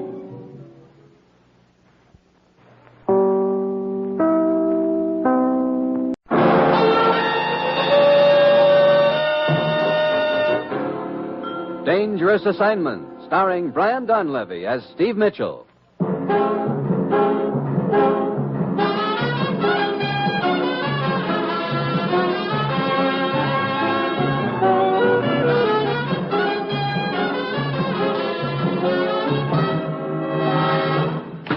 Morning, Commissioner. Steve? You know, this better be important. There's a certain redhead who was just dying to go for a long ride in the country today. Now I can't even give her a chance to walk back. This is important, Steve. Ever hear of the Triangle Airlines? No. It's an American charter outfit owned by a man named Kovac. They fly cargo across the northern part of South America, from Ecuador to Brazil. The last 10 days, 3 of their planes have disappeared over the jungles, vanished without a trace. Pilots haven't been heard from since. So a private airline's in trouble. Since when have we been pulling chestnuts out of the fire for outfits like that? Ordinarily, we wouldn't be interested, but the circumstances accompanying the disappearance of these cargo planes make it our concern. What circumstances? Well, I don't quite know how to tell you, Steve. Oh, now, let's not be bashful, Commissioner. What do you mean? Flying saucers. What did you say? You heard me, flying saucers. Commissioner, I'm a pretty patient guy. But if you think I'm going down to South America and start looking for flying saucers... That's just what you are going to do, Steve, and your plane leaves in an hour. Oh, look, don't tell me you're going to give me a Buck Rogers ray gun to shoot them down with. This is no joke, Steve. Look, I don't care whether it's flying saucers or flying dish pans. That area is too close to the Panama Canal for comfort. You'll be met in Ecuador by a man named Drake, the chief pilot of the airlines. He'll fill you in on the background. Well, that's it. You've got your assignment. Good luck.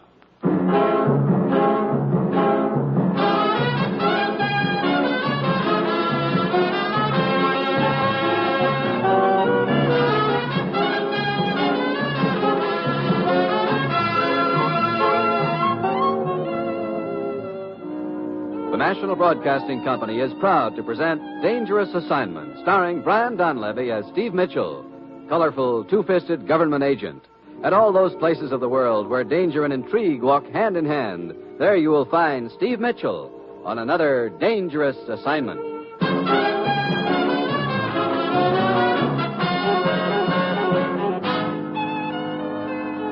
Well, this assignment really takes the cake. I've had my share of screw-loose jobs, but flying saucers yet. It's Wednesday night when I get to Ecuador. Drake, the chief pilot of Triangle Airlines, is waiting for me at the airport. He bustles me into the co-pilot seat of one of their cargo ships, and we take off and head east. About a 2-hour hop to Santa Rosa, Mitchell. You should be there about midnight. What's at Santa Rosa? One of our fields. Kovac, the owner, is waiting there for you. You do most of your flying at night around here, Drake, huh? All of it. Less turbulence over these mountains. You a flyer, too? Oh, now and then. Too bad you're not looking for a job. If this monkey business keeps up, I'm going to be fresh out of pilots. Just what has been going on? You tell me. It's happened 3 times now. Radio flash from the pilot about seeing flying saucers. Then the radio goes dead, and the plane's never heard of again. You searched the jungle near the route for the planes. From the air. The country's too rugged for a ground search. Hey, what was that? Mitchell, look outside. All those lights. Yeah. Hey, they look like rings or discs swirling around. They're right alongside of us. I'm going to go back aft in the plane. Maybe I can get a better look at them. Mitchell! Drake, what is it? What's the matter? Drake! But Drake just grabs at his chest and slumps over. The plane starts into a dive. I jump back into my seat and try to level it out. I remember noticing Drake had been flying a heading of 95 degrees, so I hold it there. By the time I can look outside again, the whirling things are gone. I reach for the radio. T3 calling Santa Rosa Tower. T3 calling Santa Rosa Tower. Over. Santa Rosa Tower to T3. Go ahead. T3 to Santa Rosa. This is Steve Mitchell. Keep in touch with me. I've got to bring this bucket of bolts in, and I don't know anything about the route or the field. Over. Santa Rosa to T3. What happened to Drake, Mitchell? Over.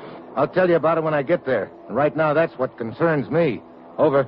Stay on 95 degrees. If you're on schedule, you'll be over the field in an hour. Your course follows a valley. You'll know it if you get off it all right. There's a high mountain range on each side. Over. Thanks a lot for the pleasant thought. I'll see you in about an hour, I hope. Over and out.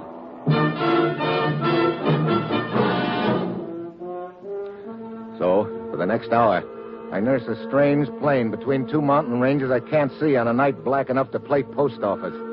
All the while, I'm trying to convince myself I didn't see what I know I did. Drake is still unconscious, but he stirs a little now and then. Finally, I pick out the lights of Santa Rosa Airfield and manage to bring the ship in okay. Mitchell? Yeah? I'm George, Kovac's nephew. Yeah? I was talking to you on the radio. Oh. Sure glad you made it okay. You're glad. Come on, give me a hand with Drake here. Okay. Hey, he's coming out of it. Drake. Drake. What? Oh, my chest. What happened to you, Drake? I don't know. Right after we saw those things, I suddenly felt like I'd been kicked in the chest by a mule. That's all I can remember. But there's not a mark on you. Yeah, great. Flying saucers aren't enough. Now we've got invisible rays. Well, why didn't it hit you too, Mitchell? I don't know. Wait. I just started aft when it happened. Guess it's a good thing for you did. Yeah. Come on, George. We'll get Drake taken care of, and then we'll talk to your uncle.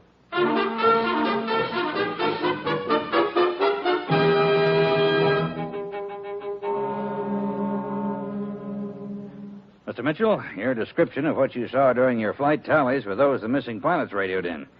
I tell you frankly, I'm on the ragged edge with this airline. I've lost 3 planes. One more and I'm ruined. Isn't your line insured, Mr. Kovac? Why, yes, but this is more than money. It's a matter of prestige. Look, Uncle Emil, if you'd taken my advice a month ago when the Van Horn Exporting Company wanted to buy you out... George, for the last time, I'll not tolerate any advice from you as to how to run my affairs. Sure, you stick your nose in all my affairs, but I'm not supposed to open my mouth where yours are concerned. If you don't keep a civil tongue in your head... Look, gentlemen, I don't want to stir up a hornet's nest between you, but What is this Van Horn Exporting Company? They ship crates of carved wooden statues regularly on our planes. Our largest customer, as a matter of fact.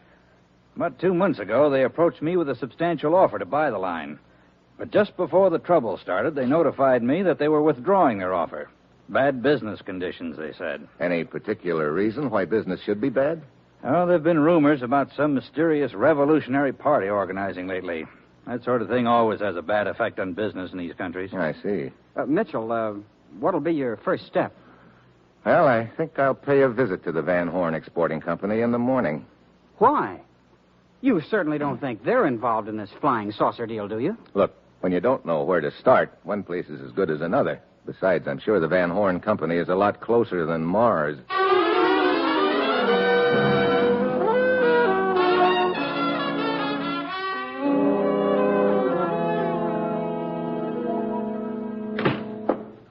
Yes, sir? This the office of the Van Horn Exporting Company? Yes, it is. Well, I'd like to talk to the boss. Is he around? Yes, I'm the boss, as you call it. Huh? You? I'm Herta Van Horn. Oh, well, looks like the company is in good hands. Thank you. What can I do for you, Mr. Mitchell. Steve Mitchell. Your company ships cargo pretty regularly with the Triangle Airlines. I have been, but if their present trouble continues, I think I will have to make other arrangements. You're down here to investigate that trouble, aren't you? I don't remember telling you that. One picks up things here and there. Yeah, I guess one does. A couple of months ago, you offered to buy the airline, didn't you? Yes, I did. But that was before the trouble started. Naturally, I'm not interested now. Well, according to my information, you withdrew your offer just before the trouble started. I see that you, too, pick up things here and there. Yes, I began to hear rumors about the formation of a revolutionary party. I decided it would be unwise to make a large investment under those conditions. I see. You know, that's the second time I've heard this rumor about a revolutionary party. Oh? What about it? Oh, nothing. Except it seems like a pretty convenient time to start that rumor circulating. I don't know what you're trying to prove, Steve, but I wish you luck. Thanks, Herta. Maybe meeting you has been luck. One never knows. I expect I will see you again. You expect right, Herta. And soon.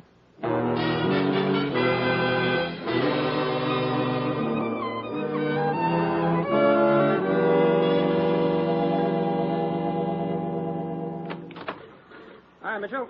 George told me I'd find you here in the office. Yeah. Come on in, Drake. How are you feeling today? Well, a lot better, thanks. My chest still hurts a little. I'd sure give a lot to know what hit me last night. So would I. Doing some paperwork this morning? Yeah. I've been checking cargo invoices and radio logs.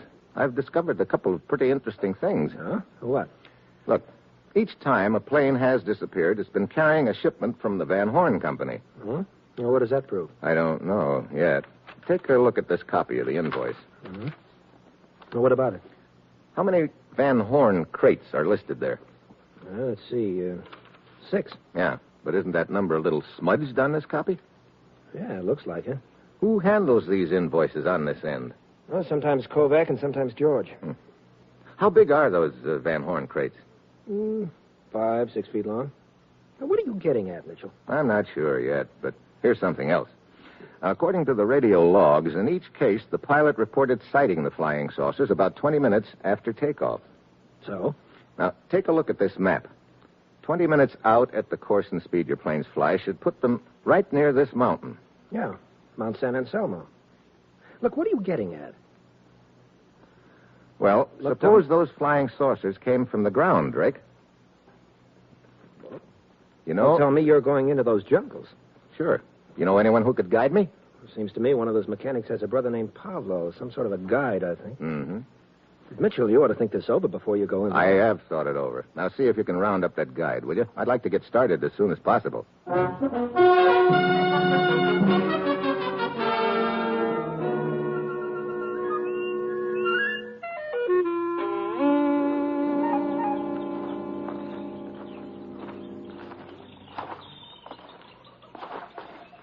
How far you figure we've come since we left the Jeep, Pablo? Well, at least 10 miles, senor.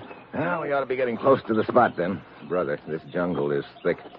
This is the only trail through it, huh? Si. I can believe it. Senor, watch out. Huh? Hey. Why the flying tackle? Look, senor. Huh? Look there in the trail in front of you. I don't see anything. Quiet. Look more closely. Hidden by the underbrush on the ground. Yeah, I see it now. A rope noose spread over the trail. See, and over there, senor. See the tree which is bent almost double? Mm-hmm. Another step and we'd have been dangling from that tree like two apples. Come on, let's spring that trap. Quick. But, senor, you... Look, someone's obviously hiding around here, waiting to catch us dangling from that rope. Let's make him think he succeeded. Here's a dead branch beside the trail. Give me a hand with it. See. Got it? See. Okay. Stop here. The trigger is probably under that little pile of leaves, senor. Yeah, that's what I was thinking. Okay, we'll toss this branch on top of it and see what happens. You ready? See. Let her go. Look at that.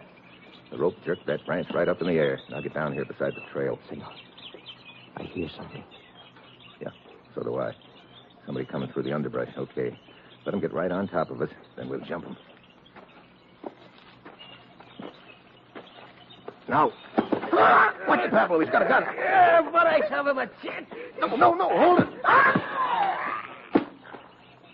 Oh, great. Did I did something wrong, senor? No. He'd have done the same to us if we'd given him a chance. But I wanted to get some information from him. I will take a look. There's nothing in his pocket, senor, except this scrap of paper. Let me see it. See, here you are. La Posada, 8 o'clock. What's La Posada mean? That's the name of a bar in Santa Rosa. Mm-hmm. Sounds like he had a date. Okay, I'll keep the date for him. Maybe I can find out who's been going all out to kill me.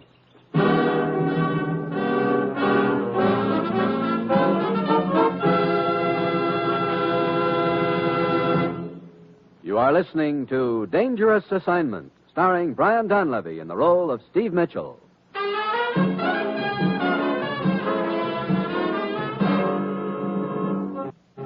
A few minutes before 8 that night, I'm waiting in the shadows across the street from La Posada Bar. A car pulls up in front. Herta Van Horn is driving. A guy starts to get out, but Herta pulls him back for a minute. There's a long kiss, and he gets out and heads for the bar. Herta pulls away. As he opens the door, the light silhouettes him. It's Kovac's nephew, George. I wait for a few minutes, and then I saunter in after him.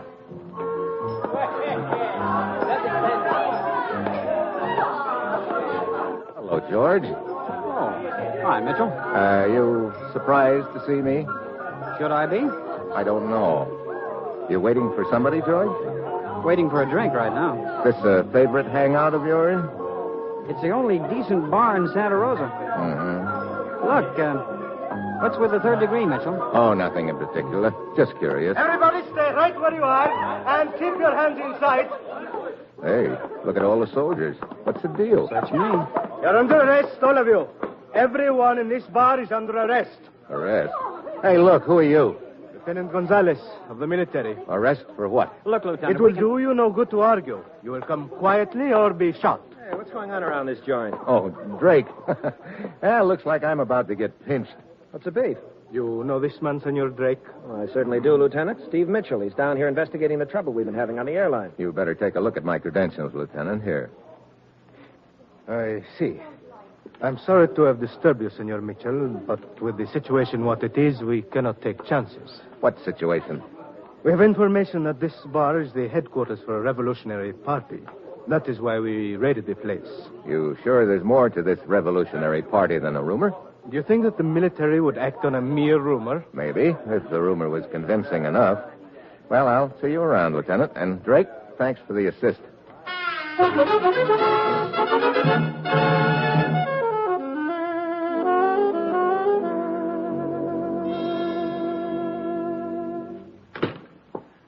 Morning, Herta. Good morning, Steve. What can I do for you? I'd like to take a look at your shipping invoice the last couple of weeks, okay? Yes, of course. Here you are. Thanks. Yeah, here's the one I want. Now, this shipment was on the last plane that disappeared. What about it? This invoice shows 5 crates shipped, but the copy they have at the airfield shows 6. Well, there must have been a mistake then. Yeah. Right now, I'm wondering who made it. Steve, I don't know what you're trying to prove, but I'm beginning to resent your inferences. Sorry, I didn't know they were showing, Herta. I guess George was right when he said your company couldn't possibly have anything to do with the trouble the line is having. George? Yeah, Kovac's nephew. Oh, well, it was very nice of the men to come to my rescue when I hardly know him. You hardly know George, huh? Just to speak to on the street. I see. Well, I better be getting back to the field. I'm sorry I cannot help you, Steve. Thanks, Herta. Maybe you have. Oh, Mitchell. Why, hello, Mr. Kovac. On your way to see Herta? Oh, looking for you. Have you found out anything at all about these flying saucers and what's behind this thing? Mr. Kovac, so far I've been just grabbing at handfuls of smoke here and there. But there's enough smoke to mean fire somewhere. You've got a plane going tonight, haven't you? Yes. Is there a Van Horn shipment aboard? That's right. How many crates? Why, 5, I believe. Okay. Just one thing more. Do you have a small plane I could use? Well, there's a 4-place cabin job at the field. That's perfect. Mitchell, what are you going to do? I'd like you and George to be at the control tower when your cargo plane takes off tonight, Mr. Kovac. I'll tell you what I'm going to do then.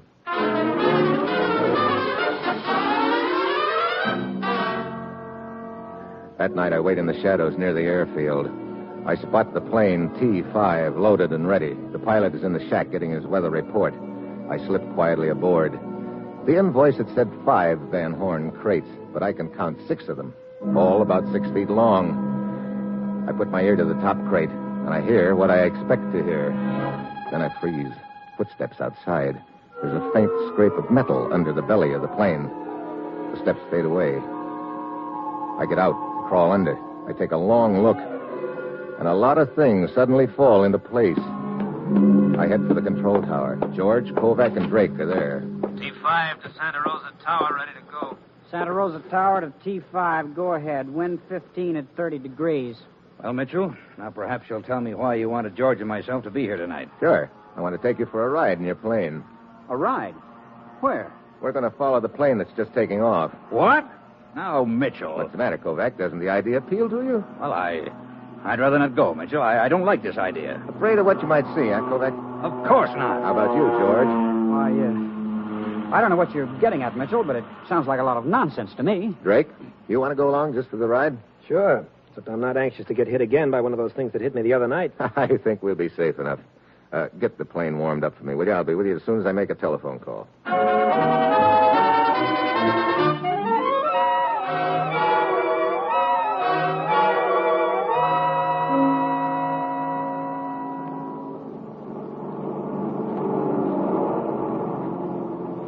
Aren't you going to ready the pilot that we're following him, Mitchell? No.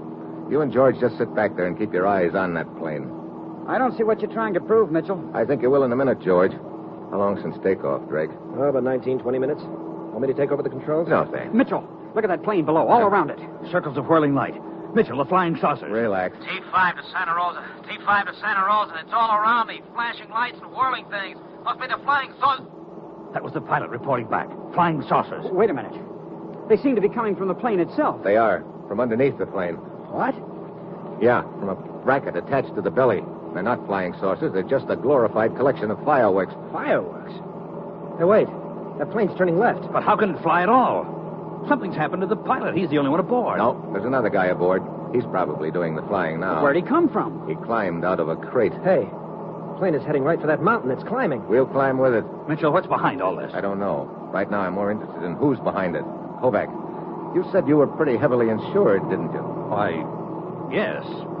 What's that got to do with it? Did you inspect the cargo plane before it took off? I always do. You could have attached the fireworks to that bracket under the belly when you made your inspection, couldn't you? Are you insane? Why would I do a thing like that? Why, George here looked over the plane after I did. That's interesting. And George usually handles the invoices. He could have altered the number of crates on them. Look, Mitchell. Hey, we're right over the mountain now. And that plane is starting to lose altitude. Tell me, George, why did Herta Van Horn lie about the two of you? Keep your mouth shut, Mitchell. She said she barely knew you, but when I saw the two of you in our car outside La Posada Bar, your acquaintance seemed to be more than a nodding one. George, have you been seeing that woman again? I distinctly told you I would not tolerate... Okay, so it's out in the open now. Sure, I've been seeing her, and I intend to keep it up. I can't help it if you don't like her. I do. We'll discuss this later, George. Hey, look down there. Some faint lights. What? There's nothing but jungle there. Look again. That's a camouflage landing strip, and the cargo plane is landing. So that's what's been happening to my planes. What mountain is that we just came over? El Diablo. And the landing strip is right behind. Okay, we've seen enough. I'll radio back a report. Hand me that microphone, Mitchell. Drake! Look out, he's got a gun. I said, hand me that microphone. Okay, Drake. You know, I kind of got to figuring it was you. As chief pilot, you were in a good spot to alter the invoices and get your stooges aboard the plane in crates. But why? Tune the radio to 4150 kilocycles, Mitchell. Okay. Yeah, you were the only one who knew I was going into the jungle, too, Drake. You arranged a little booby trap for me. You're also a good actor, faking that collapse you pulled on me in the plane. Shut up and keep tuning. Okay. You're on 4150 now. This is Drake. This is Drake. Leave the lights on. We're coming in behind the cargo plane. Stand by to receive some uninvited guests. Okay, Mitchell, go down and land. And the first time you try anything smart, you'll get your head blown off.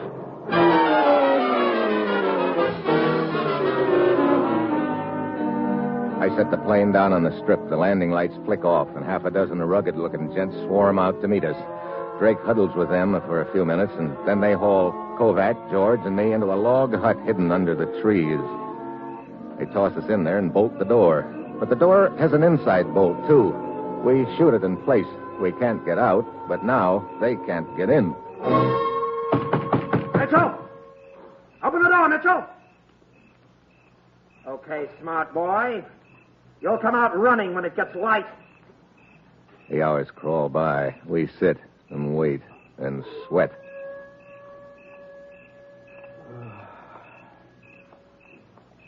What time is it now, Mitchell? 5 a.m. I can't stand this waiting. What good did it do us to bolt the door from the inside? We can't stay in here forever. I'm playing for time. I've still got an ace up my sleeve, but we've got to stay alive until dawn to find out if it's any good. Well, don't look now, but I think Dawn's here. Huh? There's a crack of light under the door. Brother. If something doesn't happen pretty soon, we're cooked. Hey, maybe we are. Do you smell that? Gasoline. You'll be coming out pretty soon now, boys. Mitchell, he set fire to the hut. Yeah. I guess that's why he was waiting for dawn. He was afraid the fire might be spotted at night. Is this the ace up your sleeve, Mitchell? We can't stay here and roast like rats in a trap. We'll get a bullet in the belly as soon as we open that door. Couple of keen choices. I'll take my chances with the bullets. Come on, let's get this door unbolted. But they'll kill us. I'll take fresh air with mine. Hey, wait a minute. Listen. A plane. That's the ace up my sleeve I was talking about. Sounds like it's coming down. Who is it? Just before we took off last night, I made a phone call, remember? It was to Lieutenant Gonzalez of the military. Gonzalez? But how did he know what happened to us after we took off? We'll find it out later. Let's get out of here. Hey, Gonzalez boys are taking no chances. They want that landing strip clear when they sit down. Come on, George. Let's get this door unbolted. Okay. Okay, come on. Look at him scatter. Hey, Mitchell, there goes Drake, trying for the jungle. I'll get him. Watch out, he's got a gun. I see it. You can't run and shoot at the same time, Drake. Better make up your mind which. Okay, I'll shoot, Mitchell. Too late, Drake. Let go of me. He who hesitates is lost, you know.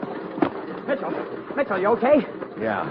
How are Gonzalez and his boys doing? Well, they seem to be mopping up in a hurry.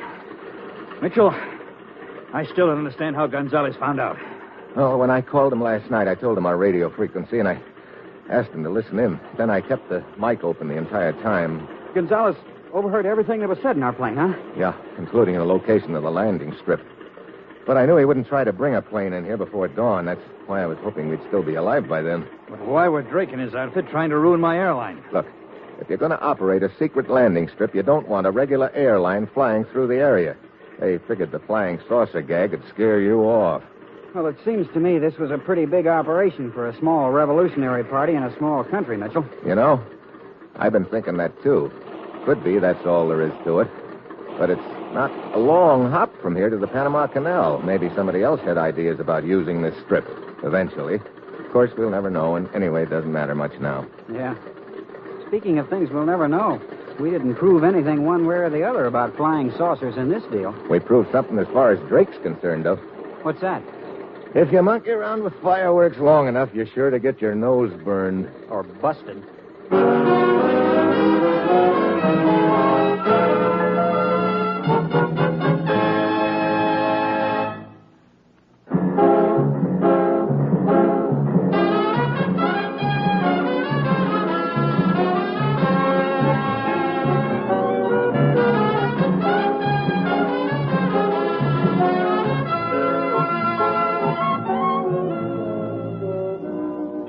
You have just heard another episode in the exciting new adventure series, Dangerous Assignment, starring Brian Donlevy in the role of Steve Mitchell. Dangerous Assignment is written by Bob Reif, with music by Bruce Ashley, and was directed tonight by Max Hutto.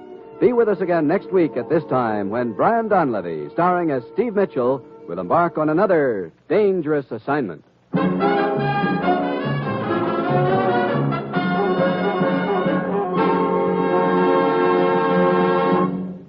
There's more great action-packed entertainment for you throughout the week on NBC.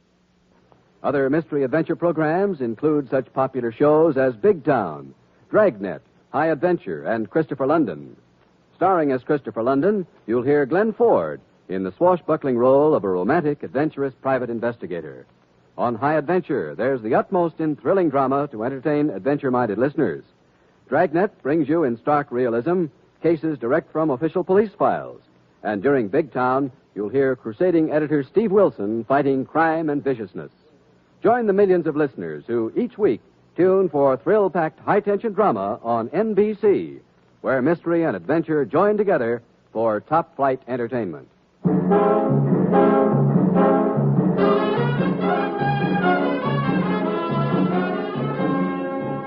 Tomorrow, be sure to hear Bob Hope and Fibber McGee on NBC.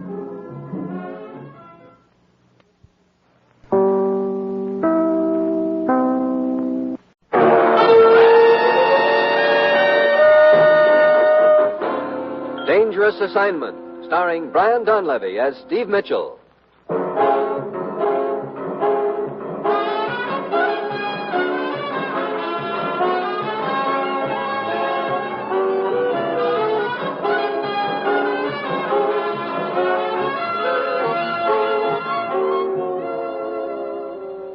First, a word from the Ford dealers of America. Everyone's saying that the 50 Ford is a great car.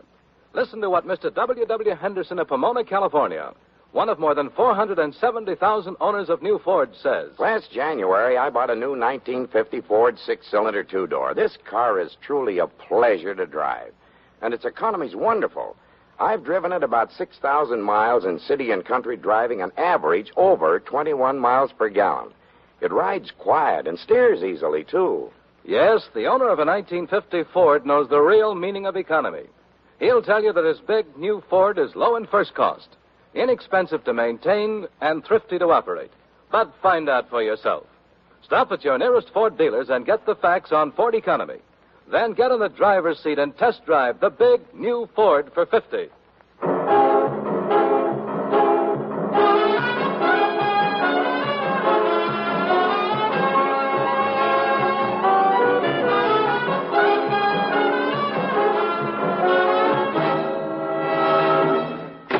Good morning, Commissioner. Steve! Well, what part of the world do I head for to get shot at this time? You've been hounding me for a vacation lately, haven't you? Sure, but that hound is a barking dog. You never bite. You've got a vacation coming to you. Go ahead and take it. Come again? You heard me. Take your vacation. Are you kidding? Of course not. There's just one condition. I should have known. What is it? I picked the spot. Alaska. Alaska? Now, look.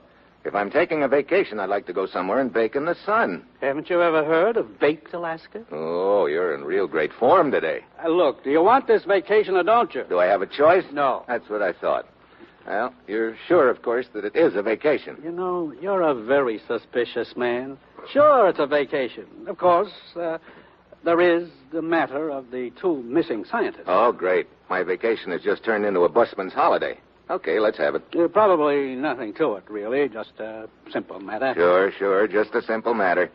But somebody will probably have me chained to a sinking iceberg before it's over. Steve, a week ago, two scientists went to Alaska. An ex-Nazi named Dr. Herman Kreutzer, who's been denazified, we think, and a younger man, a nuclear physicist, Dr. William Peters. Why'd they go up there? To conduct experiments on the effect of water temperature on a new theory of submarine detection. They were to be gone 3 months. 2 days ago was Peter's wedding anniversary. He promised to call his wife on that day. She didn't hear from him. Well, a guy forgets to call his wife, so you send me to Alaska? When Mrs. Peters didn't hear from him, she got worried and flew to Fairbanks. She's there now, waiting to meet you. You think these two scientists stumbled onto something important up there, huh? I don't know anything about it, Steve, other than what I've just told you. But I can't help thinking that... Sure. Now, when you think, I move. Okay, Alaska it is. Mrs. Peters is at the Waterfield Hotel in Fairbanks. Well, that's it, Steve. You've got your your vacation. Good luck.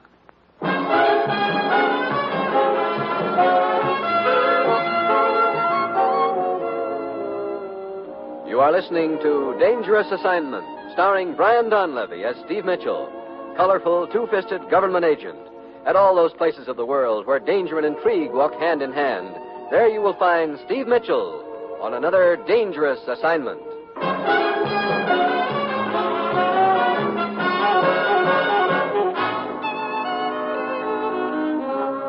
Sure, I've got myself a vacation. A big, fat week. Nothing to do but enjoy myself. Plus, of course, the little matter of locating 2 missing scientists in an area big as most of Europe put together. Well, it's Wednesday when I get to my destination. Mrs. Peters is waiting for me in her hotel room. I'm so glad you're here to help, Mr. Mitchell. I've been worried sick. Oh, I know it sounds silly. Call it a premonition or a woman's intuition or whatever you want, but I think something's happened to Bill and Dr. Kreutzer. Well, it could have slipped his mind. Bill is a scientist, Mr. Mitchell. He never forgets anything. I understand he's a nuclear physicist. That's right. Seems a little strange that he should come up here with Dr. Kreutzer when the purpose of the trip had nothing to do with his specialty. He's been working very hard lately. He thought the change would do him good. How long has your husband known this Dr. Kreutzer? Ever since Kreutzer came to the United States, shortly after the war. You know much about Kreutzer? No, hardly anything. But Bill seemed to take a liking to him right from the first. He ever talked to you about Kreutzer's political beliefs? No. As a matter of fact, Bill has always avoided any political discussion. I see. Well, have you any leads that I can follow? Yes, this postcard. It's from Bill. Mailed the day he arrived. From here in Fairbanks? No, from a place called Cordova. He mentioned staying at a Mrs. Ludwig's boarding house there. Cordova. Let's see. I've got a map of Alaska here someplace. Pocket? Yeah. Yeah, here we are. Cordova is a town south of here on the coast. Incidentally, take a look at these pictures they gave me in the States. One's your husband and the other's Dr. Kreutzer. Are they reasonably good likenesses? Yes, they are, Mr. Mitchell. Well, I'm going to fly down to Cordova and talk to this Mrs. Ludwig at her boarding house, and I'll let you know if I turn up anything there.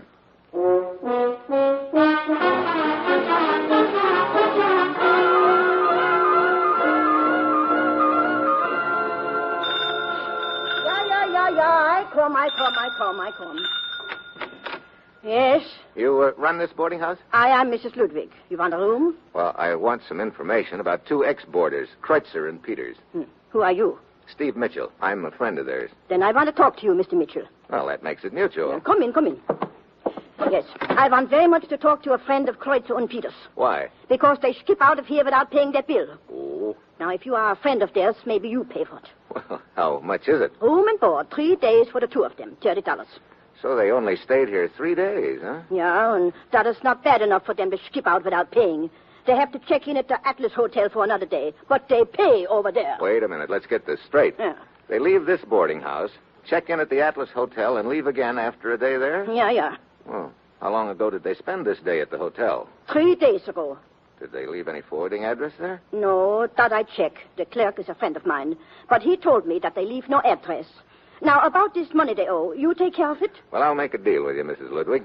I'll take care of their bill if you can give me any more leads about them. Leads? What is this leads? Well, what I mean is... Woman, I thought you told me you were going to clean up my room this day. I am. I can't do 2 things at once, Mr. Campbell. I get around to it as soon as I have time. For the price a man pays here, he's a right to expect a little service. You don't like it here, you move. I have a good mind to. Hey, wait a minute. Are you addressing me? Yeah, look, you're a boarder here. Maybe you heard the 2 guys I'm looking for talking about where they were going. Without knowing whom you're looking for, I couldn't say. This is Mr. Mitchell. He says he's a friend of Kreutzer and Peters, the 2 that skipped out a few days ago. Mr. Mitchell, I've got no time to indulge in idle gossip.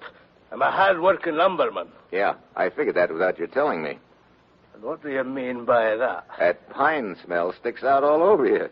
But if you could just tell me anything that you might have heard them say... I've got no information that will help you. Huh. Nice, friendly guy. Well, he pays his rent, which is more than your friends did. Now, are you going to pay that bill or not? Okay. And I'll take a room here, too. Now, is there anyone else who might have information about Kreutzer and Peters? Mr. Julian used to talk to them now and then. He's another boarder. Runs a shoe repair shop down the street. Mr. Julian. Okay, I'll check with him. Just a minute. Well, you think of something else? Yeah. If you want a room here, it's cash in advance.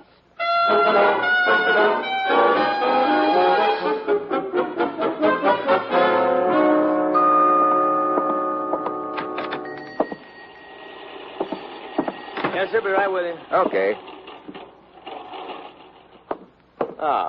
What can I do for you, sir? Your name, Julian? Yeah. I'm Steve Mitchell. Nice little place you've got here. Well, thanks, Mr. Mitchell.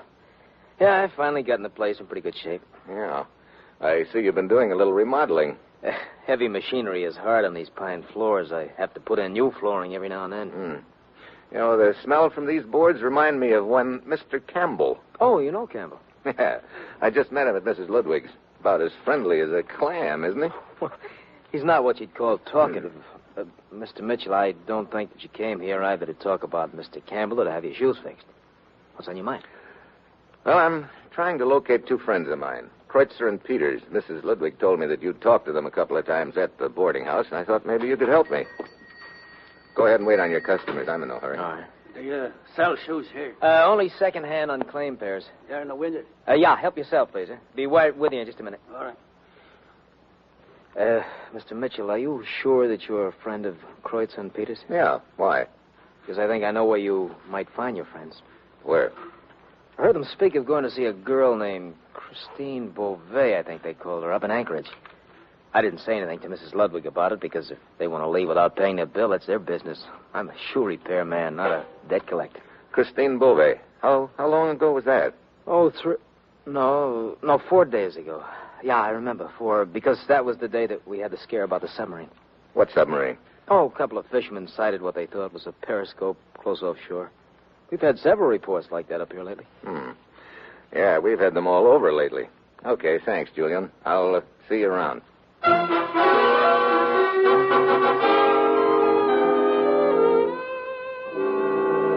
Well, I never thought I'd find a Chinese puzzle in Alaska, but it sure looks like I'm staring one in the face right now.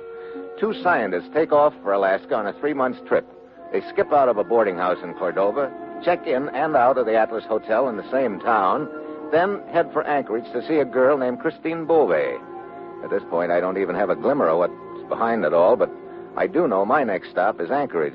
It's dark when I get there, and I look up Christine Beauvais in the phone book and go on over.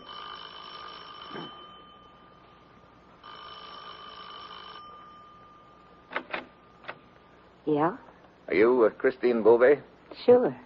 Come on in. I'm trying to get a line on a couple of friends of mine.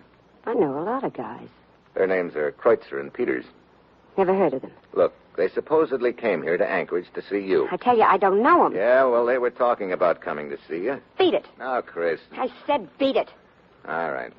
But if you change your mind, I'm staying at Mrs. Ludwig's boarding house in Cordova. You heard me. Get lost.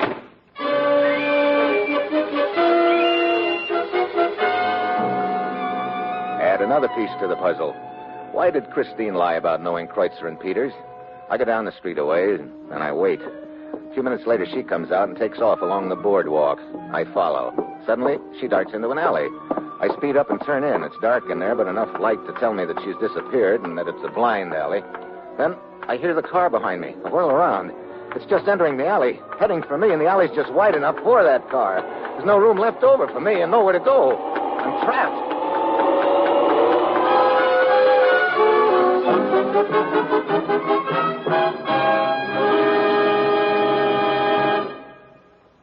In a moment, you will hear the second act of Dangerous Assignment after this brief message from the Ford dealers of America.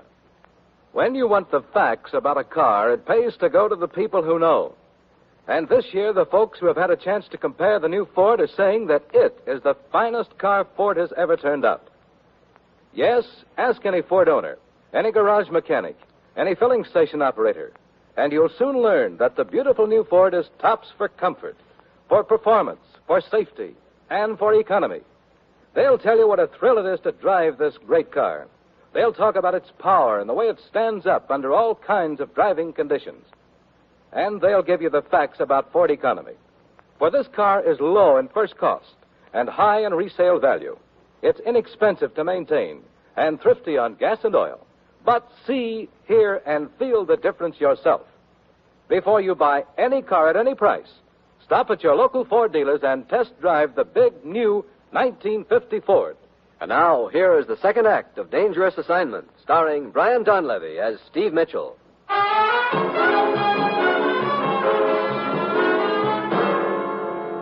The car keeps coming down the alley toward me. It's no use to flatten myself against the wall. Then I spot a side door in the building. Locked. I throw my weight against it. The car's right on top of me now. The door gives. Just in time, the car screeches to a stop. Jams into reverse. Hightails back out of the alley, but not before I've spotted the guy inside. It's the man who came into the shoe shop while I was talking to Julian. So, I'd been followed even then. But why? It's morning when I get back to Mrs. Ludwig's boarding house in Cordova, and she's talking to a tall, skinny gent. Mr. Mitchell, this is Fred, the boatman. He's got some information about your deadbeat friend. What is it, Fred? Well, I make my living running boats, see? Uh-huh. Well, 4 days ago, this Kreutzer and Peters came to me and wanted to rent a boat, see? Yeah. They wanted to go fishing, they said. So I rent them a boat, see? Well, what about it? Well, that's what I'd like to know. They never bring it back, see? This morning I find it hung up on a rocky point south of town. Uh-oh. No sign of the two of them? Nothing. No. So my boat's ruined, see? And nobody to pay for it. Wait a minute. The day they rented that boat, was that by any chance the day a sub was sighted off the coast? Why, I'll say, 4 days ago. Yeah? Yeah, I think it was. I call him. Why, what's that got to do with it? Sure. That's what I'm wondering. See? Mr. Mitchell! Yeah. Telephone! For me? That's what the lady said. Steve Mitchell. Okay. Hello. This is Christine Beauvais, Mr. Mitchell. Christine Beauvais. Well, this is one call I never thought I'd be getting. I couldn't talk to you at my apartment last night. I was afraid. Afraid of what? Someone's been following me. Oh, is that why you ducked into that alley? Yeah, I knew they were after me. But I managed to get away from them. I was almost not so lucky. Mr. Mitchell, will you meet me at Pete's bar tonight? I want to tell you something about Kreutzer and Peters. So you do know them? Of course. When you asked me about it last night, I was afraid you were working with the men who'd been after me. I'll tell you all about it tonight. Okay. I'll be waiting there at 8. See you then. Well,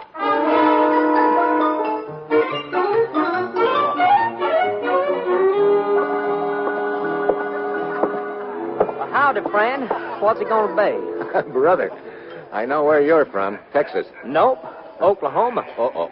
Just across the line. On a windy day, we could hear them Texans talk, though. Friend, if you think I talk funny, you ought to hear the accent on them Texans. Yeah? Your name Mitchell? Uh-huh. Some high-stepping fella left you a message. Oh, what is it? She wants you to meet her at the cannery. The cannery? Where's that? Out on the pier yonder. Can't miss it. Wonder why she wants me to meet her there. Friend, I don't ask no one no questions. You want to do your sparkling and canneries? Well, that's your business. But me, son, I'll take it. Wait a minute. When this filly, as you call her, came in, was a man following her? Friend, if I hadn't been on duty, I'd have followed her myself. But not to the cannery. Me, I'd have followed... Yeah. Here. That's for the drink. Better have a refill, friend. Might kill your sense of smell. What do you mean? You get a whiff of the cannery, you know what I mean.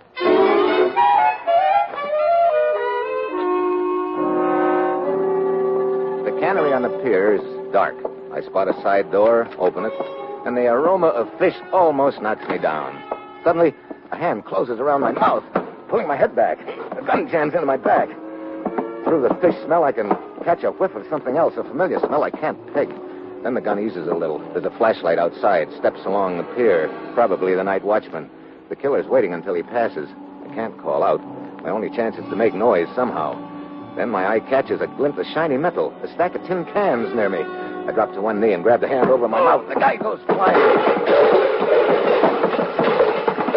The gunman takes off through the garden cannery. I try to follow, but I bump into every hunk of junk in the place. He gets away. Oh, Christine Beauvais was just a decoy. But again comes the big question. Why?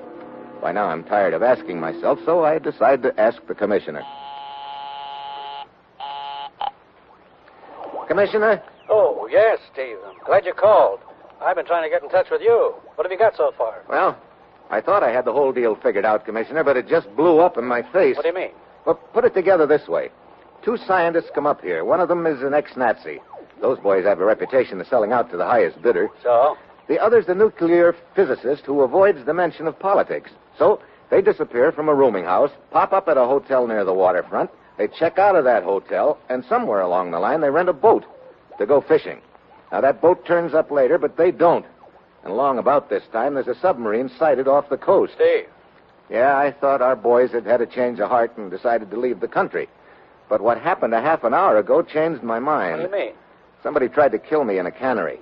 Now, if the scientists had left, the deal would be all over. Then why the attempt on my life? Now, that's the point, Steve. Kreutzer and Peters haven't left the country. That's why I've been trying to reach you. 3 days ago, they checked into a hotel in Victoria, British Columbia. What?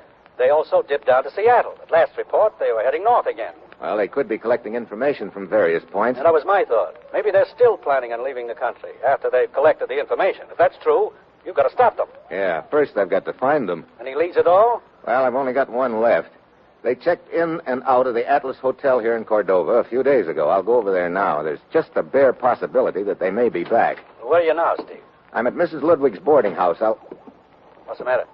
Somebody just came in the front door. I'll call you back. Well, Mr. Campbell, the lumberman. Oh, it's the man Mitchell, isn't it? Yeah, it's the man Mitchell. You out kind of late tonight for a hard-working lumberman, aren't you? I believe a man has a right to take a walk in the evening if he wants. That all depends on where he walks.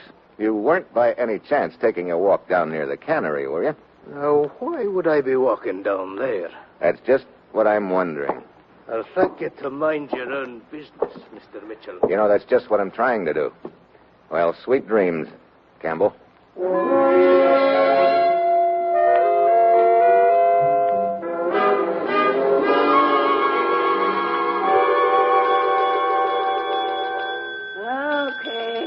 Okay, I'm coming. Sick and tired. I'm sleeping and here rings a bell. What do you want? Look, a couple of guys stayed here at the Atlas Hotel about 4 days ago. Their names were Kreutzer and Peters. Do you remember them? Did you haul me out of bed just to ask me about them? All I know is they stayed here a day and then they left. I know, but there's a chance that they may come back here. Now, I want you to take a look at these pictures. And if you ever see these guys again, there's $20 in it if you let me know right away. What do you mean? See them again? Let me take a look here. I never seen them guys in picture before in all my life. What? But this is Kreutzer and Peters. Yeah? Well, them pictures ain't the guys who registered as Kreutzer and Peters. Are you sure about that? Oh, sure, I'm sure. I see. Well, thanks a lot. Go on away.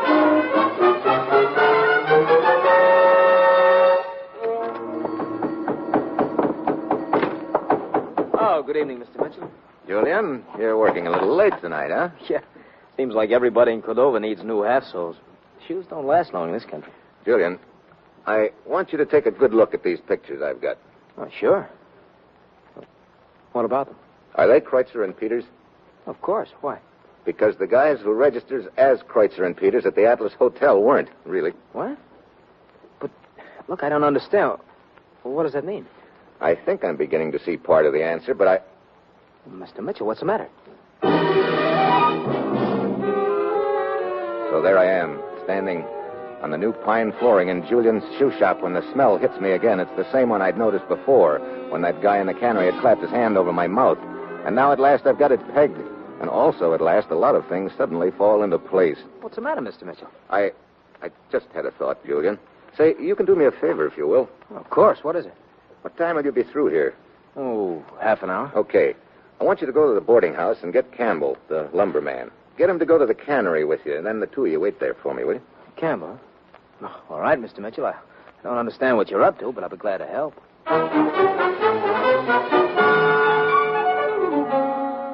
I leave Julian's shop, round up a crowbar, shovel, flashlight, and my gun. Then I come back. The shop is dark by now. I go in a window and start ripping up the new pine flooring. A few minutes later, I'm digging in the dirt underneath. Pretty soon, I find what I'm after. 2 bodies. I pull the pictures out of my pocket, and by flashlight I compare them. Yeah, no doubt about it. Congratulations, Mr. Mitchell. Well, hello, Julian. I see you brought your 2 stooges with you. Yeah. I didn't realize until almost too late that your purpose in sending me to find Campbell was to get me out of your way. However, I returned in time, and I must say it was very considerate of you to dig your own grave.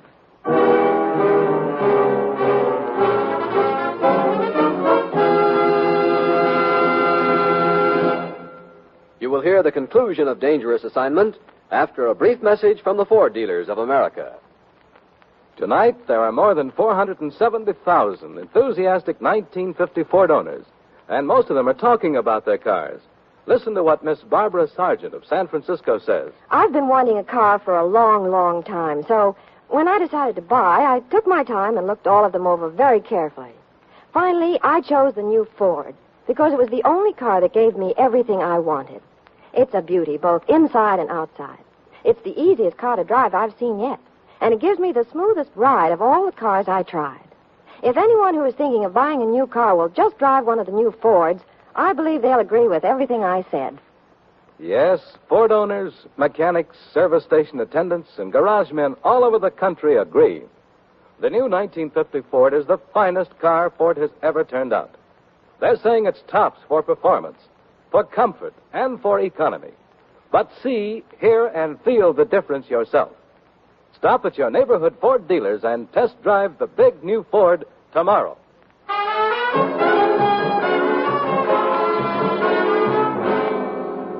Well, I guess that makes us even, Julian. I couldn't get you out of the way, but your stooges missed on me when they tried to run me down in Anchorage. How'd you boys enjoy your junket around the country posing as Kreutzer and Peters? Pick up a lot of information from your contacts? Come on, Julian, let's get this over with. Yeah. Get up out of that hole, Mitchell. I know the floor covers me from the waist down. I put one hand on it like I'm going to climb out, but I fish the gun out of my pocket with the other. Then I throw a quick shot at the light overhead. I drop back into the hole just in time. I spot the pistol flash and let him have it. Only 2-1 now. Start circling, Marcus. Start circling. That's bad. If they come at me from 2 different directions at the same time, I'm cooked. I reach down and pick up my flashlight. I snap it on and toss it out on the floor. One of them throws a shot at it. I give him one back. The third guy has had enough. He heads for the door, but as he jerks it open, he's silhouetted. I scramble out of the hole, grab my flashlight, and run to the door. The guy lying there is Julian. Well, the merry-go-round was nice while it lasted, Julian. Only you weren't lucky enough to grab the brass ring. You got a lead slug instead. I thought I had a good plan. You did. You know, I thought that submarine was hanging around to pick up some agents. I didn't realize it had landed a couple. You guys had heard about Kreutzer and Peters' trip. You grabbed them right after they got up here and killed them. Then your boys took their papers and started around the country collecting information and reports from your various contacts. That about the way it breaks down, huh? What went wrong, Mitchell? You gave yourself away, Julian. No, I couldn't have. When you clapped your hand over my mouth down at the cannery, I got a whiff of a very familiar smell, but I couldn't peg it until I was in here talking to you earlier tonight. Then I smelled it again, and it registered. Shoe polish. Shoe polish? Yeah. Like most smart boys, you overlooked one little item. In this case, the smell of shoe polish on your hands. Yeah, that's what tripped you up, Julian. Or maybe I should say polished you off.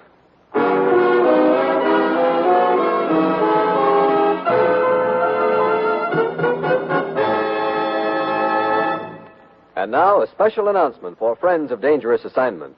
Dangerous Assignment will next be heard Wednesday, May 3rd, at the same time, over most of these NBC stations. That's Wednesday, May 3rd, at this same time.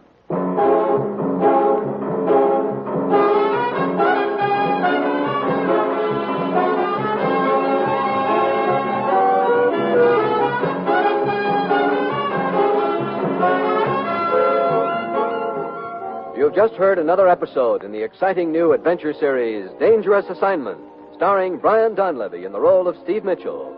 Dangerous Assignment is written by Bob Reif, with music by Bruce Ashley, and is directed by Bill Karn. Be with us again Wednesday, May 3rd, at the same time, when Brian Donlevy, starring as Steve Mitchell, will embark on another Dangerous Assignment. Tomorrow is Tuesday. That means Bob Hope's on NBC.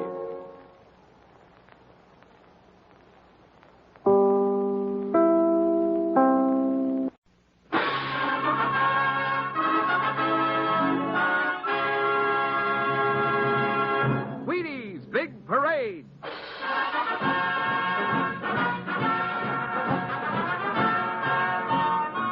The makers of America's favorite whole wheat flakes, Wheaties Breakfast of Champions, invite you to Wheaties Big Parade, a thrilling procession of radio's greatest summer entertainment programs. Yours for the listening on NBC.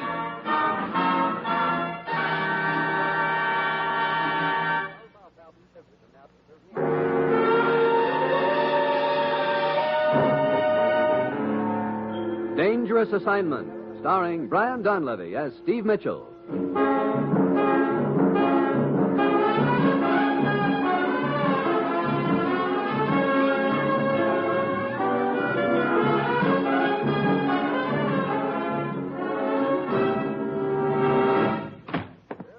Morning, Commissioner. Well, what uncivilized neck of the woods are you sending me to this time? Paris, Steve. Paris? Hey, I like that for a change. I could use a weekend in Paris. Forget it. This is no vacation. Steve, 3 days from now, a secret meeting on atomic inspections will be held in Paris. Each country is sending a representative with a report of his country's industrial potential. Lists of factories capable of atomic production. Well, what am I supposed to do? Go over there and count A-bombs? One of the Balkan countries sent a courier named Szabo to bring their report to Paris. Our legation was asked to keep it in a safe place. And an American named Blake was sent to meet Szabo. Did Szabo arrive in Paris? Yes, he was seen getting off the plane carrying the officially sealed briefcase. He disappeared right after that. And Blake was killed. Sounds like somebody was real eager to get their hands on that report. Must be hot. That's the mystifying part, Steve. The Balkan country says there was nothing sensational about it. Well, maybe there's something in it that's hotter than they realize. It's a possibility, but the point is the disappearance of that report has stirred up enough suspicion to sabotage that meeting 3 days from now. That's why you've got to get over there. Find Szabo and the briefcase, and turn the briefcase over to our representative who's waiting at the legation so he can take it to that meeting. You've got just 3 days to do it in. Well, that's it. You've got your assignment, Steve. Good luck.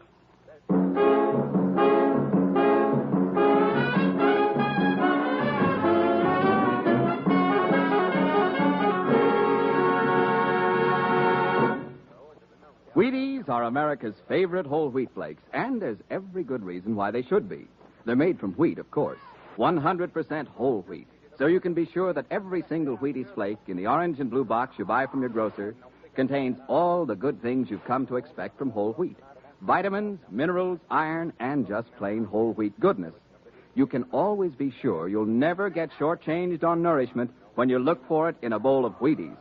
Of course, the beautiful thing about good, nourishing Wheaties is that they taste just wonderful, too.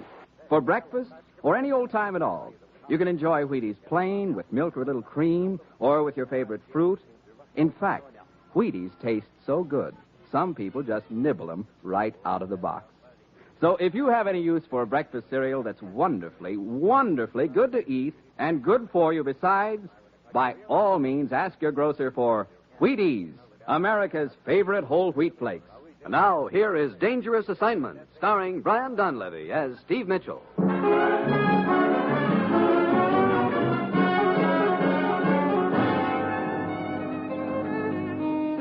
Yeah, that's what I like about my job. I've always got so much time to do things in.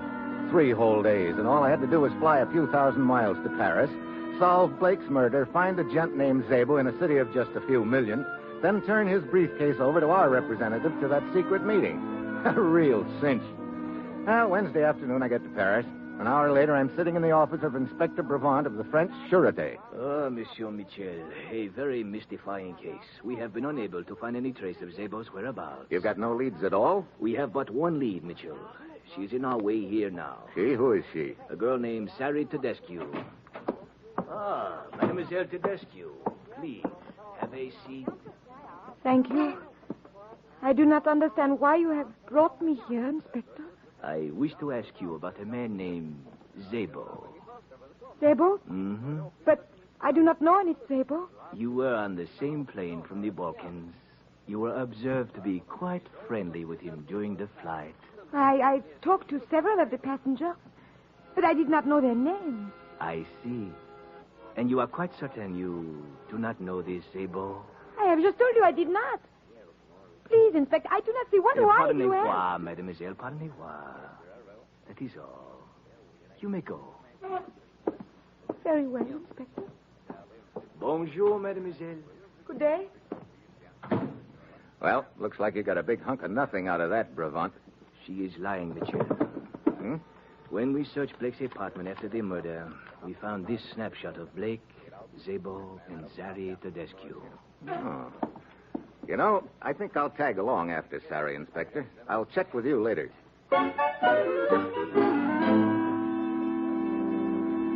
I hurry outside and spot Sari on the sidewalk ahead of me. After about 15 minutes of fast walking, she ducks into a bar, La Petite Chienne. I wait a minute or two, and then I go inside, but Sari is nowhere in sight. Oui, monsieur. What will it be? Look, a girl just came in here a minute ago, bartender. What happened to her? A girl? But many girls come in here, monsieur. Would you perhaps like me to introduce you to... This one had long, dark hair. Her name is Sari Tedescu, and I know she came in here. But, as you see, monsieur, there is no one answering that description here. That's the point. Where is she? But how would I know? I do not remember seeing this girl come in at all. I see. Well, thanks a lot, Mac.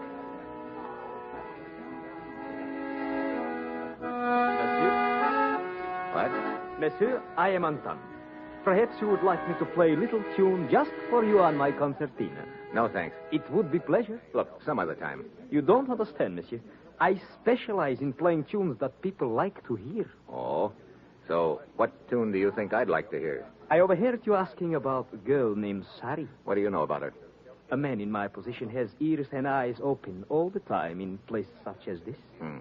Well, skip the hocus-pocus and let's have it. But, monsieur, I make my living playing tunes people wish to hear. I get it. Okay, here's $10.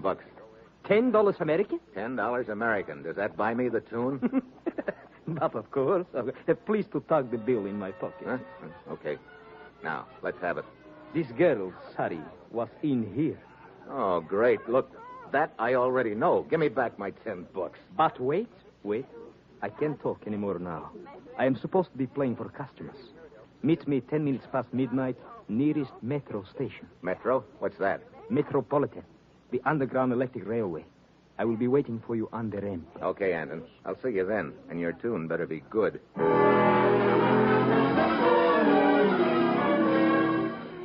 I keep checking Sari's hotel all evening, but she's not in.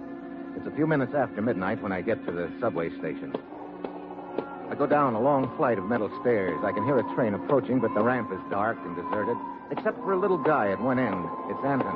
He starts towards me, and then, as we're getting close to each other, a hand suddenly shoots out of the darkness and grabs one of my ankles. I lose my balance. The train is almost on top of me. I start falling onto the tracks right in front of it.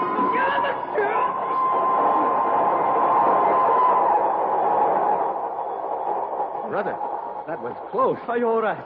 I sure wouldn't have been if you hadn't grabbed me, Anton. The man who tricked you. There he goes, up the stairs. Yeah, come on. I'm going to get him. Watch out, he has gun. Get down.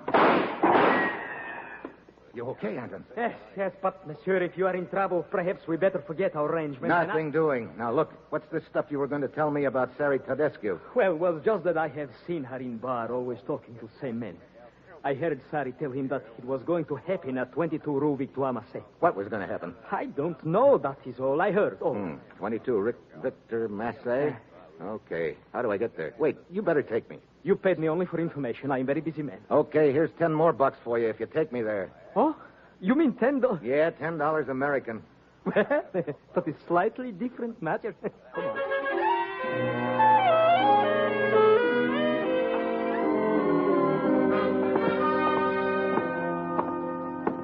Here we are, 22 Rue Victoire Massé.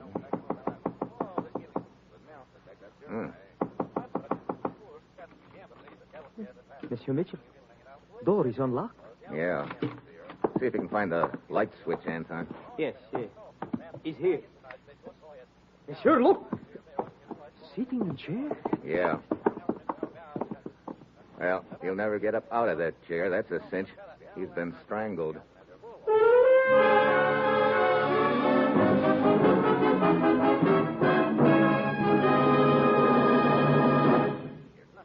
When somebody mentions the grand old game, you can be sure it's baseball he has in mind. And if he should talk about the breakfast of champions, well, that would be Wheaties with milk or a little cream and his favorite fruit on top. Actually, the two expressions have a lot more in common than you might suppose, because through the years, Wheaties and baseball have kept pretty close company. You see, the fact that Wheaties are 100% whole wheat flakes means they have a lot of nourishment to offer. And if there's anything an active Major League ball player needs, it's nourishment and plenty of it. Of course, like anyone else, champions like to get that nourishment in a food that's good tasting, too. Well, Wheaties just naturally are both good tasting and good for you. So you can understand the enthusiasm shown by Stan Musial, slugging outfielder of the St. Louis Cardinals. Stan says, "You can certainly put me down as a Wheaties man. They're swell for flavor, and at the same time, they hand out valuable nourishment." Well, if you're anything like I am, I'm sure you run into days when you burn up as much energy as you might if you went 9 innings with the Cardinals. And on days like that, the nourishment you get from crisp, tender, delicious Wheaties in the morning can certainly help a lot. What Wheaties can do for a baseball champion, they can certainly do for you. Try 'em. Wheaties, breakfast of champions. Now, General Mills, makers of Wheaties, presents the second act of Dangerous Assignment, starring Brian Donlevy as Steve Mitchell.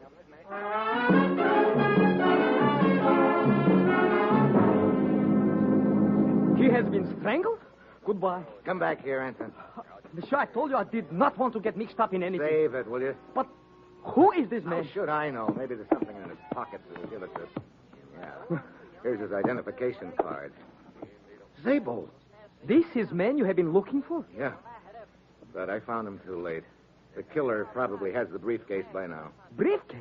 What briefcase? Oh, skip it. I wonder if there's anything else in his pockets that might help. Here, I will raise him up and you can search his back pockets. It's quite heavy. Yeah. Hey, watch out. I can't hold him. Oh, great. Now, look, pick him up and... Hey, wait a minute. What? Look, sticking out from under the seat cushion and back. That looks like a piece of leather. Here, let me get this cushion up. Well, what do you know? The briefcase. But I don't understand. If this man Zabel was killed because of briefcase, why did not killer take it with? Zabel must have been sitting right here in this chair when the killer walked in. He wouldn't tell where the briefcase was, so he got strangled, still sitting in the chair. Well, no wonder the killer couldn't find it if Zabel was roosting on it. You know, monsieur, this must be a very valuable briefcase. Why we do not open and see what is in? Look, get your hands off it. But I was just curious. Save your curiosity. You see those government seals on the flap of it? They're still unbroken, and that's just the way they're going to stay. Your part of the job is finished, Anton. You can shove off.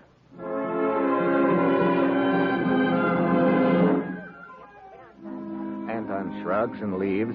I call Inspector Bravant and tell him I've found Sabo's body. Then, the next morning, I go to the American legation and look up our representative to the secret meeting, a guy named Robertson. And when Robertson spots the briefcase under my arm, his face lights up like a neon sign. Mitchell, you've certainly done us a tremendous service finding this briefcase. Well, I guess it's a good thing I didn't take any longer. That meeting is today, isn't it? Tonight at 10 o'clock. Excuse me, Mr. Robertson. Yes, Miss Miller. They just delivered your train ticket. Good, thank you. Yes, Mitchell, this briefcase will help our cause tremendously. Its disappearance stirred up so much suspicion that the very purpose of the meeting was in jeopardy. But now, when I deliver this briefcase to the Balkan representative tonight at 10 with the seal still unbroken, I think it'll clear the atmosphere quite a bit. Where's the meeting going to be? Sorry, Mitchell, I'm afraid I can't tell you that. You see, we've had indications that someone is out to sabotage the meeting, so we're taking no chances. We've changed the location twice, and now only the 5 representatives know what that location is. Well, that's probably the smart way to handle it. Anyway, doesn't matter to me where the meeting is. You've got the briefcase, and my job is finished. Well, thanks again, Mitchell, and goodbye. I must leave at once for the meeting.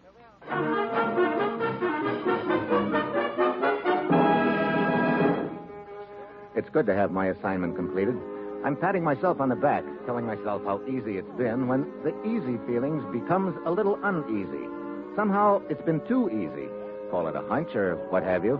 I begin to wonder if maybe I've been played for a sucker. I try to duck the thought, but the feeling sticks. I've got a few hours before the plane time, so I decide to do a little more checking. I remember the bartender at La Petite Chienne, the guy who lied to me about Sari not being in there. The bar is pretty deserted when I get there. Anton is over in one corner, playing sweet music for the benefit of a young couple at a table. He gives me a big wink and a grin, but I head for the bartender. I tell him, I've got a message for him from Sari Tedescu. He blinks a couple of times, but finally takes me to a back room. Now, where is this message? Where's Sari? What? But you said you brought a message from her. You heard me. Where's Sari? This is a trick. Yeah, and it's going to work. Open up. Tell me where she is. I will not break the knife. That's better. Let go of me. Here. Try this wall for size. I will call for help. I doubt it. I don't think you want anyone to know you're a friend of Sari. Now, look. You're going to keep bouncing off that wall until you tell me. I will not tell. This could go on all night. Stop it. Okay. Where is she? Room 24, Auberge Hotel. Thanks. You better get that wall fixed, Buster. Looks like we started a few cracks in the plaster.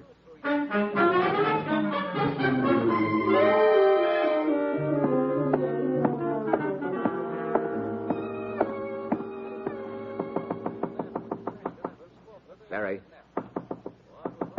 Who is it? A friend of yours. What do you want? I've got a message for you from the bartender at La Petite Chienne. Oh. Hello, Sari. You are the one at the police station yesterday. You get your foot out of the door. I'm coming in. You get out of here. I will call the police. Are you kidding? What do you want? A lot of answers. But mainly they boil down to this. Why did you kill Blake and Zabo? Zabo is dead. You ought to know, sister. Oh, Zabo. Poor Zabo, he was trying to help me. Help you? Look, you better start talking. We know you were on the same plane as Zabo, but yesterday at the police station you denied knowing him. Why? Zabo was trying to get me out of the country illegally. He got me a forged passport, and he brought me to Paris with him. Wait a minute. You're not hooked up in this briefcase deal at all? Oh, no. When the plane landed, a little man met Zabo. He said he had come for the briefcase. The two of them went away together. But when Zabo did not return to the hotel, I became worried. And then when the police brought me in, I thought they had found out about my forged passport. So I denied knowing Zabo. I did not want to get him into any trouble. And you've been in hiding ever since, huh? Yes. Well, look. How does that bartender at La Petite Chienne tie in? Zabo had told me to go there if there was any trouble. Oh. That the bartender would tell me of a place where I could wait safely for the next stage of my journey. I guess that bar is a contact point for those with forged passports. And the bartender sent you here. I still don't see why you ducked out of that bar, though, in such a hurry. Because as I was talking to the bartender, I suddenly saw the little man who had met Zabo at the place. What? This guy was in the bar? Yes, he was. You expecting anyone? No. Okay, I'm going to get over here behind the door. Now, go ahead and open it. All right. So we meet again, mademoiselle. No. Do not try to slam door in my face. That's rude. Thank you. I have been trying unsuccessfully to locate you ever since you saw me leave airport with Zabo. But a man named Mitchell helped me. He softened up a bartender to a point where I could find out your address. Don't you think this gun earns me invitation to come in? Yeah, come on in, Anton. Yeah, you pull that trigger now and you'll blow your own foot off. Get that hand off my throat. Drop the gun or I'll break your arm. Very well, I drop it. Do not need gun. Concertina player develops strong hands, strong enough to strangle you. Yeah, just like you did Zabo, huh? But I don't think concertina players know much about judo. Take a ride, Anton. His gun is right at your feet. Yeah, I've got it. Watch out! He has a jail. Now we see who gets gun. Isn't that easy, Anton? I knocked him off balance. Yeah, here's another. The window! He cannot stop himself!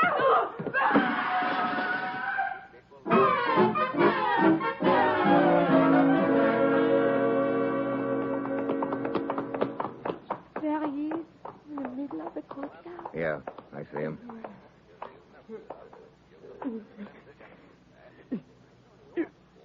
You still have not won, Mitchell. You have lost. Look, Anton, you wanted me to find Zabo's body. You led me right to it. You even lifted him up so I'd be sure to spot the briefcase. Of course. When briefcase is opened, that secret meeting will be over. I'm the prized chump of all time. You planted a bomb in that briefcase and got me to deliver it for you. Yes. Oh, well. So long, Sari. I've got to find that guy Robertson in one big hurry.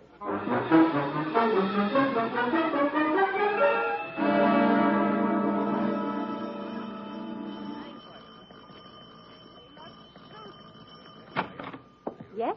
They gave me your address at the legation. You're Mr. Robertson's secretary, aren't you? Why, yes, Miss Miller. You're Steve Mitchell, the man who brought the briefcase to Mr. Robertson. Yeah, that's why I've got to find him right away. Where'd he go? Where's the meeting going to be? I'm sorry, Mr. Mitchell. I couldn't tell you even if I knew. Look, this is no time to be coy. There's a bomb in that briefcase. What? And it'll explode the second the briefcase is opened. Now, where's your boss, Robertson? His tickets were for Bordeaux. When does the train due to pull out? At 6, I think. Oh, it's 5 minutes after now. Look, get your car. We'll try and take the train at the first stop.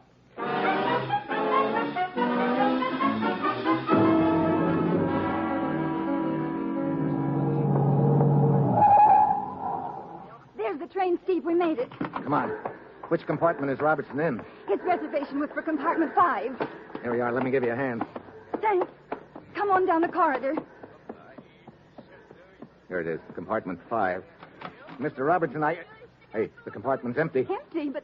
You're sure this is the right compartment? Of course, I got the reservation myself. What is it, monsieur? Conductor, where's Mr. Robertson? Robertson? The guy who had this compartment. Why, he did not stay on the train. What? No, it was very strange. He got aboard on one side, then he got off on the other. Took a taxi, I believe. Oh, great. Then the meeting's in Paris after all. Steve, what'll we do? It's 6:30. 3.5 hours to locate that meeting, and all we know is that it's somewhere in Paris. Oh, that taxi driver. Yeah, that's what I was thinking. Come on, let's get back to town. You try and trace the cab, and I'll see what I can find out. Why, no, Mitchell. None of us here at the Sûreté know where that meeting is to be held. Haven't you any idea at all, Inspector? Paris is a large city, Mitchell. I am sorry. You're sorry. Look, Commissioner, I've got to find that meeting. Do you know where it's to be? No, Steve. Why? Something wrong? You bet there's something wrong. There's a bomb on its way to that meeting. A bomb? How do you know? I sent it. What? Now, Steve. It's no joke, Commissioner, and if I don't locate it in the next 3 hours, there won't be any meeting. Steve, the taxi company says whoever picked up Mr. Robertson was on a day shift, and all those drivers are home by now. But there isn't time to telephone all of them, and... Wait, the radio. What? The Paris radio station. Come on. No. We cannot interrupt our programs just to broadcast Look, unless you do, there's going to be an explosion in Paris at 10 o'clock. It'll probably blow up a city block. An explosion? You heard me. Now get on the air and tell any cab driver who picked up a man with a briefcase at the depot at 6 to call in here right away. Very well, monsieur. I will broadcast it immediately.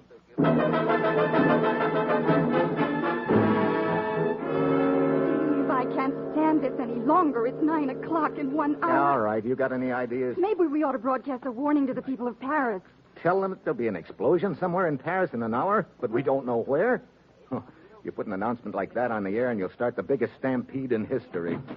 Monsieur. Yeah. The cab driver's just called in. He remembers picking up a man with a briefcase at the depot. Where'd he take him? Here is the address. Thanks. Stay here, Marjorie. I'll see you later.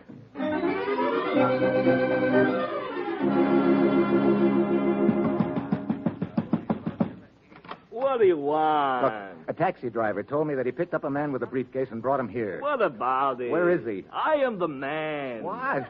Now, see, is a man to be allowed no privacy in this city? I got Oh, fine. I'm sorry to bother you.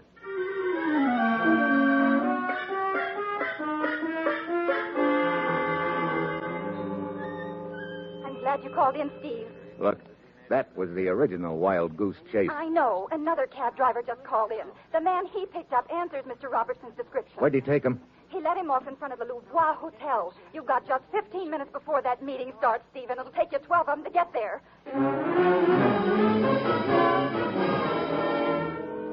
So, I break every traffic law in town and pull up at the hotel at 6 minutes to 10. The elevator operator thinks he remembers taking a guy with a briefcase up to the 4th floor. I get up there with 3 minutes to go and start walking down the hall.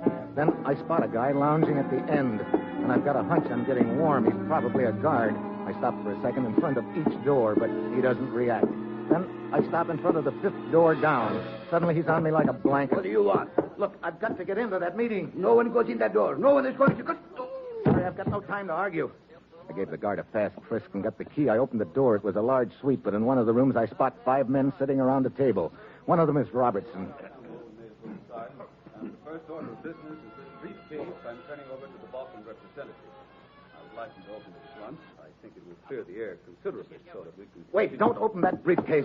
Mitchell, what are you doing? Don't open that briefcase. You, I'm talking to you. But that is the Balkan representative. He has every right to open it. Take your hands off it. Mitchell! Mitchell, are you crazy? You're trying to start a war? There might have been one if I hadn't hit him. There's a bomb in that briefcase. What? Do you know what you're saying? You bet I know what I'm saying. Another second and you'd all have been blown sky high. Oh, brother, I didn't think I was going to make it here.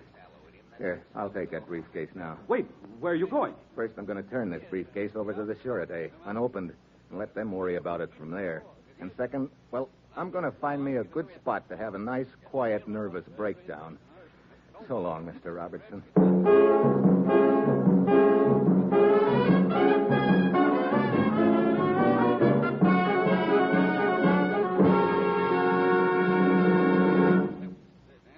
You've just heard another episode of Dangerous Assignment, starring Brian Donlevy in the role of Steve Mitchell. We're glad to welcome Dangerous Assignment as one of Wheaties' big parade of radio shows. Now, if Mr. Donlevy will step out of the role of Steve Mitchell, we'd like to welcome him to the Wheaties family of salesmen. Thank you, Terry O'Sullivan. I am very proud to accept what I consider to be one of my most important assignments. For tonight, I'm joining the more than 700 salesmen of General Mills whose worthwhile job it is to bring good food to the American table. Yes, I'm a Wheaties man tonight. I'm particularly happy that I am after reading a very startling article in the May issue of Reader's Digest. It's an article I think all of us should read. It's called What Do You Eat for Breakfast? And believe me, it certainly reminded me of how important a good, nourishing breakfast is to every man, woman, and child in this great nation of ours.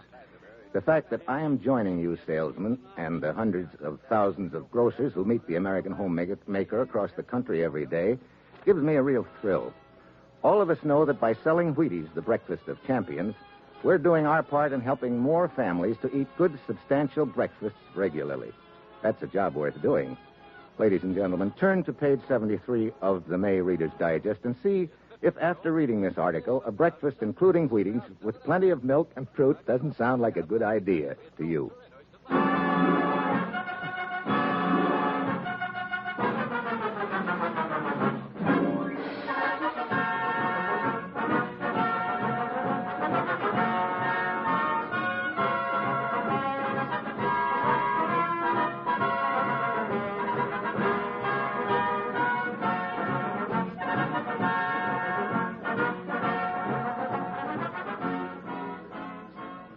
Dangerous Assignment, written by Bob Reif, with music by Basil Adlam, is directed by Bill Carnes. Be with us next week at this time when Brian Donlevy, starring as Steve Mitchell, will embark on another Dangerous Assignment. And on Monday, listen to Frank Lovejoy in Night Beat on the Wheaties' Big Parade.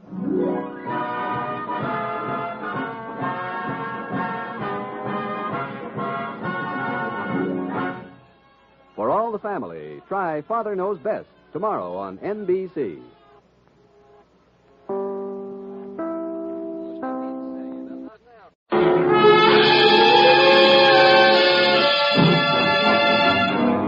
Dangerous Assignment, starring Brian Donlevy as Steve Mitchell.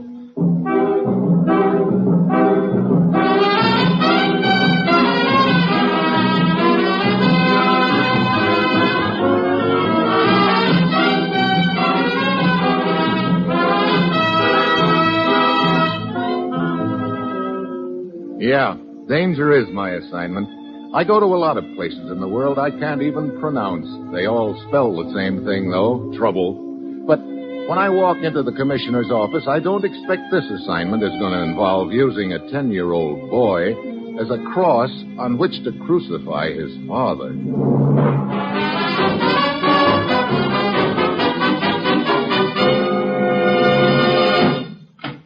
Morning, Commissioner. Steve? Well, I finally got the jump on you this morning. How's that? You're always sending me halfway around the world in 10 minutes' notice. Well, this time I've beaten you to the punch. I'm all packed, I've got my passport and credentials in order, and I'm ready to take off. Now, where are you sending me? Just down the hall, Steve. What? That's it. Oh, great. Mitchell, the mastermind. Well, okay, so I'll unpack. I wouldn't do that yet. You start down the hall. Where you end up is anybody's guess. Oh, what's the deal, Commissioner? Ever hear of International Lecture Tours Limited? Hey, now, look, my soapbox days are over. Now, don't worry. You're not going to be making speeches, but you'll be investigating a few people who do. This is an organization of 6 European professors, Steve. They lecture at colleges and universities all over the world. Each of them hits this country about twice a year. Well, what about them? We have definite information that one of them is using his lectures just as a front.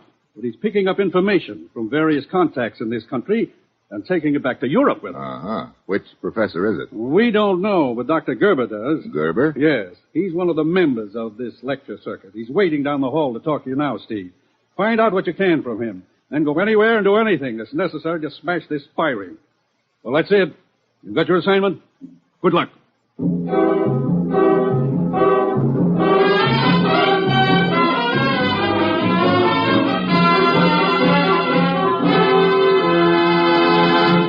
Now, here's Dangerous Assignment, starring Brian Donlevy in the role of Steve Mitchell, colorful, two-fisted government agent.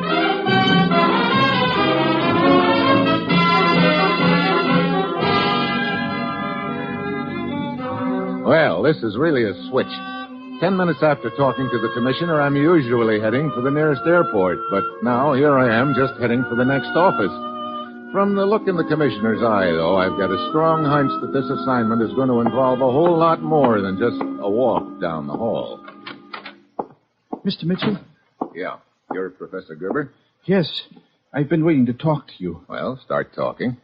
As you may have heard, I'm a member of International Lecture Tours. I'm now lecturing in this country. I understand that you have reason to believe that one of the other members of the lecture tour is a foreign agent. I'm positive of it. And moreover, I know who this person is. No? Who? I can only tell you that on one condition, Mr. Mitchell. What is it? I must have protection. Well, that shouldn't be too hard to arrange. You're safe in this country and... But you don't understand. I'm not speaking of protection for myself. What? Here, I want to show you something. My wife died last year. This was her locket.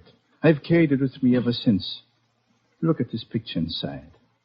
A little boy. My son Kurt, 10 years old. Oh, he's the one you want protection for? Yes. I know only too well the measures of retaliation which might be employed against the boy if I were to reveal the information which I possess. Yeah. Where is he? At a school in Stockholm, Sweden. I had to leave him there. He has no other relatives. The school is run by an Englishman, Horace Wakefield. I see. Okay, Dr. Gerber. I'll go over to Stockholm and get your boy myself. How's that? Oh, that's what I hoped you would say, Mr. Mitchell. And when you return, I shall give you the name at the head of the spy ring. Fair enough. I'll see you in about 4 days.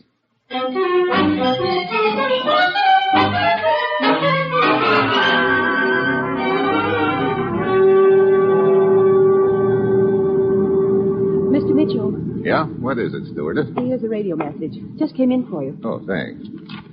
Gerber reports his locket containing boy's pictures stolen 3 hours ago, Commissioner. Ah, well, I thought this sounded too easy to be true.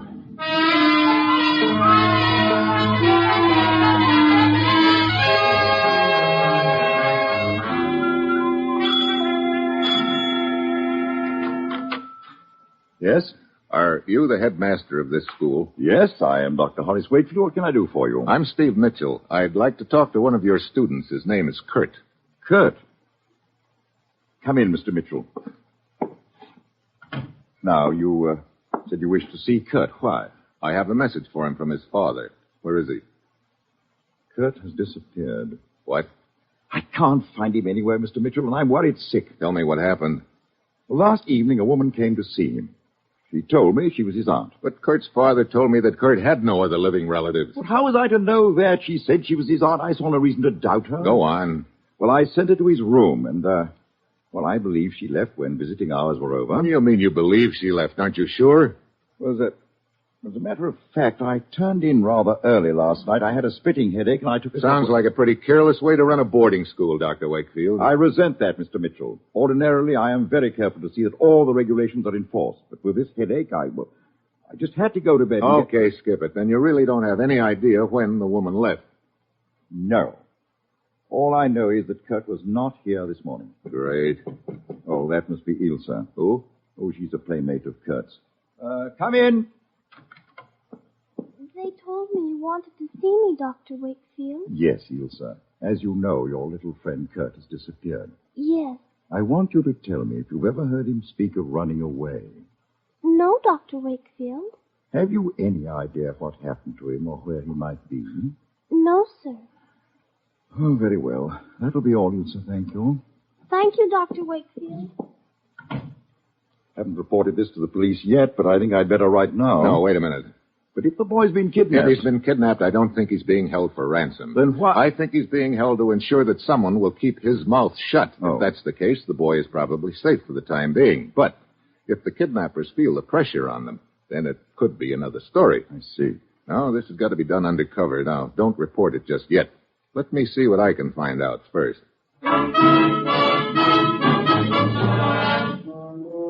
I leave Wakefield School thinking about his convenient headache the night before and wondering where I'm going to start. I know I've got to find Kurt in a hurry, and then on my way into town, I spot a poster on a building announcing a lecture by a Dr. Friedrich, member of International Lecture Tours. And farther down on the poster, I see that the headquarters of the lecture outfit is right here in Stockholm. I copy down the address and go over. Morning. Morning. Is this the headquarters of International Lecture Tours? It sure is. You in charge? Well, guess you could call it being in charge. I'm the leg man for the outfit. Oh? And I guess you're the boy I want to talk to. My name's Mitchell, Steve Mitchell. Oh, Saunders is mine. Always glad to meet a fellow American. So you're the leg man for this outfit, huh? What does that involve? Well, you name it, the works. Shagging around the world in front of the wise men, scheduling lecture dates, making hotel reservations for them.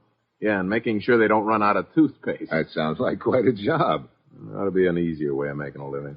Look, I'd like a little information about these professors. Hey, you don't happen to be an insurance salesman, do you? Not exactly. Well, they want me to be careful about things like that. They don't like to be bothered with salesmen. Here. You'd better take a look at my credentials. Huh? Oh, I see. That looks pretty official. What do you want to know, Mr. Mitchell? There are 6 professors in the circuit, aren't there? Yes, that's right. Well, how well do you know them? Oh, how well can you know those birds? They live in a world all their own. Yeah. Where are the various lecturers now? Well, let me see. One of them's in India. That's Dr. Oh, you can skip him. All right. Another's in Canada. Don't forget him, too. Let's see, there's one in Cape Town, South Africa. That makes 3. Keep going. All right. Dr. Buchek in Copenhagen, Dr. Gerber in the States, and Dr. Friedrich here in Stockholm. You know, you always have to try to keep those two apart, Gerber and Friedrich. They don't seem to like each other very much. Oh, and you say Friedrich's here in Stockholm? He's lecturing tonight, as a matter of fact. Want a ticket? I'd be more interested in his address right now. He's staying at the Monarch Hotel. Okay. Well, thanks for the information, Saunders. Sure. Anything else I can do? Not right now, I guess. But if by any chance there's a sudden change in the travel plans on the part of any of your professors, I wish you'd let me know. I'll be staying at the Monarch, too. Sure, be glad to. Well, see you around, Saunders.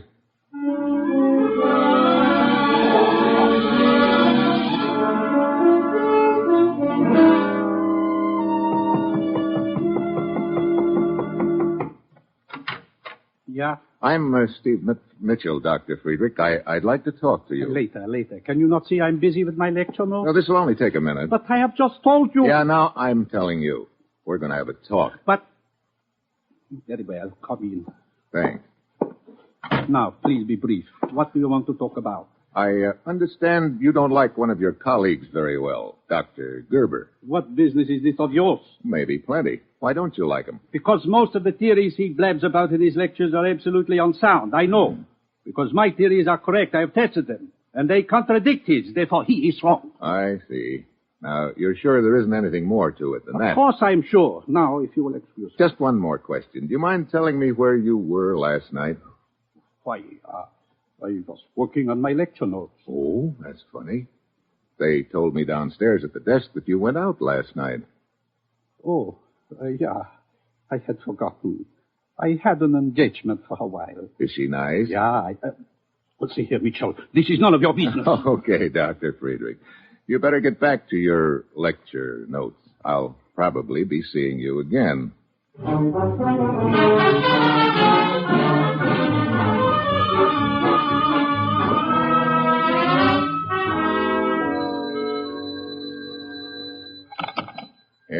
Mr. Mitchell, this is Saunders of International Lecture Tours. Oh, yeah, Saunders. Say, you told me to call you if anything new developed with any of the professors. That's right. What have you got?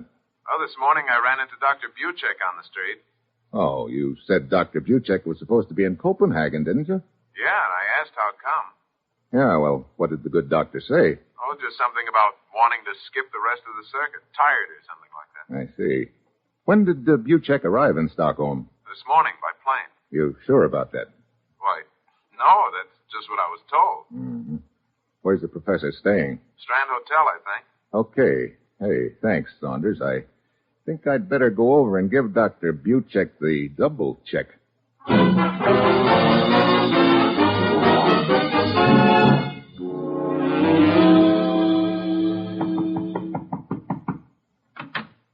Yes? I'd like to see Dr. Buchek. Well, you are looking at her. Huh? I'm Dr. Buchek. Well, Well, you seem surprised. I am. I thought Dr. Buchek was a man. Oh, I'm sorry to disappoint you, Mr. Mitchell. And I can't say that I'm disappointed. Oh, thank you. Oh, please, come in. Thank you. Now, what can I do for you, Mr. Mitchell? I understand that you canceled the rest of your lecture dates suddenly and returned here to Stockholm. Yes, I did. These lectures are so tiring. I sometimes wonder why I ever started on the circuit. Oh, I don't know. Seems like a good opportunity to do a lot of traveling. At this point, I've had my fill of it. Mr. Mitchell, these questions you're asking me, are you perhaps a newspaper reporter? Yeah, sort of. When did you arrive in Stockholm? My plane landed only this morning. You're sure you didn't arrive last night? Of course not. I've just told you my... And you're sure that you didn't by any chance take a little trip out to Dr. Wakefield's boarding school? I've never heard of the place.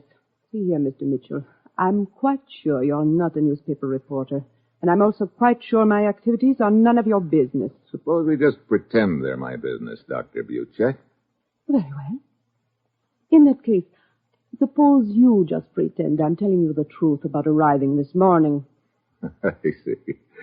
Well, thanks for the interview. I can check up on your arrival time, you know. Please do.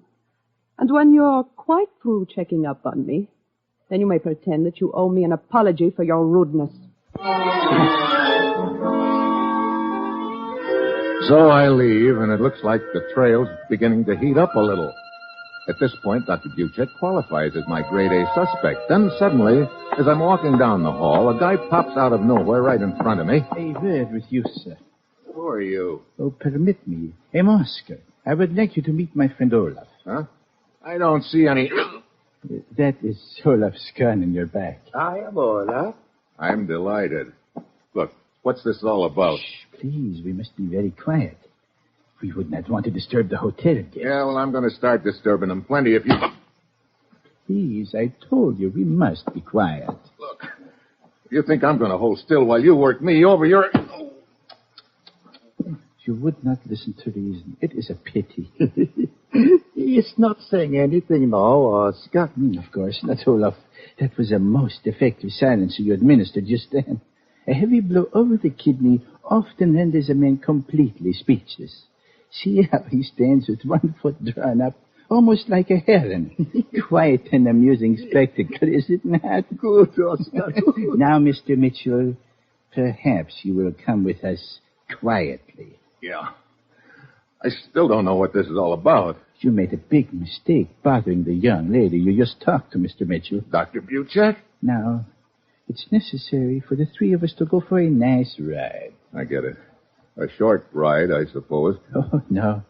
On the contrary. For Olaf and myself, yes, it will be a short ride. But for you, it will be such a long trip that I doubt very much if you will ever return.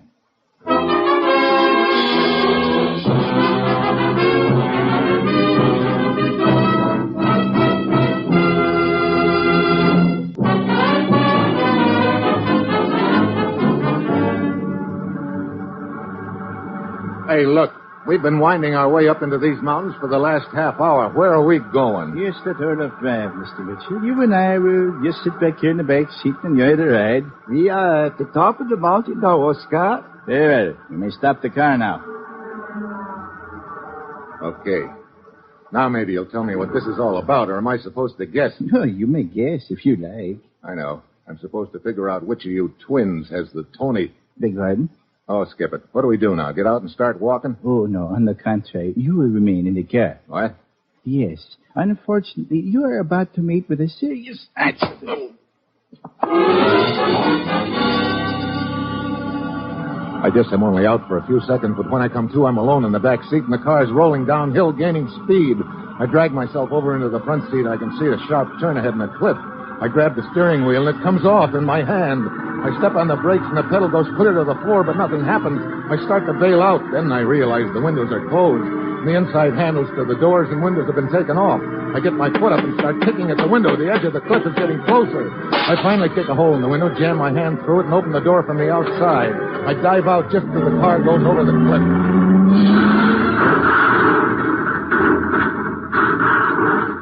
I land in the brush about 20 feet away and lie there, fighting to keep from passing out.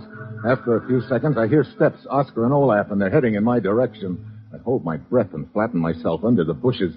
Well, such an unfortunate accident our friend Mr. Mitchell encountered, eh, Olaf? Perhaps we should go down to the bottom of the cliff and make sure, Oscar. Make sure he stays. Now, Olaf, how could he have survived a crash like that? I mean, we should make sure that he did not get out of the car. Oh, yes, perhaps you're right. Come, we will walk down to the back.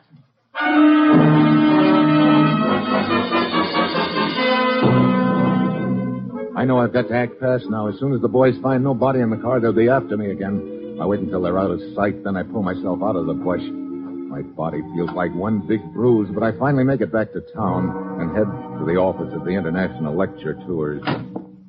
Oh, hi, Mitchell. Hey, what happened? You look like you've been dragged through a knothole. That's the understatement of the week, Saunders. Hey, look, have you got a picture of the beautiful Dr. Buchek around here anywhere? Yeah, why, sure. Hey, here you are. This is one of the publicity pictures we sent to the papers. Will that do? Oh, well, that'll do fine. Thanks. Hey, she kind of make a hit with you? Yeah, a big hit. And now I'm going to return the compliment.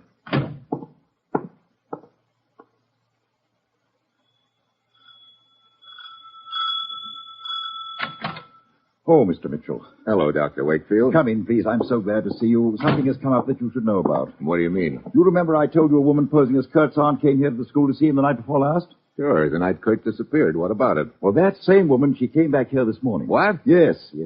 I wasn't in my office at the time, but my secretary told me this woman inquired about Kurt again. I returned just in time to see her driving away. I tried to stop her. It's too late. Wait a minute. That means they don't have Kurt, then. But where is he? I wish I knew. But who is they? I think I know who one of them is. The woman. Here, take a look at this picture. Her name is Buchek.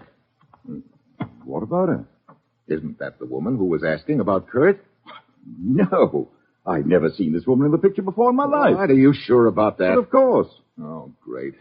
My case blows up in my face, and I don't have any idea where Kurt is. What a headache. Hey, incidentally, have you had any more headaches lately, Dr. Wakefield? Why, no. Just the night that Kurt disappeared, huh? See here, Mitchell, if you're trying to imply that I had anything to do with the boy's disappearance... I'm not trying to imply anything, Wakefield. Just checking on your reaction times. I'll see you later.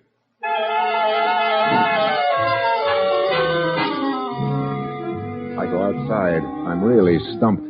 I've got to find Kurt and find out who's behind this deal, and I'm fresh out of Leeds. Then, as I'm walking through the school grounds, I spot the little girl, Ilsa, Kurt's playmate. She's just slipping out a side gate with a little package under her arm. I get a sudden hunch and follow her. She takes off through the woods, then down the roadway. I keep out of her sight, and finally, she disappears into an old deserted barn. A couple of minutes later, she comes out without the package. I wait until she heads back to the school, and then I go into the barn. There's a blonde kid sitting in a feed box, munching on a sandwich. It's Kurt Gerber. Hello, Kurt. Did you come to hurt me? No, Kurt. I came to help you. Your father sent me. Oh, that is good. I have been praying for help. I knew it would come. Yeah. Now, what happened, Kurt? A woman came to see me at the school. Mm-hmm. She tried to make me go away with her. Yes. She said she was a friend of my father's, but I knew she was lying to me. So I asked her to wait outside my room while I packed. Mm-hmm. As soon as I was alone, I climbed out the window and ran away. I see. My girlfriend Ilsa has been bringing food to me. How did you happen to pick this barn to hide in? I knew it was the right place as soon as I saw this manger. Manger? Yes. I read about a little boy in a manger once. I see. Well, I guess you couldn't have picked a better place, Kurt. Will you take me to my father? Yeah, Wait a minute. Hey, 3 of them. Oscar, Olaf, and... Well, what do you know? So I finally found out who's behind this deal when it's too late. It is never too late. Yeah? Well, it will be if I don't figure out something to do in one big hurry. My eyes flick around the barn looking for something, anything. Then they light on an electric wire running along the wall. It looks like a 220-volt direct current, and the insulation is worn through in one spot. I jerk the wire, and it comes loose in my hand. I trail it behind me, holding it in my left hand by the insulated part. Then I wait. I take a quick look at Kurt. He's sitting there quietly, head bowed. His lips are moving a little. The door opens. Olaf comes in first, and I give him a right cross. Mitchell! Hold it, Oscar. I'm sure my gun will keep Mitchell in order for the time being. Well, my old friend Saunders. Hello, Mitchell. So you're the big boy. Yeah, I'm the big boy. Sure. It's pretty logical when you look back on it. As leg man for the lecture circuit, you had a lot to do, traveling. But you were doing more than making hotel reservations for the professors. You were picking up information from your various contacts and bringing it back to Europe with you. How about that? What some guys will do for $1, huh? Yeah. You sent me chasing after that Jew-check woman, so your stooge didn't know where to pick me up. True. Where's your other stooge? The woman who tried to get Kurt. Oh, she's waiting for me at the office till I take care of this little matter. What are you waiting for, Saunders? Why In a minute, Oscar, in a minute. How did you find the barn? We intercepted the little girl, Ilsa, and managed to persuade her to tell us. So now, at last, we have our boy, Kurt. Not much of a talker, is he? What are you going to do now? Well, I know Dr. Gerber was on to me, so the original plan, of course, was to grab Kurt and keep him as insurance against Gerber spilling about me. But now, unfortunately, you know about me, too. That means I'll have to kill both you and the boy and then discontinue my present enterprise. Sorry, but that's the way it is, Mitchell. You first. His gun starts swinging in my direction. It's now or never. I whip the electric wire out from behind my back and lash at his gun with it. A spurt of blue flame wraps around the gun. Saunders drops the gun and grabs at his hand. I give him a fist. Oscar grabs at the gun on the floor, but I straighten him up with an uppercut. I tie all 3 of them up with their belts. Then I turn towards Kurt. He's still sitting in the manger, looking at me calmly. Is it all over, Mr. Mitchell? Well, it will be as soon as we pick up Saunders' girl at the lecture office. I prayed that something would happen to deliver us. It happened. Well, you see, I sort of made it happen, Kurt. Did you? I prayed for a bolt of lightning, Mr. Mitchell. Well, I guess you could call that hot wire a bolt of lightning. But it was man-made lightning. Was it? How did you happen to think of it? Well, it was the only thing to do. But how did you happen to think of it? Why, I guess it just sort of popped into my mind, Kurt. You see? See? Yeah, I see. And I'm the last guy in the world to argue the point, believe me. Come on, Kurt. You're going home to your father.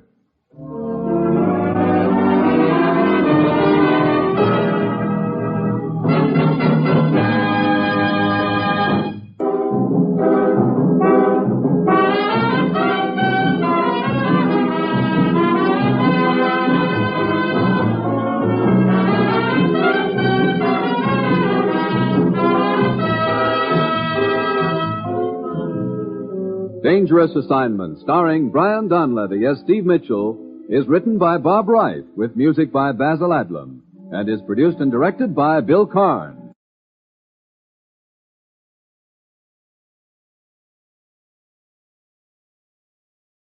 Wheaties presents Dangerous Assignment.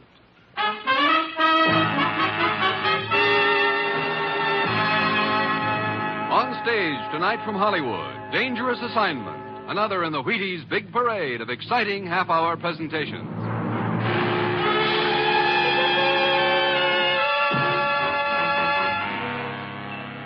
Dangerous Assignment, starring Brian Donlevy as Steve Mitchell.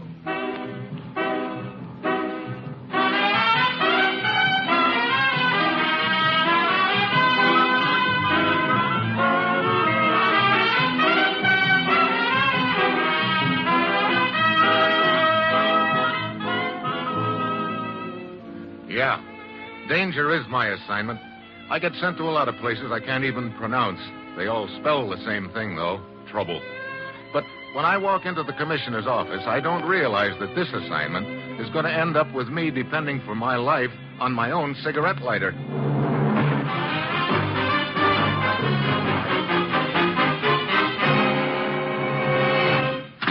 Morning, Commissioner. Get out your pith helmet, Steve. You're leaving for Arabia on the next plane. Arabia?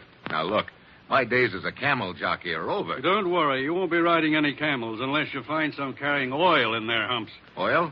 What's the deal? That's the deal. 100,000 barrels of it. Missing. Look, since when have we been playing nursemaid to oil companies? This is a lot bigger than any oil company, Steve. 3 days ago, the Shiek's inspector found a discrepancy in the figures of one of the oil companies, the 5-Star. Unless the matter is cleared up to the Shiek's satisfaction, we may lose the entire concession. Oh, who do I talk to over there? Mr. Williams, the field manager of 5-Star. Their headquarters are in Marani, near the Persian Gulf. Steve, get over there and find out what happened to that oil. Well, that's it. You've got your assignment. Good luck.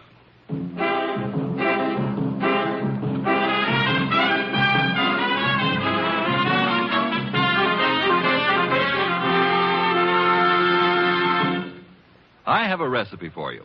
Now, it's real simple, so you needn't bother writing it down. Take 4 or 5 people, or as many as your family holds.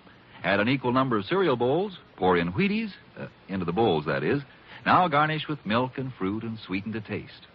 This recipe is very good for breakfast, or lunch, or as a little something before bed, depending on when you decide to make it. Now, the reason it's so good is because the 100% whole wheat Wheaties flakes and the 100% nice people you use always blend perfectly. I do hope you'll try my favorite recipe soon, but be sure you use genuine Wheaties and real people. Now, here is Dangerous Assignment, starring Brian Donlevy in the role of Steve Mitchell, colorful, two-fisted government agent.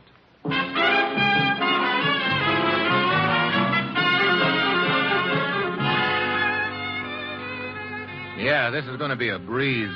All I have to do is fly halfway around the world to a sweltering spot in Arabia, take care of a little matter like finding a mere 100,000 barrels of missing oil. And I've got a strong hunch that somewhere along the line I'll run into someone who'll say, drop dead to me and mean it. It's Thursday when I get to Marani, and Williams, the field manager of 5-Star Oil, is waiting for me in his office, together with his assistant, a guy named Haroon.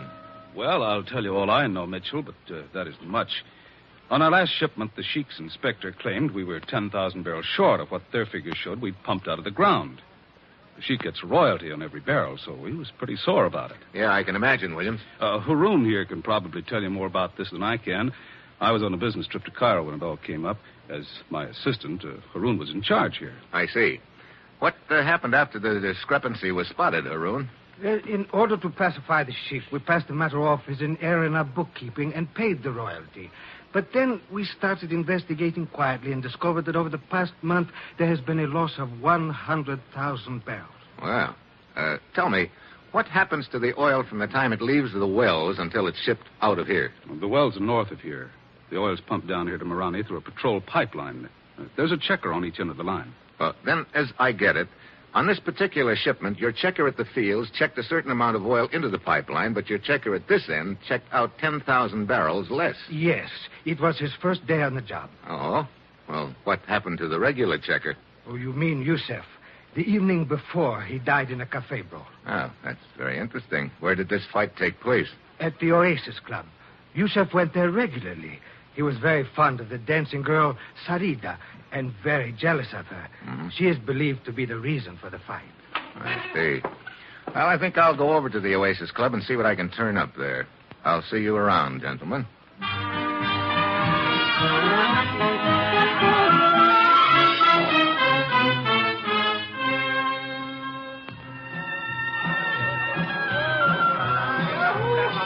Good evening, Effendi. Welcome to the Oasis Club. You would like a table? That dancing girl out there, is her name Sarita? Oh, yes. That is Sarita. Is she not beautiful? Yeah. I guess she's not afraid of catching cold either. I do not understand, Effendi. Oh, skip it. Will you tell her I'd like to talk to her when she's through with her dance? At once, Effendi. Her table is over in the corner. If you will wait there, I will send her to you. Thank you.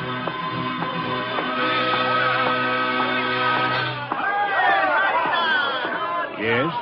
Oh, I'm sorry. I thought this was Sarita's table. Oh, but it is. Sit down. Oh, thanks.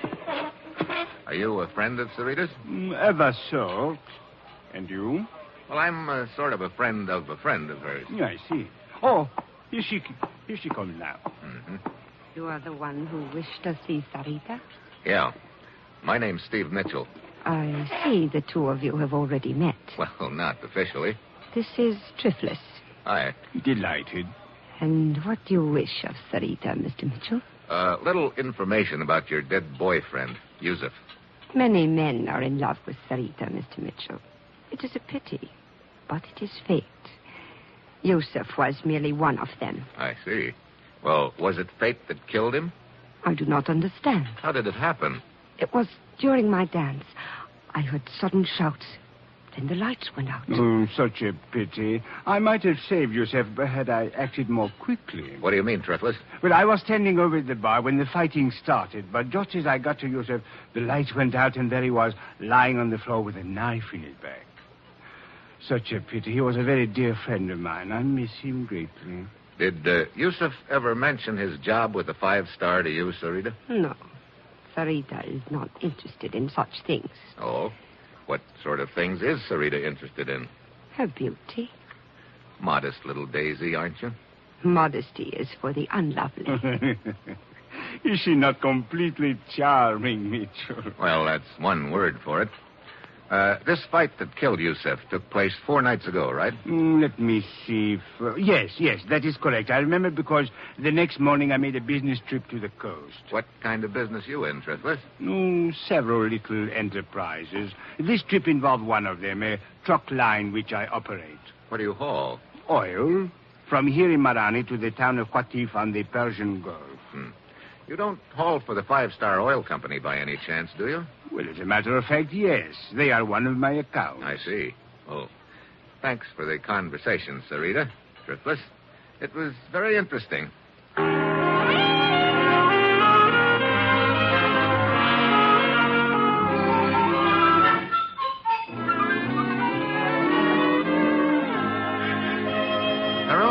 Yes? This swindle has undoubtedly been going on for some time. Yes. If the missing total adds up to 100,000 barrels.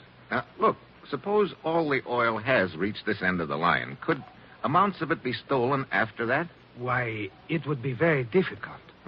What happens to the oil after it gets here? It is pumped into large storage tanks. Are those tanks checked regularly? Fairly regularly. Well, then, after that, the oil is pumped into trucks and taken to the town of Qatif on the Persian Gulf. Why, yes. I believe I forgot to tell you that. I picked it up. Is it possible that a couple of extra truckloads could be slipped out without the company knowing it? Absolutely impossible. I checked the trucks out myself. I see. Incidentally, a guy named Triflis runs that truck line, doesn't he? Why, yes, he does. You know much about him? Why, of course. I'm sure he's a man of character. How do you know? Triflis is my brother-in-law. Oh? Hello, Mitchell. Turned up anything so far? Oh, nothing except a bunch of loose ends, Williams. That's too bad. Means my job if this mess isn't cleared up. It means your whole company and all the other oil companies, too. Look, you say this pipeline is patrolled. Yes. By plane, every day. Who's your pilot? A guy named Dean. Matter of fact, he should be getting ready to take off right now. Well, call the airfield and tell Dean to wait for me. I'd like to go along for the ride.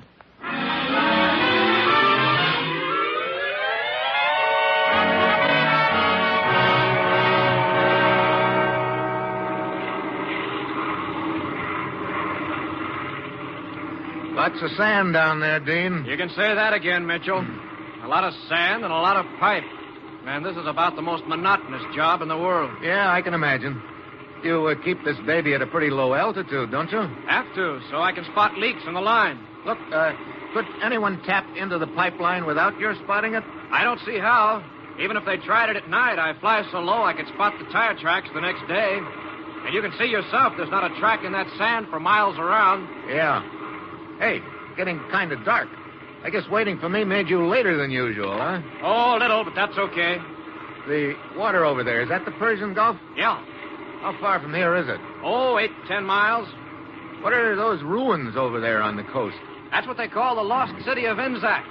Several thousand years old. Great spot for archaeologists. Wait a minute. What's the matter? I thought I saw a light over there. Probably a reflection off the water. Nobody's been around there for at least 6 months. The last expedition was from London, I think. They still have their equipment stored in a warehouse over in Qatif down the coast. Oh, yeah? Hey, just a hunch, but I think I'll take a trip over to Qatif as soon as you get this buggy back home.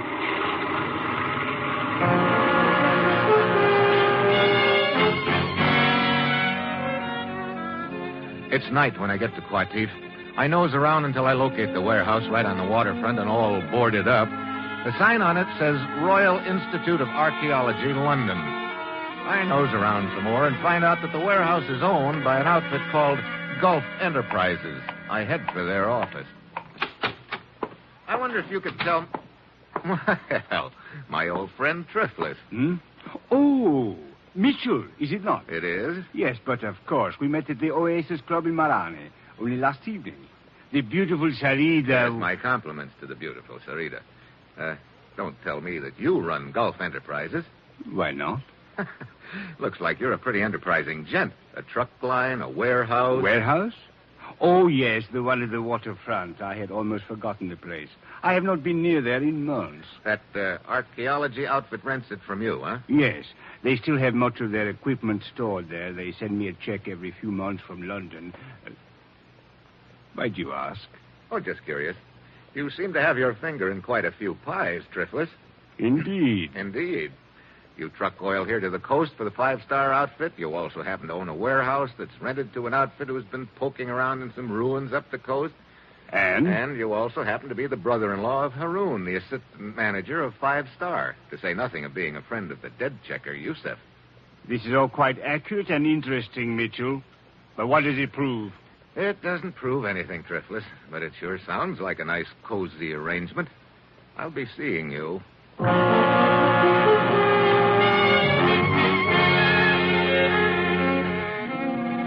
I head back to the warehouse and try to get in, but it's boarded up tight. I circle around it to the water. The back end of the building rests on a pier. Then I spot something under the pier, a good-sized barge. I climb aboard, and a strong smell hits me. Oil. Now I know I'm getting warm. Then I hear a sound behind me. I spin around and spot 3 gents in white robes, and just one look at them tells me they don't want to shake hands. I swing on the nearest one. He goes down. I hit the water. Start swimming. Do not let him get away! Take careful aim! I didn't figure them for guns. I've got to get underwater, but just as I start to dive... Oh!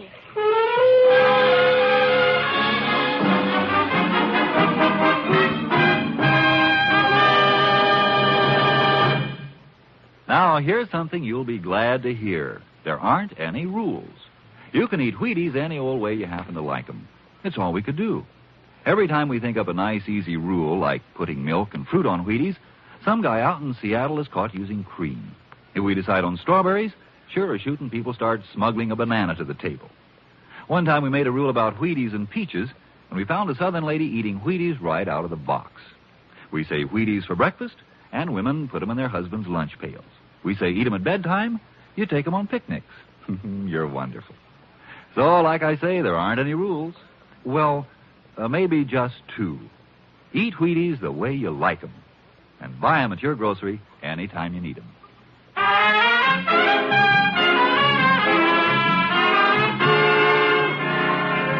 Now, back to Dangerous Assignment and Steve Mitchell.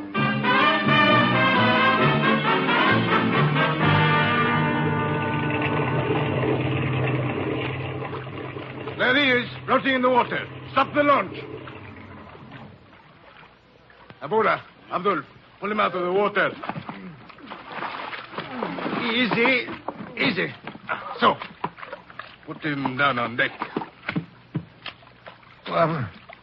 Oh, my head. Oh, he's still alive. You want to bet? You're lucky. This is lucky? It appears the bullet merely creased the skull. Well, if it's all the same to you, I like to part my hair on the other side. Hey, look, who are you? Lieutenant Samka of the police. We heard shots and came here in the launch to investigate. You were floating in the water about to go under. Well, thanks for fishing me out. It's now my turn to ask questions. Who are you? Steve Mitchell. Steve Mitchell.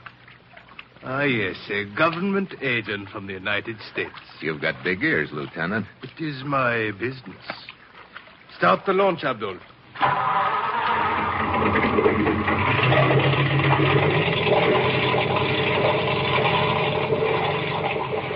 Yes, you are here to investigate the oil scandal.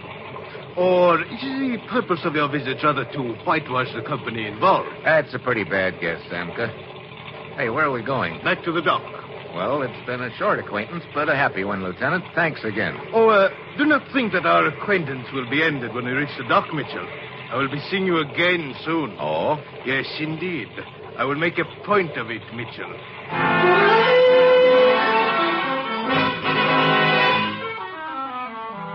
I go back to my hotel and change into dry clothes. My head's throbbing plenty, but I know I've still got a big night's work ahead of me. I phone the commissioner and ask him to check on the Royal Institute of Archaeology in London. An hour later, he calls me back and tells me the phonies, it's an outfit. So there's no record of them in London. Next, I call Williams, the field manager. What's on your mind, Mitchell? Ever hear of the lost city of Inzac, Williams? Sure. Bunch of ruins up the coast away. Why? I want to take a trip up there in a hurry. How do those ruins tie into the deal? That's what I want to find out. Can you get your pilot to fly me up there? Tonight? Tonight. There's no place to land around there. That's why I'll need a parachute. Parachute? You gonna jump? You know a quicker way of getting down? No, but... Well, okay, Mitchell. If you think it'll accomplish anything, go ahead.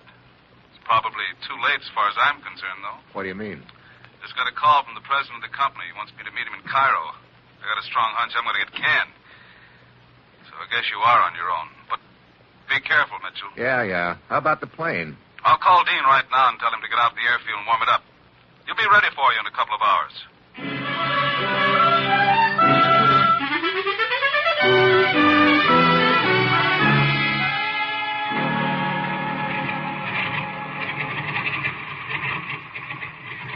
Sorry to pull you out of the sack, Dean. That's okay.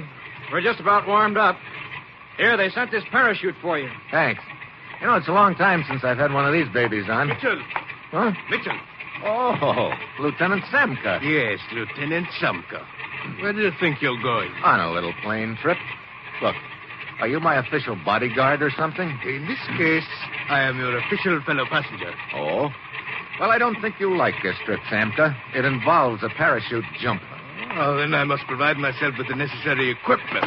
Hey, that's my parachute. It was your parachute. Now it is mine. Look, if you want to go on this trip, get your own. Thank you, but I prefer yours. It might be safer. Oh, you don't trust me at all, do you? Frankly, no. Well, what am I supposed to use for the jump? A beach umbrella? I think there's another parachute in the hangar, Mitchell. Okay. Well, I'll be with you in a minute.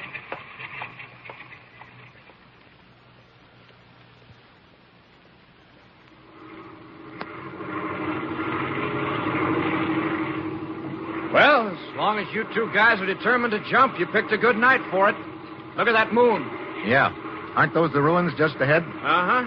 We're a little to the windward of them. You should land pretty close. You will jump first, Mitchell. I will follow. That suits me. This about the right spot, Dean? Anytime. Well, see you on the ground, Samka. Here goes.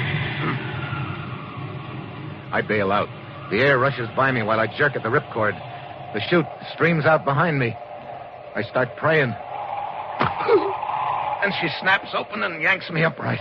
I look down at the moonlit desert and then...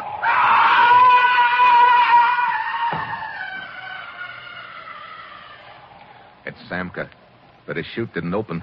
I turned my head away and then I realized his chute was supposed to be my chute. And I'm pretty sure that somebody has made sure it wouldn't open. A minute later, I'm on the ground right beside the ruins. There's nothing I can do for Samka. I find the building better preserved than the rest. There are tracks leading in and out. I go in, and the smell of oil hits me right in the face. There's a trap door in the floor. I start to open it. Then I freeze. Footsteps outside. I duck back into the shadows. Hold it right there. Let me get my light on you. Well, if it isn't Haroun. Mitchell, what are you doing here? I guess I don't need to ask you the same question, Haroun. But you do not understand. I was merely... Save it, Haroun. Open that trap door. Trap door? Right there in front of you. I don't think we're going to find down below what will surprise either one of us. Mitchell, you must listen to me. Open it. Very well. Short flight of stairs and more oil smell. Okay, you go first. And remember, I've got you covered. Hey, pretty large basement for an old ruined building, isn't it? Yes, it seems to be. Okay. Stay put while I flash my light around. Yeah, there it is. A small pipeline? Yeah, a small pipeline underground heading straight west toward the 5-star pipeline. No wonder Dean couldn't spot anything from the air. Well, it was a pretty neat scheme, Haroun. Mitchell, I swear, even though he is my brother-in-law, I did not dream until now that he... What are you talking about? Why, my brother-in-law, Triflis. I realized that you suspected him, and it aroused my suspicions of him. I also found out he owned the warehouse that the expedition had rented. I came here to investigate. I realize now that your suspicions were justified. Look, as assistant field manager, you could have engineered the whole deal, and Triflis was in a good spot to help you. Now you're trying to pin the whole deal on him. No. It is not true. You must believe me, Mitchell. I have had nothing to do with it. Come on, I've seen enough here. I'm going back to town and tell him about this underground pipeline, and you're coming with me. It won't work, Mitchell. Mitchell, a flashlight. I know you're trying to ease out of a tight spot by pretending Haroun is the boy, but it won't work. Now, drop the gun, Mitchell. Williams... I said drop the gun. Okay. Now, kick it over towards me. That's the boy. I kind of figured you'd be hanging around in the shadows here somewhere, Williams. As soon as that parachute failed to open, I knew you were my boy. So you weren't wearing that chute, Mitchell. How'd you get up here so fast? I got a 2-hour head start on a fast launch and waited here for you, just in case anything went wrong with my parachute gag. You know, I gotta hand it to you, Williams. You had a pretty good scheme cooked up here. You organize a fake expedition to come up to these ruins. They run an underground pipeline over to the main line and tap it, and then you cart the oil away on barges from here. Yeah.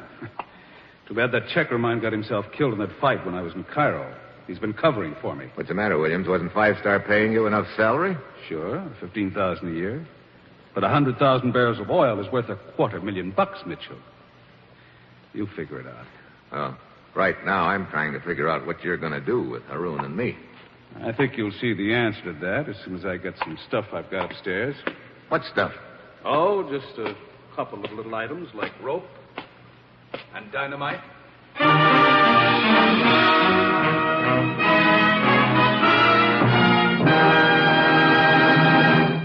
Some people are very lucky. They don't have to buy Wheaties. They just pitch a no-hit, no-run ball game or slam the apple out of the park, and they win a whole case of Wheaties. Take Ralph Kiner.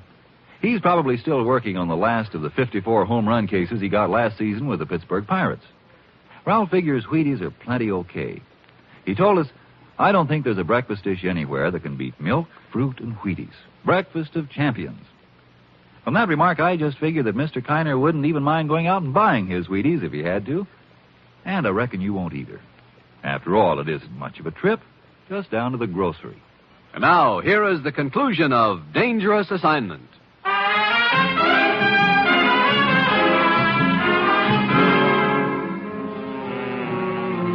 Mitchell, what is he going to do? That's pretty obvious, Haroun. Wait.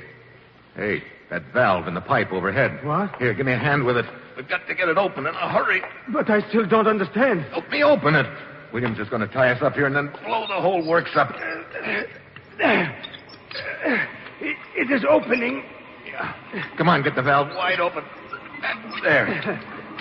But what good will it do to flood this basement with oil? Those fumes. The fumes and the oil are the only things that can save us, Haroun. Wait. Maybe we can follow the pipeline underground and escape that way. No soap. They filled in the tunnel all around that pipe. Mitchell, the oil is ankle deep already. Good. Now, where's that cigarette lighter of mine? Lighter? Wait, Mitchell, wait! Brother, you could cut these fumes with a knife. Okay, boys. Get over the beam of my flashlight. Here we are, Williams. Hey, wait a minute. Mitchell, what are you doing? Just giving the place a little oil bath, Williams. What have you got in your hand? Drop it! Oh, no, you drop that gun, Williams, right now. Are you crazy? I'll fill you so full of holes. Oh, no, you won't. This is a cigarette lighter. I'm holding it right next to this stream of oil. All I have to do is make a spark with it. This whole place will go up in flames so quick you'll never make it to that trap door. Cigarette lighters don't always light, Mitchell. Sorry, Buster. This is an Evans. It never misses. I'll give you just 3 seconds. I could kill you before you light it. Try it. 1. Talking like a madman. 2. Wait! No! Drop the gun. Okay. Now, come here. I want to use that rope you're carrying. Tie him up, Haroon. Look out, Mitchell, a knife! I'll take that lighter! Have a fist and step. My. Well, I guess there's one way of rubbing his nose in it. Well, come on, Haroon. Let's get him upstairs. He is covered with oil. Yeah. You got him? Yes. Up the steps with him. These fumes, Mitchell, one spark would have turned this place into an inferno. You're telling me. Well, here we are. Set him down on the floor. All right. Now, come on. Let's you and me get some fresh air before we keel over. That is better. Mitchell, I must say you have nerves of steel. Yeah? Right now they're creaking a little bit. I could use a cigarette. Yes, of course. Here, I have one. Oh, thanks. How about a light? Oh, but your cigarette lighter. Oh, that. I keep forgetting to get flints for it. It doesn't work. What? But I heard you say to Williams that... Yeah, Williams didn't know I didn't have any flint in it. Mitchell, you were just bluffing. Look, when you've got no cards, you've got to bluff. But a bluff is the best poker hand in the world as long as the opposition doesn't call you. And Williams didn't call. Now, how about a match?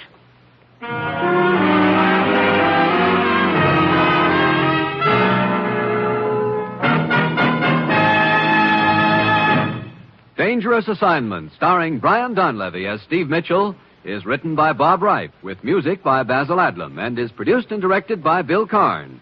Join us again next Wednesday when Brian Donlevy as Steve Mitchell embarks on another dangerous assignment. And this is your Wheaties man, Frank Martin, inviting you to listen next Monday night to Frank Lovejoy and Night Beat on the Wheaties Big Parade. See you then.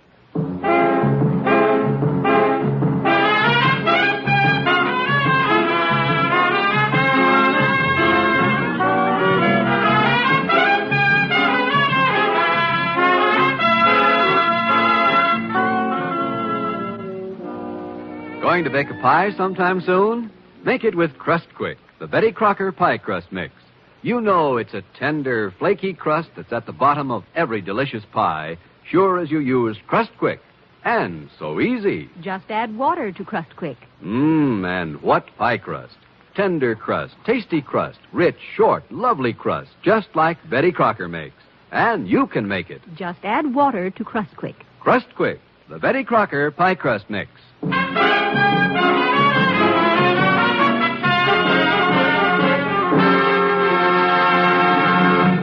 Tomorrow's family programs include The Aldriches and Father Knows Best on NBC.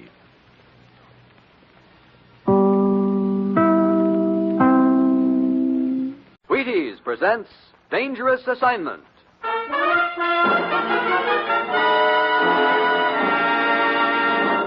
On stage tonight from Hollywood, Dangerous Assignment. Another in the Wheaties Big Parade of exciting half-hour presentations.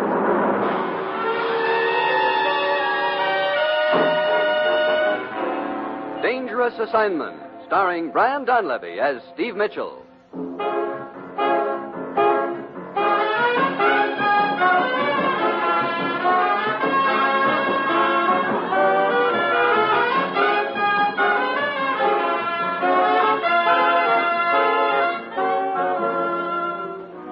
Yeah, danger is my assignment. I get sent to a lot of places I can't even pronounce. They all spell the same thing, though, trouble. But when I walk into the commissioner's office, I don't realize this assignment is going to involve a dead correspondent a Burmese girl, a trip through the jungle, and a fallen idol.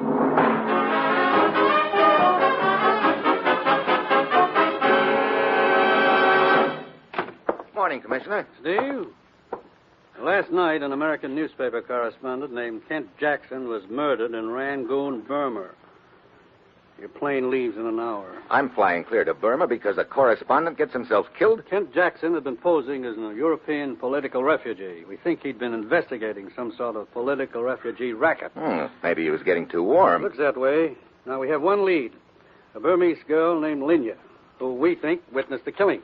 Where is this Linya? She's disappeared. Oh, great. Your first contact in Rangoon will be Chambers at our legation there. He'll fill you in on the background. Get over there, Steve. Find this girl, Linya, and solve Kent Jackson's murder. Well, that's it. You've got your assignment. Good luck.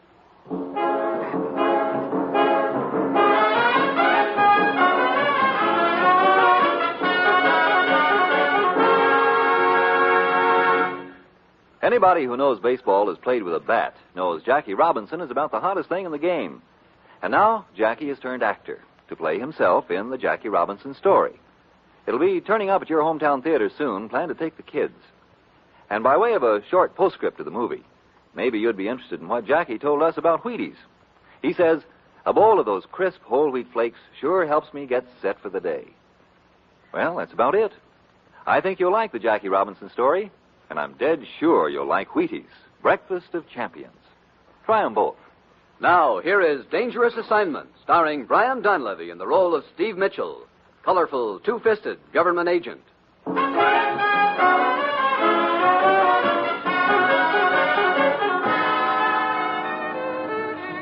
Sure, this is going to be real easy. All I have to do is find a missing girl named Linya in one of the wildest countries in the world. Then get her to put the finger on a killer who'll probably be trying to do likewise to me. It's Monday when I get to Rangoon. It's raining and hot, and Chambers is waiting for me at his house. Well, Mitchell, I was sitting right here reading the night of Jackson's murder when suddenly I heard shots out in the garden. This girl, Linya, ran in here screaming at me to save her. I ran out in the garden, got clipped on the head. Oh, I wondered what the bandage was for. When I came to, Linya was gone. Look, did you know this girl, Linya, at all? Oh, yes. She worked in a restaurant about half a mile from here. I used to drop in there frequently. I don't get the connection between Linya and Jackson's murder. When Linya was shot at in my garden, one of the bullets was embedded in the side of the house. The police dug it out and compared it with the bullet that killed Jackson 15 minutes earlier. The two slugs matched. Oh, so Jackson's killer was after Linya, too. Well, there's my tie-in, all right. You know much about the deal Jackson was investigating? Yes. Somebody here in Burma has been receiving political refugees from Europe for a price. Then, whoever it is contacts the European country involved and, for more dough, delivers the refugees back to them. That sounds like a real sweet deal. Well, if I'm going to find this girl, Linya, I better start getting some leads about her. Let's see. You say she worked at a restaurant? Yes, a French restaurant run by Papa Valder. You'll find it down the street about half a mile. Okay, I guess Papa Valder's is my next stop. Well, see you later, Chambers.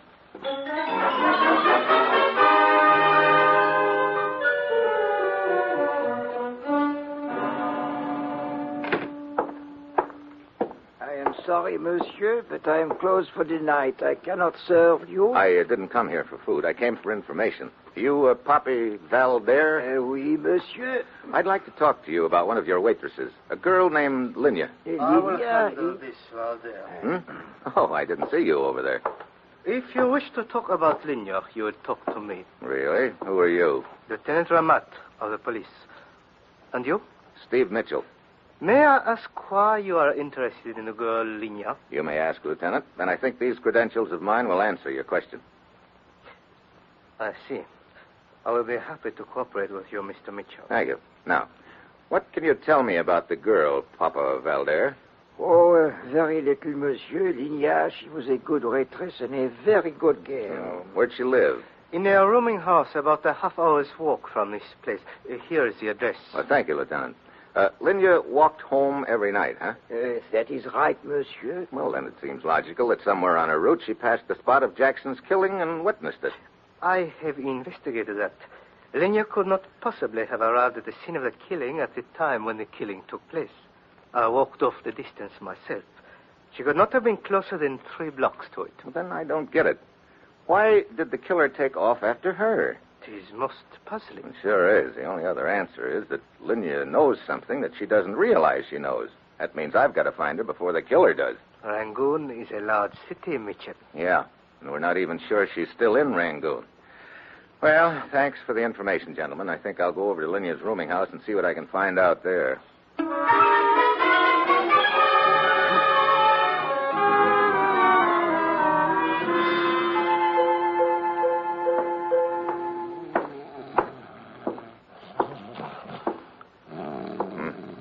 Hey, wake up. Snap out of it. Come on, prop those little lids open a minute. The return to reality is never as good as the dream. Save the philosophy. You run this rooming house? Yes, it is so. You got any idea where this girl Linya could be? No, none at all. Come on, Rip Van Winkle. Pull yourself up off that desk. What do you wish to know? Do you know whether Linya had any relatives in this town, any place that she could have gone to hide? She spoke of only one, a great uncle. What's his name? Dalai Singh is a priest. Where could I find this Dalai Singh? Oh, Dalai Singh. Go outside and face to the west. You will see the temple. Okay, thanks. Well, so long, dreamboat.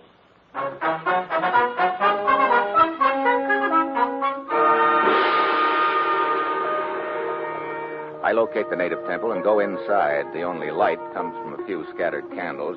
There are life-sized idols sitting up on perches along the walls. Then I spot a light coming from a room in the back of the temple. I start toward it. Suddenly, there's a grating noise. I look up. One of the idols is toppling over right on top of me. I dive to one side as it falls, and it hits me a glancing blow on the shoulder that sends me falling on the floor. There's a rustle of drapes behind the idol and running steps. By the time I pull myself up off the floor, there's no one in sight. I go into the back room. A little old man with a face like a prune is sitting there, staring straight ahead. Excuse me, I'd like to talk to you. I said I'd like to talk to you. Look, would you mind focusing your eyes on me a minute? I must apologize. I am withdrawn. Yes, my son. What is it? You're Dalai Singh? That is my name. And you're Linya's great-uncle? That is the earthly relationship? Yes. That was a pretty earthly reception you gave me a couple of minutes ago. I do not understand. That idol, the one that almost fell on me. You must pardon me. I was so immersed in meditation, I heard nothing. Oh, well, I guess I wasn't that immersed because it sounded awfully noisy to me. What do you wish of me? I'm trying to find Linya. For what purpose? I want to find out what she knows about a killing that took place a few nights ago. Is this your true purpose, my son? That and protecting her from whoever's after her. Come closer. Now, gaze into my eyes. No, do not blink.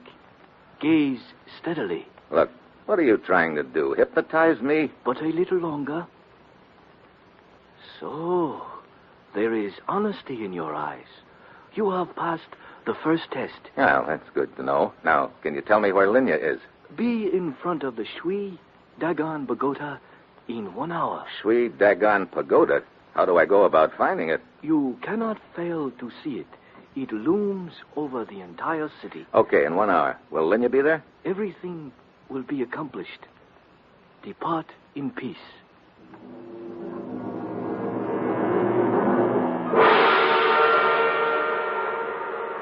Dalai Singh was right. It isn't hard to spot the pagoda, even at night. It's up on a rise overlooking the city. On the way up there, I get the feeling I'm being followed. I stop and turn around just in time to see a skinny little gent dart into the alley behind me. By the time I get to the pagoda, there's an uneasy thought packing away at my brain. This whole deal could be a trap. But there's nothing to do except to wait and find out. Mr. Mitchell. My arm! You are Look, hurt. I don't like guys slipping up behind me. Please. Hey, you're the guy who's been following me. Yes, but I bring you no harm. Who are you? What do you want? I am Mauli. You seek the girl Linya? I can take you to her. Yeah? How do I know this isn't a trap? Who sent you? The priest, Dalai Singh. I see. Where is Linya? I must take you there. Come, we will walk. Okay, Molly, but get this. I'll have one eye on you the whole way, and if this is a trap, if anything happens, it's going to happen to you first. Come on.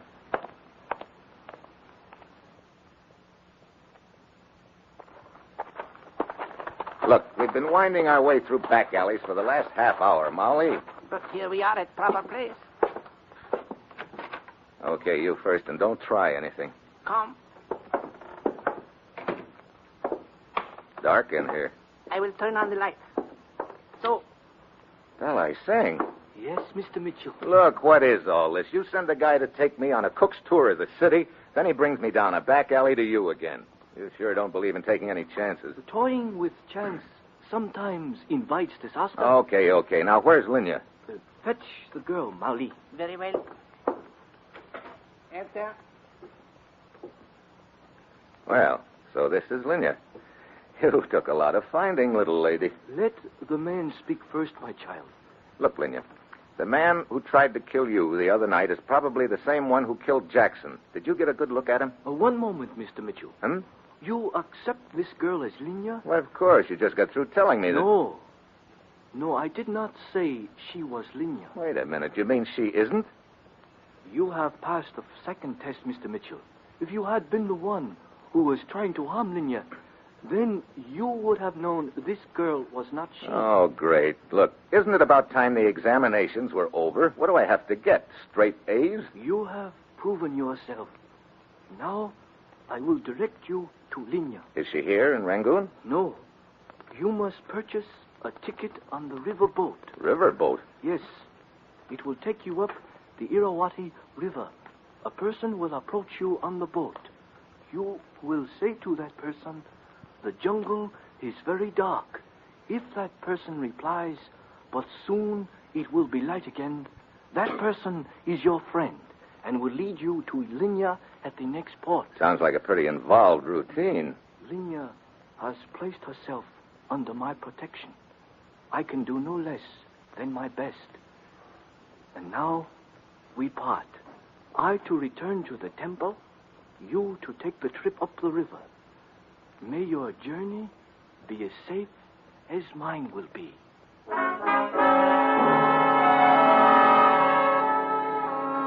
I go down to the waterfront and buy a ticket on the riverboat. I've got an hour before it shoves off, and then I realize I don't even know whether it's going to be a man or a woman who contacts me, so I go back to the temple to ask Dalai Singh.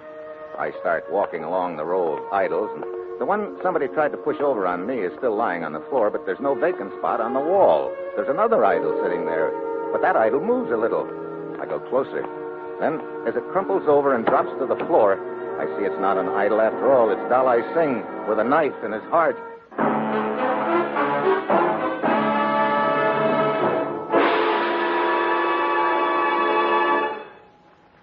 Maybe you've got the idea that I tell you all these things about Wheaties just so you'll go out and buy them. Well, that isn't it at all. I'm not worried about you. You've been eating Wheaties long enough to know how good they are. It's those neighbors of yours I'm thinking about. Now, suppose you just go over there some morning and just tell them all the nice things about Wheaties. Like, they're whole wheat and they're wonderful with milk and fruit and they make you feel fine and kids love them and they're flaky and crisp and loaded with vitamins. I think that'd be a mighty neighborly thing to do. Oh, say, I just happened to think, what if the neighbors are listening in tonight, too? They'll probably be over here tomorrow morning to tell you about Wheaties. Well, have fun.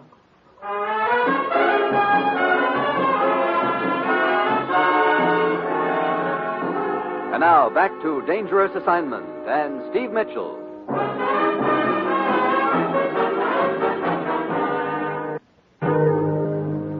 May your journey be as safe as mine. That's what Dalai Singh had said to me, and now here he is, dead. And that gives me a strong hint as to what my journey is going to be like, because if Dalai Singh talked before he died, there's only going to be somebody trying to contact me aboard the boat. There'll also be somebody else trying to kill me. Well, we shove off. It's an old side-wheeler. I give the passengers the once-over trying to figure out which one to use the password about the dark jungle on. There are a few natives, a fat guy carrying a white trench coat, a smooth-looking Egyptian, and a girl. The kind of a girl you'd vote as the one you'd most like to take a trip up a river with. I stand there at the rail, and pretty soon she saunters over. Hello. Hi. What's your name? Steve. You? Marge. Hi, Marge. You got a smoke? Sure. Here. Thanks. Light? Long way from home, aren't you, Steve? Funny, I was thinking the same about you. No, a riverboat, a bar, that's home to me. Where are you heading? Up the river, Mandalay. Gonna sing in a joint up there. Oh? Yeah. I guess my voice wouldn't get me into the store club, but they're not so particular in Burma. You've been around this neck of the woods quite a while, huh? About 3 lifetimes. Say, that jungle is very dark, isn't it? Hmm? I said that jungle is very dark. Oh, yeah. Well, I imagine it'll... What's the matter? That fat gent over there with the white trench coat, is he a friend of yours? No, why? He seems to be trying to take in every word. Yeah. You know him? I've seen him around Rangoon a few times. I think his name is Lazarus. I see. Excuse me a minute, Marge. Yeah, sure. Good evening, Lazarus. Hey, just a minute. What do you want? You seemed pretty interested in what I was saying to the young lady a minute ago. Why? I don't know what you're talking about. No, you were sure drinking in every word, Lazarus. You're mistaken. I was merely enjoying the view. Good night. Uh-huh. So I hope you will pardon my intrusion on your privacy. It was just that I could not avoid paying homage to such beauty. You're a real flowery type guy, aren't you? Oh, Steve. Hi. Looks like you just weren't meant to be lonely, Marge. This is, what did you say your name was, Buster? Camise, at your service. Camise? Meet Steve. I am indeed honored, Steve. I hope you will forgive my intrusion on your tete-a-tete. Yeah. Egyptian, aren't you? Yes, from Cairo. What brings you here to Burma? Quite possibly the same thing that brings you here, Steve. What's that? Yes, I sense that we are two kindred spirits, each seeking adventure, each willing to travel around the world to find it. You're just looking for adventure, huh? Yes. You see, Steve, I am a romantic at heart. Else, why would I leave my considerable estate in Cairo to travel up a Burmese river on a rickety boat? Brother, if I had a considerable estate in Cairo or Cairo, Illinois, I wouldn't be paddling through this swamp. The quest for adventure often leads us to unlikely surroundings. It sure does. And now, please excuse me. Perhaps it was fated that we should meet, Steve. If so, we shall meet again. Well, it'd be pretty hard to avoid meeting again on this tub. I'll see you around, commies. Good night to you both. Ha! Get a load of him. I am a romantic at heart yet. Yeah. Hey, look, Marge, just before you spotted that guy Lazarus watching us, I made a remark to you about the jungle being pretty dark. Yeah, I remember. You started to say something in reply. What was it? It'll keep, Steve. Oh? Okay. Well, I think I'll turn in. I'll see you in the morning, huh? Yeah. Matter of fact, I'll make a point of it.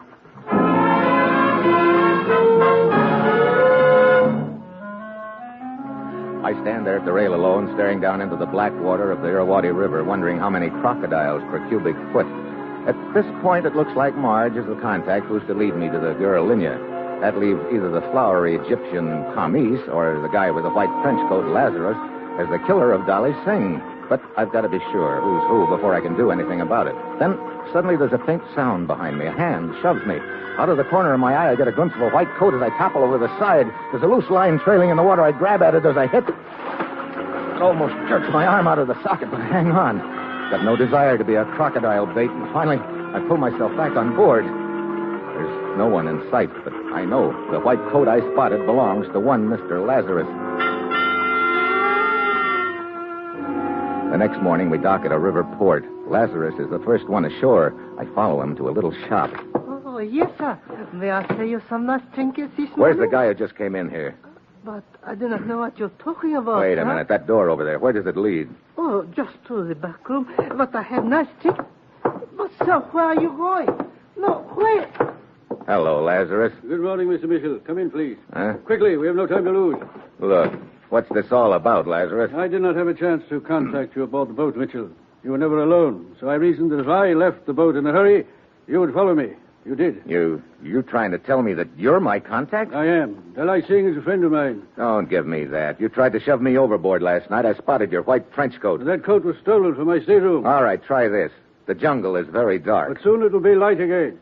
And as further proof of my identity, Linya. What? Yes, Mr. Lazarus? Hey. You may join us now, child. So this is Linya. You've been hiding in the back of the shop ever since you left Rangoon, huh? Yes. My great-uncle Dalai Singh said he would send help to me. How is he? I'm sorry, Linya, but he's dead. What's that? Dalai Singh? Dead? My one friend. Gone. I think the same person who's after you killed him. And an American newspaper man named Jackson. Linya, now you've got to tell me who that person is. I? Oh, but I know nothing, Mr. Mitchell. I do not know why someone is trying to kill me. Look, you worked at Papa Valdar's restaurant in Rangoon. Yes. Every night, you leave right at 8 and start walking home. Now, the night of the killing, you must have seen something on the way home. No, I saw nothing. Then you heard something. Shots, for instance. No. Mitchell, do you suppose the killer mistook Linya for another girl? I don't know. Look, I'm going to try once more, Linya. Now, try to remember. Yes. On the night of the killing, you left Papa Valdar's at 8 o'clock as usual, right? Yes. Now, 15 minutes later, you were within 4 blocks of the scene of the killing. That's about half a mile from Papa Valdar's restaurant. No, I did not get that far. What? I realized I had forgotten to take some food that Papa Valder had given me. So I went back to the restaurant to get it. But, Mitchell, that means Linya could not possibly have witnessed the killing. It must be a case of mistaken identity. Just a minute, Lazarus. Keep on, Linya. Well, I opened the door. Then I saw someone inside the restaurant. Who was it? I do not know. I had never seen this person before. I guess she means me. Oh, that is the one. Marge. There's a gun. Hold it. Nice and steady, all of you. Well, Steve, you were concentrating so hard on following Lazarus when he left the boat, you made it pretty easy for me to follow you. Thanks for leading me to Linya. Yeah. Congratulations to me.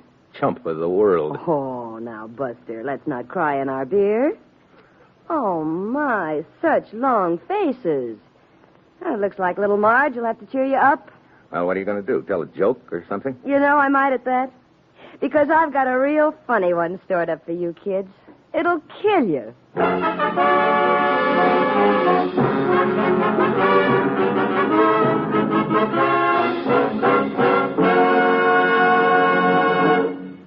No kidding. It actually may cost you money not to eat breakfast.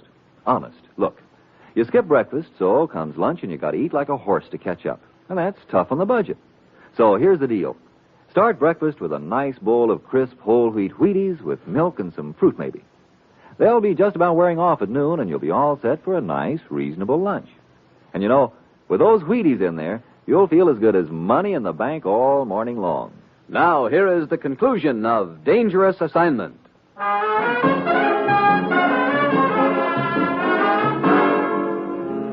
What are you going to do to us?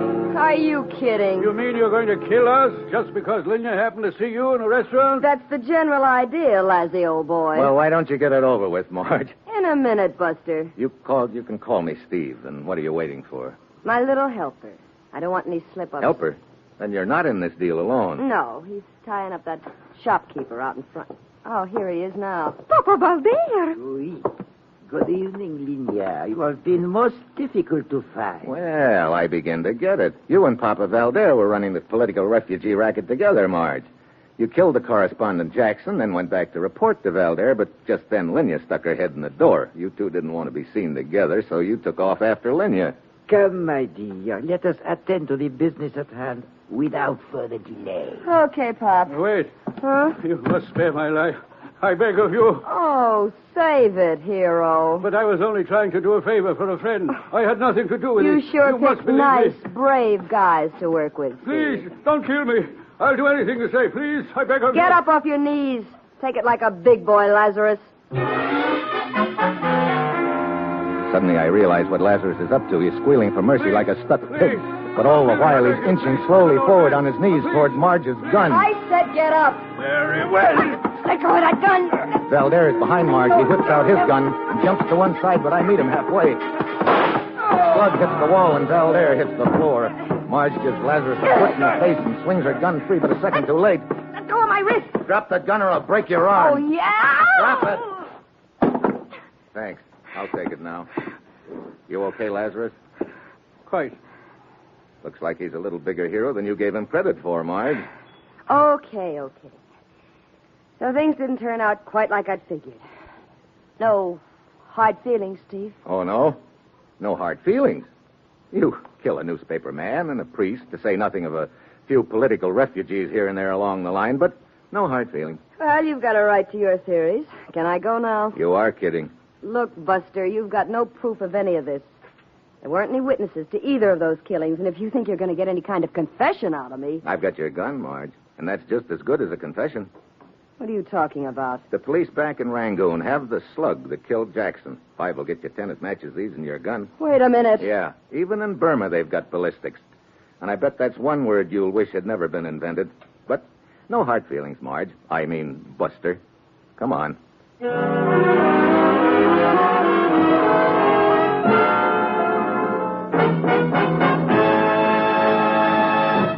Dangerous Assignment, starring Brian Donlevy as Steve Mitchell, is written by Bob Reif with music by Basil Adlam and is produced and directed by Bill Karn.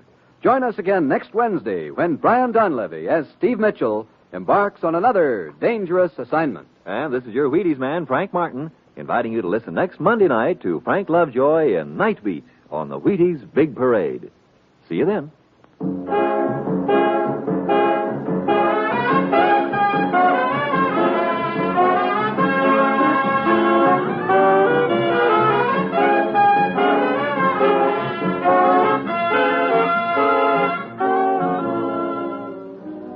Going to bake a pie sometime soon? Make it with Crust Quick, the Betty Crocker pie crust mix. You know it's a tender, flaky crust that's at the bottom of every delicious pie, sure as you use Crust Quick. And so easy. Just add water to Crust Quick. And what pie crust? Tender crust, tasty crust, rich, short, lovely crust, just like Betty Crocker makes. And you can make it. Just add water to Crust Quick. Crust Quick, the Betty Crocker pie crust mix.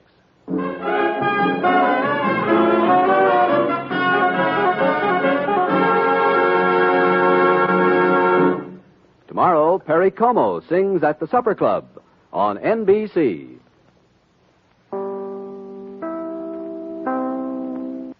Wheaties presents Dangerous Assignment.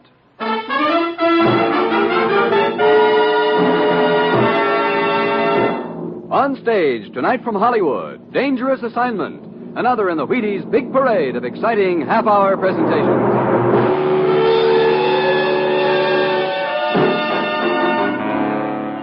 Dangerous Assignment, starring Brian Donlevy as Steve Mitchell.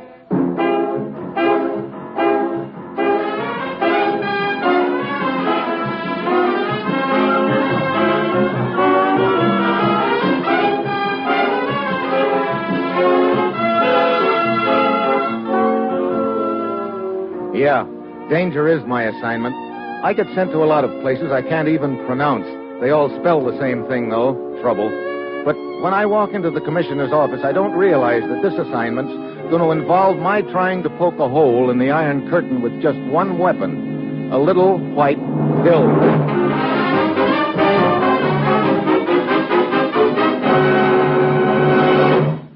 Morning, Commissioner. Steve, Bill Sorensen was arrested in the Balkans the other day. Bill Sorensen?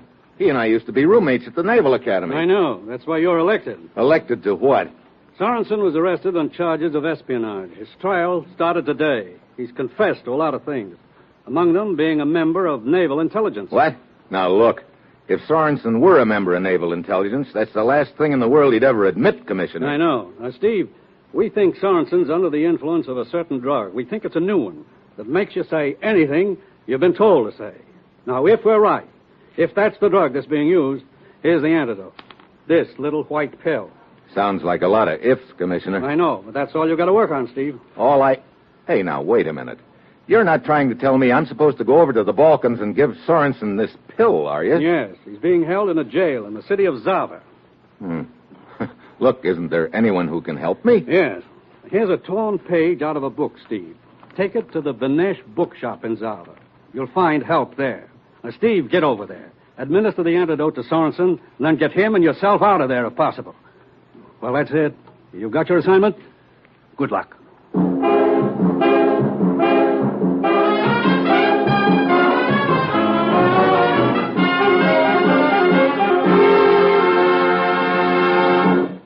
Dangerous Assignment will continue in just a moment. But first, a word from Frank Martin, the Wheaties man. Say, speaking of Wheaties, breakfast of champions, if you've got a small baseball player around your house, the kind who comes in from the corner lot barely in time for supper, we've got a message for him. It's from Jackie Robinson, pride of the Brooklyn Dodgers, and a Wheaties fan. My advice on training, Jackie Robinson says, is to start young, get lots of Wheaties, nourishing, and swell eating. And you bet they are. Wheaties, nourishing, vitamins, minerals, food energy. You can't beat whole wheat for nourishment. And you can't beat Wheaties for whole wheat. For kids, for grown-ups. There you are. Whole wheat flakes with milk and fruit. This champion recommends them. If you've got a growing-up champion on hand, dish them out and have some yourself, huh?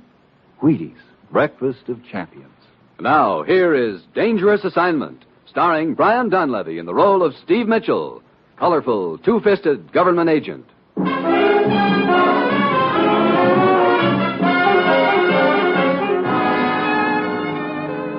Yeah, this is a job I'm going to love. I can see that already. Steve Mitchell, armed with a book page and a pill, saved the day. But the only thing that's worrying me is who's going to save Steve Mitchell. It's Tuesday when I get to the Benish bookshop in Zarva. I flash the torn book page to Benish, and he leads me into the back room. Here you are, Mitchell, the floor plan of the prison. Study it carefully. Hey, brother, this makes Alcatraz look like a country club. Now, here is the cell on the 3rd floor where Sorensen is imprisoned. On the floor, directly below, is the courtroom where his trial is being held. Yeah, and here's the nearest outside door on the ground floor below the courtroom. Yes, at 5 o'clock this afternoon, there will be a truck outside the door. But it can only stay there for 3 minutes. The trial will continue all afternoon. If you and Sorensen can get to that door around 5, you can make your escape in that truck. Well, you've told me how to get out of the place, but you've omitted a couple of small details, like how am I going to get into the place? And how am I going to slip this pill to Sorensen? How you give him the pill will have to be up to you, Mitchell. But this camera and these forged identification papers identify you as an employee of World Photos, and you will be given admittance to the trial. I see. Look, have you any idea what Sorensen found out that they didn't want him to know? I do not know. But you had better get over to the prison, Mitchell. You have no time to lose. Remember, the truck will be waiting outside the gate at 5 this afternoon.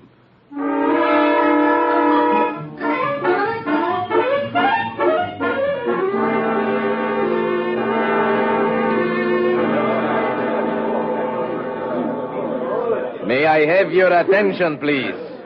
Quiet! Please. Thank you. Allow me to introduce myself to the press. I am Colonel Mitro, commandant of this prison. Now, I have gathered your reporters and photographers together in order to examine your papers. You, sir, I will start with you. Me? Yes, your papers, please. Well, here they are. So, yes, they appear to be in order. One moment while I check my list. Yes, your name is on it. Here is your pass, which will admit you to the trial. Thank you, Colonel. One moment, please. What's the matter? Matter? Nothing is the matter. I merely wish to inform you that one of your colleagues is here. My colleagues? Yes, another representative of World Photos. Oh, I see. Well, it's a pretty large outfit, Colonel, and I... There she is over there. Miss Travnik. Oh, look, don't bother. You called me Colonel Mitro? Yes. Here is a colleague of yours, Miss Travnik, Mr. Mitchell. Oh, really? You will excuse me now. I must examine the rest of the credentials. You over there, may I see your face? Your face looks familiar, Mr. Mitchell. I believe we have met before, haven't we? I don't know, have we? Perhaps in Vienna last year. Yeah, perhaps. How long have you been working for World Photos? Oh, not very long. How about you? 5, 6 years. Strange. We should have run into each other several times, both working for the same company. Well, it's sort of a big outfit, you know. Yes, but even so... All your papers are in order, ladies and gentlemen. And now, if you will follow me... I would like to conduct you on a brief tour of our prison. We want all of you people to see what a model prison this is. How every comfort is provided for each prisoner. In our spotless kitchen down there at the end of the hall are prepared tasty and nourishing meals which here you will be able to see and judge for yourself. Krupal. Yes, Colonel?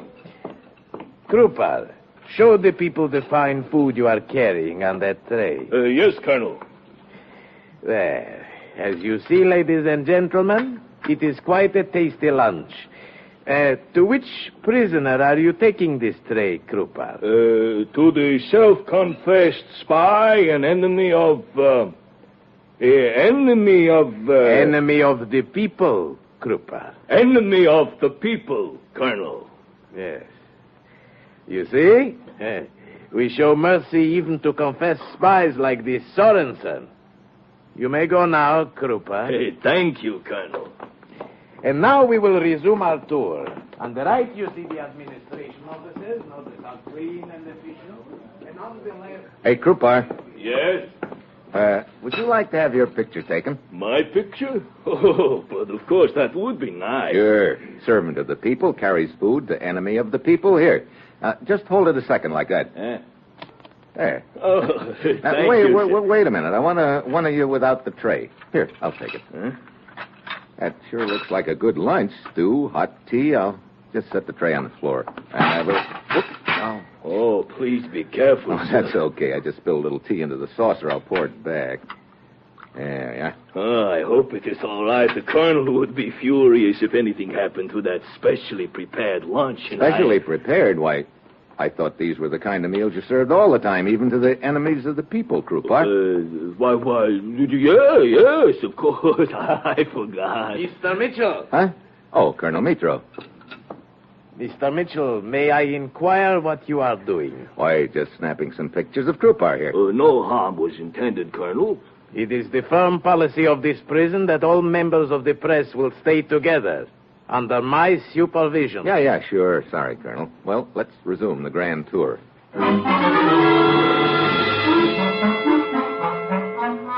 We finished the tour, then go into the courtroom to wait for the trial. I'm sweating it out, wondering if Sorensen has drunk the tea I'd slipped the pill into, and if so, how long before the antidote will take effect. Then a husky guard leads Sorensen into the courtroom. They sit him down about 6 feet from me. I have to keep my camera covering part of my face because if Sorensen is still under the effect of the drug and spots me, he'll probably spill all about me. A gent with a face like a vulture starts hammering questions at Sorensen, and his answer sounds like he's reading them out of a book. Is that not true? Yes. Now, Mr. Sorensen, it is also true that you own a marine construction company. Yes, it is true. Now, this company undertakes the construction of various piers and also repairs boats. Yes. But actually, this company is but a front for your espionage activities directed by you. Yes, that is true. Now, tell the court the exact nature of your espionage activities. I spied on ship movements at the waterfront. I also kept records of troop movements. Go on. I spied Go on. No. Wait a minute. What am I saying? No, that's not true. I've never done any spying. The prisoner will confine him. No, I'm not a spy. Answer the question. I run a legitimate business. I've never engaged in espionage. Take your hands off. Take the prisoner. I tell you, I'm not a spy.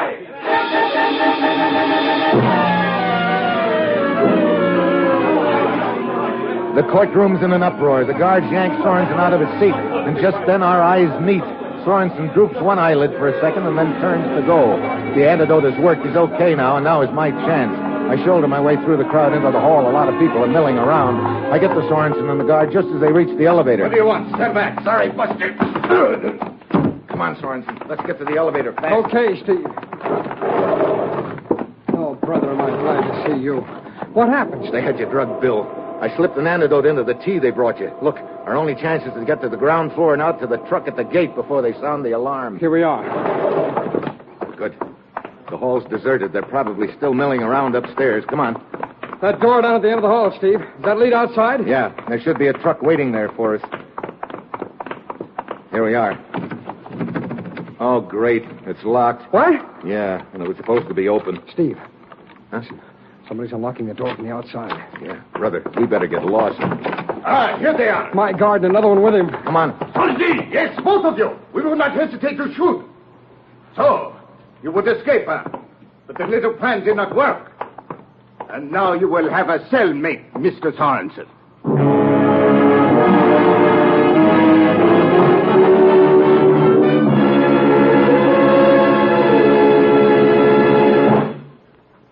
Wheaties now. Are you with them? All over this big, wide country, people are going to be shaking the Wheaties into the cereal bowls tomorrow morning. All over the country. In big houses, little houses, penthouses, ranch houses.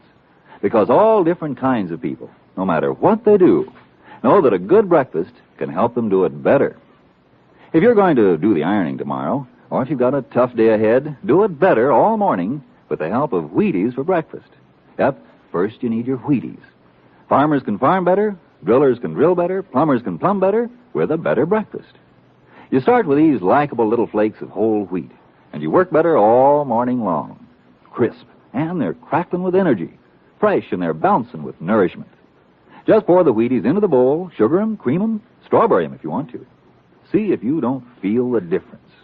Tomorrow, start with Wheaties and work happy.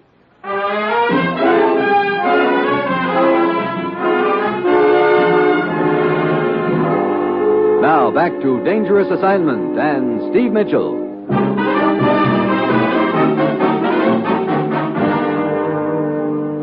We have done well, Varys. We have captured not only Sorensen, but the man who was helping him escape. The colonel will be pleased with us. Run, tell him at once. I will hold my gun on these two while you're gone. Very well. Well, thanks for the try anyway, Steve. That's okay. I'm sorry it didn't work out. But it will, Mitchell. Huh? Go quickly. Hey, what do you mean?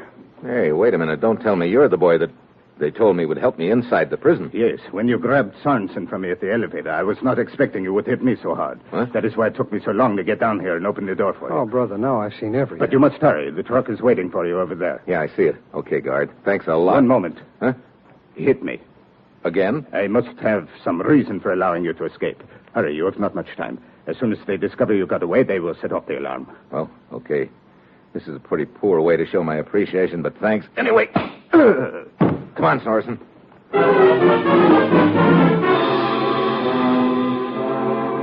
We spot the truck outside, dive into it, and roar through the prison gates. A siren splits the air, and the gates clang shut behind us. We turn into the highway, and I jam the accelerator down to the floorboard.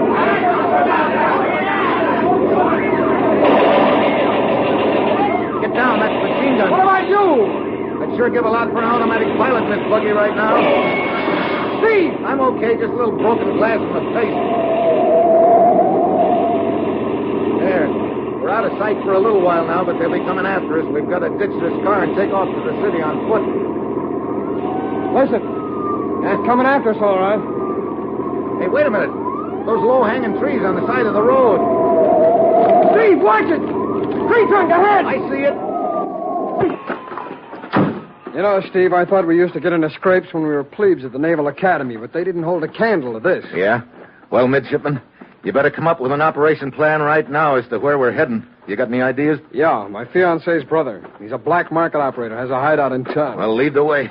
Steve, I've stumbled onto something hot. There's a Navy task force cruising in the eastern Mediterranean heading this way. You mean one of ours? That's right. And sometime tonight they're going to run into some mines. What? How do you know? Well, the other day I spotted a fishing boat down at the waterfront. It looked phony to me, so I did a little snooping. It was a mine layer. I got close enough to pick up a little of their conversation. Their plan was to lay a few mines in the path of the task force. Afterward, they could always claim they were floating mines from the last war. Oh, great. Look, have you any idea where they laid the mines? Well, from what I picked up, I think I could locate them on a chart, but somehow we've got to get word to that task force, Steve. Yeah, that isn't going to be easy.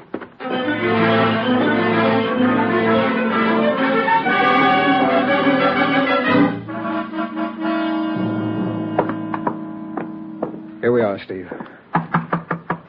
Who is there? Sorensen. Sorensen. Quick, come inside. Okay, come on, Steve. Travnik, this is Steve Mitchell. He arranged my escape. But where is Eva? Eva, what do you mean? Well, I thought she would be with you. Why?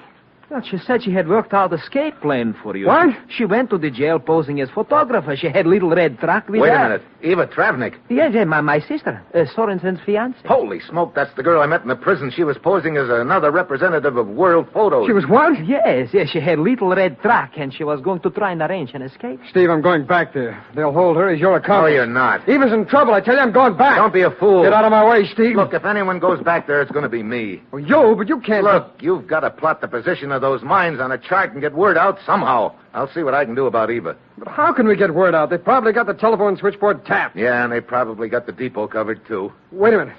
Hey, why didn't I think of it? Travnik's plane. What? Like I told you, Travnik here's a black market operator. He does a lot of flitting around undercover. He's got a little plane stashed out at a cow pasture just outside of town. Yes. You see, Mitchell, I do not approve of the government in power here, so unknown to them, I make them pay me for the privilege of remaining in power. Well, if we could get out of here by plane, we might be able to contact the task force by radio. Travnik, I guess it's up to you. Look, you say you like to make the government pay you. Well, this would cost them plenty, but I'm afraid there wouldn't be any dough in it for you. That's what bothers me. But men once told me there were other things in life besides money. Perhaps this will give me a chance to find out if he was right. Very well. I will try to get you out. Good. Write down the location of the cow pasture where you've got the plane. Sorensen, get out a chart and plot the position of those mines. You going to go after Eva? I'm going to try. You two, get out to the plane and get it warmed up. And if I'm not there in 1 hour, well, don't wait for me.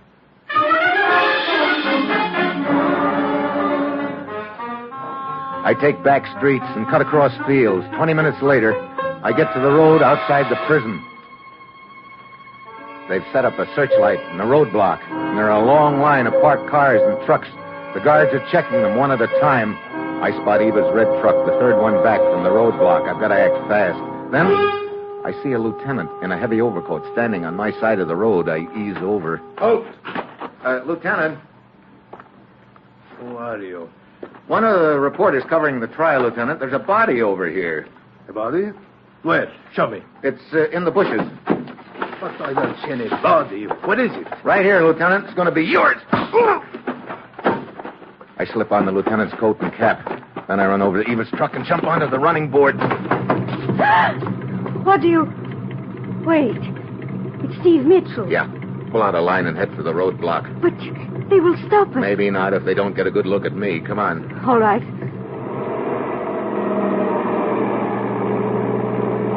Keep going slowly. Straight ahead. Oh!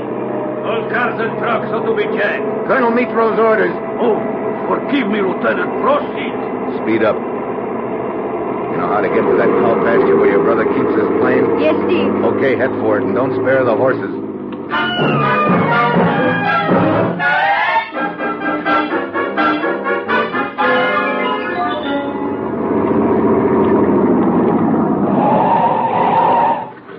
There it is. They've moved it out of the barn. Come on, hurry. Eva! Eva, you okay? Yes, Bill. Get in. We are all ready to take off. Okay. All set? Yeah, let her go. Hey, look ahead of us. On the field. Police cars. They must have followed you here. Oh, great. 4 of them blocking the runway and a grove of trees behind us. That's it, brother. We're through.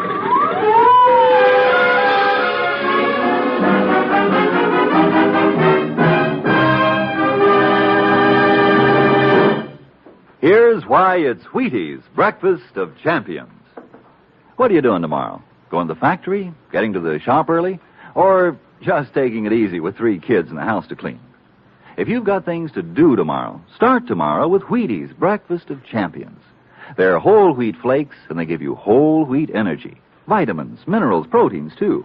All the good, work-speeding nourishment that whole wheat has to offer, you get in Wheaties. That's why with milk and fruit, they help make a better breakfast that helps you do a better job. So look, tomorrow, next day, as soon as you can, get Wheaties onto the breakfast table. Be good to yourself. Have a bowl of Wheaties and feel the difference in the morning's work. Now, here is the conclusion of Dangerous Assignment.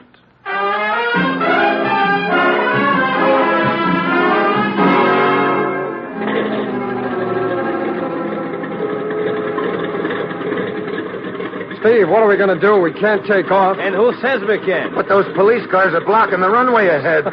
So we will just go the other way, that's all. Full engine. Left, rather. Hey, what the... Hey, you're turning the plane around. Certainly. Now it's taxi. Hey, you're heading right for those trees. Watch out. Oh, brake. And right, rather. So. Look, there's a clearing in the trees.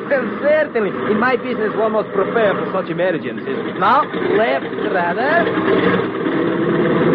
Hey.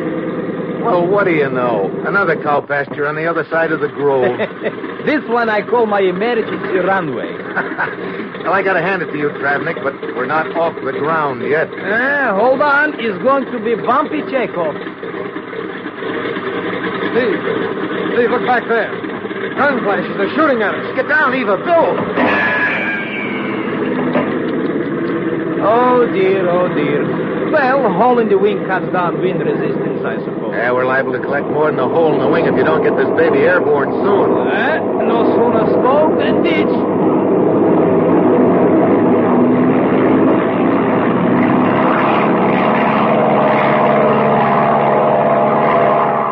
Oh, boy, you better head for the coast, Travnik. Yes, I agree. The sea air will be welcome change right now. Steve, I plotted the location of those mines, but how are we going to get in touch with that task force? Hand me that microphone, Travnik. Yes, certainly. Here you are. Steve, what frequency are you going to try? I was trying to remember. There's an aircraft voice circuit that they always guard. 4-1 something. That's right. Wait a minute. It's 4145 kilocycles. Yeah. I'll tune to it.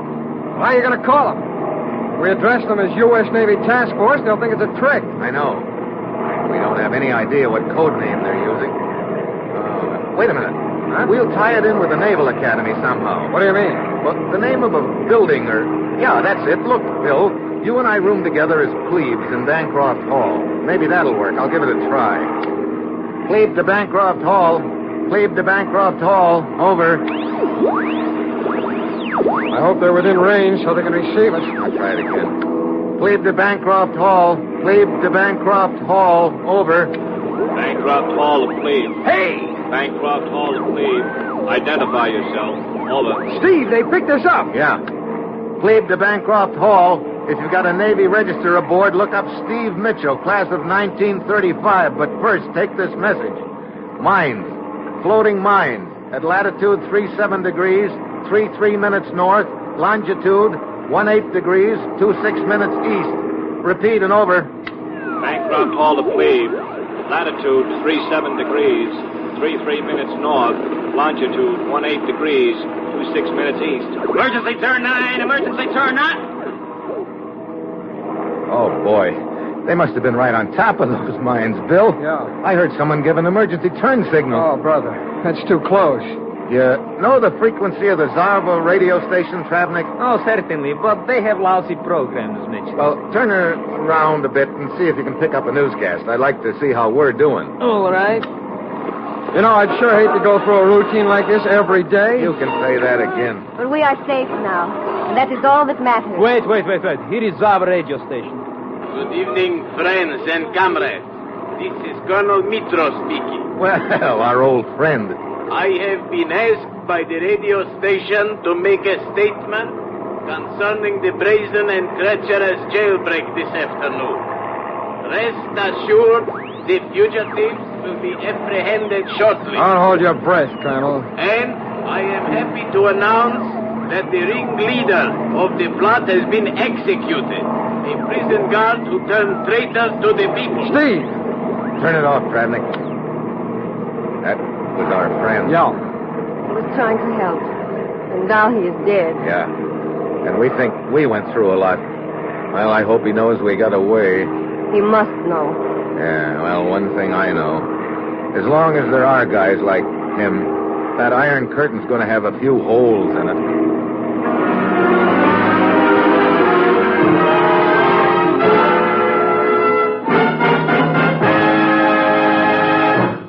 Dangerous Assignment, starring Brian Donlevy as Steve Mitchell, is written by Bob Reif with music by Basil Adlam and is produced and directed by Bill Karn.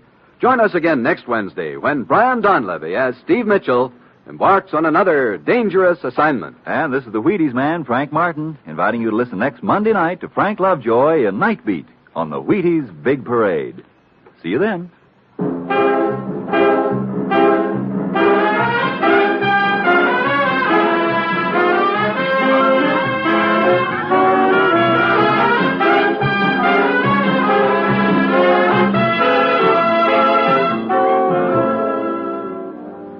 Going to bake a pie sometime soon? Make it with Crust Quick, the Betty Crocker pie crust mix. You know it's a tender, flaky crust that's at the bottom of every delicious pie, sure as you use Crust Quick. And so easy. Just add water to Crust Quick. And what pie crust? Tender crust, tasty crust, rich, short, lovely crust, just like Betty Crocker makes. And you can make it. Just add water to Crust Quick. Crust Quick, the Betty Crocker pie crust mix.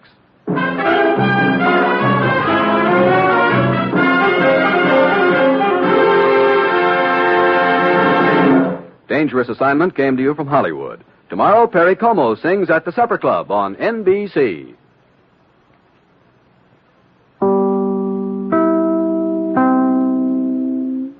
Wheaties presents Dangerous Assignment.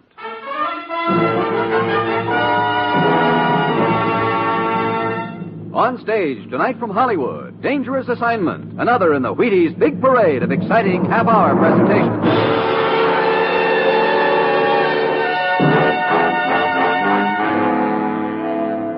Dangerous Assignment, starring Brian Donlevy as Steve Mitchell.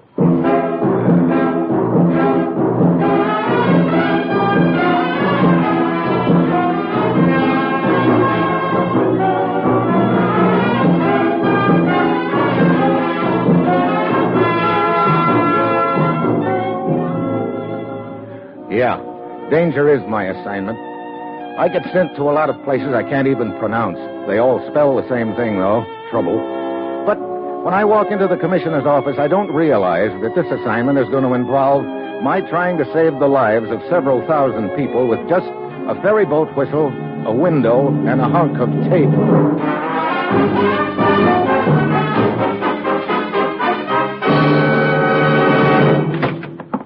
Well, here he is, Commissioner. I found him slaving over a hot swimming pool.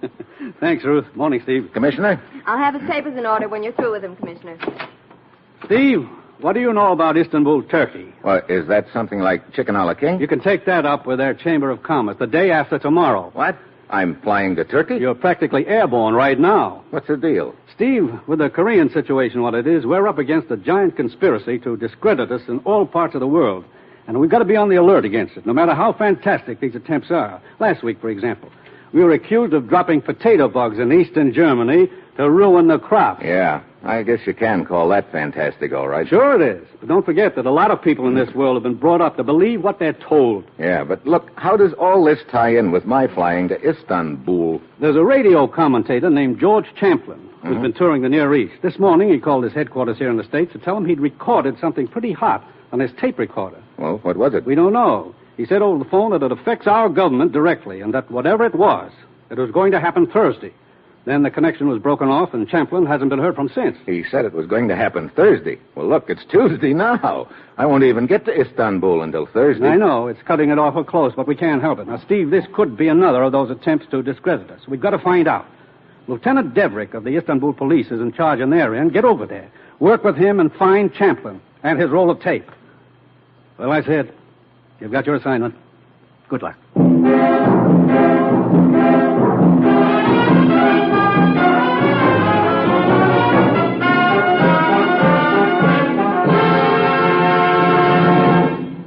Dangerous Assignment will continue in a moment. Now, here is the Wheaties man, Frank Martin. Isn't that a perfect name they thought up for him? Says just exactly what they are. Wheaties. There just isn't anything that sounds wheatier than that. Nothing that gives you more 100% whole wheat energy either. The good kind that stays right in there with you all morning long. You just try it and see. Just see how Wheaties at 7 can help at 11. You get a bowl of Wheaties under your belt or apron tomorrow morning and see how the big Thursday chores all seem to turn out to be little ones. Dishes to do? Breeze right through them. Tough customer to call on? Nothing to it. Papers to carry? Ball game to win? they're all going to seem a lot easier with Wheaties vitamins and minerals helping you out. So tomorrow, for sure, see how Wheaties at 7 can help at 11.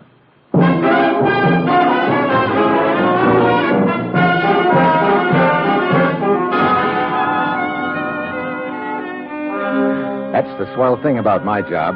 I'm always fighting the hour hand. All I have to do is fly 5,000 or 6,000 miles to Turkey and find a guy named George Champlin and his tape recording the day I get there.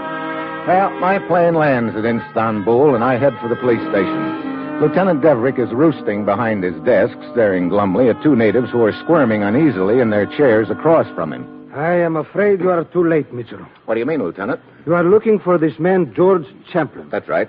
His body has just been taken to our morgue downstairs. What? Yes.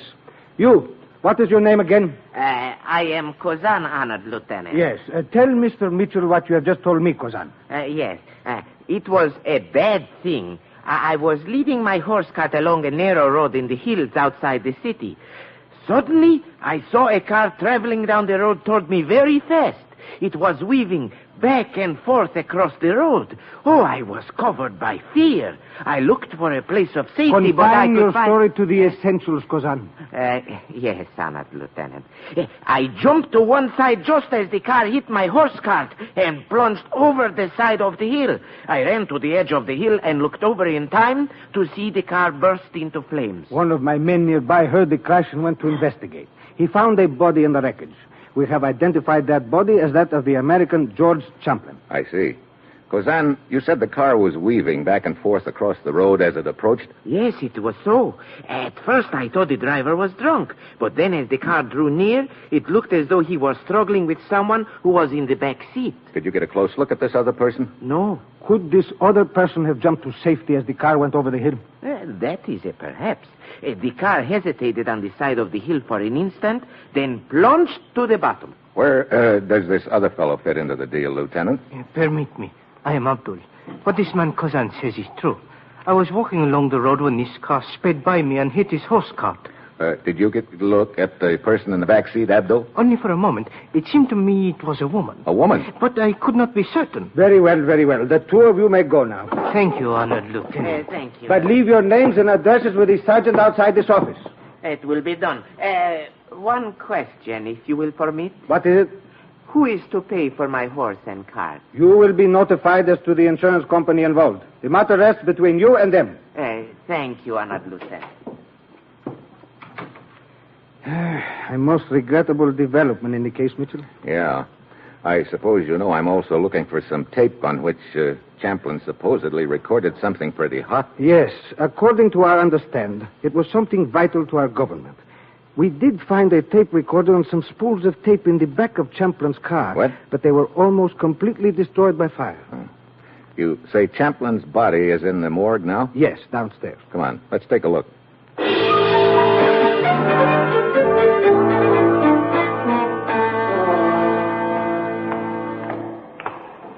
There was nothing in his pockets, huh? No tape, if that is what you mean. Well, I guess we can't find out anything more here. Brother, his clothes sure look like they took a beating. Yes, they are quite scorched. Yeah. You see how the sleeve pulls away in your hand?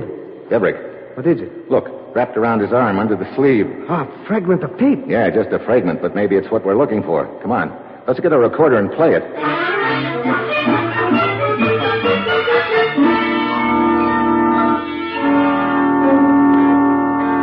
I'm ready, Mitchell. Let it go. Very well. I will start the machine.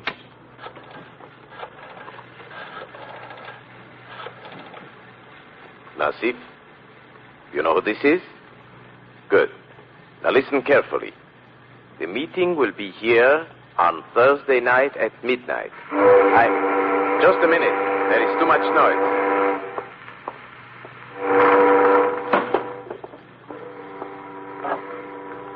There.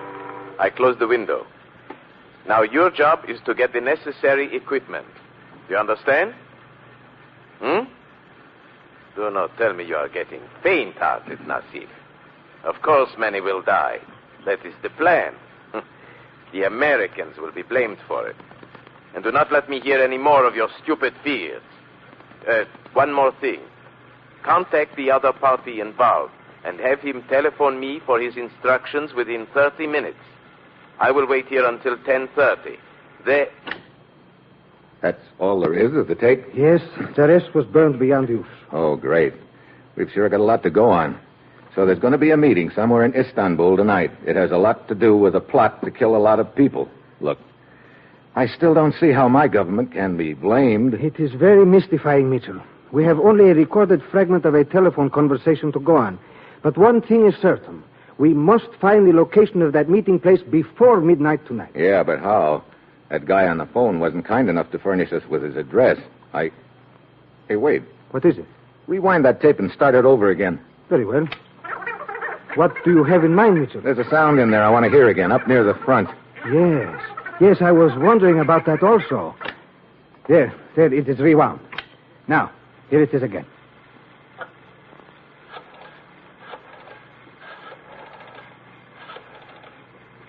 Nasif, you know what this is? Good. Now listen carefully. The meeting will be here on Thursday night at midnight. Just a minute. There is too much noise. That's the sound I wanted to hear. It sounds like a boat whistle, Mitchell. Yeah. Have you heard enough? Wait. There. I closed the window.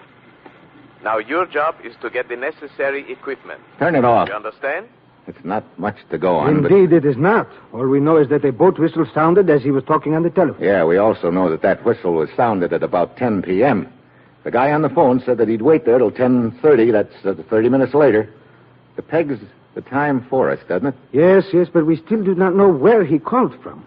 Yeah, that's what we've got to try to find out. And we have no idea what's behind this whole thing. And you've got me. Excuse me. I wonder... Lieutenant Deverick speaking. Yes? What? But... I see. Send him in at once. Mitchell. What's the matter? A very strange occurrence. This must be the man now. You are Lieutenant Deverick? Yes.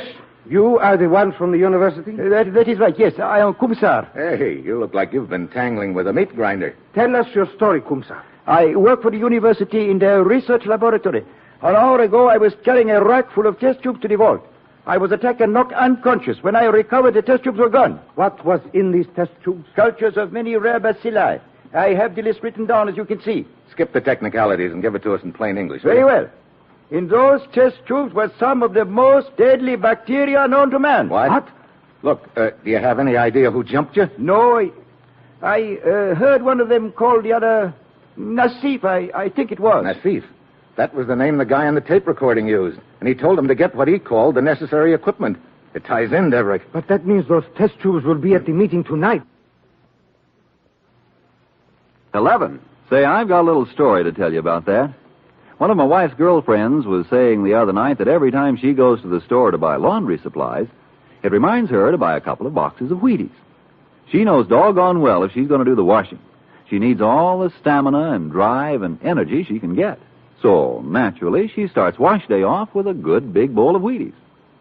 What's on your things to do list for tomorrow? Maybe it's not the washing. Maybe you're going to go a couple of rounds with a vacuum cleaner, or sell a man a new car, or cultivate the South 40. Well, then, isn't it good sound sense to let Wheaties' good sound vitamins and minerals give you a boost? And if this is your vacation, why, you can even loaf better when you've had your Wheaties. Wheaties, the golden, light-hearted little whole wheat flakes that eat as good as they make you feel. Honest, substantial Wheaties. Each crisp flake made from a whole kernel of plump, ripe wheat. Well, how's about you? You just try it. Just see how Wheaties at 7 can help at 11.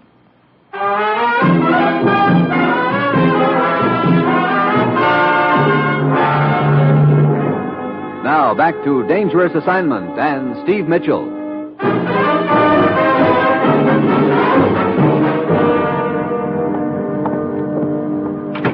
Mitchell, as you suggested, I have checked with all the boat companies along the waterfront. There is a ferry boat which makes a regular trip along the waterfront each night. At 10 o'clock, as it nears its mooring, it sounds the whistle. That could be the boat whistle we heard on the tape recording. But that whistle can be heard over this entire section of the city. That does not help us locate the room from which that man was telephoning. What time is it? 6 o'clock. And we've got to find that meeting place before midnight. That doesn't leave us much time. Have you been able to think of any reason why you Americans would be blamed for anything that might happen with those deadly bacteria? No. I telephoned my boss, the commissioner back in the States. He's checking on it for me. So far, all he knows is that we've sent quite a few engineers and equipment over here. Yes, I am aware of that, but I still don't see the connection. Look, Deverick, suppose you call the ferry boat company and tell them to have their boat stop its engines at 10 tonight and keep sounding its whistle. Then mount all the tape recorders you can get hold of on jeeps and trucks. Use the same volume setting that was used on Champlain's recorder. I do not understand what you have in mind. It's a slim chance, but it's our only chance of locating that room. Have your boys meet me at the ferry boat slip at 5 minutes to 10 tonight, and I'll fill them in on the plan then.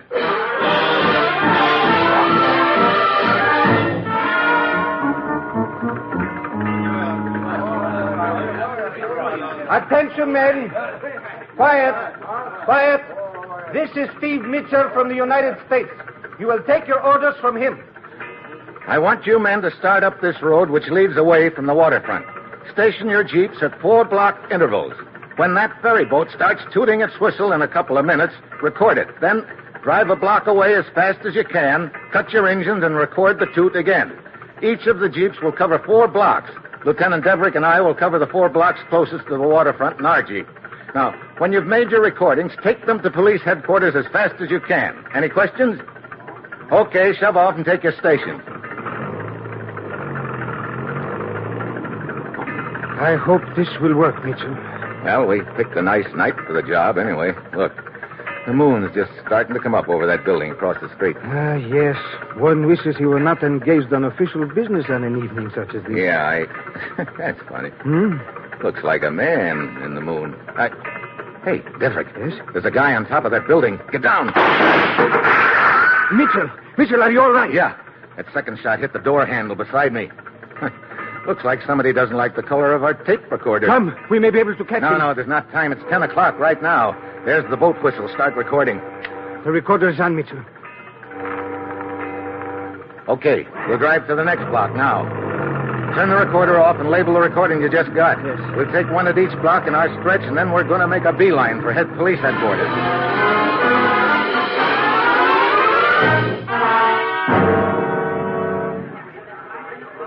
You got all the recordings together, Deverick? Yes. 6 jeeps, 4 recordings each.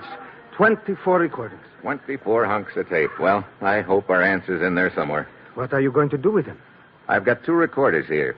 Each of them is hooked up to a volume indicator. On one machine, I've got the recording of the guy on the phone. And on the other machine, you're going to play the tapes we just made, huh? That's right. We'll be trying to match the volume of that boat whistle. Now, watch those volume indicators. When the 2 needles hit the same spot on the dial, that's it. I am ready. Okay. I'll start the tape we made.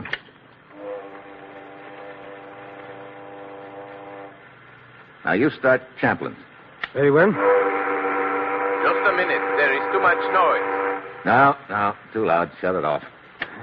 The one Champlin recorded was louder than ours. Okay, we'll try the one we made a block closer to the waterfront. But, Mitchell, we have 24 recordings to cover. This will take all night. If it takes past midnight, we're cooked. Come on, set up that next recording.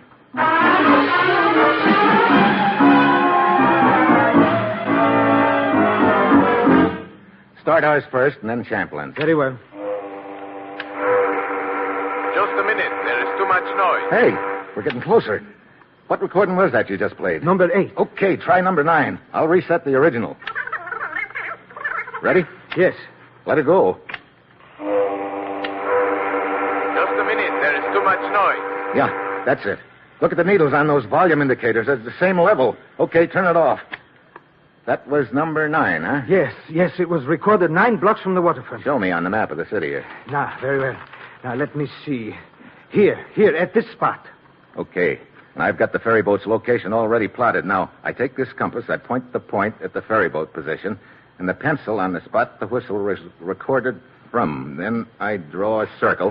Yes, I see. The 2 whistles were of the same volume. That means our number 9 recording was made at the same distance from the whistle as the original tape. That's right. About 1,000 yards from the whistle. It also means that the room we're looking for is somewhere on the circumference of that circle I just drew on the map. But half of the circle is out in the water. Yeah, we get a break. We can forget about that part of it. And another quarter of the circle is out in this side of the channel in the harbor. We can throw that out, too. Well, that just leaves us a quarter of it. Are your men standing by, Deverett? Yes. Give them copies of this map with the quarter circle drawn on each one. Have them start along the rim of the circle from each end. Give them pictures of that dead correspondent. Tell them to try and find somebody along that route who remembers him. What time is it? 11 o'clock. That's what I was afraid of. We've got just 1 hour to find that meeting place.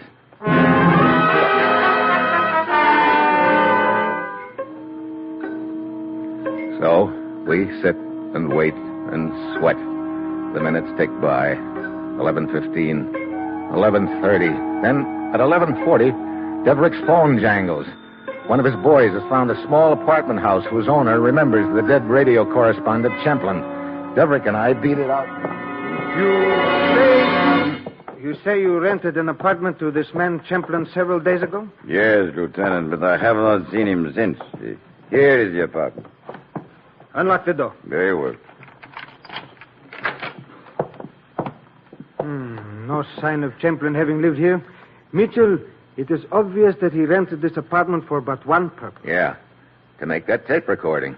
And that sort of points to the apartment next door. Who lives there? A man called Groven, but I do not see much of him. He comes and goes mostly by night. I think we're getting pretty warm, Deverick. Come on, out in the hall. What are you going to do, Mr. Mitchell? We're going to crash that party next door if there is one. Oh, please, I do not want any trouble. You got a key? Yes. Lieutenant Deverick. What do you want, Turhan? This cablegram from Mr. Mitchell arrived at police headquarters right after the two of you left. Here you are. Thanks. Huh. From the commissioner back in the States. What does he say? It's a list of the projects here in Istanbul that American engineers are working on. Good. Maybe we can get some idea from studying it as to what is behind all this. Look, this is no time to be reading lists. I still want to find out what's going on in this apartment next to Champlin's here. Give me that key. Here you are. Okay, get ready for anything, Deverick. Yes. Okay, come on. It is empty. Oh, great. Look, this has got to be the meeting place. Champlin already had an apartment in Istanbul. Why would he rent the one next door here unless it was to make that recording? Maybe the meeting has not yet taken place. What time is it? 1 minute after midnight. Oh. Well, I guess the only thing to do is to wait. Hope we're not too late. Yes. Oh, it's stuffy in here. I will open the window. There. That is better? Yeah. Hey, wait a minute. What is the matter? Oh, brother, have I been a chump? What? I was so busy listening to the sound of that ferry boat whistle on the tape recording that I didn't pay any attention to another sound that was just as important. Look, this can't be the room where the meeting's to be held. But why not? You just opened that window. How did you open it? Why, I just pushed it open. Yeah, that's the point. It's a casement window. Now, think back to that recording. How did that guy close the window? Why, let me see. He just... Wait. He pulled the window down. Yeah, that's the point. It was an up and down window. And this one's a casement window. This isn't the room. Yes, you are right, Mitchell. But that means we have lost. Where's that apartment house owner? Dragner? Yes. Look, Dragner, do you have any apartments in this building that have up and down windows? I don't believe so. They all have casement windows, except a little room on the roof. What little room? Oh, just a small place on the roof which is rented to a friend of Groven, the man who has this apartment. Come on, Deverick. You think that is the place, Mitchell? It's got to be the place. I only hope we're not too late. Here. This must be the door that opens out on the roof. Yeah. Mitchell, there is the room over there. Yeah. Sort of a poor man's penthouse. Wait. Someone is coming out. Yeah. One of them's got a little black bag. Abdul, the police, take care of them. I will take the bag. Very well. Stop, or I will shoot. You will not shoot. Out of the way, Buster. Mitchell, the one with the black bag jumped over onto the next roof. You missed.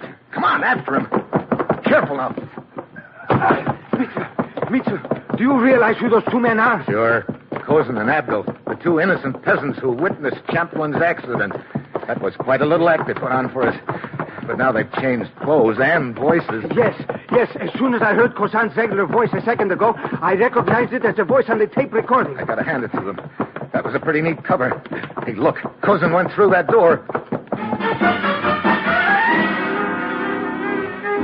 When we reached the stairway, Cousin is nowhere in sight. We pound down through the building and out on the street just in time to spot a car pulling away fast. It's Cousin heading out of the city. Deverick throws a couple of shots after him, but they don't take effect. We grab the first car we see and start hightailing after him. We are not gaining much on him, Mitchell. I know. Where's he heading anyway? This road leads out to Lake Dercos. But why should he be... Hey, wait a minute. Did you say Lake Dercos? Yes, why? That name rings a bell. I think the commissioner listed it in this cable. Let's see. Yeah, here it is. Hey, that's one of the projects the American engineers are working on. A new water filtration plant. Yes, that is right, Mitchell. And that plant started pumping at midnight. It supplies one entire quarter of the city with drinking water. So that's the plan. Kozan dumps the bacteria in the water, and then half the city drops dead. And Kozan's got a half a mile head start on us.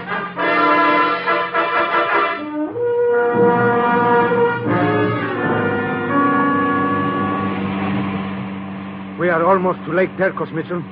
There is the water filtration plant ahead of us on that rise. Yeah, I see it. And Kozan is there.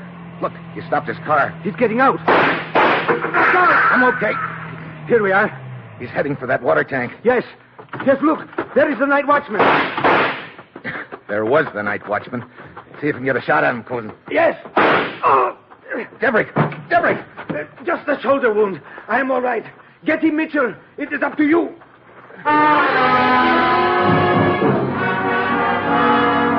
I head for the water tank. And Kozan, if I've counted right, his gun is empty. If not, he's got a slug for me. When I get to the tank, he's halfway up the middle ladder. Then I spot his gun on the ground and know my arithmetic is okay. I start climbing up after him. He's almost to the top by now, but I'm climbing faster than he is because he's holding the little black bag of tubes in one hand. Just as he reaches the top rung, I grab one of his ankles. He kicks at my hand, grinding my knuckles into the ladder. I let go, then grab both of his ankles. He twists his body and pulls me off the ladder, but I'm still hanging onto his legs. He's only hanging on with one hand now. I know if he goes, I go with him. I swing back to the ladder and wrap my legs around it. Then I jerk as hard as I can.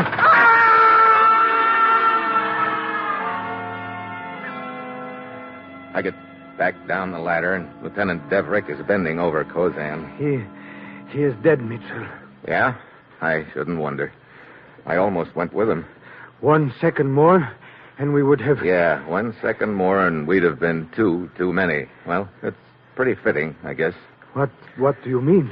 Kozan was out to kill a lot of people with that little black bag, but that bag is the reason he couldn't hold on to the ladder. Yeah. Those bacteria were deadly, all right, to Kozan.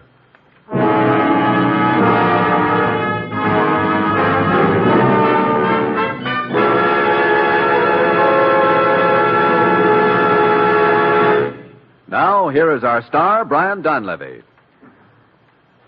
Well, Frank, I'm waiting. You're waiting, Mr. Donlevy? Waiting for what? Waiting to find out what you're going to say about Wheaties tonight. Oh, why so interested, Brian? Well, I want to see if you'll say about the same things I would. Well, let's see. Wheaties are whole wheat. Yep. And that means good, solid, all morning long energy. Check. Wheaties are packed with plenty of vitamins and minerals. Oh, lots of them. That help you feel better and work better and play harder. Check, check, and check. Wheaties taste so good. Check. Well, that isn't all, is it? Well, what do you... Oh, you mean see how... Check. See how Wheaties at 7 can help at 11. Well done, Frank. You took the words right out of my mouth. Check, Brian. See you next week.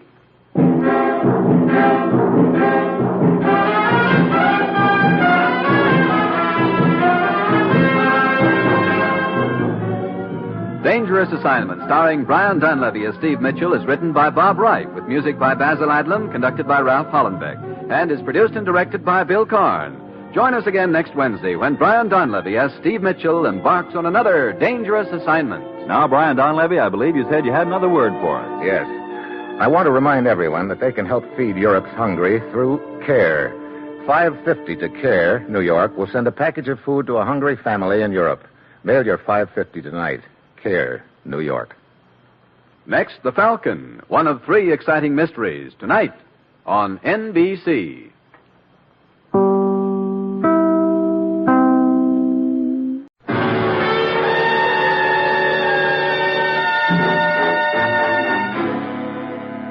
Dangerous Assignment, starring Brian Donlevy as Steve Mitchell.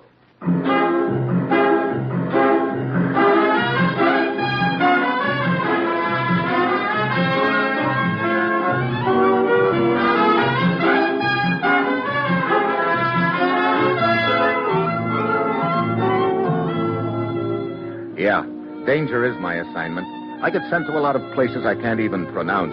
They all spell the same thing, though, trouble. But when I walk into the commissioner's office, I don't realize this assignment's going to end up with me smashing a spy ring because a trained SEAL gets a bad case of the blues.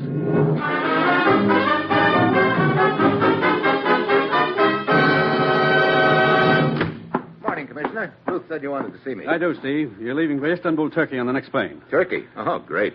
Last time I was there, as I remember, I got stabbed at, shot at, and beaten up in that order. Well, maybe you'll be lucky enough to change the order of events around a little this time. Oh, swell. You'll probably need to take a large rubber ball and a dead fish with you.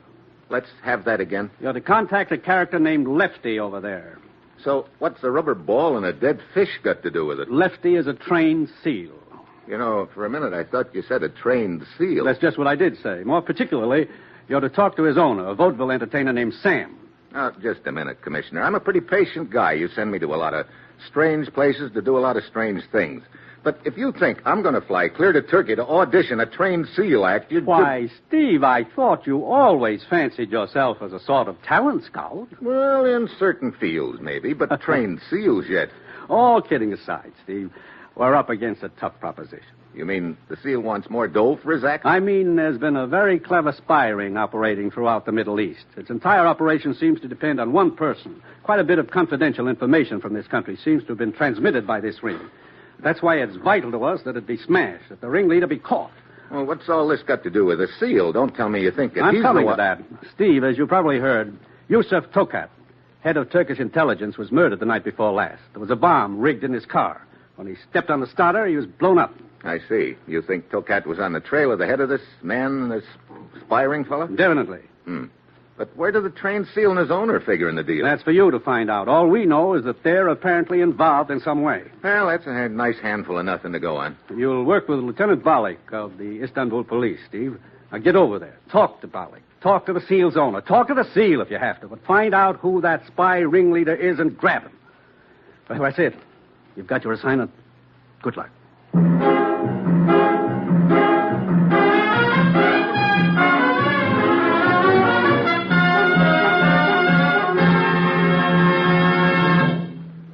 NBC is presenting Dangerous Assignment, starring Brian Donlevy in the role of Steve Mitchell, colorful, two-fisted government agent.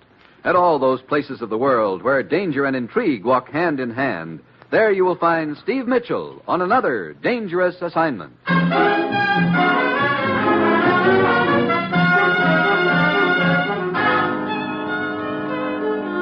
Sure, I've got my assignment. Just talk to a trained SEAL named Lefty and find out who's heading a spy ring in the Middle East. Yeah, a real cinch. Well, it's Thursday when I get to Istanbul, and I head for Lieutenant Balik's office. It is a pleasure to welcome you, Mr. Mitchell. I hope you will be able to help us get to the bottom of this mystifying affair. Well, I'll give it the old school try, Lieutenant. First, I would like you to meet Dalmud. I am honored, Mr. Mitchell. Dalmud? Dalmud is Tokat's assistant. I arranged for him to be here to give you such information as he possesses. I see. Now, as I understand it, Dalmud, your boss, Yusuf Tokat, was head of intelligence here and was on the trail of the leader of the spy ring that's been operating throughout the Middle East? That is correct. It is our theory, of course, that he was getting close to this person and was blown up in his automobile for that reason. Yeah. Did he give you any indication as to who he thought he was after? Not much. Tokat was a very brilliant agent, but very close-mouthed. He preferred to operate alone. He did mention to me that he was not sure whether this person was a man or woman, but that is all he said. Which, unfortunately, does not give us much to go on. No, it sure doesn't, Lieutenant Balik. Look, Dalmud, how about Tokat's files? Did you find anything there that might give us a lead? Unfortunately, no. In his confidential files is a folder pertaining to the investigation he was undertaking at the time of his murder. But it's just general information.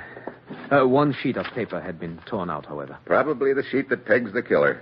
Well, Looks like we're getting nowhere fast. Incidentally, can either of you tell me how this guy Sam and his trained SEAL figure in this deal? We know only that Tokat's car was parked 3 blocks from the theater where the trained SEAL performs, and that Tokat is supposed to have attended the performance the night of his murder. So what? That isn't much of a tie-in. But since the murder, Mitchell, there have been several attempts on the life of this Sam, the SEAL's trainer. Oh, well, maybe that throws a new light on things. Where do I find this guy Sam? He has an apartment not far from here. Simply show this pass to the guard, and he will admit you. Oh, okay, thanks. I'll check with you later, gentlemen. Outside Sam's apartment house, there's a rugged-looking guard who lets me by after looking at my pass. I knocked on Sam's door, and after a long pause, it's opened by a little withered-up-looking gent with a towel on one arm. So, what's the deal, Jack? You Sam? Sam it is. What's yours, Jack? Steve Mitchell from the States. Here's my credentials. Oh, yeah, they told me you were coming. Come on in, Jack. Steve. Sure, Jack. Go ahead. Finish washing up. We can talk later. Washing up? Yeah, your arms. They're all wet. I'm giving Lefty a bath, Jack. Steve. Oh, you mean that SEAL? Sure. Come on, we can talk while I'm finishing up. Okay. Here's Lefty. Ain't he a beaut? Brother, in the bathtub yet. Where else, Jack? Steve. You really take good care of him, don't you? He's my bread and butter, Steve. Jack, I mean... Oh, skip it. This is Steve, Lefty. Not impressed. Don't worry about that. Lefty's always suspicious of strangers at first. Well, maybe I should show him my credentials. You know, Jack, I'm worried about Lefty. What do you mean? Well, he hasn't been himself the last few days. Acts real depressed. I wonder if he could have eaten something that didn't agree with him. Oh, now, easy, Lefty, easy. I got to get the little flipper whippers clean. Look. Now, right now, I'm more interested in what you know about Tokat's murder than I am in Lefty's diet. Oh, sure. Yeah, it's a funny thing about that. Nah, come to think of it, it ain't funny. I'm scared. At first, I don't think there's any connection. But about the time of the second attempt... Wait a minute. Let's start at the beginning, huh? Okay. You see, Jack, I'm playing at the theater just down the street. They got an English-language movie there, a newsreel, then a couple of vaudeville acts, 2 baggy pants comics, a dancer, and Lefty and me. And according to your story, Joseph Tokat was in the theater the night that he was murdered? Oh, he sure was. How do you know? Because that night, Lefty got depressed. And when he gets depressed, I got to cut his act short. So I fill in the time by going down into the audience and giving them a few magic tricks. You know, pulling pigeons out of their hats, picking their pockets, stuff like that. Go on. Well, so I pick out this one guy in the audience, and it turns out to be this Joseph Tokat who gets himself killed a few minutes later. You sure it was Tokat? Well, sure I'm sure.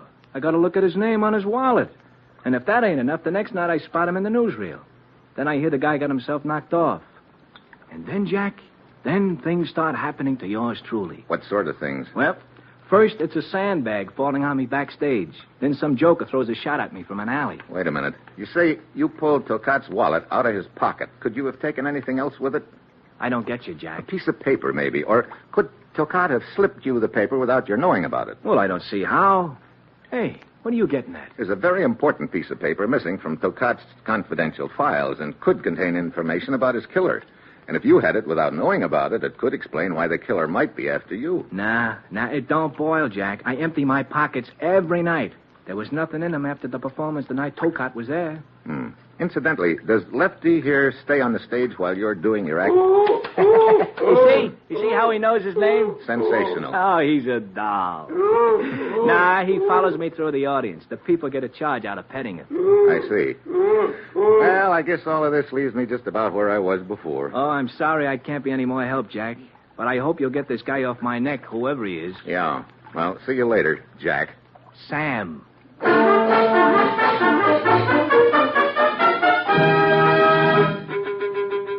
I go back outside, nod to the guard who's standing over in the shadows, and get into my car. So far, what I've got is a big hunk of nothing. About a block away from Sam's apartment house, it starts raining, so I reach into the back seat for my trench coat. But what my hand hits isn't a trench coat. It's a body. I jam my foot on the brakes, turn my flashlight into the back seat. It's the body of the guard who was on duty when I went into the apartment. Then it hits me. I didn't get a good look at the guy in the shadows when I came out. Now I know he wasn't the guard at all. He's the killer. I head back to the apartment in a hurry.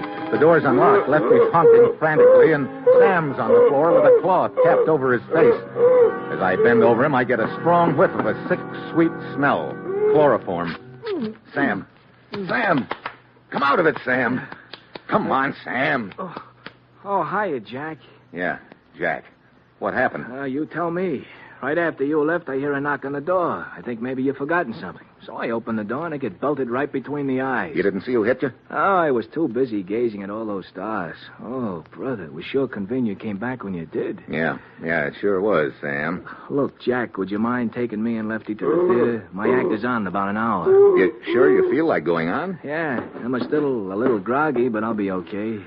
You're pretty quick on the recovery, aren't you, Sam? Sure. That's me, Jack. Snap right back into shape. Okay. I'll call Lieutenant Balik and tell him what happened, and then I'll take you over to the theater.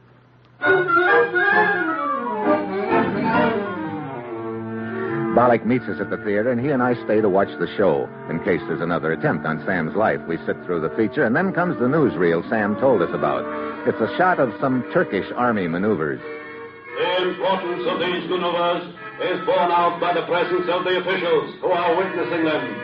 Government agent Yusuf Tokat, his assistant Dalmud, General Abura. That's how Sam knew Tokat was in here the night of his murder, Balik. He saw his name on his wallet, and then he spotted him in this newsreel shot the next night. Yes, see, there's Tokat standing by the tank. After the newsreel comes the stage show. We watch Sam and Lefty go through their act. Lefty's still depressed, so Sam has to fill in by pulling pigeons out of people's pockets. Balik and I are on the edge of the seats waiting for something to happen, but nothing does. Sam finishes his act, and the feature starts. Balik and I head backstage for Sam's dressing room. Yes? Oh. Well, looks like we got the wrong dressing room. I'm looking for Sam. This is his dressing room. Come on in. Thanks. Sam's in the next room trying to get Lefty to take a nap or something. I don't think I've had the pleasure. Doris. Steve Mitchell, Doris, and this is Lieutenant Balik. I am honored. Hi, Lieutenant. You're a friend of Sam's? I've been working for him the last few days. Oh? Sort of helping him run his act. Taking care of Lefty, stuff like that. You say you've only been with him a few days? Yeah, I'm a dancer out of a job. Got to make a living some way, you know. A dancer? Ballet, perhaps? Not exactly. On the late show the other night, I threw my sacroiliac out of joint. Maybe that'll give you a clue. I see. Oh, hiya, fellas. Good evening. We would like a few words with you. Sure thing, Jack. Balik. It won't do you any good, Balik. Skip it. Let's go out in the hall to talk, though. I finally got Lefty to sleep. Hey, stay with Lefty, huh, Doris? Sure. Well, nothing happened during the act tonight. So we noticed. Oh, I'm glad you guys were there. I was really jumpy. You saw no one in the audience looking at you in such a way as to arouse your suspicions, Sam? Well, a couple of them aroused my suspicions, but they might be critics. You can't please everybody, I guess. Just one thing more. This girl, Doris. Oh, not bad, huh? No, not bad. Well, how long have you known her? Oh, I seen her knocking around in this neck of the woods for quite a while. But she only came to work for you a few nights ago, is that right? Mm-hmm. She lost her job. So she told us. One bump too many. Well, so I knew she was down and out, and I put her to work for me. Let's see, it was the night before Tokat was bumped off, I think it was. Okay, that's all, Sam. I'll pick you up after the late show and take you back to your apartment. Hey, some service, huh? A personal bodyguard yet.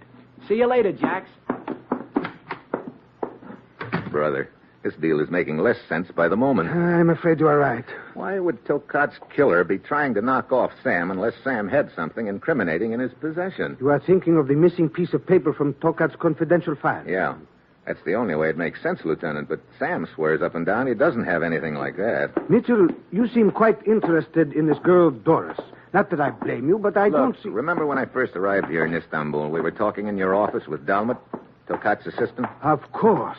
Dalmud told us that Tokat had mentioned he was not sure whether this person he was after was a man or a woman. That's right. You think perhaps that... It's just a thought, Lieutenant, and right now it's about the only one I have. In fact, I'm running out of leads. How about you? I have only one left, and Dalmud is investigating it right now. What do you mean? He is searching Tokat's house in the hope that he might find that piece of paper somewhere.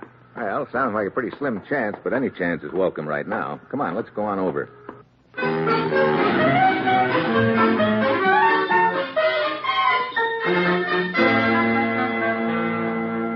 Tell Tell me, have you been able to find anything, Dalmud? Oh, not a thing, Lieutenant.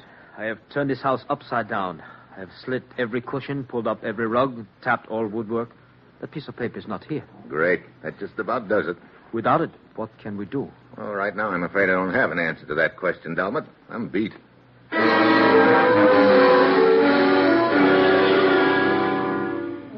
I go back to the theater, pick up Sam and Lefty, and take them to Sam's apartment. Sam fixes up a bed for me on the couch, and we all turn in. Try letting a depressed seal with indigestion sing you to sleep sometime. Oh, it's great. But I finally manage to doze off, and then... Mitchell! Wait! Mitchell! Sam's shout brings me out of it fast. I jump off the couch and pull open his bedroom door.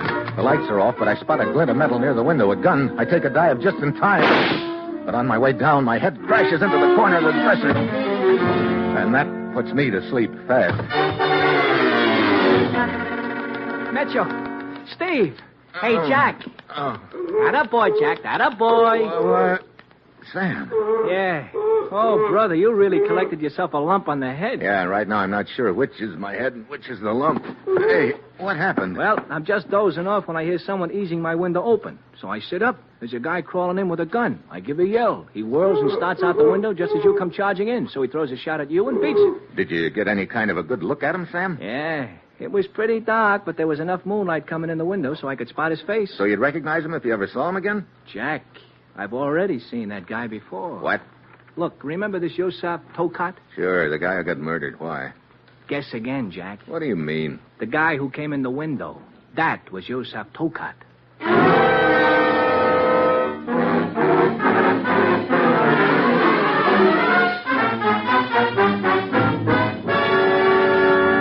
Mitchell, I tell you this cannot be. Yusuf Tokat is dead. Look, all I'm telling you is what Sam told me a few minutes ago in his apartment, Lieutenant. But it is impossible. Tokat's car was completely demolished by that bomb. Apparently, when he stepped on the start. Well, how about the body in the car? You positive it was Tokat? We have no reason to believe otherwise. The signet ring on one finger was identified as that of Tokat. Also the wristwatch.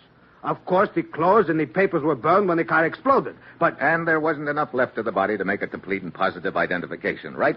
Well, that's what I thought. But, Mitchell, this whole thing is preposterous. If Tokat is alive, whose body was in the car? There you've got me. And above all, if Tokat is alive, why is he in hiding? Dalmat told us that Tokat liked to operate alone and undercover. Maybe he figured he'd have a better chance to nab the leader of the spy ring that way. Look, let's suppose for a moment that Tokat is alive and try to reconstruct what might have happened that night. The night he was supposedly murdered. Yeah, let's say that for some unknown reason, Tokat wanted to make it look like he was dead. He plants a body in his car with a time bomb, then slips into a darkened theater to get out of sight for the time being. But he's trapped by the stage show. He can't get up and walk out with all the lights on.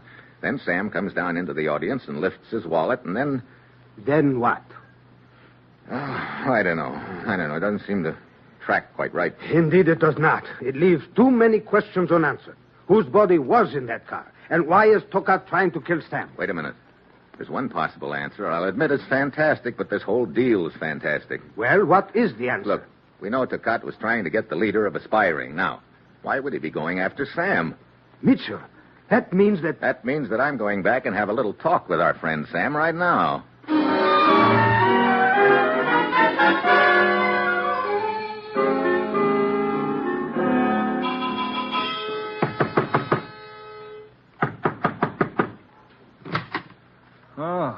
Oh, Mitchell. Come on in. Oh, I'm glad you're back, Jack. I was getting a little jittery. Were you? Well, sure. You think I like this routine of nearly getting killed 3 times? Yeah. Nearly getting killed is right. But it never seems quite to happen, does it, Sam? Hey, what's the pitch? What are you getting at? You've been in vaudeville quite a while, haven't you? Longer than I can keep track of anymore. You've probably done a little acting in your time, too. Well, sure. Until I met Lefty. Yeah. But maybe you've been doing some pretty convincing acting in this deal, Sam. Acting? Acting scared. Acting like somebody's been trying to kill you. Acting like somebody's trying to kill me, he says. Jack, have you blown your cork? You told me somebody tried to bean you with a sandbag backstage the other night. Anybody see it happen? Nobody else was around. And you said somebody threw a shot at you from an alley. Anybody else witnessed that? Well, I don't think so. Now, look, and Jack... And tonight, you said Yosef Tokat crawled into your bedroom window trying to kill you. But you were the only one that saw him. He took a shot at you, remember? Somebody took a shot at me. I'm beginning to wonder if it was you. Me? Look, Jack, I'll tell you what. You've been working pretty hard lately. Now, why don't you just sit down on that couch and take it easy? And I'll show you a new trick I worked on for my act. You could have killed Tokat with a time bomb. Oh, sure. He didn't like my act, so I killed him. Look, Jack, I don't know what kind of a kick you're on with this thing, but if I've killed this character, Tokat, would I be pretending he's alive and after me? I wouldn't want to be linked to him at all, would I? I was afraid that point would pop up sooner or later, Sam. Now, I guess it doesn't add up that way. You just been thinking too hard. Come on, Jack, let me show you my new trick. It'll take your mind off things. You see, I got a little red ball and a little white ball. Look, I'm in no mood for tricks, Sam. But it only takes a second, and it's a good one. Since Lefty's been depressed, I got to keep coming up with new tricks to fill out the act. So I want to try this one on you. Wait a minute. What now? Sam, if you are in the clear, that means you still must have some piece of incriminating evidence. Oh, no. Now we're back on that piece of paper routine. Yeah. For the last time, Jack, I don't have it. I don't mean you. I mean your seal. Lefty? You say he follows you through the audience. You also told me that he's been acting like he ate something and didn't agree with him. Where is he? Well, he's asleep in the next...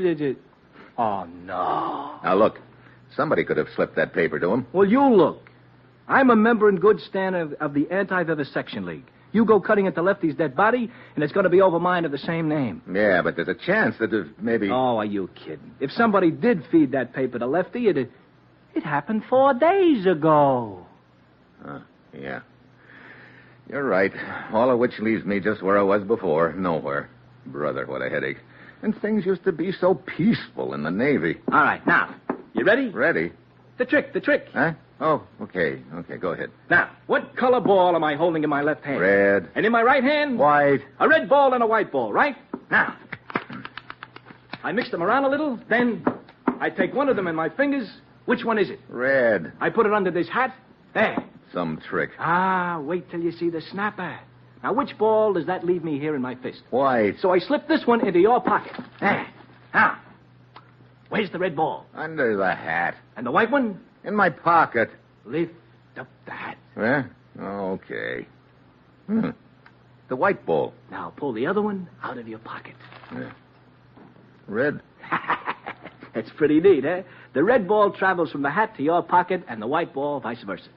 Yeah, pretty neat. Well, I guess I'll be getting along. Hey, now, wait a minute. I haven't told you how to do it. Okay, so how do you do it? Well, you thought you were looking at the red ball when I slipped it under the hat, but you weren't. That was just a little cellophane shield that made it look red. Actually, it was the white ball. I palmed the red cellophane when I slipped the ball under the hat. Then, when I put the other ball in your pocket, you didn't even look at it. You were sure it was white because you thought you seen me put the red one under the hat. Okay, so now I know how to do it. I'll be a while with it back in the States. Well, I'll see you later, Sam. And give my very best to Lefty. Hey. What's the matter? Just a minute. Let's go over that trick again. I knew it. It grows on you. It sure does. Now, as I get it, you look at the white ball and think it's red, but it's really only a piece of red cellophane over it. That's right. Then you don't pay any attention to the real red ball because you're convinced you've already seen it. Hey, you got it down perfect. Sam, you just showed me something. Oh, sure, my new trick. You showed me a lot more than that, a lot more than you realize. Come on. Wait, where to? Get a babysitter for Lefty. You and I are going to theater.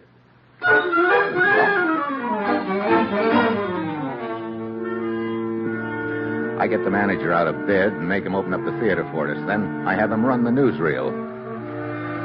I plunk Sam down in the seat to watch it. Pretty soon comes the shot of the Army maneuvers. The importance of these maneuvers is borne out by the presence of the officials who are witnessing them. Government agent Yusuf Tokat, his assistant Dalmud, General Abura. That's it. Stop the projector. Military. Now, that's the shot in which you picked out Tokat the night after you lifted his wallet here in the theater, right? Yeah, that's right. Okay, take a good look at that picture and point out Tokat to me. Hey, that's him right there. Where? The guy sitting in the Jeep. Yeah, that's what I thought. Come on. Well, say, what is this anyway, a cook's tool? Yeah. Well, where are we going now? Down to police headquarters. Come on, get in. Oh, look, Jack, if you're still trying to involve me in this setup, Don't worry about that, Sam. They may pin a medal on you. A medal? Sure. You just solved the case with that red ball, white ball trick of yours. I still don't get it. That doesn't matter. I get it. And I'm sure Lieutenant Balik will get it, too, when I tell him. You will never tell him, Mitchell. What? Mitchell, a guy in the back seat with a gun. Hey, it's Tokat. Oh, not Tokat, Sam. It's Dalmud, Tokat's assistant. Keep driving straight ahead, Mitchell. Remember, this gun is pointed at the back of your head. Okay, Dalmud. Where to? Out of the city. You can guess the rest. But I tell you, this is the guy who tried to kill me earlier tonight. That's right. And he's the guy I saw in the newsreel after he's been in the theater. Sure, that's the point, Sam. Dalmud killed Tokat, planted his body in the car with a time bomb, and then took his wallet and slipped into the theater to get out of sight. He figured that in that wallet might be the slip of paper which put the finger on him as the head of the spy ring. Right, Dalmud? It's a pity you did not solve the case until too late, is it not? So when you pulled Tokat's wallet out of Dalmud's pocket, you naturally figured Dalmud was Tokat. Then, the next night, in the newsreel, you spot the guy who was in the theater sitting in a Jeep, and again, you naturally figure it's Tokat, but instead it was Dalmud here. Jack, you figured that out from the trick I showed you? Sure. Tokat's wallet was just like the red cellophane that makes the white ball look red. It made you think Dalmud was Tokat. But let me assure you that your sleight of hand will do you no good now. Well, sleight of hand's a funny thing, Dalmud. Sometimes the hand's quicker than the eye, and sometimes even quicker than the hand is the foot. Off balance, huh? You can't aim when you're draped over the front seat. Well, let go, they got... Sure, right now. What? Oh, Jack, that's what you call a clip. Well, I guess it'll keep him on ice until we get him to police headquarters. You know, this all goes to show you how smart Lefty is. You mean that seal of yours? Well, sure. He's the guy who pulled off this whole deal. Oh, really? Well, just how do you figure that? Well, if Lefty hadn't gotten depressed, I wouldn't have thought up that new trick. Huh? And if I hadn't thought up that new trick, you wouldn't have tumbled into the deal. You see how easy it figures? Okay. So I suppose Lefty and I should trade jobs. Oh, now, Jack, that would never work. Oh, well, thanks for giving me a little credit. No. What I mean is, you could never learn to balance a rubber ball on your nose.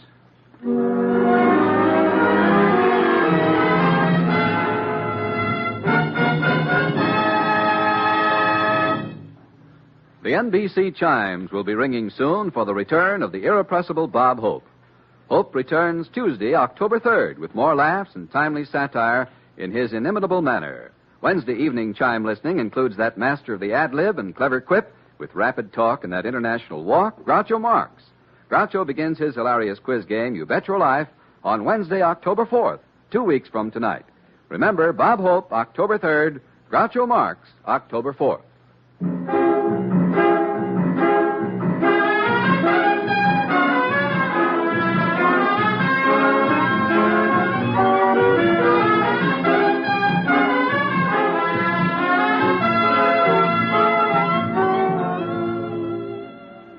Dangerous Assignment, starring Brian Donlevy as Steve Mitchell, is written by Bob Reif and Adrian Jandot, with music composed and conducted by Basil Adlam, and is produced and directed by Bill Karn. Be with us again next week at this time when Brian Donlevy, starring as Steve Mitchell, will embark on another Dangerous Assignment.